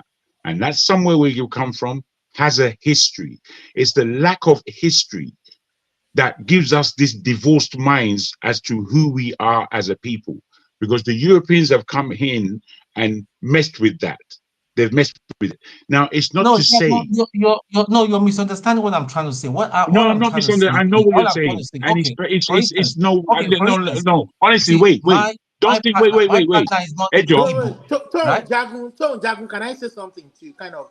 See, I want to say that currently, if we look at the present state of things and situation, especially based on the last election, You know, I will be fair to say to you that a large majority of Nigerians are not bigots. They are not tribalistic. They are That's not. right. They are not. See. I want Yoruba nation, not because I'm a bigot. You understand? I'm telling you that as somebody who wants Yoruba nation, not because, but because I believe Nigeria is a very complex state. But if I look at the last election, I will be fair to say that a large majority of Nigerians are not bigots. When people say go back to the grassroots, educate them, educate, I just look at these people. They're just trying to make things too complex. Because number one, during Abiola's time and Tofa, Abiola won majority of the election in the north and south. Obi, a Christian, won the election free and fair, but they didn't let it count. That shows you that Nigerians are they're enlightened, they're educated. You understand? We want the people, those elites, those cabals that are bent on keeping us where we are. They should let go of the stranglehold and let Nigerians live the kind of lives they want to live. They are the ones we should face. A large majority of Nigerians are not bigots. They are not that. Look at all of us on this platform. You understand? So we're not bigots, we're not tribalistic, but they've made us to believe that we are like that because they didn't allow the will of the people truly reflect. And Nigeria would have marched to a much more mature state, citizen, and country, nationhood. If they allow things to take shape the way it should take shape. Look at Rivers State, for instance. It's so unfortunate that a group of people would, regardless of who the people voted for, would because of the resources of the state, keep a stranglehold on the state without minding the will or the aspiration of the people, just because they want to share the prosperity of. And somebody will tell me, Wike did this, Wike did that for 8 years. Only God knows how much money this guy pocketed from the state revenue. Look at all this. It is, how do we get power? How do we let the people's vote count? So that all these ideologies we are all putting out together, people can begin to choose who they want to implement these ideologies for their betterment, for their prosperity. You understand? If Thank you. you understand, so I think we kind of trivialize things when we say, oh, the people need to be educated at the grassroots. The people need to, as their vote being acknowledged in the first place. Thank you. If you, I don't know if you want to say something, you do have the, I think veto Chima has power to posted speak whenever you want to. Chima just posted the Yeah, I've seen it for 2012. Yeah, that's very fascinating that they actually did that. I wish they were doing that, with the recent behavior of South Africans. But you see that in Ghana about 2 years ago, they were making Nigerian traders to pay $1 million. I don't know how that went. I don't know whether Chim can shed light on that, whether they actually went on to pay $1 million, because it looks like they were trying to kind of group together so that they can be able to pay that $1 million to actually be able to trade in Ghana. Does anyone have any information about that? Chim, do you? I don't know if they paid the $1 million. I heard the story. I didn't fully follow to the end, but can you hear me? Your audio, your audio is a bit shaky. I think it's freezing for me. Yeah, going in and out. Yeah. Okay, this KJ is frozen too. Can you hear me? No, KJ is not frozen. He's just sitting very still. KJ, you need to stop it. Can you hear me now? Yeah, I can hear you, Chip. Can you hear me? Yes. But can you hear me? Yes, now. We can hear you. We can hear you. Oh. He can't hear us, but we can hear him. He can't hear us. Yeah. If you take over when he comes, yeah. Okay. We can hear you, but you cannot hear us. The money that traders in Nigeria was supposed to pay in Ghana. I can hear you guys. Can you hear me? The Buhari administration, yeah, we can hear you. Committee that tried to follow up, and they had several meetings, I think the money was later reduced, but I don't know whether even that reduction was paid. But I lost interest when the federal government was not coming boldly to take an action, in that regard. So I didn't follow to the end. But that's at the time I left it, they were supposed to be reducing the money to a particular number, because the argument was that if a Nigerian trader has $1 million to pay, why will he go to Ghana to go and trade in the first place? He can as well set up in Nigeria. Exactly, and it's supposed to be live on. But then it looks like then the argument is correct. Then that it looks like towards an election they used Nigeria as a whipping boy to say that we are tough on Nigerians, and that is a very very unhealthy dynamic that you see in Ghana. When they do that, then after the election, then everything just dies down again. Yeah, That's but why we don't hear black anything. people are always tough on other black people. That's what we have seen. They're always tough on other black people. Black nations are always tough on other black nations. They're not tough to the other people. In fact, if you are a white-skinned Filipino, you have more rights in Nigeria than Nigerian people. So that's I saw this. I don't know. Some people have heard of this lady Ichi Boots in Nigeria, going around in Nigeria, and she was talk crossing the about Nigerian it, bro. border. Talk about it. She was crossing the border. I don't think they bother even checking her papers because I don't know whether My she caught the brother, video, but it looked like they I just flagged became that through. hooked. I became very hooked on that lady. I became hooked, man. Yeah, I'm a bit concerned that they can just race through Nigeria. She's been coming from Senegal all the way across West Africa on that bike, and largely it's been easy until she got to Nigeria. Coming from Algeria. There you go. Now, when I caught her, she was in Ivory Coast before coming into Ghana. Now, when she came into Nigeria, bro, the change in the policing. I think the intel hit her hard. He hit her hard. No, there are checkpoints all over. There are checkpoints all over. No, there are wait, guys, they're Joe, please. In Senegal. She got it in Senegal. Let me just run it through quickly from my point of view. You can say yours. You can say yours. You can say yours, my friend. When she came to Nigeria, the level of policing that was now taking place and checkpoints was at a completely different level. It just went high. She herself became sick of it. You understand? But what you did see is the people of Nigeria are beautiful, because the way she's been assisted and helped and liked and loved, a woman on her own on a bike crossing Nigeria or crossing West Africa, fantastic. When she got from the entered into Lagos now to Abuja, this one, it took 2 films of hers that I watched before she got to Abuja, and it was treacherous all the way, but it was extremely pretty in terms of the greenery of Nigeria. Yeah. When she got now to Abuja, she left Abuja in order to cross at Cameroon border. The beauty changed to another level. She was in the mountains, near the sky. The comments, I was reading the comments from English people and all people around the world. Oh, Nigeria is so beautiful. I had no idea that Nigeria would have this kind of look. What a beautiful countryside. Oh, if that child that child was so lovely. Oh, that man who helped you along the way, the guy who gave you the cookies, my brother.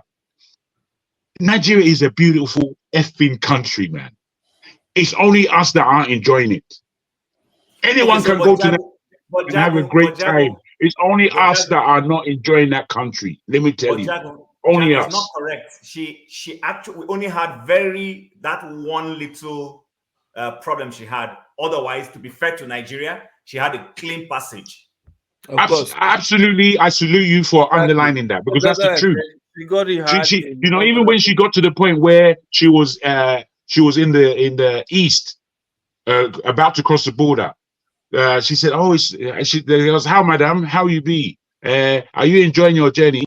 She said, "Yes, I am. Well, apart from the checkpoint." She said, "Oh, that's a security issue, my darling. This is how it is." And then she herself said, "This thing that I'm complaining about is probably for my own safety, because that guy that got sacked, it was a ruiner. As soon as I saw him, it's laughable, but it was ugly. It was very ugly to see someone asking someone for money in that way. It was terrible. The poor guy is back now. He didn't know that he outed himself. I'm not sure we should be happy that foreigners come into our country and move from one end to the other without being stopped properly. No, it's not. You see, that's what we must be happy, because we were representing ourselves. You know, I'm watching it without being able to touch or control anything. So all you can see is what anyone in the world is seeing about who we are. And what they saw about who we are is just underlined by Chim to say we were but fantastic. it doesn't say we are serious people. Wait. We were fantastic, all of us, apart from this one individual that spoiled our name. Imagine. No, I see that one spoiled our name because he was asking for a bribe. But I just feel like the way they were flagging her through the borders were not very safe for us, because you don't know who he is. He's just a blogger now. Tomorrow you don't know whether it's somebody that has been sent to come and take out some this thing. Yeah, you don't know who he's. I don't subscribe to that. But forefathers, a Nigerian has what would you do differently, forefather? What would you do differently? What I would do differently is that they should search her properly, like the way they do other nations. I'll tell you, other nations. It's very simple. No, they shouldn't search her. Seriously, you shouldn't search her. No, I'm not saying they should search her. One of your leaders. How do you know? My brother, I do not say that they shouldn't search her. Wait, if there's a security, do you know we have to turn it around. Me walking around in this whole planet, and I've walked around this whole planet. I don't want nobody standing in front of me talking rubbish. I don't. So why should I want it for anybody else? It's very wrong. No. It's very wrong for you to think of it like that. If everybody does that, that is fine. But when they are not doing that, they are careful with their own safety. We should also be the same. I know where you're coming from, but where you're coming from, and I've been like this because I'm an emotional guy just like yourself.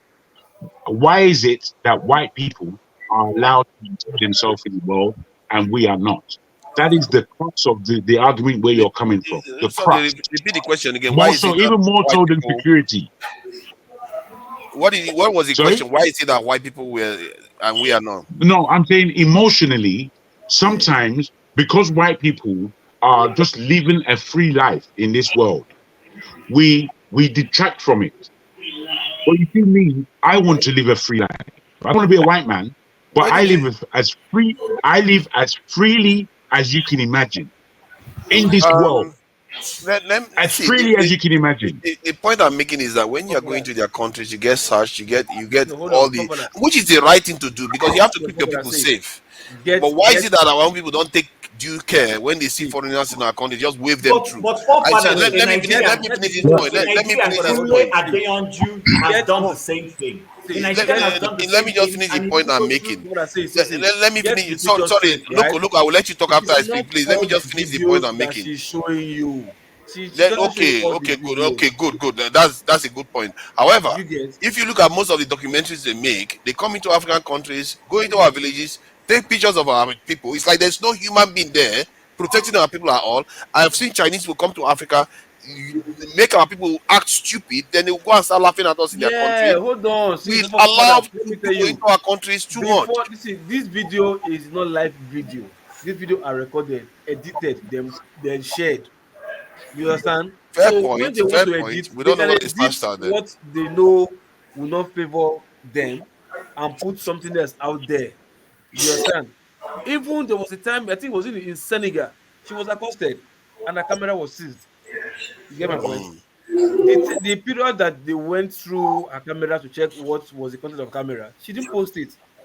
But she only showed them just harassing her and confiscated her camera. And later, the video just edited and showed when she was on her way, leaving them. Oh no, I think no, that was even the last shot. Was the last scene of debacle with what's called the Senegalese police or whatever. After they see the camera or whatever, I think we didn't see what happened next. You see, come, let me tell you one thing. You see these guys, white, whatever. There's a narrative. You understand? Nobody can just wake up. You never chop a you never pay this for us. No, I want you to carry back. I want to go Africa. Go where you see your money from. They say it's charity that is donated for her. To do what? To ride just the buy fuel, ride all over everywhere. Charity that's supposed to be humanitarian. Charity they give you money to ride bike. Then you can't leave your bike for one country. you can't enter motor. That's a funny way to look at it. That's what she's saying. Charity they give you money to ride bike. Yeah, exactly. Then if your bike not spoil, you will not leave your bike. Then you go enter aeroplane, go back to your country, go buy the parts, ship and come. You understand? Come put them for the country for Africa, repair them, then you move ahead. Like which charity does that? I think we should be a little bit more paranoid about You understand? foreigners No, But do you then know because that see, she had because all they her are she had paranoid all her about papers? us. Or hold on. See, you see, this another is Yes. important. Wait, hold on, local. This is Chicago, see, important. hold on. Forefather, she Another thing is had this, right? all of her necessary papers. So unless you're saying that they should harass Exactly. her The site, unnecessarily, or see, Oh no, the no, no! unless I'm you're not site saying saying they that that, should. they No, check or her no, papers. not harass. Just check. Hold on first now. they've Footballer, checked. listen. She's got Footballer, everything in listen. order. The She'll be owing site but that now. No, She's not no, going to be the site that they crazy. they are did the checking. No, right they are checking thing. the paper, but they need to check what Gentlemen, she's that is carrying. when you should be Listen. asking for father. The You see, site that they They did are the not right checking what thing. she's carrying. They are not checking the bike. They are not checking Footballers, anything. They don't hold know who she on. is. the question to ask The is, what are site that we they did the hiding right thing. that they have not She seen? did not post it. Don't you What get? are we hiding that have not seen? The What site is the that thing? they did the right thing. She didn't post it. How common sense that think for yourself, brother. Okay, The she didn't post site when they were that they searching did the her. right Then thing. She didn't post it. yeah, it The doesn't seem site, like see, that. Though. Those guys were very happy to wave her no, through for listen, some of the see, listen. proper, listen, No, proper, no, listen, no. listen. The side, right, that they checked her papers, that they had a conversation with her, explaining herself that okay, I did visa on arrival. You understand that's what I applied for. So I will definitely get because she was on her way to Abuja to get her papers That's right. done. That's She had right. For documents her to papers prove that. done for her to See, get just into hold on now, Cameroon. Jago, listen. If you don't listen, you won't get the point. Just listen. I The understand. I was watching it She myself, know my what brother. she was doing, right? She already had papers showing that she will get her papers done correctly when she gets to Abuja. She chose Abuja. So I was wondering, coming from Ibadan, why not use Lagos? But because of she coming from outside the country, she chose Abuja. Everybody was like capital of the country will be the safest place. So she chose Abuja. You understand? But the thing is, documents showing that yes, she has done all what she has to do. Then she's on her way to get to a destination to get her papers correctly checked or done, whatever. That is what she's doing. So those parts that she's having conversations with the immigrations, border control officers, she didn't post those parts. You understand? Our borders are not open like that. So, but these guys are coming here on a narrative. Trust me, not because they like us well, way of say yes. He said, trust me, they came for a purpose. It might not be so bad that much, but like tell me now. So upon this insecurity in the country, so everybody just the immigrations and customs will just leave border open. You just drive through like that. What about the immigration officers at Benin Republic to check you first before crossing to Nigeria? Where are those ones? She didn't post those ones. The one in the side of Nigeria that will receive you before allowing you to go through, she didn't post those ones. You Yeah, understand? You will just see her on the road. if she goes to Egypt like that, she will be stopped far more. Egyptians don't No, take even she go nonsense. to Egypt, she won't still post it. Oh Don't no, you no, get? no, She she won't will. post Oh, it. the Europeans that go to Egypt, they do all this some of all this stuff. They post the video because the Egyptians don't take nonsense. Like Wait, don't start videoing our structures like that because they don't no, trust. see, But no, but see, but, see. but guys, Let me tell you, but the guys, post that she will post, she will post but it like as guys, if they harassed her, something like that. That is where she will put it like. That's why I Whichever said one she the one posts. they did. Hold on, the one they did in Senegal, right? It took as a harassment because they seized her camera, checked it first before allowing her to go. But the one she posted was like it seemed as if they were harassing her and they seized her camera. That was the narrative she posted. Do you get my point? So about the one that we Nigeria, about sorry, No, Nigeria, no no. about Senegal, Nigeria. Senegal, Okay. Senegal, Senegal. You get my point? She posted it as if they harassed her and seized the camera. That was the narrative she gave out there. You understand? But what happened when they gave her camera back? She didn't say it. Yeah, she's not going to say it now because Exactly. what she wants to report is the fact that they took her camera. Like the one in this in Egypt, the guy took his camera. They didn't even let him bring cameras into. They held the camera at the airport. He had to use on his phone to video. This is No, what no, that at one is this no, that one is airport. But I'm talking my about the my land borders. okay, the That one is land border. To airport. be fair, it should be the same thing because these people. What you have to understand is that Egypt is an ally of the West. They give them billions every year, more than us, and yet they don't even trust them. Why are we the ones that should trust them? No, for that, you didn't get the point. Look, if you listen to what I'm saying, it's not that we trusted them. The video you Let's are move on to watching something is else, showing you please. as if we trusted Ah, them. we trust them on the way we No, behave. it's the video you are seeing. Our officers are willing to take 50 and forget about it. Yo, please. That's not correct. That's not correct. Let's move on to Okay, fair something point. else. Because the way people were talking is that Jagun was saying it that nobody stops them. They can come. They shouldn't even be stopped It's the necessarily. video you It's saw. a good It's the thing. video No, you no, saw. I didn't say that. I didn't say that. I was just giving you a picture of what happened across Nigeria and what Nigeria looks like, and the fact that we as a people don't really know Nigeria. We only know the regions that we're from and the nearest capital city. That's what we know of the country. Let's focus. Let's go Unlike back to this myself, economic conversation and forget that I've woman, please. That woman I've Oh, is you tried. you you, wanna, We you can sit it out now. Yeah. will. Elder, We you can will. elder Chim, you can sit it out. When this stuff is done, we get back. Yeah? Please go ahead. Abil. So, someone like me, I've traveled the West, the whole of the West. I've been to the East. I've been to the Port Harcourt. I've been to the North. I've been Central.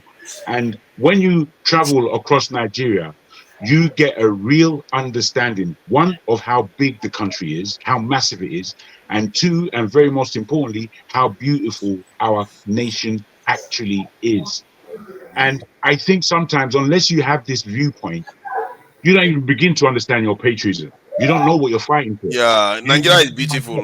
That eastern You have no Nigeria, idea. that Taraba, Cameroon, all of those Yes, areas. My all that God, border there, man. it's a highland. My You're God, you're it's a right totally next to different the area. sky. It's not no joke, and it's green as hell, I and don't it's know what different happened levels to of green. the southwest of Nigeria, the south, those areas. They are really, No, they no, are those really, areas are beautiful as well. All of those but they areas are are different. They beautiful. are very, very different from those other upland No, it areas. doesn't. If you go to, there are parts of Ibadan. If you go to Oyo State is a If Ondo Yeah, State, but it's my very state, different though. it's just magnificent. Ondo, Ondo, Edo, and the Delta. These three states are, for me, the most green and the most productive states in that country in terms of the greenery and the timber that is there. We still have our forests. There are not a lot of states in Nigeria that can boast that they still have the forest. Most forests are cut down to the ground. Yeah, We still have them. most of the south actually still No, does have their bushes you also around. have been to the east. In the The southeast, southeast is they a have little bit hard because they're quite populated in the southeast. no. For life, they have it. They have it there. Trust me, lots of it. They have it there. Ah, Yes, trust me, they have it. The I problem don't about remember seeing so Southeast, right? much So the bushes problem in of the Southeast, southeast. right? They like to concentrate themselves in one place that is bubbling. Just that, and just one Are bubble. you sure? Trust me, go to Mbise in Owerri. Maybe you see massive arable land. You shock. You have Just to have Ah, it. Mbise in Owerri. Just I didn't know that that's what because I'm saying. because if you look at their population itself and look No, at they the are much. area, that's a But lot of population. I mean, they mostly concentrated in one place, a spot. Like not like okay, we are much, okay, let's spread. No. The spread in the state, they can only spread to other regions, like other states, but spread in their own side. No, they also like that. Oricha or Opiweka will die there. Uh-huh. But South will be keep there are spreading. two southeasterners at least here. Yeah, here talking as if If you is here, tell we me if I have to lie. be careful the way we talk about this No, one. if he is here, Chim is here, tell me if I lie. uh, Wait till so you talk now. I don't No, know wait till you talk. Chim. I didn't say your state. I don't say Abia. Eh, Yeah, but at least I know of that Enugu, Owerri. Where those I know at the back of my palm. But for Abia, the only thing I know about Abia, I think Abia carry award for the most dirty state in the country. Very dirty, I bet. That time, but maybe by now they already try. But we not damn, dirty past Lagos, so we not. It's still not dirty past Lagos. no, No, see, it could be as dirty as no. Lagos, man. Wait to oh shock god. you, no, hold on. What to shock you for Abia? Like they say they put dump for center of Meru as in dump keep center of Meru. I still wonder how Lagos feeds itself, all that millions of people. I really it's a miracle, Some things how many The thing millions? is, More than 10 million my people brother, fed. That's not my No, easy. brother, the thing is, it's called Lagos, orientation. outside of those horrible shanty towns that we It's called call state, orientation. Lagos is green. If you going to Ekpe, that side, you see you not even believe that you're in Lagos. It's green, it's lush. The beaches are it's crystal water because it's not getting that pollution that the Lagos beaches are getting. Green sands, bruh. We don't know our country. We don't know it. We're Yeah. just stuck in complaints. What can we say now? We will try to know it now. Well, you see, the problem is that we are so a kind of too busy trying to survive hardship, so we don't take care and explore. We don't even look at our environment much, and No, we don't, that's bros. why we don't. Because if you look at it, like you said, there are some parts of Nigeria that is just breathtaking. You know, the open plains and everything, but we don't care. You know, it's So recently who you is hear that this some people we? go hiking and Forefathers, all. forefathers, when you say we don't, who is this we? It's like me now. When I go to Nigeria, do I care about sightseeing? I'm going there for specific things, business. Who do you think? Who Real do you talk, think it man. is responsibility to sell Nigeria? Whose job is it to sell Nigeria? Our responsibility, my responsibility too. See, I agree with you to an extent, but to be fair, I feel like we have so many things to worry about that. For me, I barely have time to even to And we just really have to tell the truth. We have to tell the truth. Do more Nigeria. Because as I said, you see, the way when we were young, we used to go to Nigeria with our parents, and they will cause it us. Oh, don't do this, don't do that. I said, what the hell are we here for? Just to stay in the house? Is that why we're here? That's me as a child. So as I'm growing, I'm investigating. I'm investigating by myself. I'm not standing still. What for? There's a big country I'm in that I don't know enough about. So I travel by myself in car. You have to understand what I go on in your country. You know, me, I'm not. There was enough times that people wanted to rob me or do this, but I don't come from the school where I have to be afraid because I know what it is to be a human being and I know what you're after. I'm just not afraid. Now, it's not to say that things can't happen to you, but that you cannot use your life with that kind of mentality. Yeah. You can't. You can't. I think we You're gonna really, get loose. I really like those areas, you know, that are really, there's so much beauty in Nigeria that man, it's a shame we never had time to It's a enjoy it shame. yet. Come on, let's be serious. Okay, so if I could just say something on this. Yes, Nigeria is beautiful. Lots of fantastic scenery. Now, I was recently on LinkedIn watching an advert. They used this guy, wasn't it, Trevor Noah, to do it. And Trevor Noah was literally using the comical approach to sell South Africa. And I commented on that because I've been in marketing and branding for a while. Nigeria is not doing a good job of selling itself. Whether it is our foreign affairs ministry or the tourism board or whoever it is, people are supposed to sell what Nigeria offers in terms of tourism that will encourage other people to say, let's go and see what this tourism in Nigeria is all about. There are lots of places. These things are not being done. It's not only GE and Nike that does branding. Nations also do branding.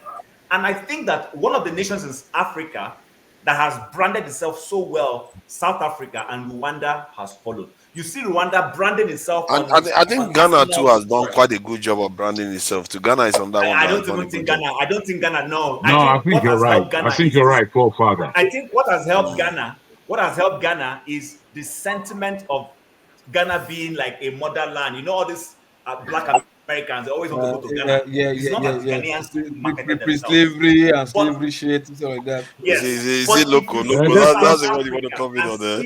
Before and see what South Africans are doing in terms of selling South Africa. Look, the South African government brands South Africa like as if South Africa is a company. They brand South Africa. The Nigerian government doesn't do that. The last time we probably did anything close to this was when Jerry Ghana used to be the Director General of MAMSA. Since after that time, I don't think any government has painstakingly taken an interest in projecting You see, Nigeria the thing as a about destination. tourism, the thing about tourism is that it's almost like if tourism was like a oil industry, it would be a downstream in a part. It's like almost a lot of other things have to be taken care of before you can enhance, go for tourism, because you have to have security, you have to have good infrastructure, you have to have a lot of other things in place. Then tourism comes in. This is why Nigeria, because the other base ones haven't been done, it's very hard to go tourism in the You are context of quite Nigeria. right. You are quite right, forefather. But I must say this: during Ebele Jonathan's time, he had a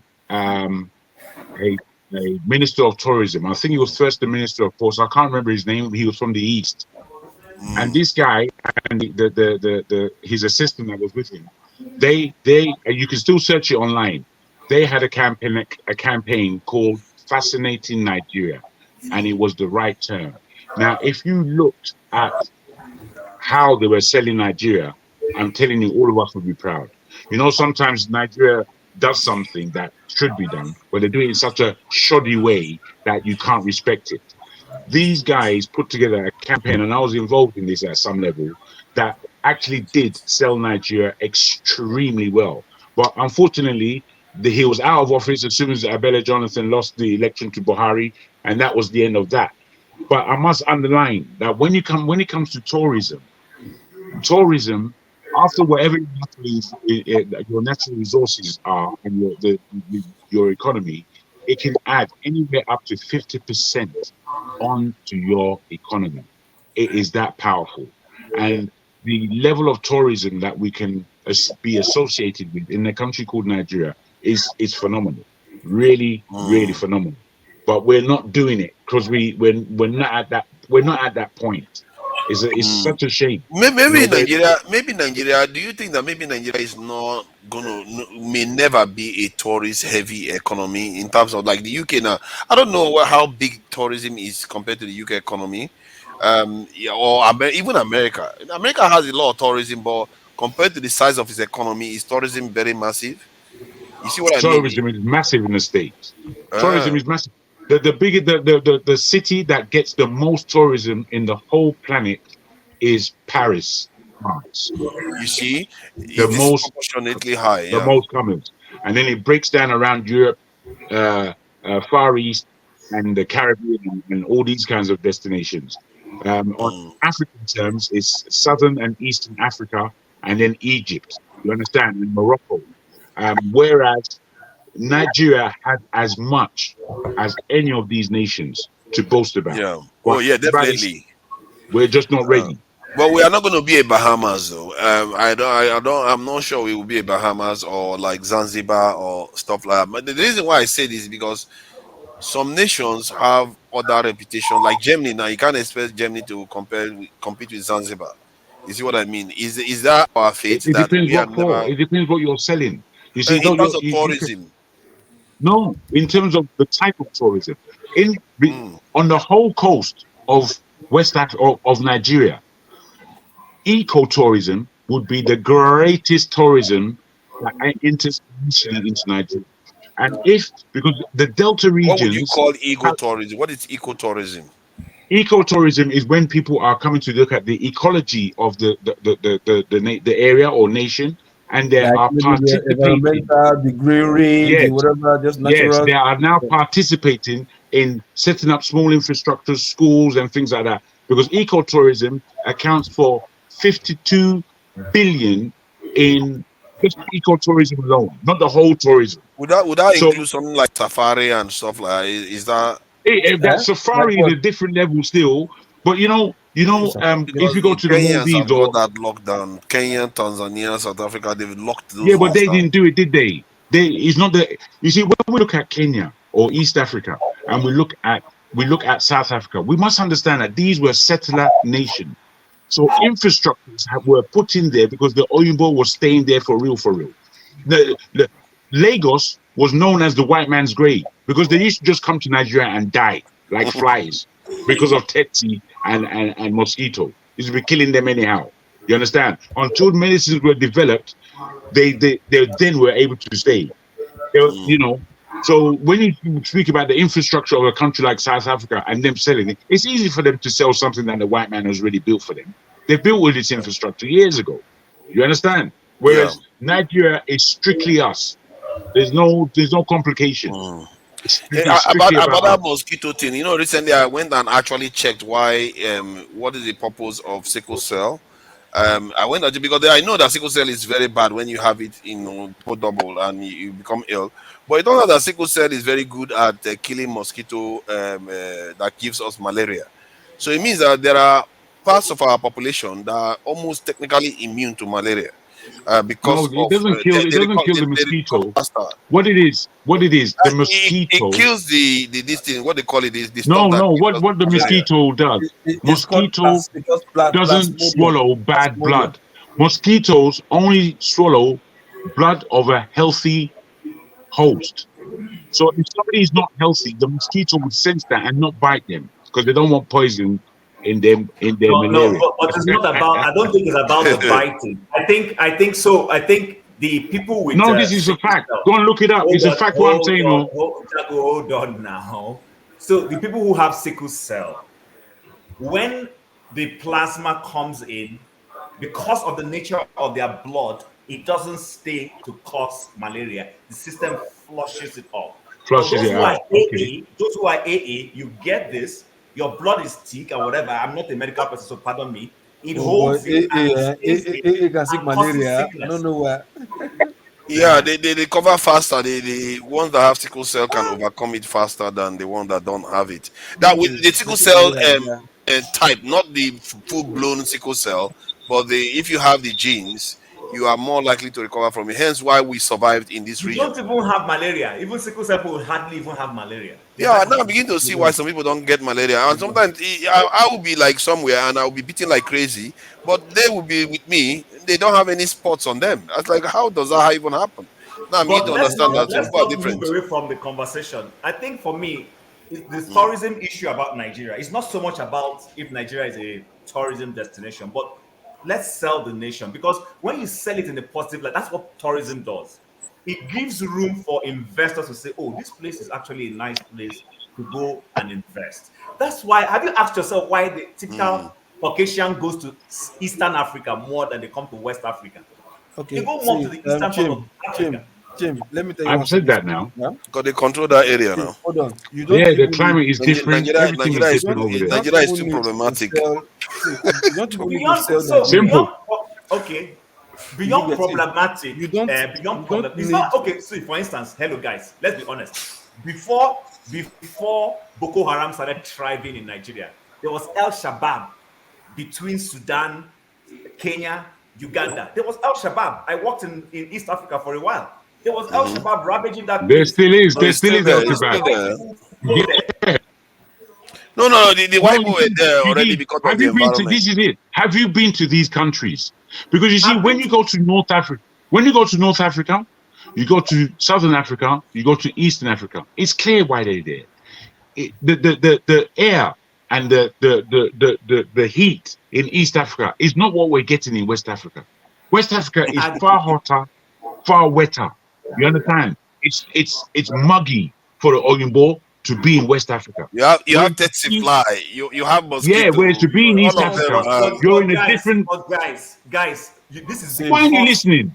I hear you. Oh, I hear you. I agree with you. But see, what the point I'm making is this: these are human things that developmental indices can solve. If we clean up our environment, if the government was building good roads and good drainages, these things will vanish. Mosquito the UK. Mosquito Mosquito Canada here where I did. So what are we talking about? Mosquito that is in the UK don't have self-respect. They every time they come out, they are thinking, "What is the point? This place is too cold." Mosquito in Canada is unarmed. They don't get arms like the one for Nigeria. The one for Nigeria are fully loaded. They'll be dragging away with you in Nigeria like crazy. But see, like what I'm trying to say, selling Nigeria. You don't need effort. You don't need anything from the government to move to Nigeria. You understand? You do. But hold on first. Like you're thinking that okay, maybe you see social media, they like, or maybe like Turkey, they sell their destination, do adverts with like nice place, beach scene, good Turkish Airways. The same thing with Qatar Airways, this and that, Saudi Arabia, whatever. In Nigeria, no need. We don't even need that. Just first give us I less. don't Hold agree. on, hold on first. Just give us less 247 first, right? And still the investment it will attract. People start doing things, manufacturing things, producing things, right? And be selling.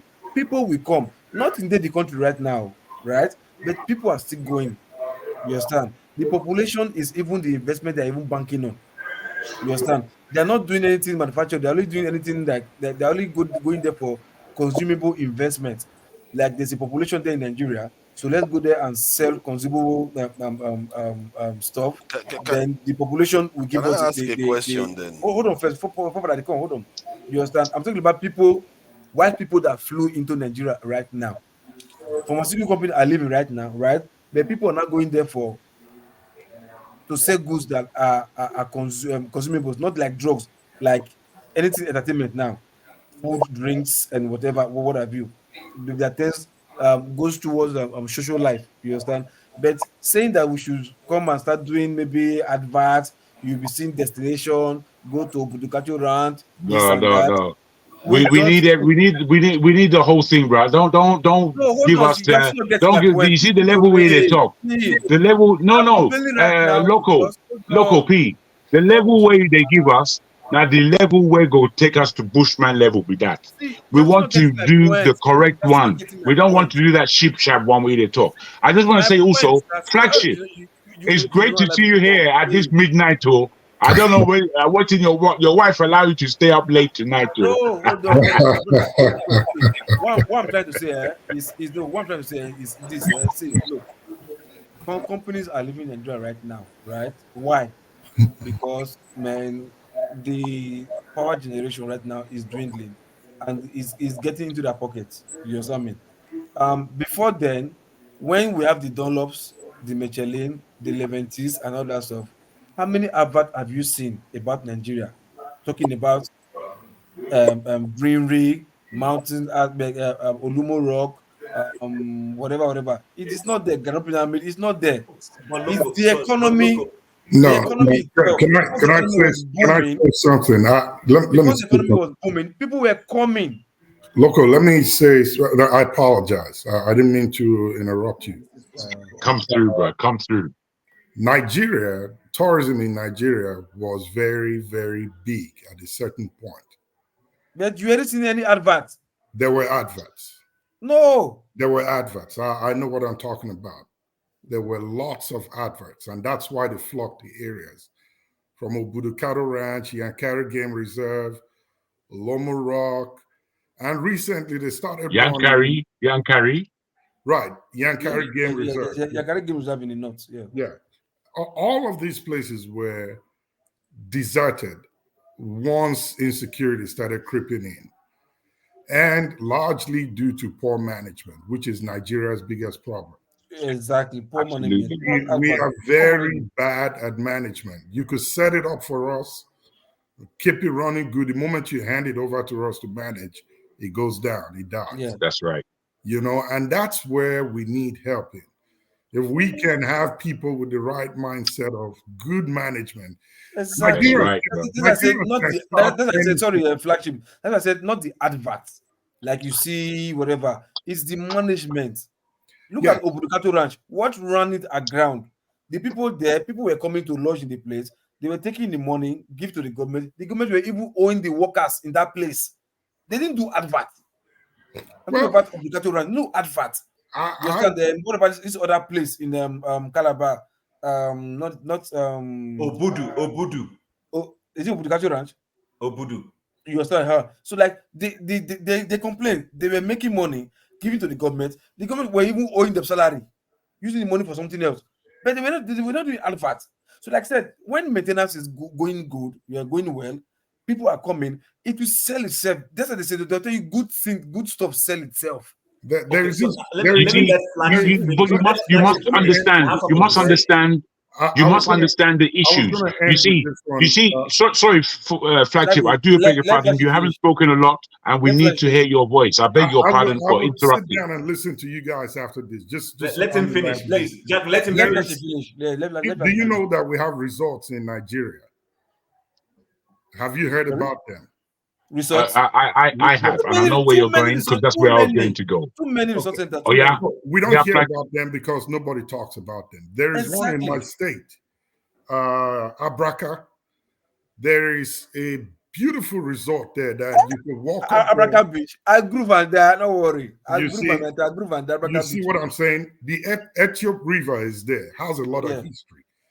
The few people that I've known and heard about these places, when they come, they are wild when they see it, but they can't stay due to the insecurity. And now individuals. I have a friend here in Atlanta where I live. It's from my place. He has a resort there. In Abraka, and I know how hard he works to keep his resort going, the hotel, trying to expand it, get the beach and everything going, but it needs publicity. And he was just talking about going on social media, publicizing the entire place, but the biggest concern, again, is security and being able to enjoy your time there. You see, 10, 15, maybe 20 years ago, it was great. It was good.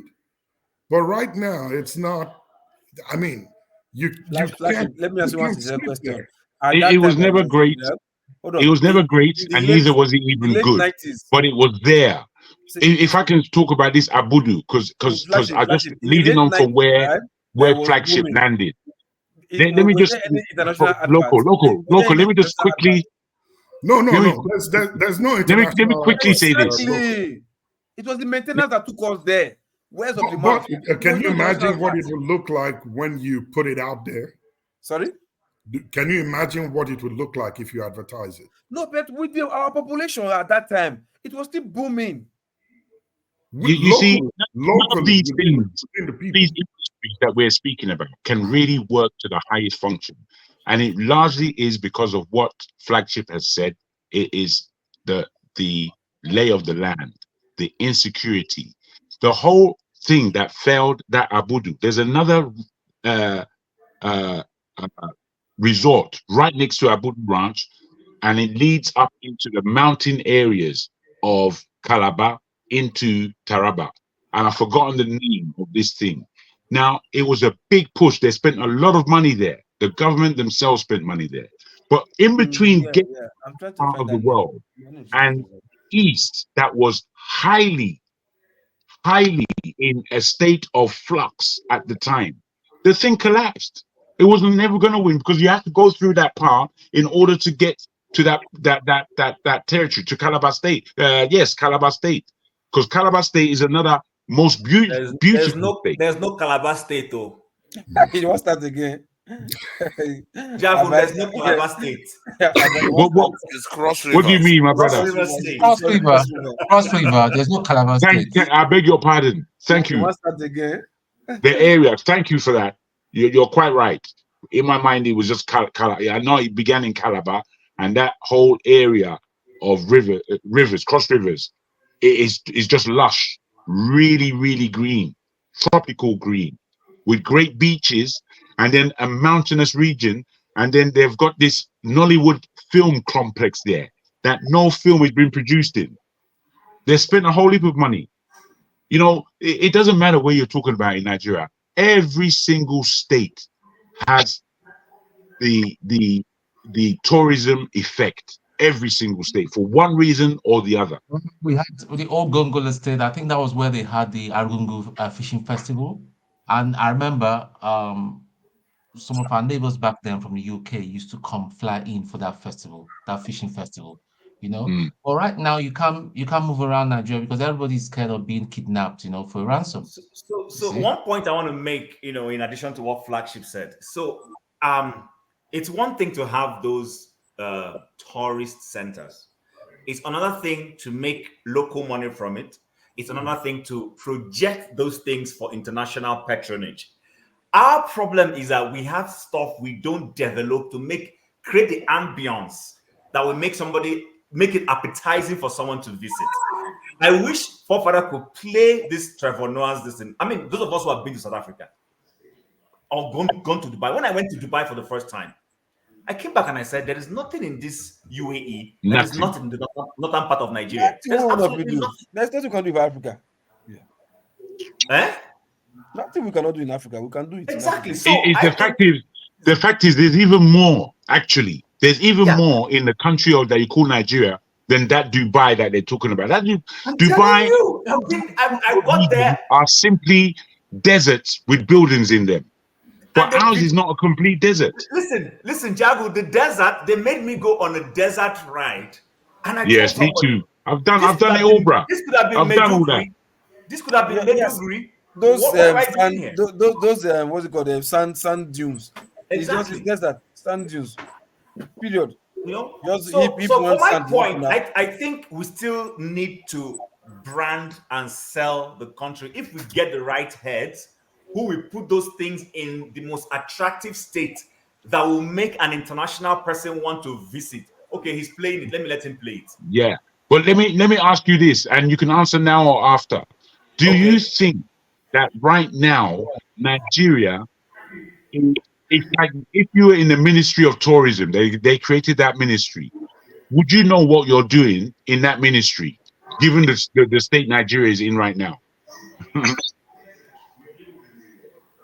Okay, let me allow him play this thing, and then I will answer. Sure. If forefathers can play it for us. Hi, I'm Trevor Thank Noah. you, forefather. I'm South African. And because I'm South African, people from all over the world insist on asking me questions about South Africa. So I decided to make an ad to answer some of those fascinating questions. Like, how cold and snowy is your Christmas? Well, Tracy, unfortunately, we can't afford snow. Nah, I'm just playing. We're in the Southern Hemisphere, which means when it's freezing in Connecticut, it's fantastic in Cape Town. Klaus sent me this one. Can you play golf in South Africa? Well, Klaus, we actually have some of the finest golf courses in the world, but judging by your 37 handicap,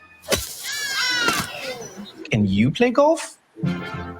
How many stars are your 5-star hotels? Brian wants to know, can I meet the lions? Well, I don't know if you want to meet them, but you can see them on safari. And get this, it's not just lions, Brian. We've got everything. There's elephants, there's rhinos, there's giraffes, there's buffaloes, there's leopards. Come on, man, expand your horizons. Ostriches. Is South Africa fun? Is it fun? Are you even watching this commercial, Michelle? Paragliding, bungee jumping, surfing, river rafting, shark cage diving, hot air balloons, hiking, cycling, wine tasting, whatever this guy's doing. Does that not look like fun to you, Michelle? Does that not look like fun? So, now that I've shown you South Africa, my only question is, when are you coming to experience it for yourself?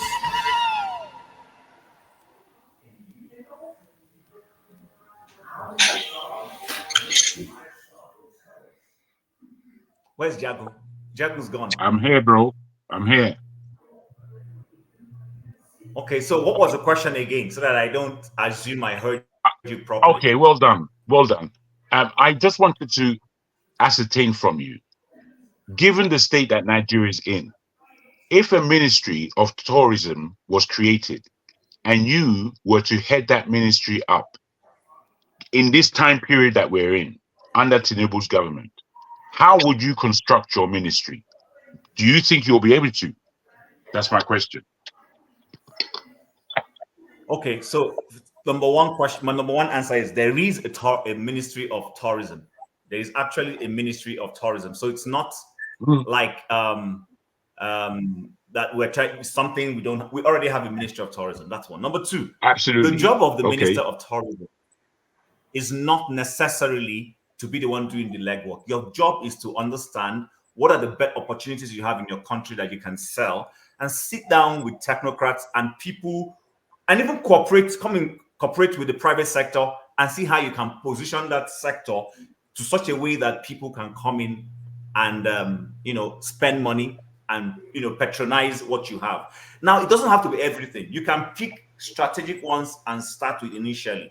For instance, like the Obudu Cattle Ranch, which is owned by the Cross River government. What I will do is to partner with them, see how we can clean up that place and create an enabling atmosphere for people to come in there and enjoy it, and we get the money from it. And there are other ones. Right now, we have a landscape of beautiful sceneries that are not well developed. They're not in a position that will attract people to come into it. For instance, Yankari Game Reserve, I don't know how functional it is. I personally think that place needs to be cleaned up. These are some of the things, if I'm a minister, I will first and foremost do. It's stage by stage. What I will accomplish today, the next person will come in and ride on it. Our problem is that we don't define where we are. We want to do everything in one day. No. Good. Go in. If your job right now is to clean up, put up good policies, do that, and create an enabling atmosphere that subsequently whoever comes in can take the next step. That's the way government works. Government is a continuum. It doesn't end in one day. Fantastic. Let me. I think that was a good answer. Now, a really good answer actually. I would want to continue the question, given the area that you spoke about in terms of the Cross River region. I don't know if there is a direct flight, international flight to Cross River. I think not. How would you get over the fact that you have to go through a lot of the time if you're coming from Abuja or if you're coming from Lagos, as a holiday maker? Sorry. There's also Tinapa. I remember. Yes, Tinapa is the name. Tinapa, well said. Okay, so Jago. People coming to Nigeria, yes, it's good if we have multiple entry points. I'm one of those advocates of let's decongest Lagos.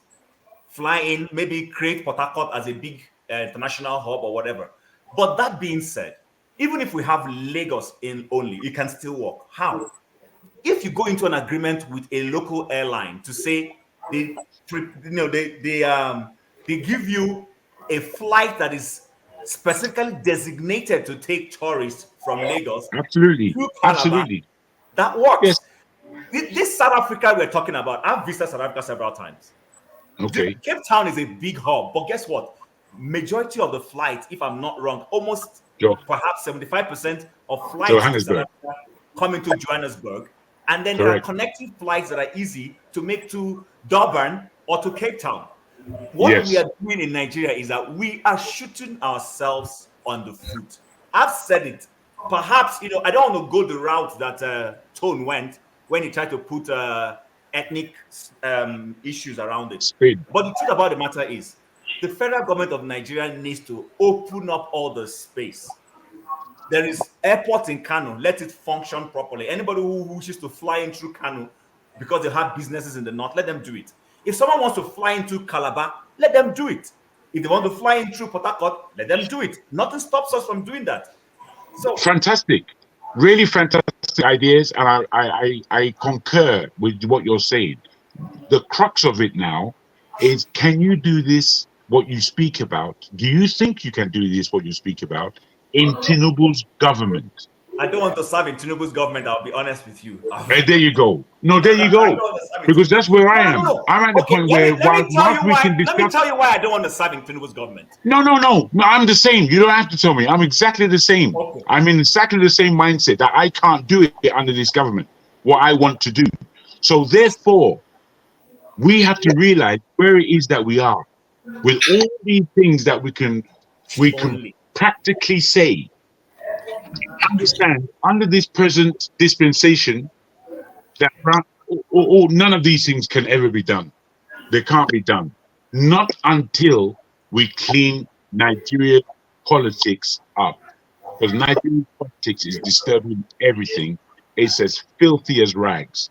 So this is the story. This is the point why you may see you may see an advert from South Africa and think, how wonderful.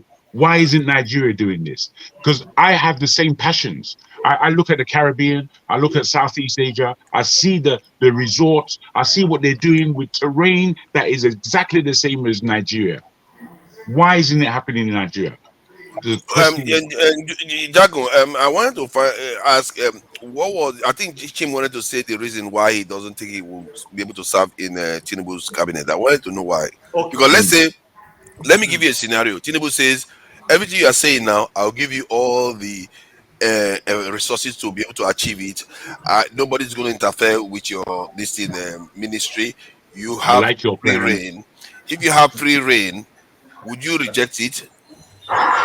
Okay. So, forefathers, what people tell you cannot be more than what their character has shown. Anybody, if the president is going to come in and tell me This this, guy. but the same, no, but it's the truth. It's the truth. I hear you, bro. I hear you, man. So someone who, okay, there is a conspiracy. I haven't confirmed that it is accurate on why GSK left Nigeria. Many of us may have heard. No. Answer forefathers' question, please. Oh, that's why I'm answering it. I'm answering it with this analogy. There is a Okay. conspiracy on why GSK left Nigeria. I don't know if it's accurate. So that's why I've used the word conspiracy. I hear that some people in this government wanted to start like a hostile takeover of GSK. And GSK said, hell no. If this is what you guys are going to do, we're already having crisis and you guys want to come and take over our company. And they quietly just said, okay, we're done. We're leaving the country. You go screw yourself. Sorry to use that word. So my point is this.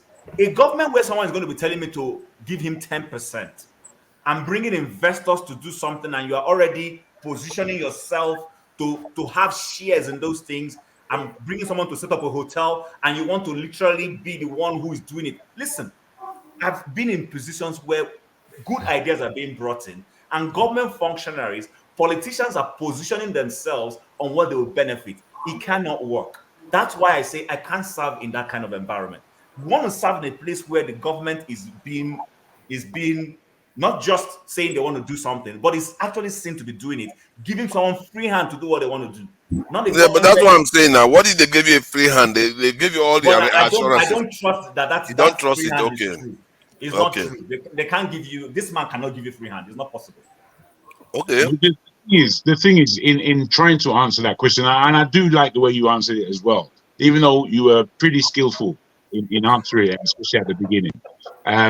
What I would say is that these things basically can't happen, because I think we know the level.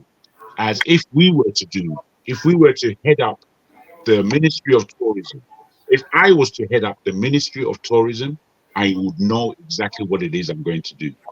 And similarly to the good structural words of Chim just now on how these things are possible, and if you structure them, they can be done and achieved, and there is a need for them. And where the level of spend power when people come into your country, and what that does for whichever region is given that holiday effect, the money really does fall down, and tourism works like that all over the world.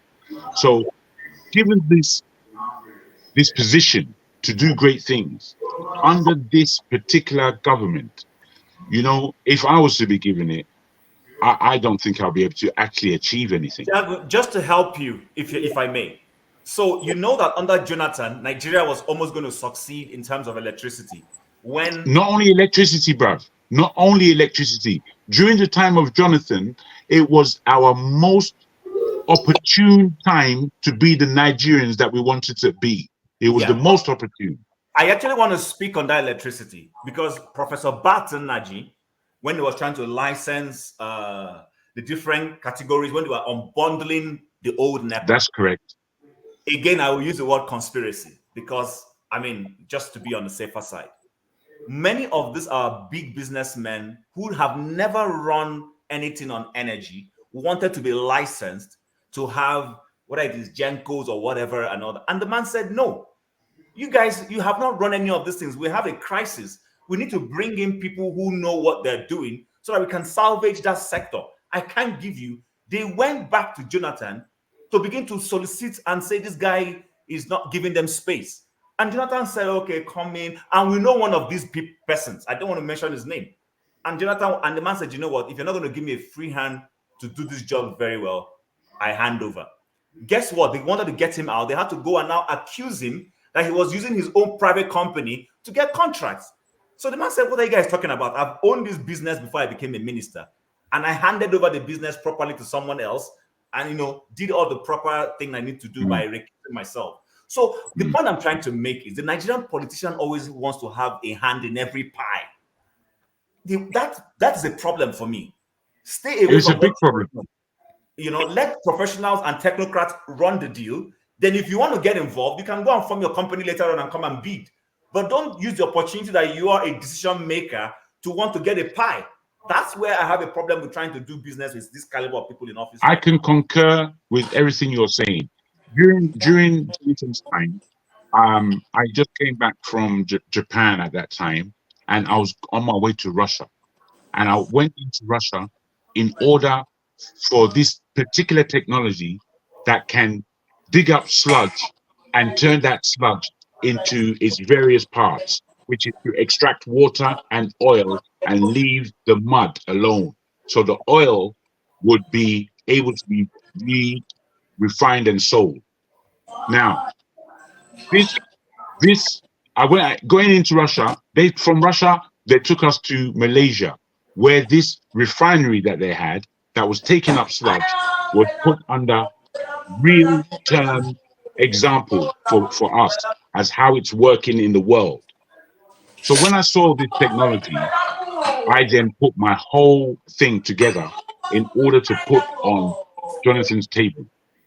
It actually got onto Jonathan's table, and because I was talking about complete clear up of the Niger Delta region as far as the pollution is concerned, which for me, passionately, because I've seen it and I've seen the ills that it creates in our country. This is Jonathan's area, or this is where he's from. At that point, he wanted to do it. Everybody around him scuppered the deal and put it aside. And this is what happens. So I've seen this a few times. And in order to partner a government to do the right thing, you need the right government. You're not going to do it with, I can't personally do it with the governments that we've had. So I agree with you as to not being able to work with Tinubu and this present government. And then I say to you that with all the lofty ideas that we have as to what Nigeria needs economically, we can't even begin that discussion. Tim, I want to weigh on two things you talked about. The first one is the GSK one. I mean, learning of what you just said now about why they truly left. I mean, that is the reason why we say a country is the shadow. Because when investors don't have confidence because of particular scenarios or situations that happen, one, they bring in their dollars and millions of dollars to invest, to create jobs, and then they don't know what is going to happen. They want the confidence that they are able to recuperate their money, they're able to make profit, they're able to recuperate their money, or even if perhaps there's a litigation, they're able to go to court and get justice and lose fairly if they lose and win fairly if they win. But if they don't see that, perhaps they would have waited for that hostile takeover to happen. But I must say, let me finish. Okay. Perhaps they would have waited for that hostile takeover to happen and go to court. But these people knew that if you went to court, they knew the kind of system they were in. They won't get justice. That is what we call a shadow country. You understand? We do it to ourselves, we do it to foreign. And this guy went to India, and we know that the majority of people running that GSK company are from Indian origin. And you went to India to beg for investment. You don't think before you take actions. That's one, we shoot ourselves in the foot. Then two, the issue of the bet energy situation, from what you've explained to me, if they were true, just so we can all learn.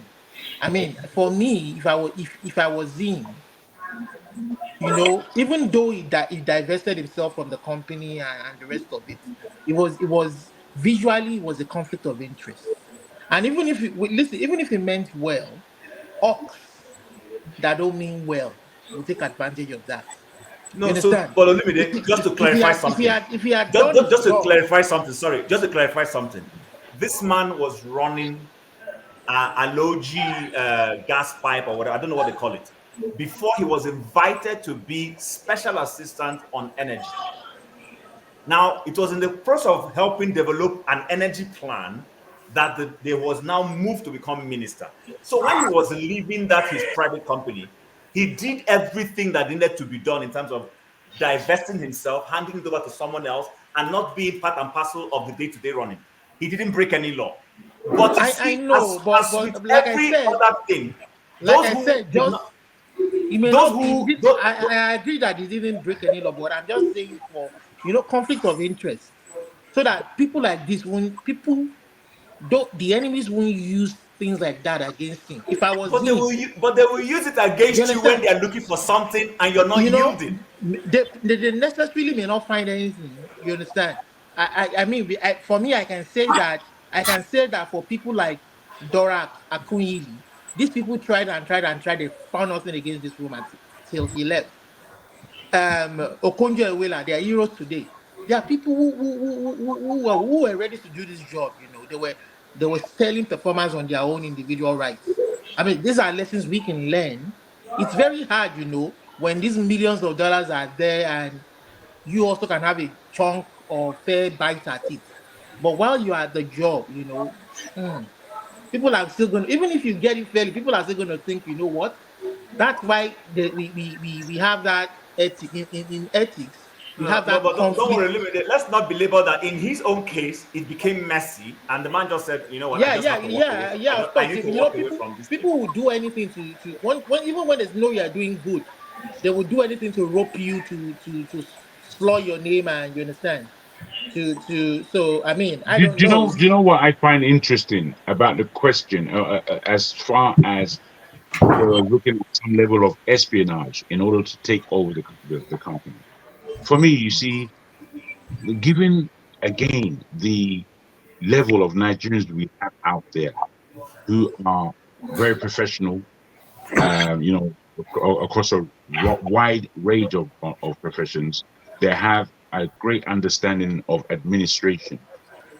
I do look at the question of takeover, aggressive takeover of companies. And I don't even want to know if to say this on this platform because these are some of my deeper thoughts. The takeover of a company like Shell from Nigerians and for Nigerians actually to own Shell 100% worldwide. These are the strategic moves that Nigerians need to be making because we need serious access and we need to be in control of some level of global conglomerate that has tanks of money to assist what we're doing. Because the money that leaves Nigeria is more than the money that is managing Nigeria. And I sometimes I'm balked at what it is that we're thinking because we are under serious attack. We are in a war, and it's not a ballistic war, so to speak. It's a war of influence and power in this world. And as powerful as we are, we don't have nearly enough power. We don't control any real industry or industries as we should that commands respect in the world. We have no seat on the UN. We cannot be, as Nigeria, we cannot be permanent in that institution. Whereas really and truly, there needs to be some kind of Nigeria having a permanent seat. So the way we are thinking corporately is always very strange to me because I can't see the corporate thinking that we have in Nigeria to even begin to sell the country. I put it to you: is this something? How do you see? Yeah, I wanted to say something about that GSK one because Chim just said it in passing, but he didn't know how significant that comment was. I think that the GSK part of it, I think it wasn't a bad idea that Nigeria should own such a vital company. I think if I'm not mistaken, they are into medicine, isn't it? So if they're into medicine, that's something we want to start controlling strategic industries. And Nigeria is now going into a period where they will start processing petrochemicals, basically, because of the refineries in the country. So you can see why it would be a good idea to own such a company because we are now having access to petrochemicals that we can actually be able to start using to manufacture our own drugs. Remember, when Nigeria takes over the company, it doesn't mean that they will fire all the Igbo people and all the Indians and all the rest. They'll still be in place. But forefathers, come on, for the sake of of what is decent in 2023. You don't go and take a man's business from him like that. You can't do that. But that's what they do everywhere in the world. You know of hostile takeover. Hedge funds do that all the time. They do that all the time. But as my man said, not in that way. Not in that way. There are ways and ways of doing these things. There are ways, yeah. This is why I'm speaking about could it be that the way the reason why they don't want to hand this in concede to Nigeria is because black people will take over our company? How dare you? We will never surrender. Okay, forefathers, let's flip it a little bit.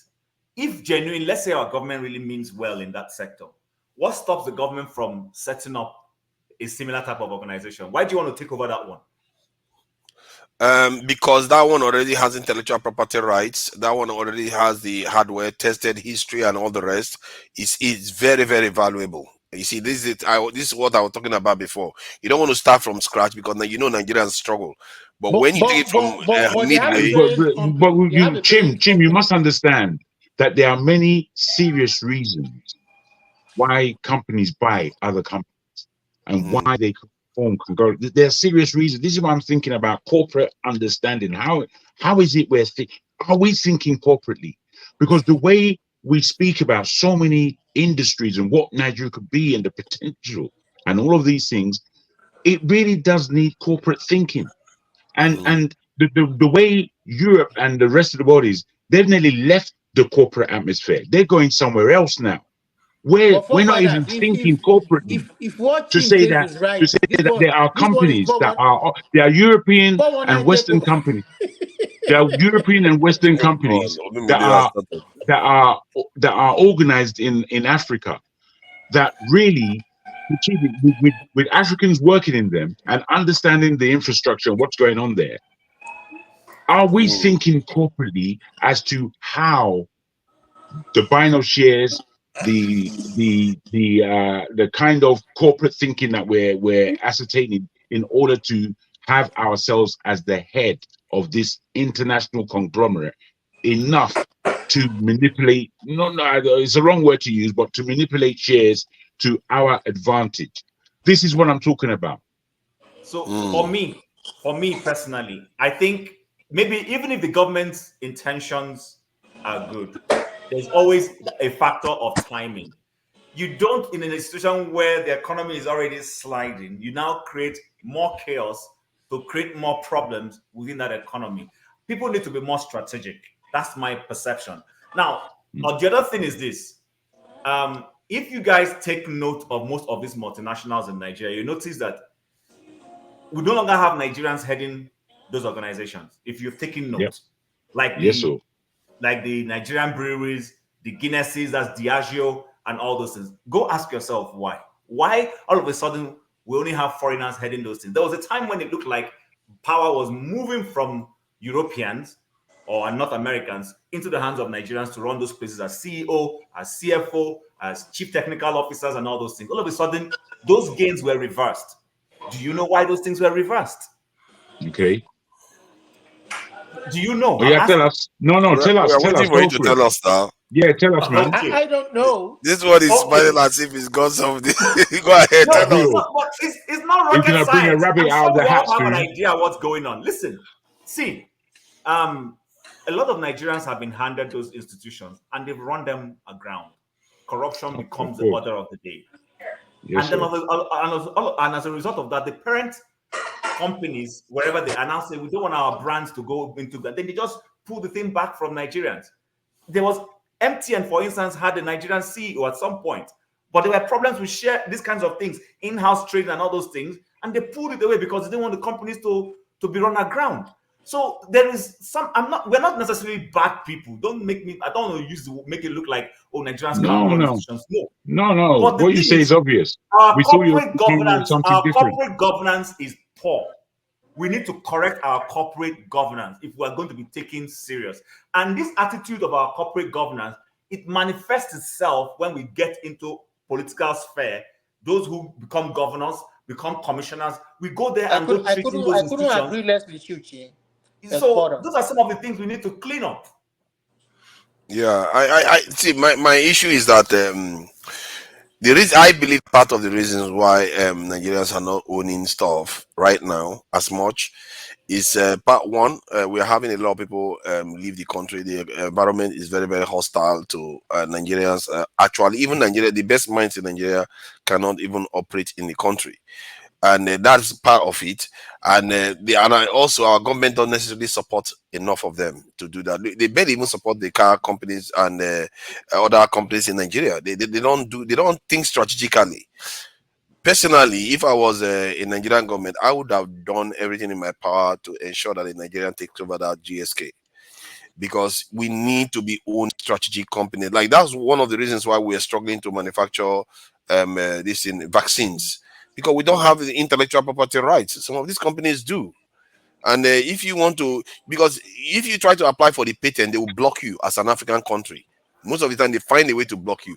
So, what is the shortcut to getting all those things and getting history, hardware, and all the stuff that they've already had years of doing? Is to buy the companies outright. And this is some of the areas the Chinese did when they started becoming more and more advanced. They didn't just only copy; they started buying out companies. And they're funding. They started even funding Chinese people in the West to buy companies in the West. You see how very strategic, that is. Yeah. It's a bad idea that for Nigeria to purchase any company. It's not good. Like I mentioned previously, management is our biggest problem. If we buy it, it dies in 2 years. We can't manage it. I'm not so sure. The idea is to buy it and keep it. I didn't think you would say that, flagship. I didn't think I would ever hear that coming from you, actually. Because I may be surprised. The idea is to buy it and keep it, not to buy it and change it. The reason why not is because I see flagship as quite a strategic thinker. Yeah, I'm surprised you're saying that we are not capable of. Yes, that's what it sounded like. That's what it sounded like. Hold on. We are bad with corporate governance, and that's what he's saying. Hold on now. It's the bitter truth, but it has to be told. No. The reason is Nigeria has a history of companies that are dying. It didn't start 10 years ago. You hand it over to Nigeria, it dies. I mean, no, that's not necessarily. Leave him. No, I think he's got a point. He's got a point. Listen, I don't subscribe to that. The reasons why it dies is not because they are Nigerians. Hold on now. This is why I'm asking why. I don't buy that. Hold on now. GSK is not in Nigeria only. It's in other countries. It's a brand. If you buy it, you're buying the name. If that thing is poorly managed and dies, it's going to affect the brand in other places. See, right? Zenith Bank has been running internationally. What are you? Come on, man. No. He has a point. You have a point. But let me put this to you. I can't sell my name, my brand name. No. You have a clear point. But let me put this to you. What about the other Nigerians in the world who are the CEO, the heads of large conglomerates, and they're doing extremely well? What about environment? The environment is the difference. Regulations, right? I take that on board. What I was pointing to is that we are capable of this, but both environment and regulations, as you both underline, is real talk. Real talk. Listen, let's go back for a minute. Nigerian Airways, where is it today? Oh my God! Hold on. Just work with me. No, it's important. Hold on, work with me. Nigerian Airways, where is it today? Nigerian breweries, Chin rightly mentioned, it was transitioned at a point. And when it was about to die, they had to come back and take over to keep it alive, all right? There are many of those that if Nigeria handles it today, I'm sorry to say it will not work. It's not. The USC group was run down. At some point, my dad was one of the writers. He was badly managed to run down. I'm telling you, for some odd reasons, we just killed it. I don't know why. As long as it's on the shores of Nigeria, it goes down. I bet you, if Nigeria buys GSK and takes it over, the quality of the medicines will drop. And guess what? That's death. There will be shortcuts. That's what kills our businesses. It's not that it cannot be managed. I mean, if you talk to the CEOs of these companies in Nigeria, and they tell you the challenges that they deal with on a daily basis, on compromises that they refuse to accept. That's what is keeping their companies afloat. So if you're going to buy GSK and you want to own it, when you don't have a strategic plan on how you're going to run it and manage it, they will not sell it to you. They want to take their baby and go away. So, okay. Can I just add something to And it? again, you know Can I what? just add something? Olumide, hold on now, one at a time. See, the idea is that I don't subscribe to the idea that we can inherently run institutions, large institutions, because we clearly do have large institutions being run by Nigerians, from Dangote to this thing, GT Bank to Zenith Bank, and some of all these companies are international companies too. And the idea that Nigerians cannot run it is just, for me, that smacks of. I don't think that's what he was saying. I don't think that's what they were saying. Yeah, then what are they saying? Tell me what they are saying then. They're not saying that. They're not saying that. You see, the idea of environment is real where Nigeria is concerned. And we don't just mean environment in the lack of infrastructure. We mean environment in the business culture in itself in Nigeria. The business culture in itself in Nigeria is unfortunately unyieldingly poor. It's been poor, I know it's poor. And then to speak about regulations and the law that would need to uphold business. This is why foreign investment is not coming in at this time, because they've seen the way the law works in Nigeria as regards business, as regards polity. They've seen how it can be swayed here or there. Who's going to bring their billions to be toyed with in some claptrap court? Nobody. So I think we really, the reason why I speak is to really investigate. And within that short investigation, 2 clear answers came that really we have to adhere to, we have to appreciate. Because if I may, is, Jago, if I may, yes, sorry, please. Forefathers, nobody is saying, and I'm sure listening to Flagship, he's not saying that Nigerians don't have the capacity, intelligence, and the know-how. We have it. Our problem is governance issues in terms of procedures, processes, and then let's be honest. This Zenith Bank and Dangote that you keep using, these are typical Nigerian companies. If you really go in there to see what they're doing, you'll be shocked. Those institutions don't follow good governance. They don't. They don't follow good governance. They do not. So he's building the Dangote this in the refinery because he doesn't follow good governance. See, can I just say something, please? I'm avoiding because you all seem to just believe this stuff for some reason. I don't get it. Forefathers. See, forefathers. I'm avoiding saying a lot. I worked in the corporate world in Nigeria for many years. I'm not kidding you. I worked in a lot of these companies, and I know a lot of things that happened there. Listen, the typical Nigerian company, Dangote, Zenith Bank, Glow, these are typical Nigerian companies. They don't have very good. You've just repeated yourself. Can you stop this, please? Now the other one goes in. It's like I can't talk. It's like you believe this so strongly. I'm not stopping you from talking now. We're having a conversation. I'm not stopping but I'm not able to talk now because every time I talk, I just open my mouth, somebody jumps in. See, okay, my apologies. I simply refuse to believe that just because of our. See, if you want to say, okay, maybe the company, if it's situated in Nigeria, maybe there's chances that it's not going to be able to be run well. But the company doesn't have to be headquartered in Nigeria. It's an international company. GSK is an international company. It can be based anywhere.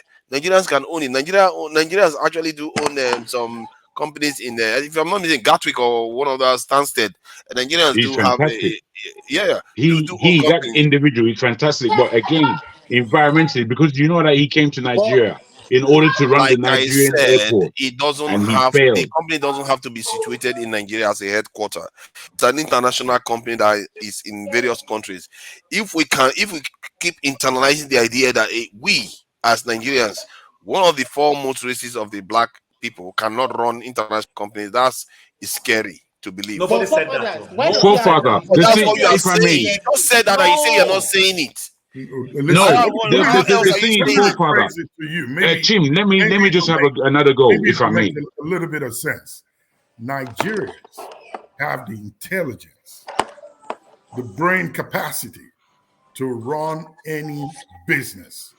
Thank you. Long as it's not based in Nigeria. Okay, now you see, now you have now qualified it. If it is You in see, Nigeria, which yes. GSK can be too. Yes. GSK can And be that's outside why Nigeria. they spoke about environment and regulation. So I got it from that point. What I must tell you, what I must tell you though, forefather. Don't. Okay, bros. What I must tell you, forefather, is that when we speak about the typical companies in Nigeria, they are not run well. Don't think that they are. The environment is horrible. Wait. I've been in touch with Dangote, and I know exactly how they work in their office in this London. I know I've put deals in front of them, hardcore deals, and Dangote doesn't get to see half of the deals that he wants to look at because there are sycophants around him who are looking for their own money all around him, which you will not get in a corporate company in the UK. Because corporate companies in the UK, I go straight to the managing director, the CEO's office, and we sit down and have conversations. So what this CEO has in front of him, he is the first really to understand that this is on the table, as opposed to all others knowing before him. And there is a serious thing about this, because there's a way business works in the West that's not how it's working in Nigeria. The big man, the head man, he will stand aloof as though his shit doesn't stink. I'm sorry to put it in that way. But he will stand so aloof that you're now meeting all kinds of minions that are just wasting your time and life. I don't do that with any European company, any American company, any company from the Far East. I don't do that with any of them. So we must start picking out these obvious glaring gaps of the way business is done in Nigeria. It's not done properly. There's no point in us just having these lofty, grandiose ideas. I don't know. You use the word refuse. I refuse to believe that. And when I heard the word refuse, that means that you can't be taught. That means you're only going to be stuck in your ways. I can be taught, but you can't steamroll me to believe that our people can. No, none of us is steamrolling you now. Come on, stop using that inflammatory language. But We're okay, having a fine. discussion. Okay, fine, but you're saying I cannot learn. That's the thing. I can learn if you give me. I didn't say that. I'm saying that you use the word refuse. I refuse. I say I refuse to believe that because evidence doesn't suggest it. If you give me I've just given you evidence. Can I just get a point through? See, when the flagship qualified the statement that if the company is not based in Nigeria, there's a good chance that it's going to function.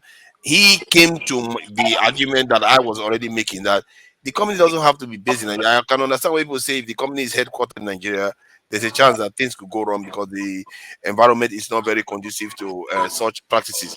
That said, many of the companies you refer to that you can walk into and talk to, the people that run those companies tend to be CEOs that are appointed CEOs, not necessarily the owners of the company that is worth billions upon billions. You are not likely to meet Microsoft anytime soon. That's Bill Gates. But you meet the CEO that is appointed. So that's all I need. That's the only person I need. Yeah, but I know how companies work. Dangote is not the same. That's my point. Dangote, the owner, the CEO is Dangote, and he's the owner too. There's a difference. So that's why. No. There isn't a difference. Let me tell you that there isn't a difference. If you are an owner and you are a corporate owner, which means that you have put yourself on the seat as the managing director of this company, you must function like a managing director. You're not going to meet Michael Zuckerberg, even if he's the one in charge. You need to understand. Okay. No. You need to understand, bro. You see, there's a difference between me and you, bro. I'm a salesperson. And since I was 18, on the telephone, the people that I speak to are the CEOs, and I speak to them. And when I speak to them, I cut deals. If you're making business with the tea lady, you're not going to cut any deals. And that's how it goes. That's the difference between one salesman and another salesman.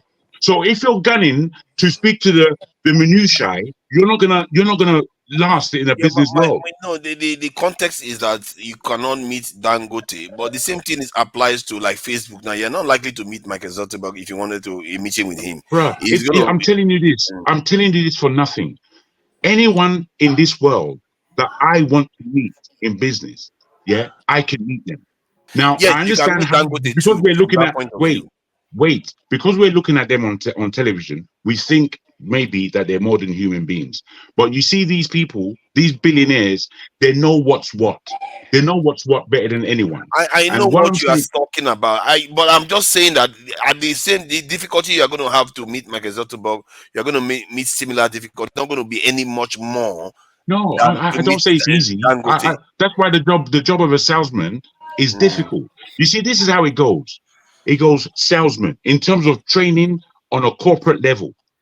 Salesman, sales manager, sales director, CEO of that company. From there, it goes into political sphere, where now you enter into politics, and the greatest salesperson of the country is the prime minister or the president. That's how it goes. Now, the structure of the way these people think and what they do in their day-to-day is what they're meeting people. All day, they are meeting people. And they are meeting people that are furthering their consciousness in terms of the ideals that they have.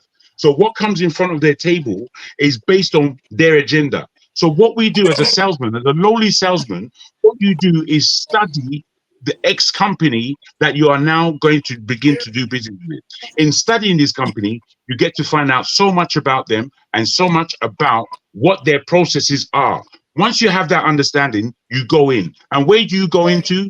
You go into the CEO. If the CEO cannot speak to you, you go into his next man. Power, power, power. And you speak to them on the phone. You speak to them, and then the next minute is you're meeting them right in front of you. The next minute is you're cutting deals. I know how this is done. Deals. I'm giving you this process. Oh my! You're not letting people to add to the conversation. See, my own context is that when we say our people cannot do it, yes. Now, if you want to argue that in the context of the Nigerian environment, it cannot be done properly, fine. But in the end, we need to start taking over such companies, big companies, especially ones with intellectual property rights. Very, very important. This idea that we just invent banks and cement, cement doesn't have a lot of intellectual property rights there. You really want to have things that only you control, strategic stuff that only you control. Like if the world wants to use it, you are one of the few that can provide it around the world. That's what makes Taiwan so unique right now. You don't have to take over existing ones. Why don't you enable the environment so that your people creatively can set up their own? You can do both. You can do both. See, the reason why invention it takes longer to invent stuff than to just buy it off the shelf. You see what I mean? If it's already available, I would recommend we need more control over strategic stuff. If we have the cash, we should buy at least 3 to 4. That's a bad business. That's a bad business approach. Why is it a bad business? It's a bad business approach for many reasons. Okay, give just open the door.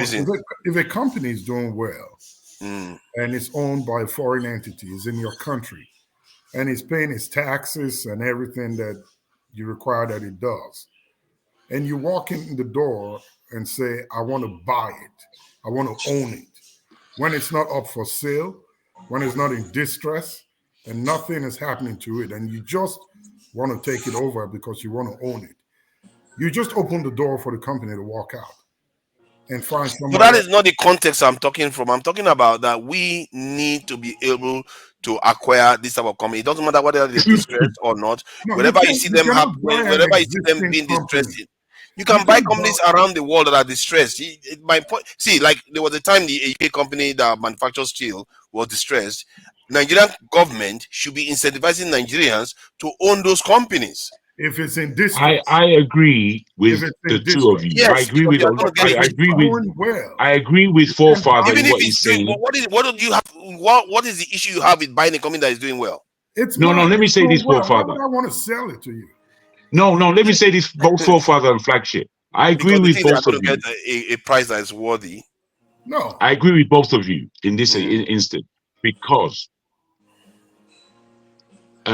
Chim mentioned it is best to give an environment that allows business to take place, to flourish, in fact, because that way you do bring out the entrepreneurs in this world who can really bring action to the table in the African business world. Now, when you look at China, there are so many companies, yes, that they've bought out, but there's so much more companies that have sprung up organically, and they've gone through all of the levels of business until they're big. Me and you don't know the names of some of these companies, but they're bigger than most of the companies that we know in the Western world today. Much bigger in terms of uh, their finances and in terms of what they're doing in the business world, mainly in the Far East. So that's why we don't know about them, because they're not even operating in the West. They're operating over there. So given this, you see, it's not always sometimes this or that. I started this questioning based on what I deeply think about Shell of Nigeria.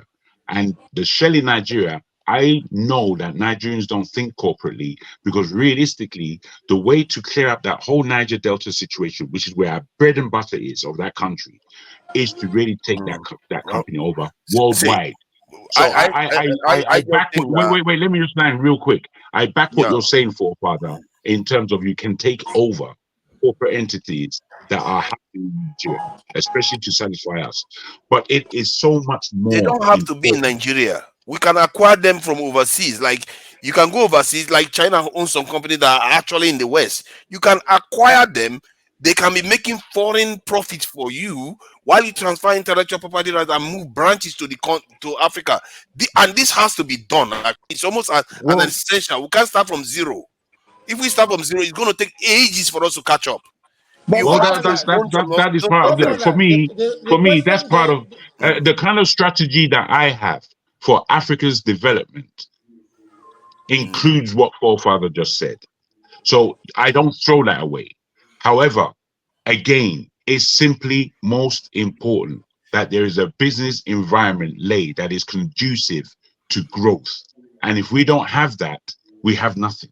that's right. We don't have the environment to support growth. And then, see, the forefathers, that example you were giving is what the country tried to do the other way around.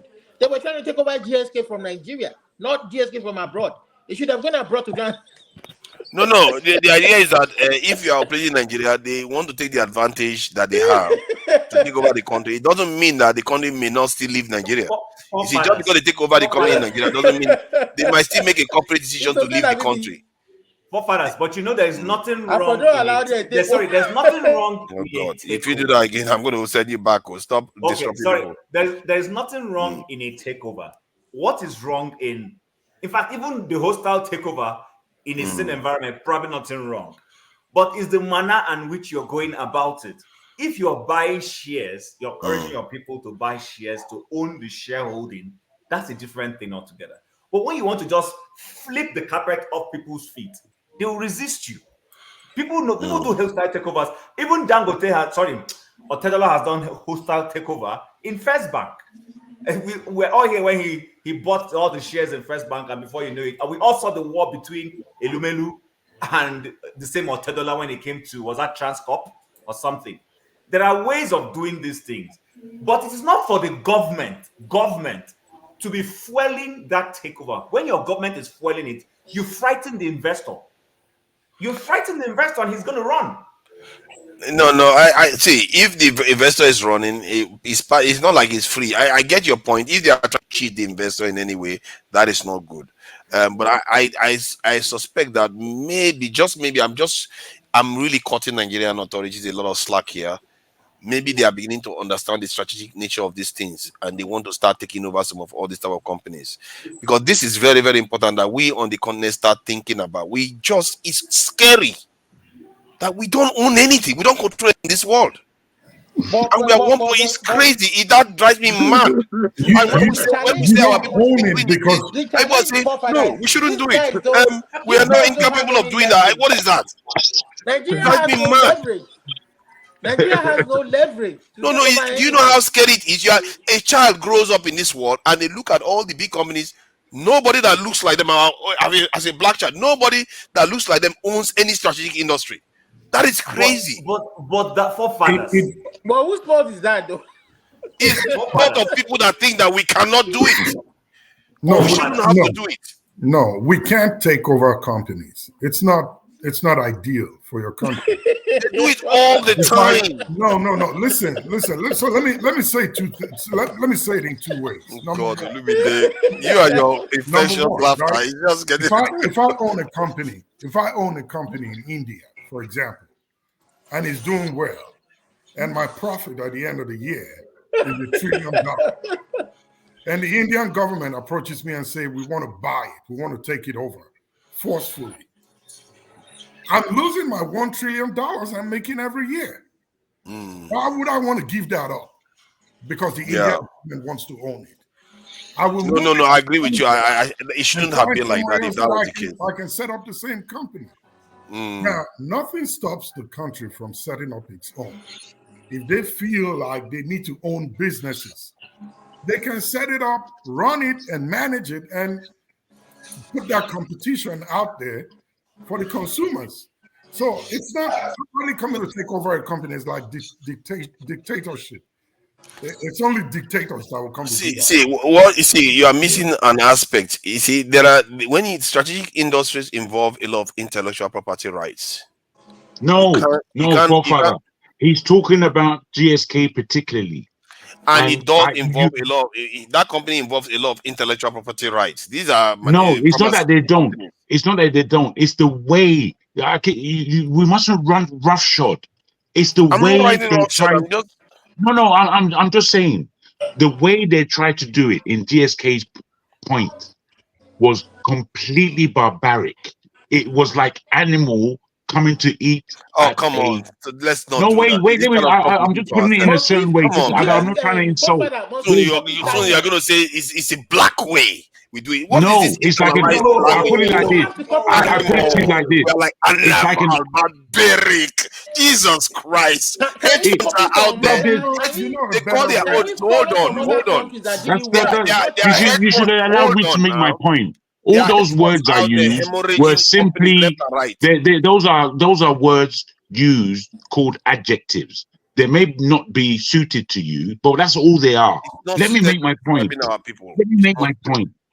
You know, you cannot bring a unsuited person to a black tie event. You're having a black tie event, and it's black tie rules.